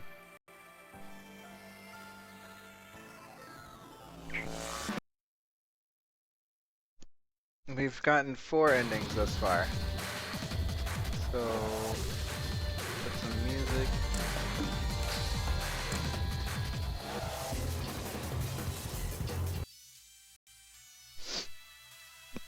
Thank you guys for joining me today. I do appreciate it very much. You guys are amazing, and I do really appreciate it. I'm enjoying this game a lot, and we're probably gonna end it tomorrow.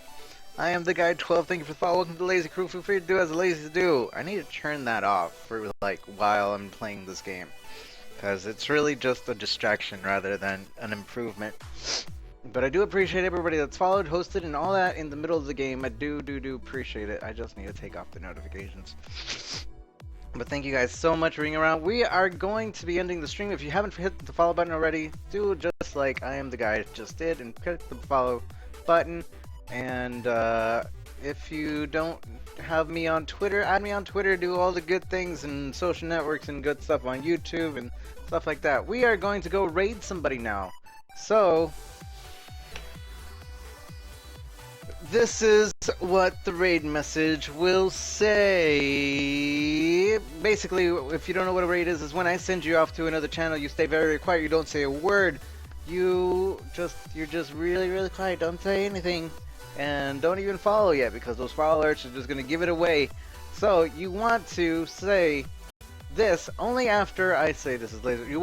As soon as you see me say, this is a lazy raid, you're gonna say, this is a lazy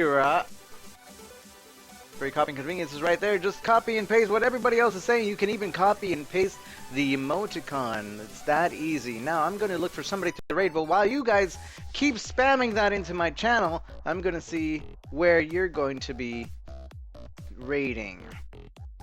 Let's see. Let us see. We got no. No. No. Maybe. Probably not.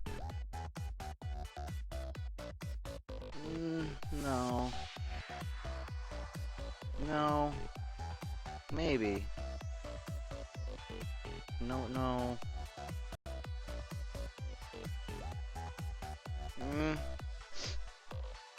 We just went there yesterday. No. I'm gonna double check again. I'm gonna look through the website, because I usually do it through Chatty, but I'm gonna do it directly through the website. So let's see what the website says.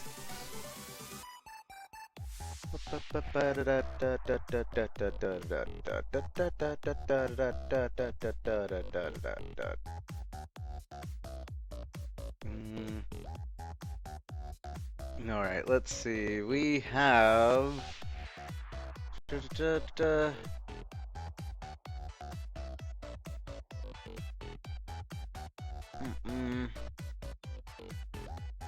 Nope, nope.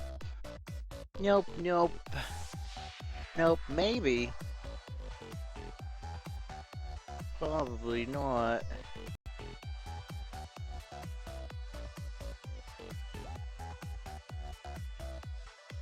Man.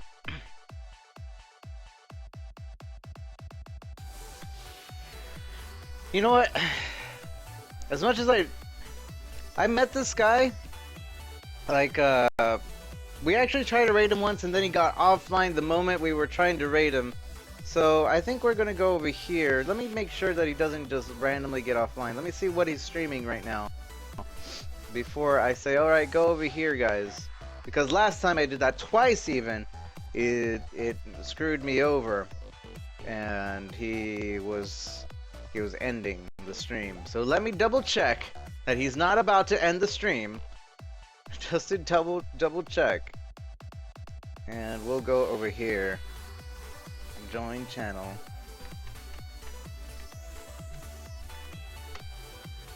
Alright, let's see what his stream is at the moment.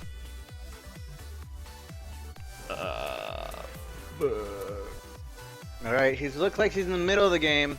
He doesn't look like he's ending. So I'm gonna get you his link. We're gonna go over there. Alright. Pop out. And alright, but thank you guys so much for stopping by. I do appreciate it very much. I love you guys very much. Take care of yourself. Thank you, all of you, each and every one of you individually for being here. I do really appreciate it. Even all you lurkers. And then and that includes everybody. Yaga, Abby, Uberak, Skylex, Sinox, Shadow, Regu, Ramirez, Mango, Legendary, I Am the Guy, Forever, Madrigal, Fable, Despar, Ellie, Gem, Yoshi, Chibler, Virtue, all of you, Sharia, Sammy. I love you guys. Have a good night, have a good day, wherever you may be. Take care of yourself. Go over here, guys. Spam. See you soon.